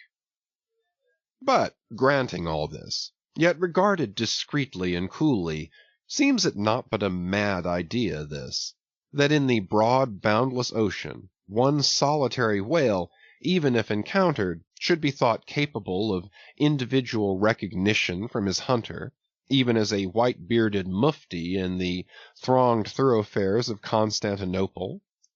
Yes, for the peculiar snow-white brow of Moby Dick and his snow-white hump could not but be unmistakable. And have I not tallied the whale, Ahab would mutter to himself, as after poring over his charts till long after midnight he would throw himself back in reveries, tallied him, and shall he escape? His broad fins are bored and scalloped out like a lost sheep's ear. And here his mad mind would run on in a breathless race, till a weariness and faintness of pondering came over him, and in the open air of the deck he would seek to recover his strength. Ah, God! What trances of torment does that man endure who is consumed with one unachieved revengeful desire? He sleeps with clenched hands, and wakes with his own bloody nails in his palms.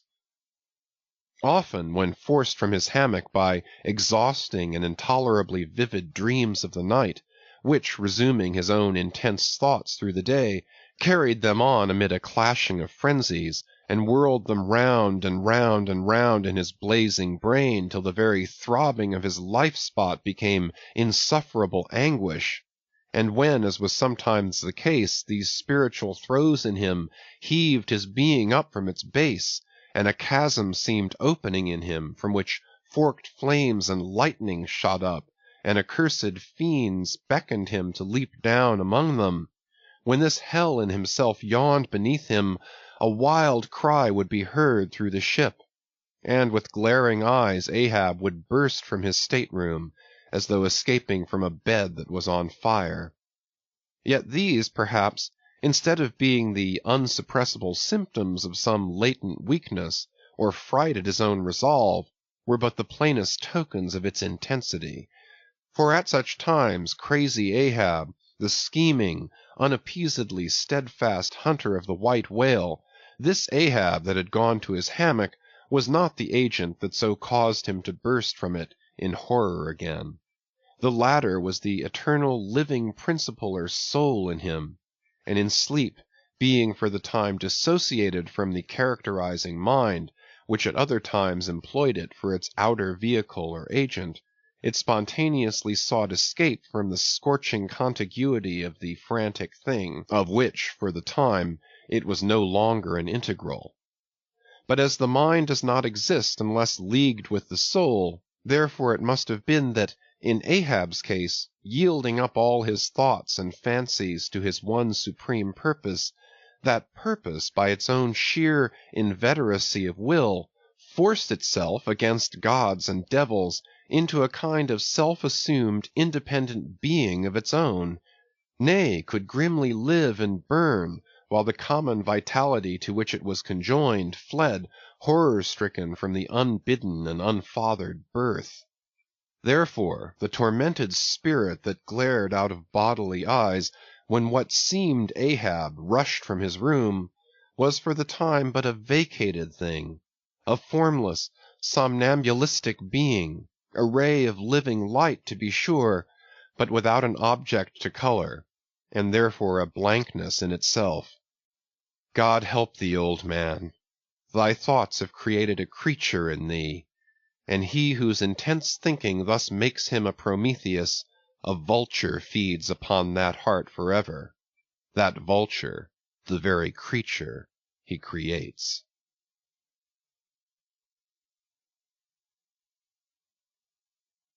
Chapter 45. The Affidavit.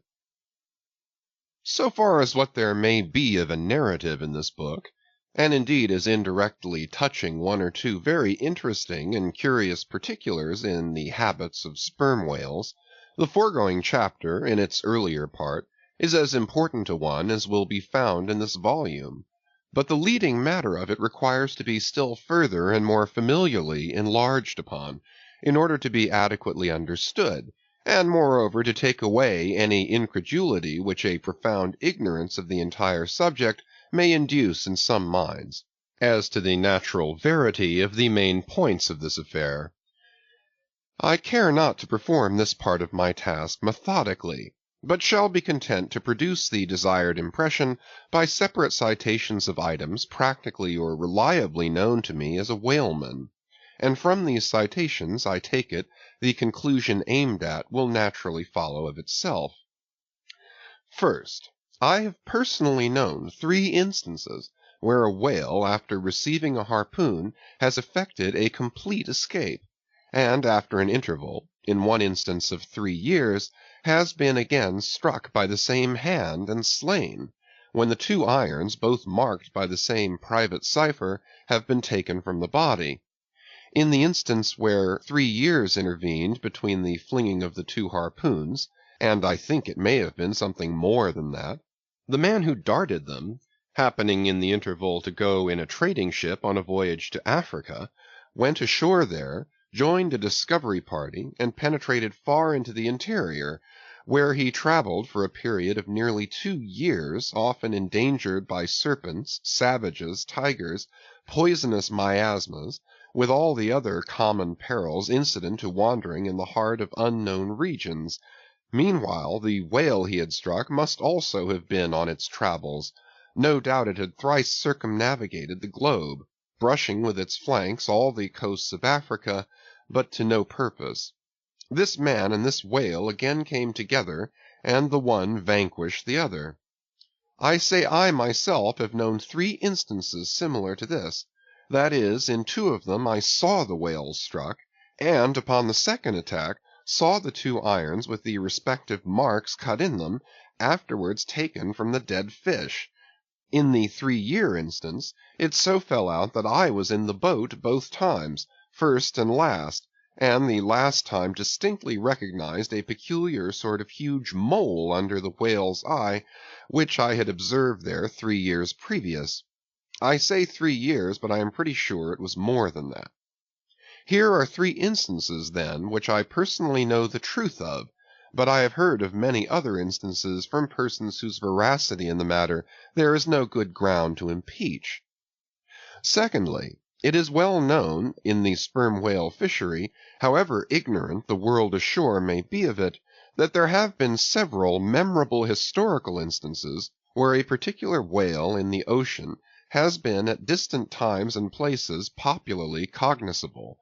Why such a whale became thus marked was not altogether and originally owing to his bodily peculiarities as distinguished from other whales, for however peculiar in that respect any chance whale may be, they soon put an end to his peculiarities by killing him and boiling him down into a peculiarly valuable oil. No, the reason was this, that from the fatal experiences of the fishery there hung a terrible prestige of perilousness about such a whale, as there did about Rinaldo Rinaldini, insomuch that most fishermen were content to recognize him by merely touching their tarpaulins when he would be discovered, lounging by them on the sea, without seeking to cultivate a more intimate acquaintance. Like some poor devils ashore that happen to know an irascible great man, they make distant unobtrusive salutations to him in the street, lest if they pursued the acquaintance further, they might receive a summary thump for their presumption. But not only did each of these famous whales enjoy great individual celebrity, nay, you may call it an ocean-wide renown.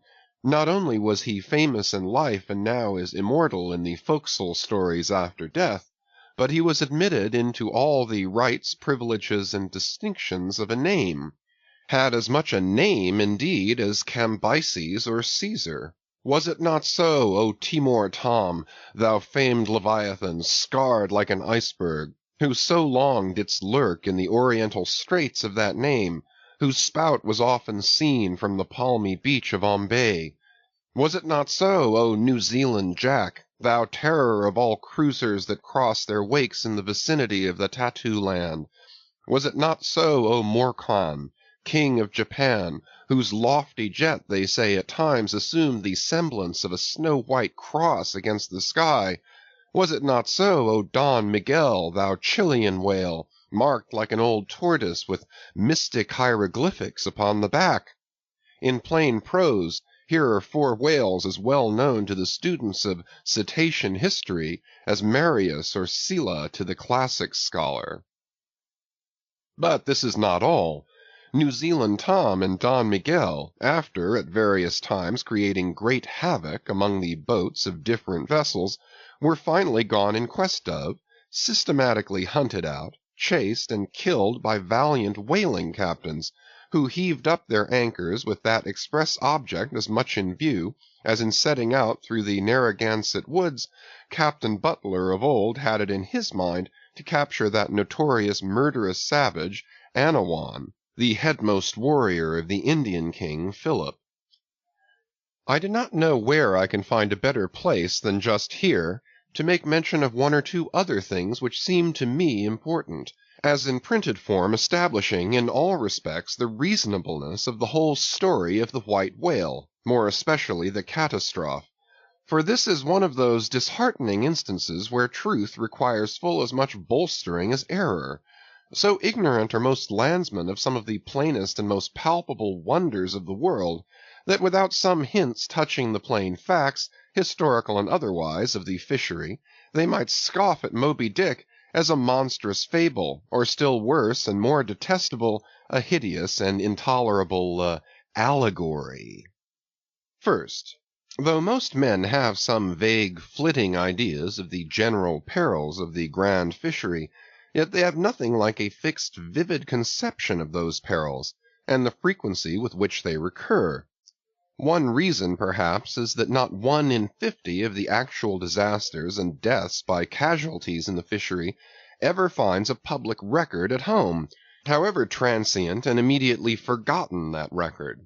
Do you suppose that that poor fellow there, who this moment perhaps caught by the whale line off the coast of New Guinea, is being carried to the bottom of the sea by the sounding Leviathan, do you suppose that that poor fellow's name will appear in the newspaper obituary you will read tomorrow at your breakfast? No, because the mails are very irregular between here and New Guinea. In fact, did you ever hear what might be called regular news, direct or indirect, from New Guinea? Yet I tell you that upon one particular voyage which I made to the Pacific, among many others, we spoke 30 different ships, every one of which had a death by a whale, some of them more than one, and 3 that had each lost a boat's crew. For God's sake, be economical with your lamps and candles. Not a gallon you burn, but at least 1 drop of a man's blood was spilled for it. Secondly, people ashore have indeed some indefinite idea that a whale is an enormous creature of enormous power, but I have ever found that when narrating to them some specific example of this twofold enormousness, they have significantly complimented me upon my facetiousness, when I declare upon my soul I had no more idea of being facetious than Moses when he wrote the history of the plagues of Egypt. But fortunately the special point I here seek can be established upon testimony entirely independent of my own. The point is this: the sperm whale is in some cases sufficiently powerful, knowing, and judiciously malicious, as with direct aforethought, to stave in, utterly destroy, and sink a large ship, and what is more, the sperm whale has done it. First, in the year 1820, the ship Essex, Captain Pollard of Nantucket, was cruising in the Pacific Ocean. One day she saw spouts, lowered her boats, and gave chase to a shoal of sperm whales. Ere long several of the whales were wounded, when suddenly a very large whale, escaping from the boats, issued from the shoal, and bore directly down upon the ship. Dashing his forehead against her hull, he so stove her in, that in less than, 10 minutes, she settled down and fell over. Not a surviving plank of her has been seen since. After the severest exposure, part of the crew reached the land in their boats. Being returned home at last, Captain Pollard once more sailed for the Pacific in command of another ship, but the gods shipwrecked him again upon unknown rocks and breakers. For the second time his ship was utterly lost, and forthwith forswearing the sea, he has never tempted it since. At this day Captain Pollard is a resident of Nantucket. I have seen Owen Chase, who was chief mate of the Essex at the time of the tragedy. I have read his plain and faithful narrative. I have conversed with his son, and all this within a few miles of the scene of the catastrophe. Footnote. The following are extracts from Chase's narrative. Quote, "Every fact seemed to warrant me in concluding that it was anything but chance which directed his operations. He made two several attacks upon the ship, at a short interval between them, both of which, according to their direction, were calculated to do us the most injury by being made ahead, and thereby combining the speed of the two objects for the shock, to effect which the exact maneuvers which he made were necessary. His aspect was most horrible, and such as indicated resentment and fury. He came directly from the shoal which we had just before entered, and in which we had struck 3 of his companions, as if fired with revenge for their sufferings." Again, quote, "At all events, the whole circumstances taken together, all happening before my own eyes, and producing at the time impressions in my mind of decided calculating mischief on the part of the whale, many of which impressions I cannot now recall, induce me to be satisfied that I am correct in my opinion." Here are his reflections some time after quitting the ship, during a black night in an open boat, when almost despairing of reaching any hospitable shore. Quote, "The dark ocean and swelling waters were nothing. The fears of being swallowed up by some dreadful tempest, or dashed upon hidden rocks, with all the other ordinary subjects of fearful contemplation, seemed scarcely entitled to a moment's thought. The dismal-looking wreck, and the horrid aspect and revenge of the whale, wholly engrossed my reflections, until day again made its appearance." In another place, page 45, he speaks of, quote, "the mysterious and mortal attack of the animal." Secondly, the ship Union, also of Nantucket, was in the year 1807 totally lost off the Azores by a similar onset, but the authentic particulars of this catastrophe I have never chanced to encounter, though from the whale hunters I have now and then heard casual allusions to it.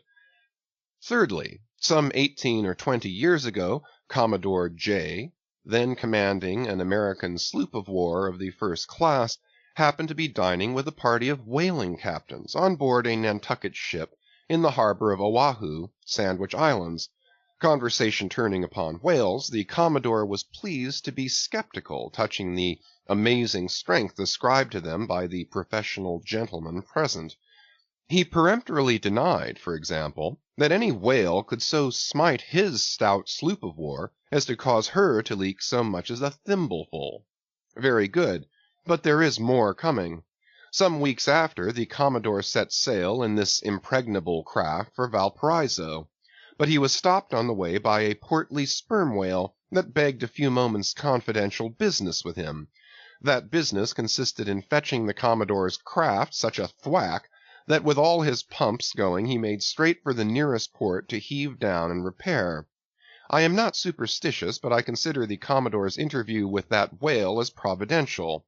Was not Saul of Tarsus converted from unbelief by a similar fright?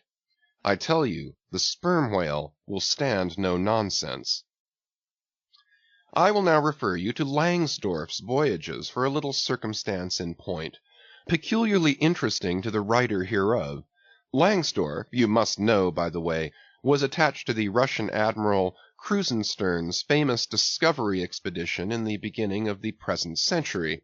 Captain Langsdorff thus begins his 17th chapter. Quote, "By the 13th of May our ship was ready to sail, and the next day we were out in the open sea, on our way to Okhotsk. The weather was very clear and fine, but so intolerably cold that we were obliged to keep on our fur clothing.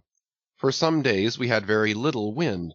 It was not till the 19th that a brisk gale from the northwest sprang up.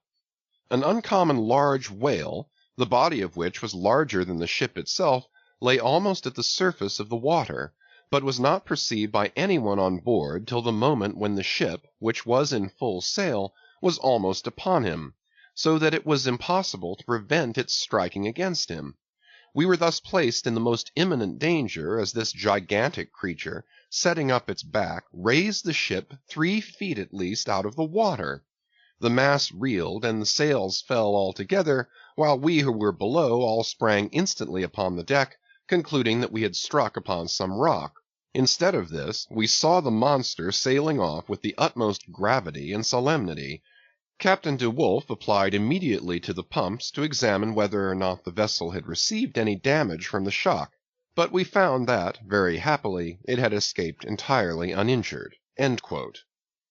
Now the Captain de Wolfe here alluded to as commanding the ship in question is a New Englander, who, after a long life of unusual adventures as a sea captain, this day resides in the village of Dorchester, near Boston. I have the honor of being a nephew of his. I have particularly questioned him concerning this passage in Langsdorff. He substantiates every word. The ship, however, was by no means a large one, a Russian craft built on the Siberian coast, and purchased by my uncle after bartering away the vessel in which he sailed from home. In that up-and-down, manly book of old-fashioned adventure, so full, too, of honest wonders, The Voyage of Lionel Wafer, one of ancient Dampier's old chums, I found a little matter set down so like that just quoted from Langsdorff that I cannot forbear inserting it here for a corroborative example, if such be needed. Lionel, it seems, was on his way to John Ferdinando, as he calls the modern Juan Fernandez. "In our way thither," he says, "about 4 o'clock in the morning, when we were about 150 leagues from the main of America, our ship felt a terrible shock, which put our men in such consternation that they could hardly tell where they were or what to think, but every one began to prepare for death. And indeed the shock was so sudden and violent that we took it for granted the ship had struck against a rock. But when the amazement was a little over, we cast the lead and sounded, but found no ground. The suddenness of the shock made the guns leap in their carriages, and several of the men were shaken out of their hammocks. Captain Davis, who lay with his head on a gun, was thrown out of his cabin." Lionel then goes on to impute the shock to an earthquake, and seems to substantiate the imputation by stating that a great earthquake somewhere about that time did actually do great mischief along the Spanish land. But I should not much wonder if, in the darkness of that early hour of the morning, the shock was after all caused by an unseen whale vertically bumping the hull from beneath. I might proceed with several more examples, one way or another known to me, of the great power and malice at times of the sperm whale. In more than one instance he has been known not only to chase the assailing boats back to their ships, but to pursue the ship itself, and long withstand all the lances hurled at him from its decks. The English ship Pusey Hall can tell a story on that head. And as for his strength, let me say that there have been examples where the lines attached to a running sperm whale have, in a calm, been transferred to the ship and secured there, the whale towing her great hull through the water as a horse walks off with a cart. Again, it is very often observed that if the sperm whale, once struck, is allowed time to rally, then he acts not so often with blind rage as with willful, deliberate designs of destruction to his pursuers. Nor is it without conveying some eloquent indication of his character that upon being attacked he will frequently open his mouth and retain it in that dread expansion for several consecutive minutes. But I must be content with only one more and a concluding illustration, a remarkable and most significant one, by which you will not fail to see that not only is the most marvelous event in this book corroborated by plain facts of the present day, but that these marvels, like all marvels, are mere repetitions of the ages, so that for the millionth time we say Amen with Solomon, verily there is nothing new under the sun. In the 6th Christian century lived Procopius, a Christian magistrate of Constantinople, in the days when Justinian was emperor and Belisarius general. As many know, he wrote the history of his own times, a work every way of uncommon value. By the best authorities he has always been considered a most trustworthy and unexaggerating historian, except in some one or two particulars not at all affecting the matter presently to be mentioned. Now in this history of his, Procopius mentions that during the term of his prefecture at Constantinople, a great sea monster was captured in the neighboring Propontis, or Sea of Marmora, after having destroyed vessels at intervals in those waters for a period of more than 50 years. A fact thus set down in substantial history cannot easily be gainsaid, nor is there any reason that it should be. Of what precise species this sea monster was is not mentioned, but as he destroyed ships, as well as for other reasons, he must have been a whale, and I am strongly inclined to think a sperm whale, and I will tell you why. To listen to the full audiobook, please download our app AudioNest and listen to the thousands of other audiobooks like this for free. To listen to the full audiobook, please download our app AudioNest and listen to the thousands of other audiobooks like this for free. To listen to the full audiobook, please download our app AudioNest and listen to the thousands of other audiobooks like this for free. To listen to the full audiobook, please download our app AudioNest and listen to the thousands of other audiobooks like this for free. To listen to the full audiobook, please download our app AudioNest and listen to the thousands of other audiobooks like this for free. To listen to the full audiobook, please download our app AudioNest and listen to the thousands of other audiobooks like this for free. To listen to the full audiobook, please download our app AudioNest and listen to the thousands of other audiobooks like this for free. To listen to the full audiobook, please download our app AudioNest and listen to the thousands of other audiobooks like this for free. To listen to the full audiobook, please download our app AudioNest and listen to the thousands of other audiobooks like this for free. To listen to the full audiobook, please download our app AudioNest and listen to the thousands of other audiobooks like this for free. To listen to the full audiobook, please download our app AudioNest and listen to the thousands of other audiobooks like this for free. To listen to the full audiobook, please download our app AudioNest and listen to the thousands of other audiobooks like this for free. To listen to the full audiobook, please download our app AudioNest and listen to the thousands of other audiobooks like this for free. To listen to the full audiobook, please download our app AudioNest and listen to the thousands of other audiobooks like this for free.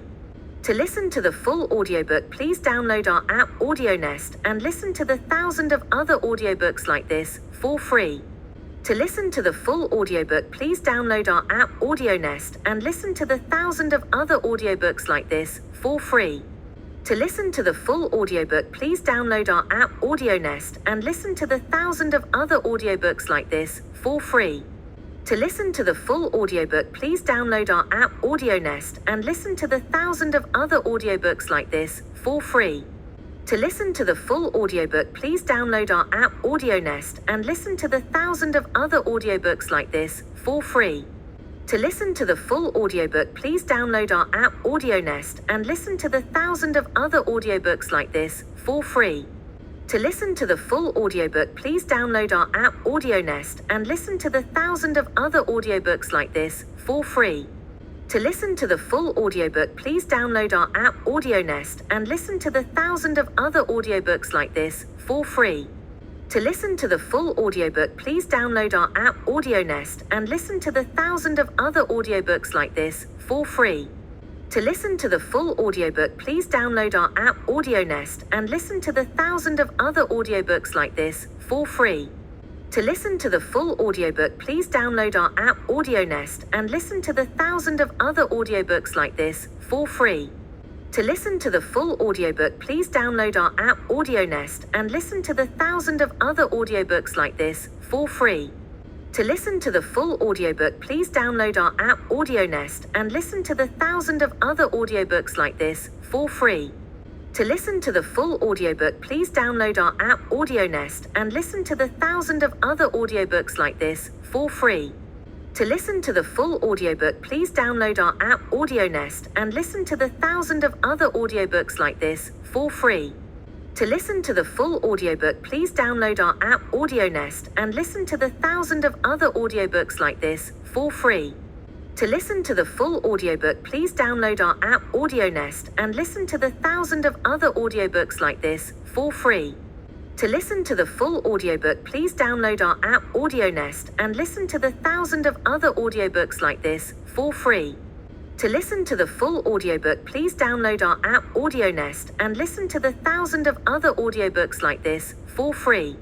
To listen to the full audiobook, please download our app AudioNest and listen to the thousands of other audiobooks like this for free. To listen to the full audiobook, please download our app AudioNest and listen to the thousands of other audiobooks like this for free. To listen to the full audiobook, please download our app AudioNest and listen to the thousands of other audiobooks like this for free. To listen to the full audiobook, please download our app AudioNest and listen to the thousands of other audiobooks like this for free. To listen to the full audiobook, please download our app AudioNest and listen to the thousands of other audiobooks like this for free. To listen to the full audiobook, please download our app AudioNest and listen to the thousands of other audiobooks like this for free. To listen to the full audiobook, please download our app AudioNest and listen to the thousands of other audiobooks like this for free.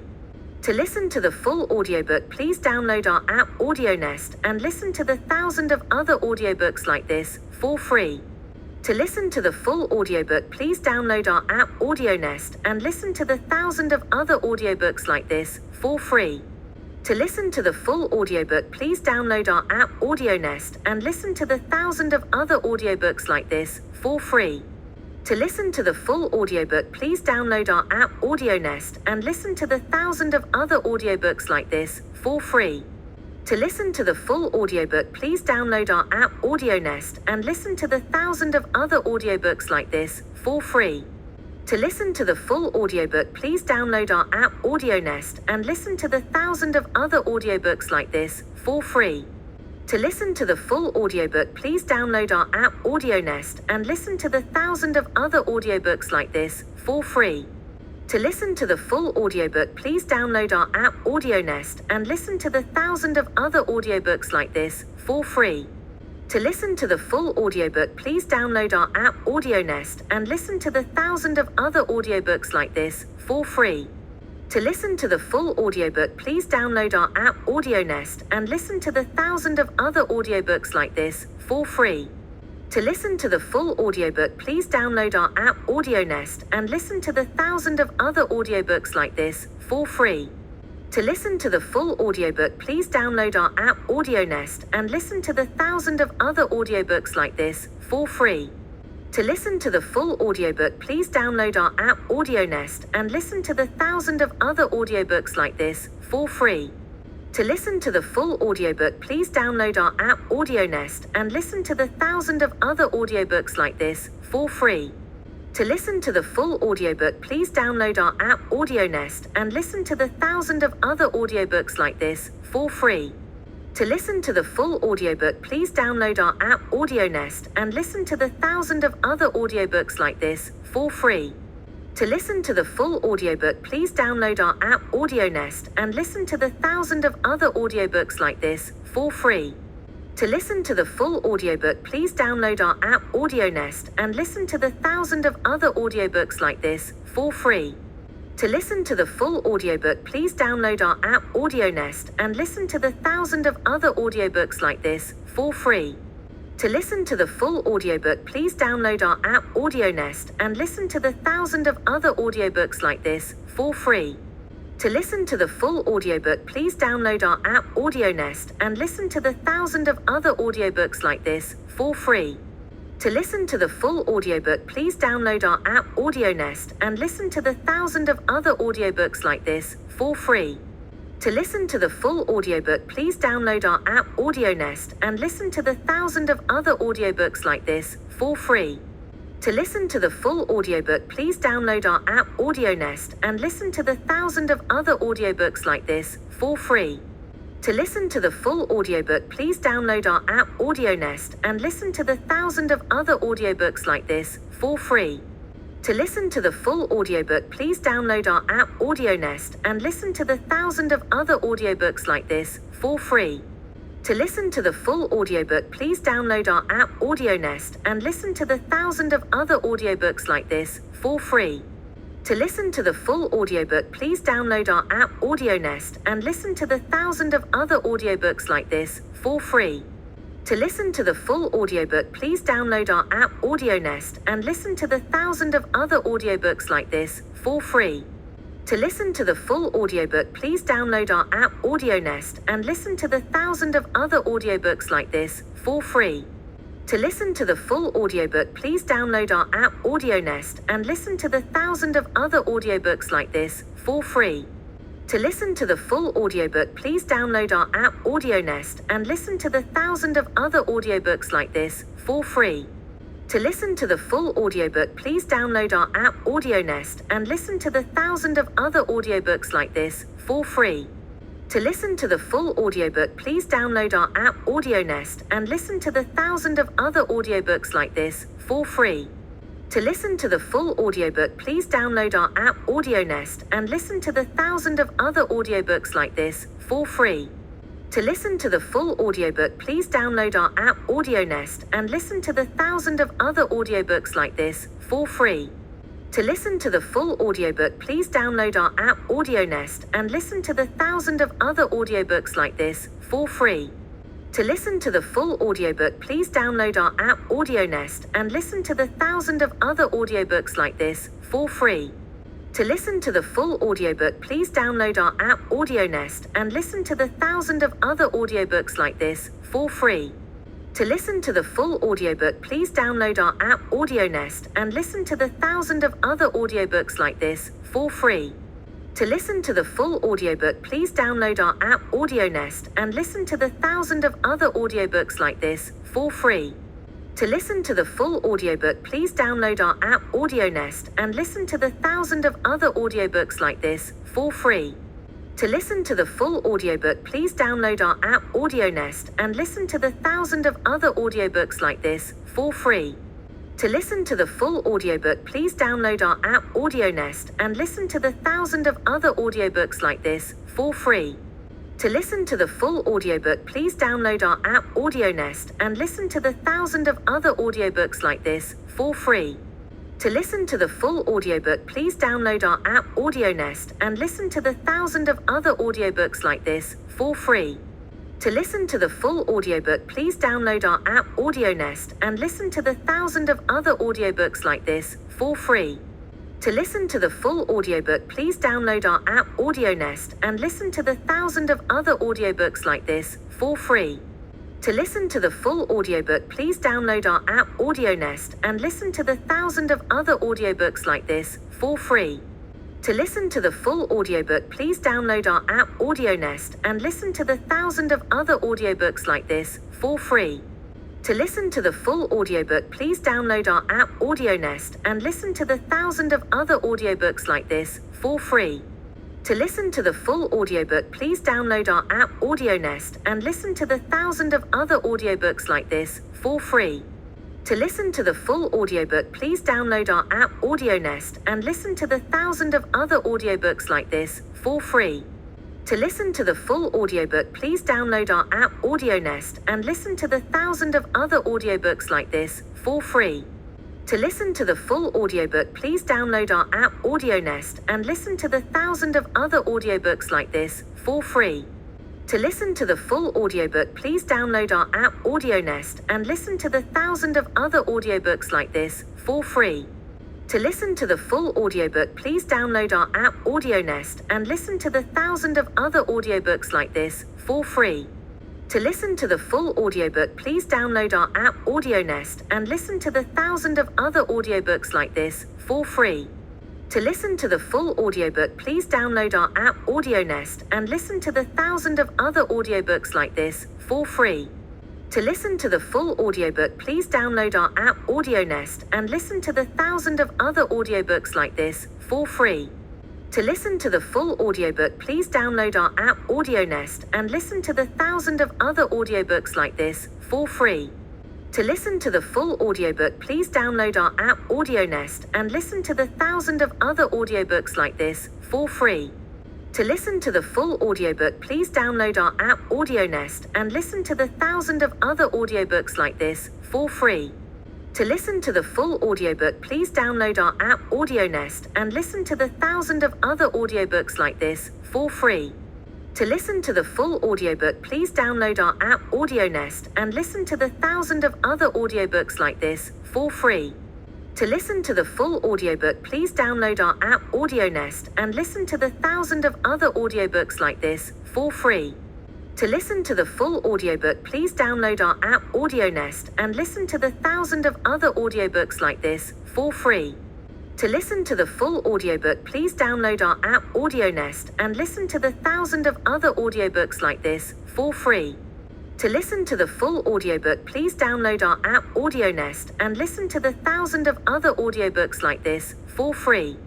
To listen to the full audiobook, please download our app AudioNest and listen to the thousands of other audiobooks like this for free.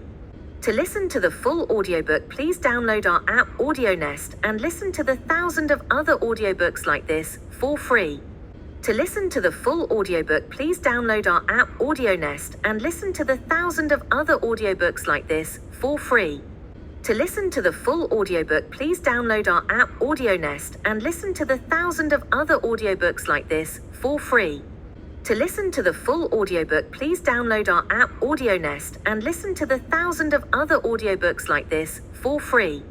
To listen to the full audiobook, please download our app AudioNest and listen to the thousands of other audiobooks like this for free. To listen to the full audiobook, please download our app AudioNest and listen to the thousands of other audiobooks like this for free. To listen to the full audiobook, please download our app AudioNest and listen to the thousands of other audiobooks like this for free. To listen to the full audiobook, please download our app AudioNest and listen to the thousands of other audiobooks like this for free. To listen to the full audiobook, please download our app AudioNest and listen to the thousands of other audiobooks like this for free. To listen to the full audiobook, please download our app AudioNest and listen to the thousands of other audiobooks like this for free. To listen to the full audiobook, please download our app AudioNest and listen to the thousands of other audiobooks like this for free. To listen to the full audiobook, please download our app AudioNest and listen to the thousands of other audiobooks like this for free. To listen to the full audiobook, please download our app AudioNest and listen to the thousands of other audiobooks like this for free. To listen to the full audiobook, please download our app AudioNest and listen to the thousands of other audiobooks like this for free. To listen to the full audiobook, please download our app AudioNest and listen to the thousands of other audiobooks like this for free. To listen to the full audiobook, please download our app AudioNest and listen to the thousands of other audiobooks like this for free. To listen to the full audiobook, please download our app AudioNest and listen to the thousands of other audiobooks like this for free. To listen to the full audiobook, please download our app AudioNest and listen to the thousands of other audiobooks like this for free. To listen to the full audiobook, please download our app AudioNest and listen to the thousands of other audiobooks like this for free. To listen to the full audiobook, please download our app AudioNest and listen to the thousands of other audiobooks like this for free. To listen to the full audiobook, please download our app AudioNest and listen to the thousands of other audiobooks like this for free. To listen to the full audiobook, please download our app AudioNest and listen to the thousands of other audiobooks like this for free. To listen to the full audiobook, please download our app AudioNest and listen to the thousands of other audiobooks like this for free. To listen to the full audiobook, please download our app AudioNest and listen to the thousands of other audiobooks like this for free. To listen to the full audiobook, please download our app AudioNest and listen to the thousands of other audiobooks like this for free. To listen to the full audiobook, please download our app AudioNest and listen to the thousands of other audiobooks like this for free. To listen to the full audiobook, please download our app AudioNest and listen to the thousands of other audiobooks like this for free. To listen to the full audiobook, please download our app AudioNest and listen to the thousands of other audiobooks like this for free. To listen to the full audiobook, please download our app AudioNest and listen to the thousands of other audiobooks like this for free. To listen to the full audiobook, please download our app AudioNest and listen to the thousands of other audiobooks like this for free. To listen to the full audiobook, please download our app AudioNest and listen to the thousands of other audiobooks like this for free. To listen to the full audiobook, please download our app AudioNest and listen to the thousands of other audiobooks like this for free. To listen to the full audiobook, please download our app AudioNest and listen to the thousands of other audiobooks like this for free. To listen to the full audiobook, please download our app AudioNest and listen to the thousands of other audiobooks like this for free. To listen to the full audiobook, please download our app AudioNest and listen to the thousands of other audiobooks like this for free. To listen to the full audiobook, please download our app AudioNest and listen to the thousands of other audiobooks like this for free. To listen to the full audiobook, please download our app AudioNest and listen to the thousands of other audiobooks like this for free. To listen to the full audiobook, please download our app AudioNest and listen to the thousands of other audiobooks like this for free. To listen to the full audiobook, please download our app AudioNest and listen to the thousands of other audiobooks like this for free. To listen to the full audiobook, please download our app AudioNest and listen to the thousands of other audiobooks like this for free. To listen to the full audiobook, please download our app AudioNest and listen to the thousands of other audiobooks like this for free. To listen to the full audiobook, please download our app AudioNest and listen to the thousands of other audiobooks like this for free. To listen to the full audiobook, please download our app AudioNest and listen to the thousands of other audiobooks like this for free.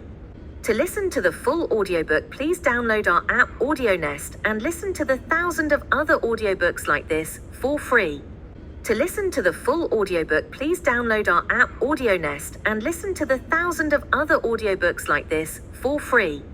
To listen to the full audiobook, please download our app AudioNest and listen to the thousands of other audiobooks like this for free. To listen to the full audiobook, please download our app AudioNest and listen to the thousands of other audiobooks like this for free. To listen to the full audiobook, please download our app AudioNest and listen to the thousands of other audiobooks like this for free.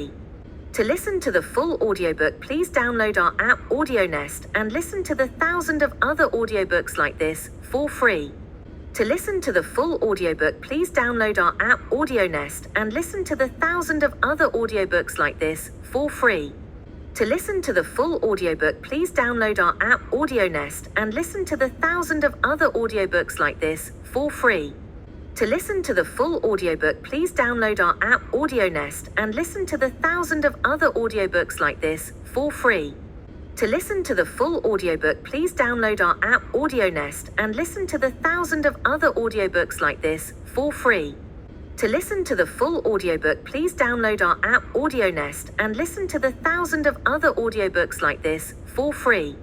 To listen to the full audiobook, please download our app AudioNest and listen to the thousands of other audiobooks like this for free. To listen to the full audiobook, please download our app AudioNest and listen to the thousands of other audiobooks like this for free. To listen to the full audiobook, please download our app AudioNest and listen to the thousands of other audiobooks like this for free. To listen to the full audiobook, please download our app AudioNest and listen to the thousands of other audiobooks like this for free. To listen to the full audiobook, please download our app AudioNest and listen to the thousands of other audiobooks like this for free. To listen to the full audiobook, please download our app AudioNest and listen to the thousands of other audiobooks like this for free. To listen to the full audiobook, please download our app AudioNest and listen to the thousands of other audiobooks like this for free. To listen to the full audiobook, please download our app AudioNest and listen to the thousands of other audiobooks like this for free. To listen to the full audiobook, please download our app AudioNest and listen to the thousands of other audiobooks like this for free. To listen to the full audiobook, please download our app AudioNest and listen to the thousands of other audiobooks like this for free. To listen to the full audiobook, please download our app AudioNest and listen to the thousands of other audiobooks like this for free. To listen to the full audiobook, please download our app AudioNest and listen to the thousands of other audiobooks like this for free. To listen to the full audiobook, please download our app AudioNest and listen to the thousands of other audiobooks like this for free. To listen to the full audiobook, please download our app AudioNest and listen to the thousands of other audiobooks like this for free. To listen to the full audiobook, please download our app AudioNest and listen to the thousands of other audiobooks like this for free. To listen to the full audiobook, please download our app AudioNest and listen to the thousands of other audiobooks like this for free. To listen to the full audiobook, please download our app AudioNest and listen to the thousands of other audiobooks like this for free. To listen to the full audiobook, please download our app AudioNest and listen to the thousands of other audiobooks like this for free. To listen to the full audiobook, please download our app AudioNest and listen to the thousands of other audiobooks like this for free. To listen to the full audiobook, please download our app AudioNest and listen to the thousands of other audiobooks like this for free. To listen to the full audiobook, please download our app AudioNest and listen to the thousands of other audiobooks like this for free. To listen to the full audiobook, please download our app AudioNest and listen to the thousands of other audiobooks like this for free. To listen to the full audiobook, please download our app AudioNest and listen to the thousands of other audiobooks like this for free. To listen to the full audiobook, please download our app AudioNest and listen to the thousands of other audiobooks like this for free. To listen to the full audiobook, please download our app AudioNest and listen to the thousands of other audiobooks like this for free. To listen to the full audiobook, please download our app AudioNest and listen to the thousands of other audiobooks like this for free. To listen to the full audiobook, please download our app AudioNest and listen to the thousands of other audiobooks like this for free. To listen to the full audiobook, please download our app AudioNest and listen to the thousands of other audiobooks like this for free. To listen to the full audiobook, please download our app AudioNest and listen to the thousands of other audiobooks like this for free. To listen to the full audiobook, please download our app AudioNest and listen to the thousands of other audiobooks like this for free. To listen to the full audiobook, please download our app AudioNest and listen to the thousands of other audiobooks like this for free. To listen to the full audiobook, please download our app AudioNest and listen to the thousands of other audiobooks like this for free. To listen to the full audiobook, please download our app AudioNest and listen to the thousands of other audiobooks like this for free. To listen to the full audiobook, please download our app AudioNest and listen to the thousands of other audiobooks like this for free. To listen to the full audiobook, please download our app AudioNest and listen to the thousands of other audiobooks like this for free. To listen to the full audiobook, please download our app AudioNest and listen to the thousands of other audiobooks like this for free. To listen to the full audiobook, please download our app AudioNest and listen to the thousands of other audiobooks like this for free. To listen to the full audiobook, please download our app AudioNest and listen to the thousands of other audiobooks like this for free.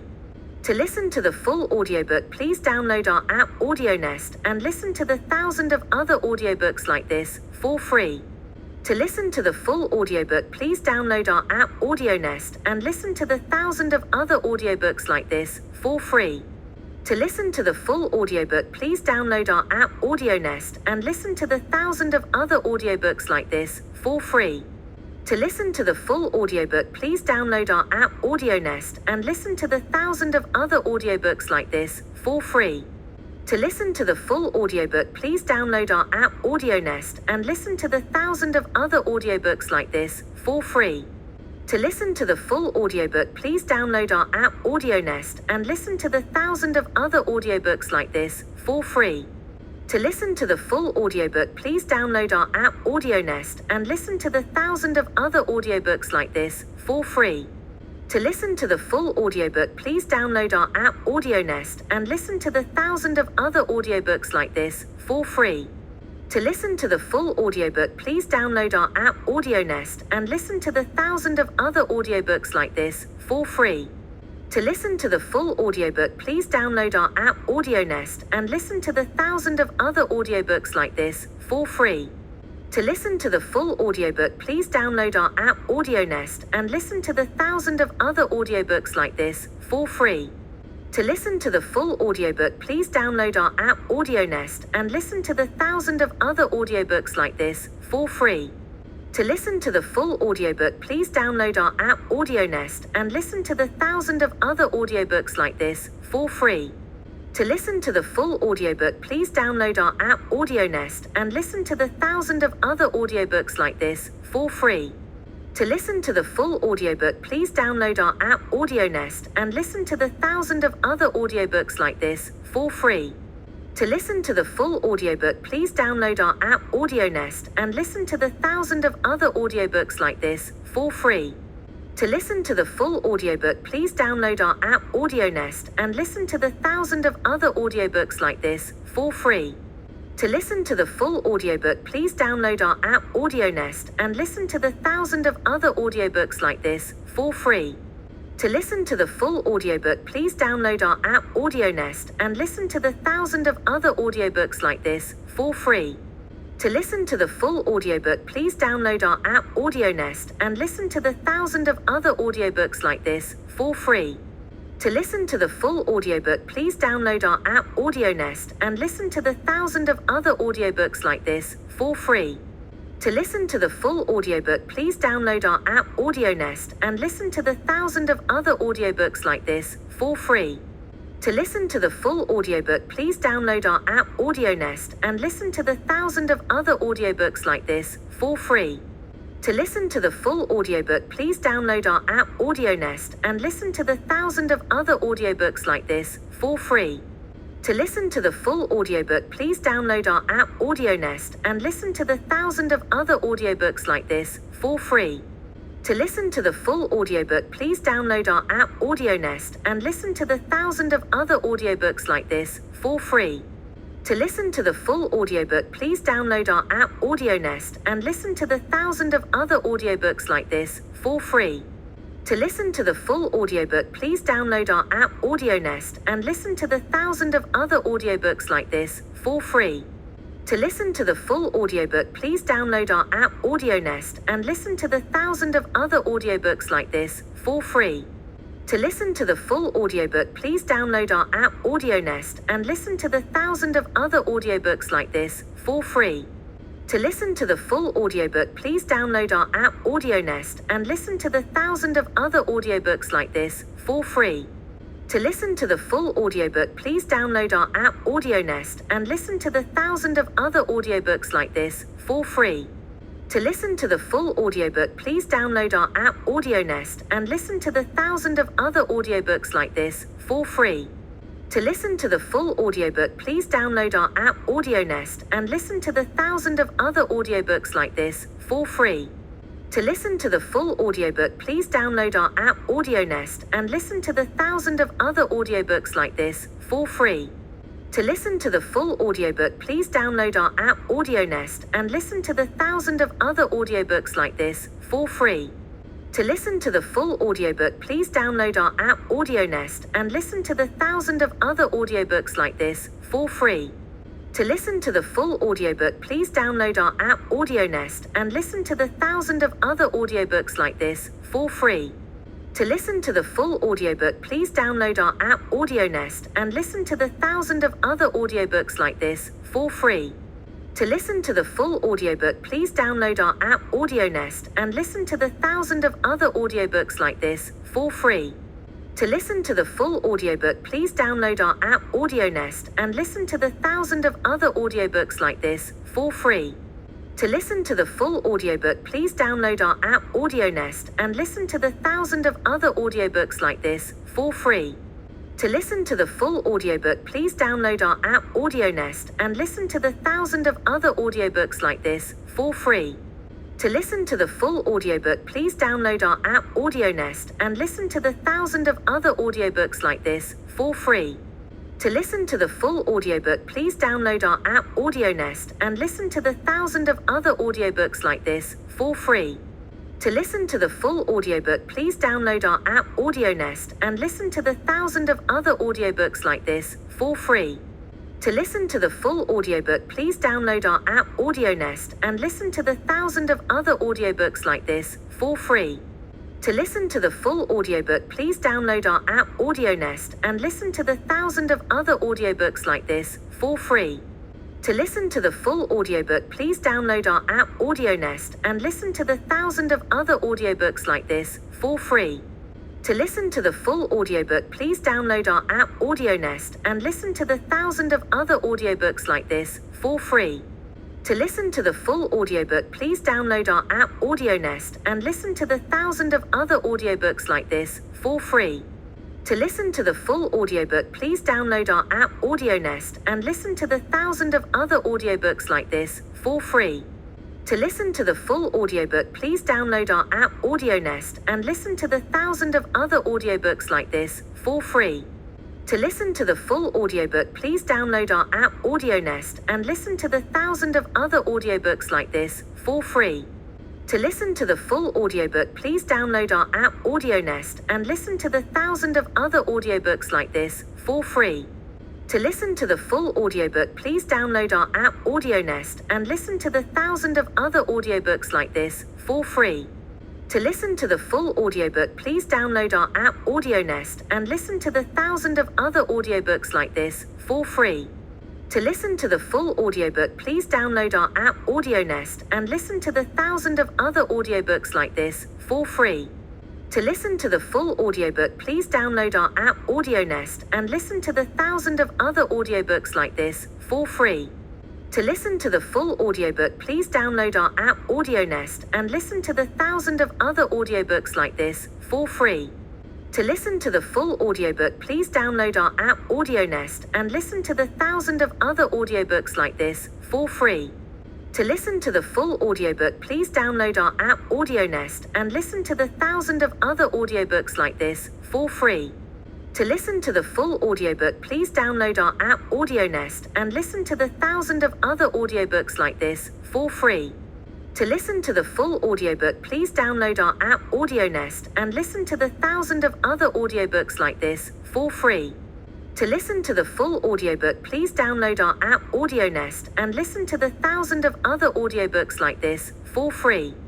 To listen to the full audiobook, please download our app AudioNest and listen to the thousands of other audiobooks like this for free. To listen to the full audiobook, please download our app AudioNest and listen to the thousands of other audiobooks like this for free. To listen to the full audiobook, please download our app AudioNest and listen to the thousands of other audiobooks like this for free. To listen to the full audiobook, please download our app AudioNest and listen to the thousands of other audiobooks like this for free. To listen to the full audiobook, please download our app AudioNest and listen to the thousands of other audiobooks like this for free. To listen to the full audiobook, please download our app AudioNest and listen to the thousands of other audiobooks like this for free. To listen to the full audiobook, please download our app AudioNest and listen to the thousands of other audiobooks like this for free. To listen to the full audiobook, please download our app AudioNest and listen to the thousands of other audiobooks like this for free.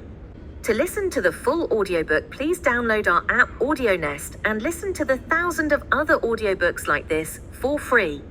To listen to the full audiobook, please download our app AudioNest and listen to the thousands of other audiobooks like this for free. To listen to the full audiobook, please download our app AudioNest and listen to the thousands of other audiobooks like this for free. To listen to the full audiobook, please download our app AudioNest and listen to the thousands of other audiobooks like this for free. To listen to the full audiobook, please download our app AudioNest and listen to the thousands of other audiobooks like this for free. To listen to the full audiobook, please download our app AudioNest and listen to the thousands of other audiobooks like this for free. To listen to the full audiobook, please download our app AudioNest and listen to the thousands of other audiobooks like this for free. To listen to the full audiobook, please download our app AudioNest and listen to the thousands of other audiobooks like this for free. To listen to the full audiobook, please download our app AudioNest and listen to the thousands of other audiobooks like this for free. To listen to the full audiobook, please download our app AudioNest and listen to the thousands of other audiobooks like this for free. To listen to the full audiobook, please download our app AudioNest and listen to the thousands of other audiobooks like this for free. To listen to the full audiobook, please download our app AudioNest and listen to the thousands of other audiobooks like this for free. To listen to the full audiobook, please download our app AudioNest and listen to the thousands of other audiobooks like this for free. To listen to the full audiobook, please download our app AudioNest and listen to the thousands of other audiobooks like this for free. To listen to the full audiobook, please download our app AudioNest and listen to the thousands of other audiobooks like this for free. To listen to the full audiobook, please download our app AudioNest and listen to the thousands of other audiobooks like this for free. To listen to the full audiobook, please download our app AudioNest and listen to the thousands of other audiobooks like this for free. To listen to the full audiobook, please download our app AudioNest and listen to the thousands of other audiobooks like this for free. To listen to the full audiobook, please download our app AudioNest and listen to the thousands of other audiobooks like this for free. To listen to the full audiobook, please download our app AudioNest and listen to the thousands of other audiobooks like this for free. To listen to the full audiobook, please download our app AudioNest and listen to the thousands of other audiobooks like this for free. To listen to the full audiobook, please download our app AudioNest and listen to the thousands of other audiobooks like this for free. To listen to the full audiobook, please download our app AudioNest and listen to the thousands of other audiobooks like this for free. To listen to the full audiobook, please download our app AudioNest and listen to the thousands of other audiobooks like this for free. To listen to the full audiobook, please download our app AudioNest and listen to the thousands of other audiobooks like this for free. To listen to the full audiobook, please download our app AudioNest and listen to the thousands of other audiobooks like this for free. To listen to the full audiobook, please download our app AudioNest and listen to the thousands of other audiobooks like this for free. To listen to the full audiobook, please download our app AudioNest and listen to the thousands of other audiobooks like this for free. To listen to the full audiobook, please download our app AudioNest and listen to the thousands of other audiobooks like this for free. To listen to the full audiobook, please download our app AudioNest and listen to the thousands of other audiobooks like this for free. To listen to the full audiobook, please download our app AudioNest and listen to the thousands of other audiobooks like this for free. To listen to the full audiobook, please download our app AudioNest and listen to the thousands of other audiobooks like this for free. To listen to the full audiobook, please download our app AudioNest and listen to the thousands of other audiobooks like this for free. To listen to the full audiobook, please download our app AudioNest and listen to the thousands of other audiobooks like this for free. To listen to the full audiobook, please download our app AudioNest and listen to the thousands of other audiobooks like this for free. To listen to the full audiobook, please download our app AudioNest and listen to the thousands of other audiobooks like this for free. To listen to the full audiobook, please download our app AudioNest and listen to the thousands of other audiobooks like this for free. To listen to the full audiobook, please download our app AudioNest and listen to the thousands of other audiobooks like this for free. To listen to the full audiobook, please download our app AudioNest and listen to the thousands of other audiobooks like this for free. To listen to the full audiobook, please download our app AudioNest and listen to the thousands of other audiobooks like this for free. To listen to the full audiobook, please download our app AudioNest and listen to the thousands of other audiobooks like this for free. To listen to the full audiobook, please download our app AudioNest and listen to the thousands of other audiobooks like this for free. To listen to the full audiobook, please download our app AudioNest and listen to the thousands of other audiobooks like this for free. To listen to the full audiobook, please download our app AudioNest and listen to the thousands of other audiobooks like this for free. To listen to the full audiobook, please download our app AudioNest and listen to the thousands of other audiobooks like this for free. To listen to the full audiobook, please download our app AudioNest and listen to the thousands of other audiobooks like this for free. To listen to the full audiobook, please download our app AudioNest and listen to the thousands of other audiobooks like this for free. To listen to the full audiobook, please download our app AudioNest and listen to the thousands of other audiobooks like this for free. To listen to the full audiobook, please download our app AudioNest and listen to the thousands of other audiobooks like this for free. To listen to the full audiobook, please download our app AudioNest and listen to the thousands of other audiobooks like this for free. To listen to the full audiobook, please download our app AudioNest and listen to the thousands of other audiobooks like this for free. To listen to the full audiobook, please download our app AudioNest and listen to the thousands of other audiobooks like this for free. To listen to the full audiobook, please download our app AudioNest and listen to the thousands of other audiobooks like this for free. To listen to the full audiobook, please download our app AudioNest and listen to the thousands of other audiobooks like this for free. To listen to the full audiobook, please download our app AudioNest and listen to the thousands of other audiobooks like this for free. To listen to the full audiobook, please download our app AudioNest and listen to the thousands of other audiobooks like this for free. To listen to the full audiobook, please download our app AudioNest and listen to the thousands of other audiobooks like this for free. To listen to the full audiobook, please download our app AudioNest and listen to the thousands of other audiobooks like this for free. To listen to the full audiobook, please download our app AudioNest and listen to the thousands of other audiobooks like this for free. To listen to the full audiobook, please download our app AudioNest and listen to the thousands of other audiobooks like this for free. To listen to the full audiobook, please download our app AudioNest and listen to the thousands of other audiobooks like this for free. To listen to the full audiobook, please download our app AudioNest and listen to the thousands of other audiobooks like this for free. To listen to the full audiobook, please download our app AudioNest and listen to the thousands of other audiobooks like this for free. To listen to the full audiobook, please download our app AudioNest and listen to the thousands of other audiobooks like this for free. To listen to the full audiobook, please download our app AudioNest and listen to the thousands of other audiobooks like this for free. To listen to the full audiobook, please download our app AudioNest and listen to the thousands of other audiobooks like this for free. To listen to the full audiobook, please download our app AudioNest and listen to the thousands of other audiobooks like this for free. To listen to the full audiobook, please download our app AudioNest and listen to the thousands of other audiobooks like this for free. To listen to the full audiobook, please download our app AudioNest and listen to the thousands of other audiobooks like this for free. To listen to the full audiobook, please download our app AudioNest and listen to the thousands of other audiobooks like this for free. To listen to the full audiobook, please download our app AudioNest and listen to the thousands of other audiobooks like this for free. To listen to the full audiobook, please download our app AudioNest and listen to the thousands of other audiobooks like this for free.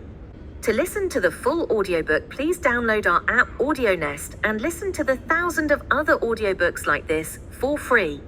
To listen to the full audiobook, please download our app AudioNest and listen to the thousands of other audiobooks like this for free. To listen to the full audiobook, please download our app AudioNest and listen to the thousands of other audiobooks like this for free. To listen to the full audiobook, please download our app AudioNest and listen to the thousands of other audiobooks like this for free. To listen to the full audiobook, please download our app AudioNest and listen to the thousands of other audiobooks like this for free.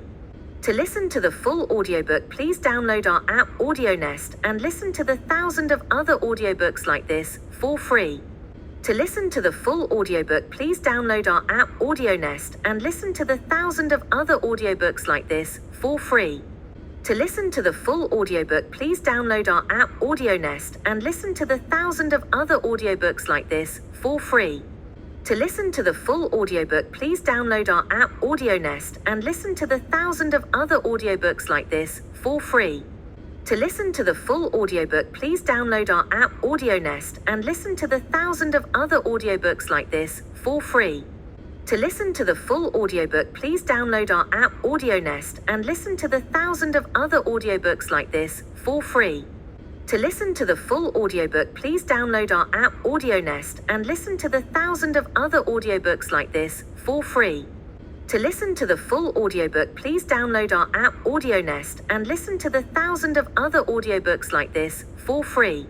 To listen to the full audiobook, please download our app AudioNest and listen to the thousands of other audiobooks like this for free. To listen to the full audiobook, please download our app AudioNest and listen to the thousands of other audiobooks like this for free. To listen to the full audiobook, please download our app AudioNest and listen to the thousands of other audiobooks like this for free. To listen to the full audiobook, please download our app AudioNest and listen to the thousands of other audiobooks like this for free. To listen to the full audiobook, please download our app AudioNest and listen to the thousands of other audiobooks like this for free. To listen to the full audiobook, please download our app AudioNest and listen to the thousands of other audiobooks like this for free. To listen to the full audiobook, please download our app AudioNest and listen to the thousands of other audiobooks like this for free. To listen to the full audiobook, please download our app AudioNest and listen to the thousands of other audiobooks like this for free.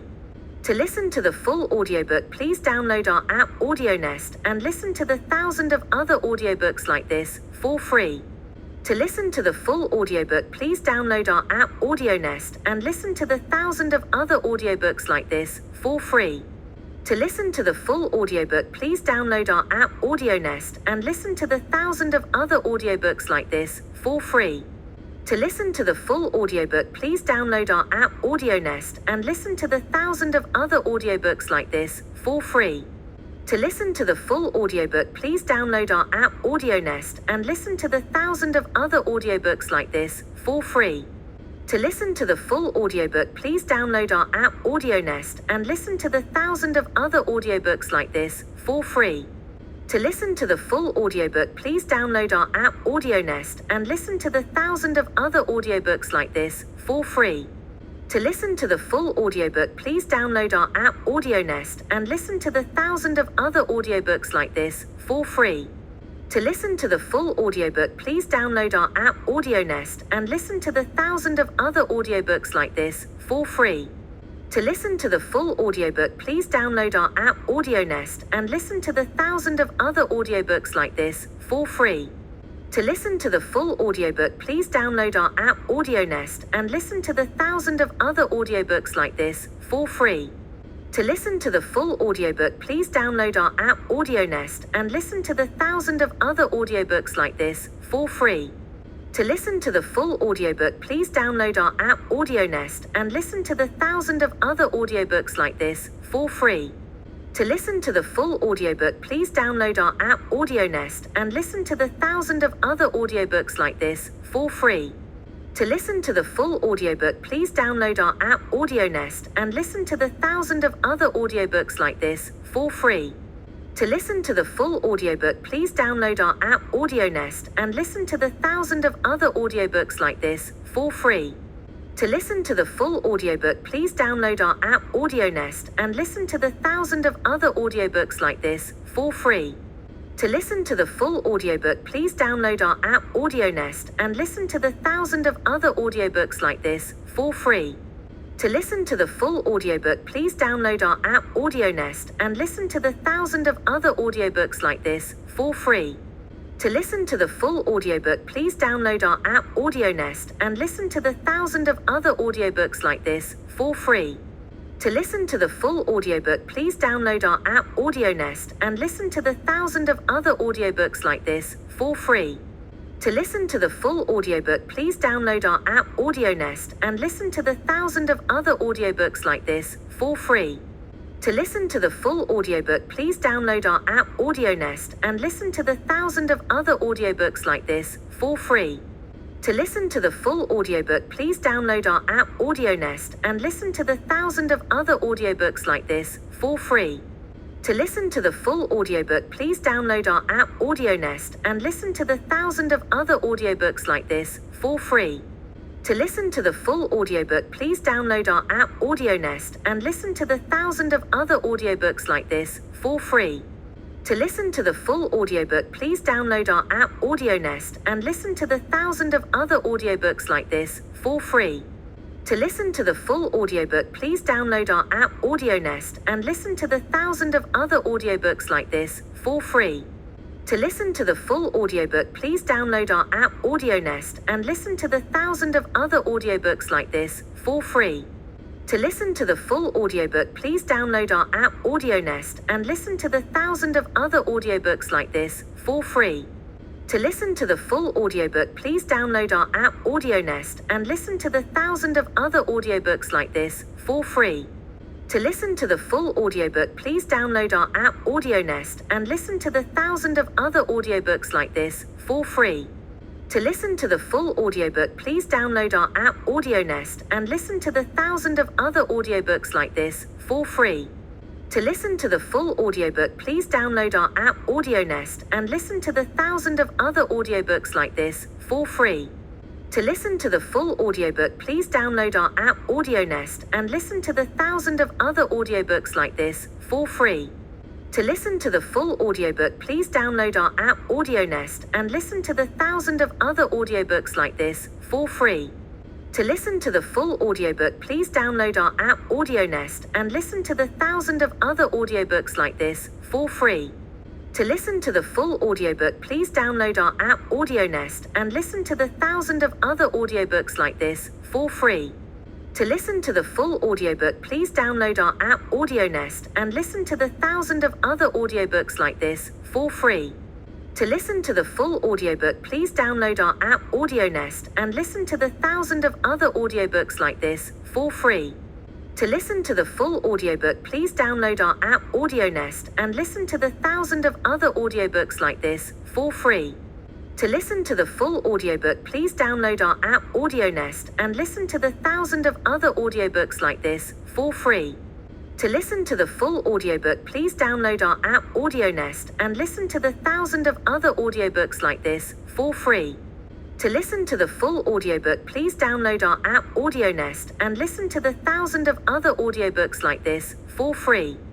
To listen to the full audiobook, please download our app AudioNest and listen to the thousands of other audiobooks like this for free. To listen to the full audiobook, please download our app AudioNest and listen to the thousands of other audiobooks like this for free. To listen to the full audiobook, please download our app AudioNest and listen to the thousands of other audiobooks like this for free. To listen to the full audiobook, please download our app AudioNest and listen to the thousands of other audiobooks like this for free.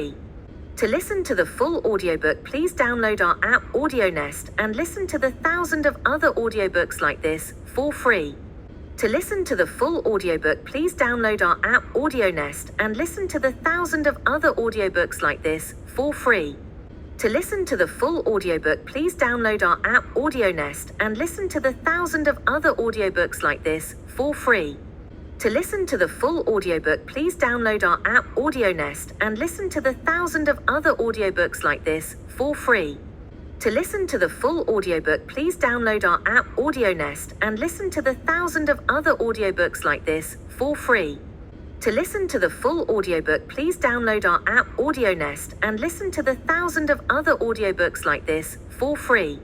To listen to the full audiobook, please download our app AudioNest and listen to the thousands of other audiobooks like this for free. To listen to the full audiobook, please download our app AudioNest and listen to the thousands of other audiobooks like this for free. To listen to the full audiobook, please download our app AudioNest and listen to the thousands of other audiobooks like this for free.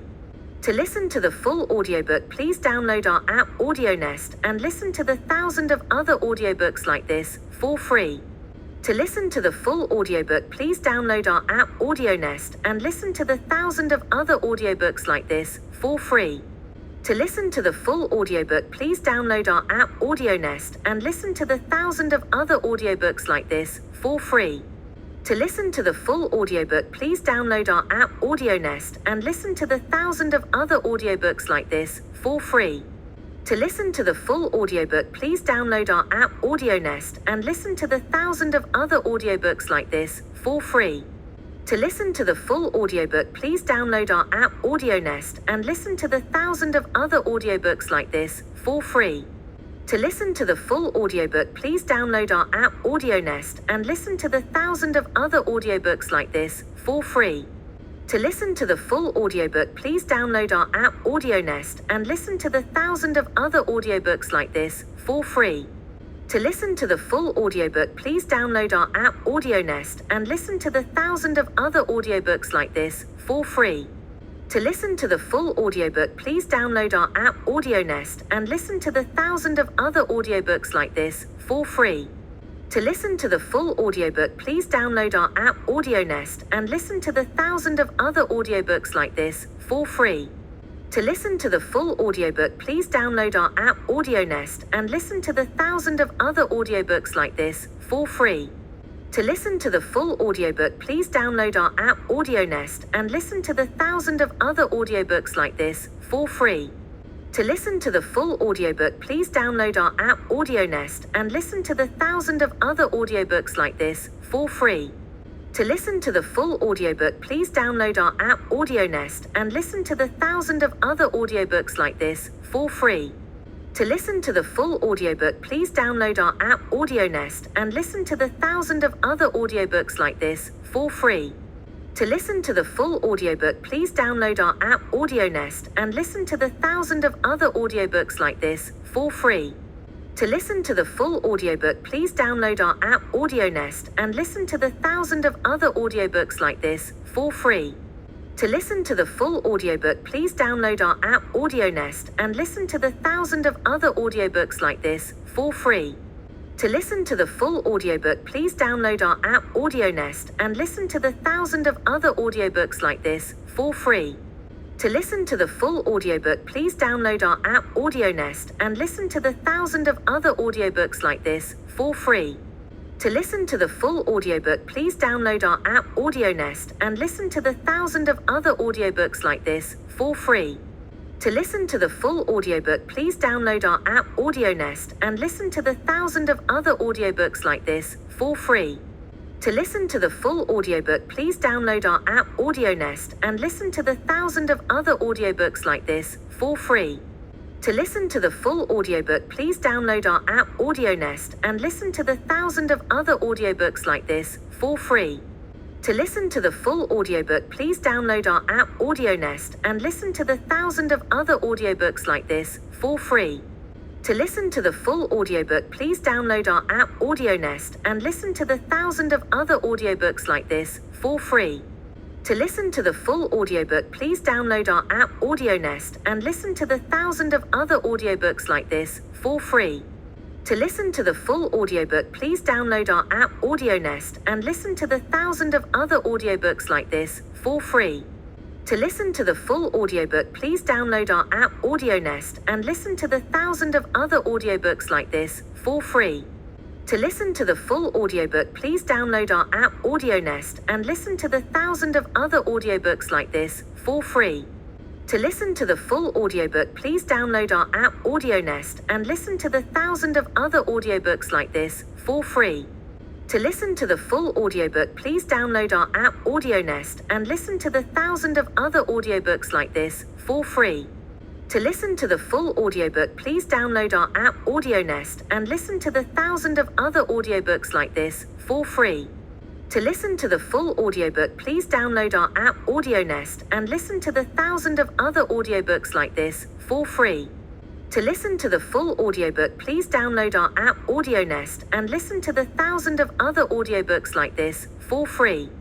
To listen to the full audiobook, please download our app AudioNest and listen to the thousands of other audiobooks like this for free. To listen to the full audiobook, please download our app AudioNest and listen to the thousands of other audiobooks like this for free. To listen to the full audiobook, please download our app AudioNest and listen to the thousands of other audiobooks like this for free. To listen to the full audiobook, please download our app AudioNest and listen to the thousands of other audiobooks like this for free. To listen to the full audiobook, please download our app AudioNest and listen to the thousands of other audiobooks like this for free. To listen to the full audiobook, please download our app AudioNest and listen to the thousands of other audiobooks like this for free. To listen to the full audiobook, please download our app AudioNest and listen to the thousands of other audiobooks like this for free. To listen to the full audiobook, please download our app AudioNest and listen to the thousands of other audiobooks like this for free. To listen to the full audiobook, please download our app AudioNest and listen to the thousands of other audiobooks like this for free. To listen to the full audiobook, please download our app AudioNest and listen to the thousands of other audiobooks like this for free. To listen to the full audiobook, please download our app AudioNest and listen to the thousands of other audiobooks like this for free. To listen to the full audiobook, please download our app AudioNest and listen to the thousands of other audiobooks like this for free. To listen to the full audiobook, please download our app AudioNest and listen to the thousands of other audiobooks like this for free. To listen to the full audiobook, please download our app AudioNest and listen to the thousands of other audiobooks like this for free. To listen to the full audiobook, please download our app AudioNest and listen to the thousands of other audiobooks like this for free.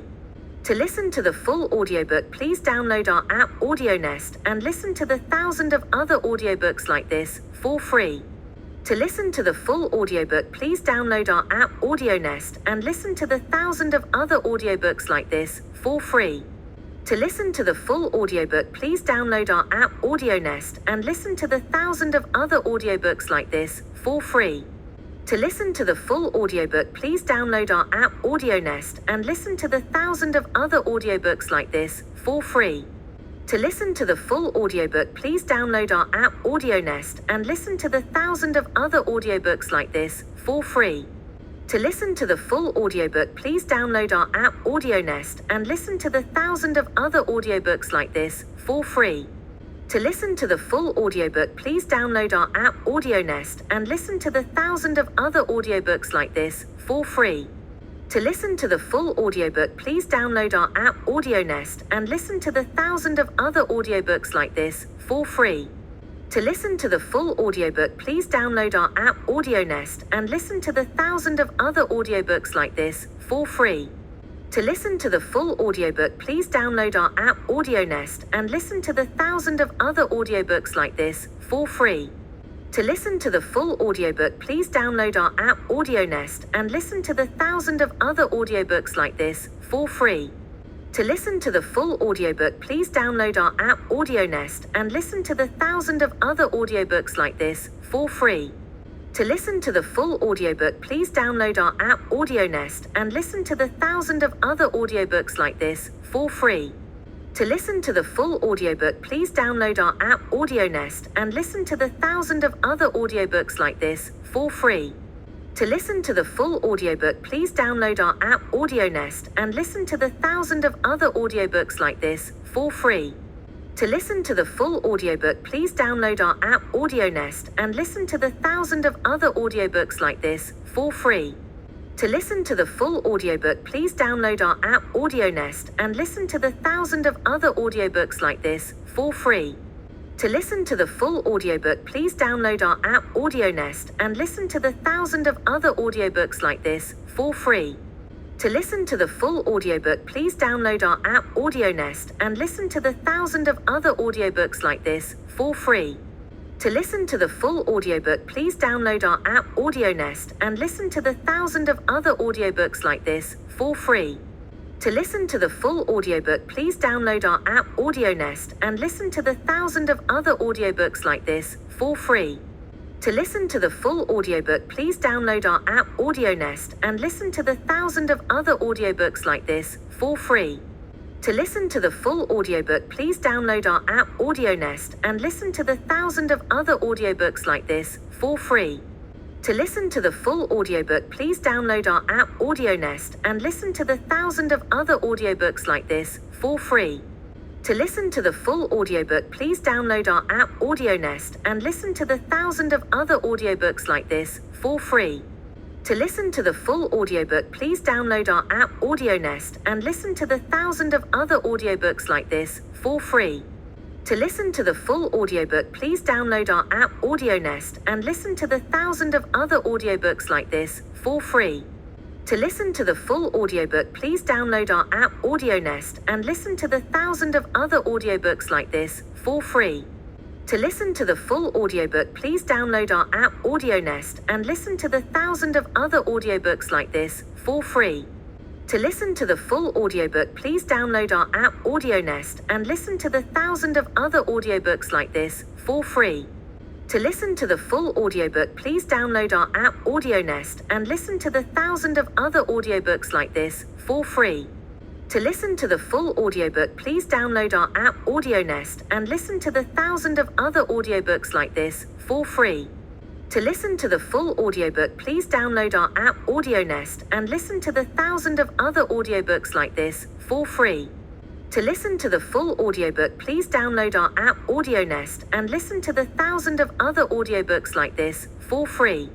To listen to the full audiobook, please download our app AudioNest and listen to the thousands of other audiobooks like this for free.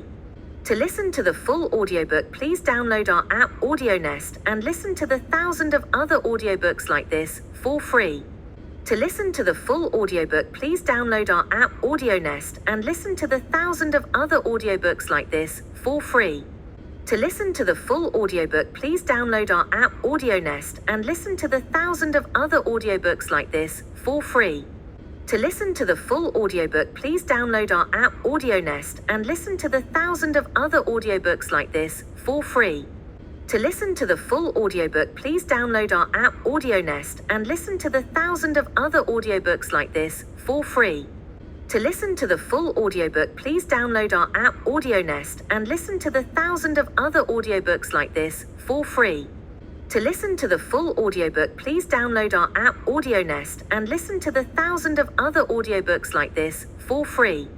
To listen to the full audiobook, please download our app AudioNest and listen to the thousands of other audiobooks like this for free.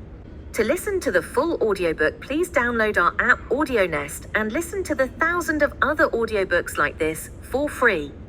To listen to the full audiobook, please download our app AudioNest and listen to the thousands of other audiobooks like this for free.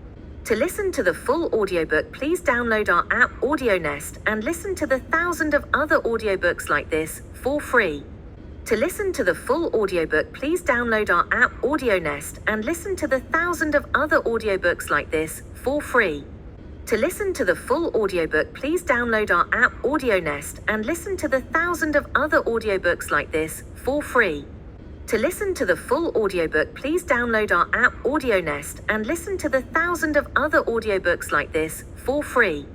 To listen to the full audiobook, please download our app AudioNest and listen to the thousands of other audiobooks like this for free. To listen to the full audiobook, please download our app AudioNest and listen to the thousands of other audiobooks like this for free. To listen to the full audiobook, please download our app AudioNest and listen to the thousands of other audiobooks like this for free. To listen to the full audiobook, please download our app AudioNest and listen to the thousands of other audiobooks like this for free. To listen to the full audiobook, please download our app AudioNest and listen to the thousands of other audiobooks like this for free. To listen to the full audiobook, please download our app AudioNest and listen to the thousands of other audiobooks like this for free. To listen to the full audiobook, please download our app AudioNest and listen to the thousands of other audiobooks like this for free. To listen to the full audiobook, please download our app AudioNest and listen to the thousands of other audiobooks like this for free. To listen to the full audiobook, please download our app AudioNest and listen to the thousands of other audiobooks like this for free. To listen to the full audiobook, please download our app AudioNest and listen to the thousands of other audiobooks like this for free. To listen to the full audiobook, please download our app AudioNest and listen to the thousands of other audiobooks like this for free. To listen to the full audiobook, please download our app AudioNest and listen to the thousands of other audiobooks like this for free. To listen to the full audiobook, please download our app AudioNest and listen to the thousands of other audiobooks like this for free. To listen to the full audiobook, please download our app AudioNest and listen to the thousands of other audiobooks like this for free. To listen to the full audiobook, please download our app AudioNest and listen to the thousands of other audiobooks like this for free. To listen to the full audiobook, please download our app AudioNest and listen to the thousands of other audiobooks like this for free.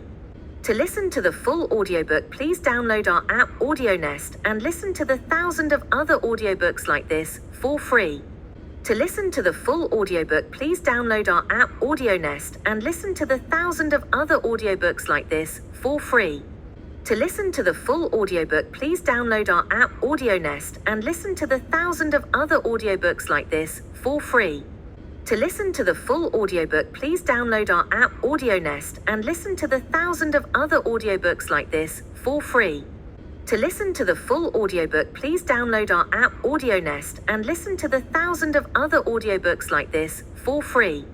To listen to the full audiobook, please download our app AudioNest and listen to the thousands of other audiobooks like this for free. To listen to the full audiobook, please download our app AudioNest and listen to the thousands of other audiobooks like this for free. To listen to the full audiobook, please download our app AudioNest and listen to the thousands of other audiobooks like this for free. To listen to the full audiobook, please download our app AudioNest and listen to the thousands of other audiobooks like this for free.